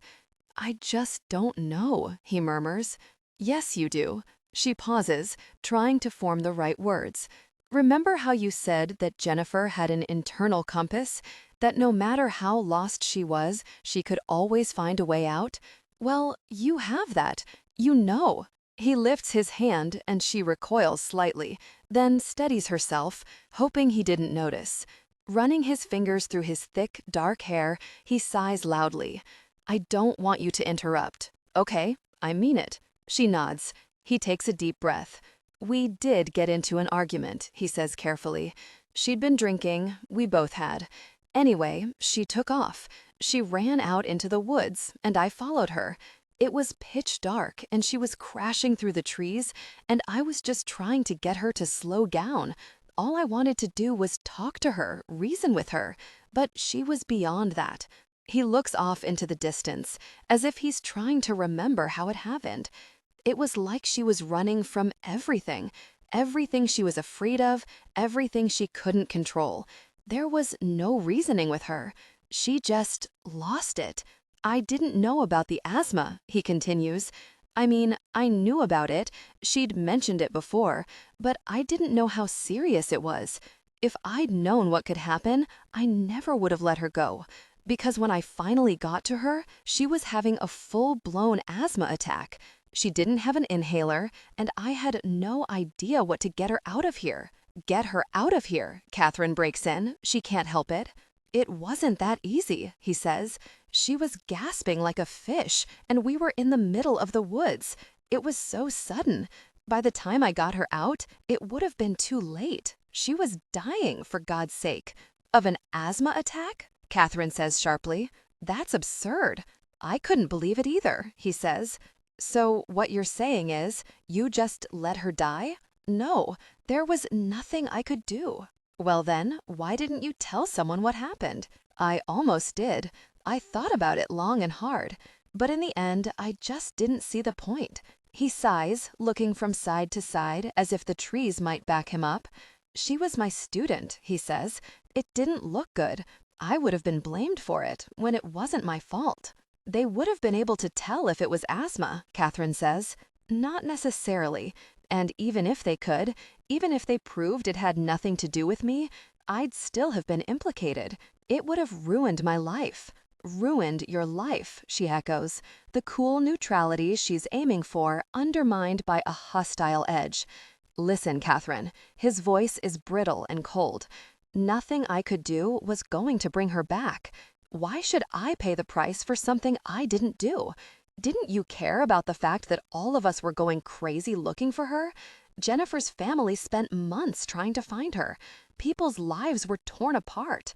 Would it have been better to know she was dead? Yes, it would have been better. I don't know how to make you understand, he says. And maybe I'm just a romantic. But you see, all the stuff that took place after the fact was meaningless. Jennifer was gone. She didn't exist anymore. What happened between Jennifer and me had nothing to do with anybody else. Kathryn's head is spinning. The trees are closing in again. The sky is far away, a distant blue. It almost seems inevitable, being here like this with Hunter, circling the ring in a cautious dance, sniffing the air for Jennifer's scent. She tries to comprehend what he's saying, but his words don't make sense to her. The lyrics of that song on the tape he sent are running through her head. There's a message in the wild, and I'm sending you the signal tonight. Slowly, she looks around the clearing at the catchy grass and small outcroppings of rock. One corner, across from where they're standing, is barren of trees and bushes and even grass. In the thin afternoon light, there are no shadows. The trees seem to be whispering, passing a secret around. Jennifer is buried here, isn't she? Kathryn says softly. A plane buzzes overhead, and Hunter looks up. He watches it cut through the sky, trailing a faint line of white until it's gone. Then he looks at Kathryn and shrugs. She could be anywhere. Something snaps inside her. She backs away, shaking her head. This is bullshit, she says. I don't believe you. I don't believe she just died like that. I don't need you to believe me, he says calmly. Then why did you tell me that story? Because you seemed to want one so badly. But it's a lie. She can feel her heart beating in her chest. I want to know the truth. I want to know why you killed her. I told you, he says, putting his hand up again, as if warding off her words. You shouldn't jump to conclusions. That gets me very upset. Why did you call me and threaten me? She asks, her voice rising in anger. Why did you leave that stuff in my car? I wanted you to leave it alone. She tries to look in his eyes, but they're unreadable. All at once, she realizes how hard he's worked to keep this a secret. Rachel's unwillingness to say what she knows about him suddenly makes sense. You've been sleeping with Rachel to keep her quiet, haven't you? You were afraid she'd tell what she knew? Rachel doesn't know anything about this.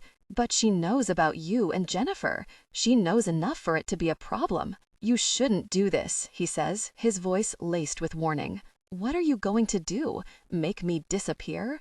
She stares at him, her heart pounding. Then she turns recklessly, blindly, to find a way out, hitting her forehead on a branch.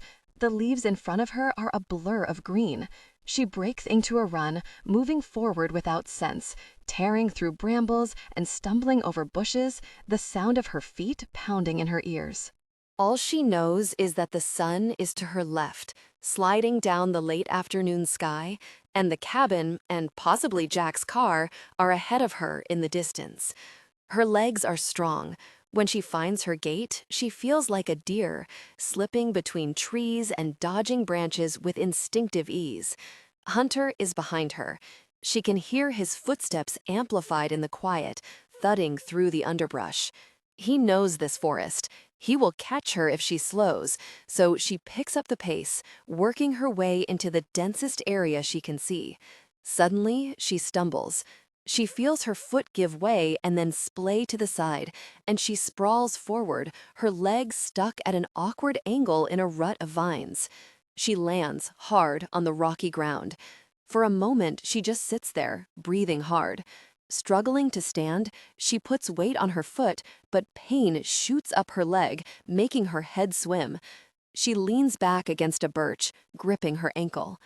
All at once, Hunter's hand is on her arm, his fingers digging into her flesh. He pulls her around, and she cries out in pain and sinks to the ground. He crouches over her, his face contorted in anger, his hands rough around her throat, and she turns her head away, feeling his grip tighten on her neck. There is a way in which this, too, feels inevitable, as if her worst fears were destined to come true, as if what happened to Jennifer must also happen to her. Why should she deserve anything different? Part of her almost welcomes this, doesn't care what happens next. It is tempting to imagine what it would be like to disappear, to escape herself, to leave everything behind.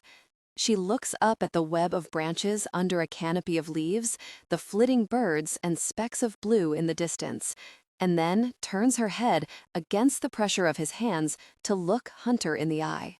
She thinks of her mother and Jack and, strangely, randomly, something the Bass Harbor sculptor said as she pointed out the large window of her studio at the rocky Maine coastline. This is life. This is all I need. She thinks of Jennifer's voice on the tape, pleading, "What do you want me to say?" She thinks of Jennifer laughing. And then, abruptly, she comes to her senses. Dying this way would be meaningless. Another girl buried out here in the woods. And for what? She owes it to Jennifer and to herself to get out of here alive. "Rick," she whispers, struggling to speak. "No," he says through clenched teeth. "Wait." He clamps his hand under her chin. She tries to swallow. Saliva cools in the corner of her mouth, runs in a trickle down the side of her face. "Please," she manages. "I know how it happened." A branch is digging into her back, and she attempts to move, but he has her pinned. "I know why you told me." "Stop," he warns. "I loved her too," she says. He doesn't shift his position, but his hands loosen slightly on her neck. Wind moves through the trees, a chorus of whispers. "I know how she was," Kathryn says, "how nothing you gave could ever be enough. You were only useful to her as long as you could help, and it was inevitable that sooner or later she'd figure out that you were no different from anyone else. You couldn't help her any more than anyone else had." "I wanted to help her," he says, almost inaudibly. She nods slightly, as much as she can.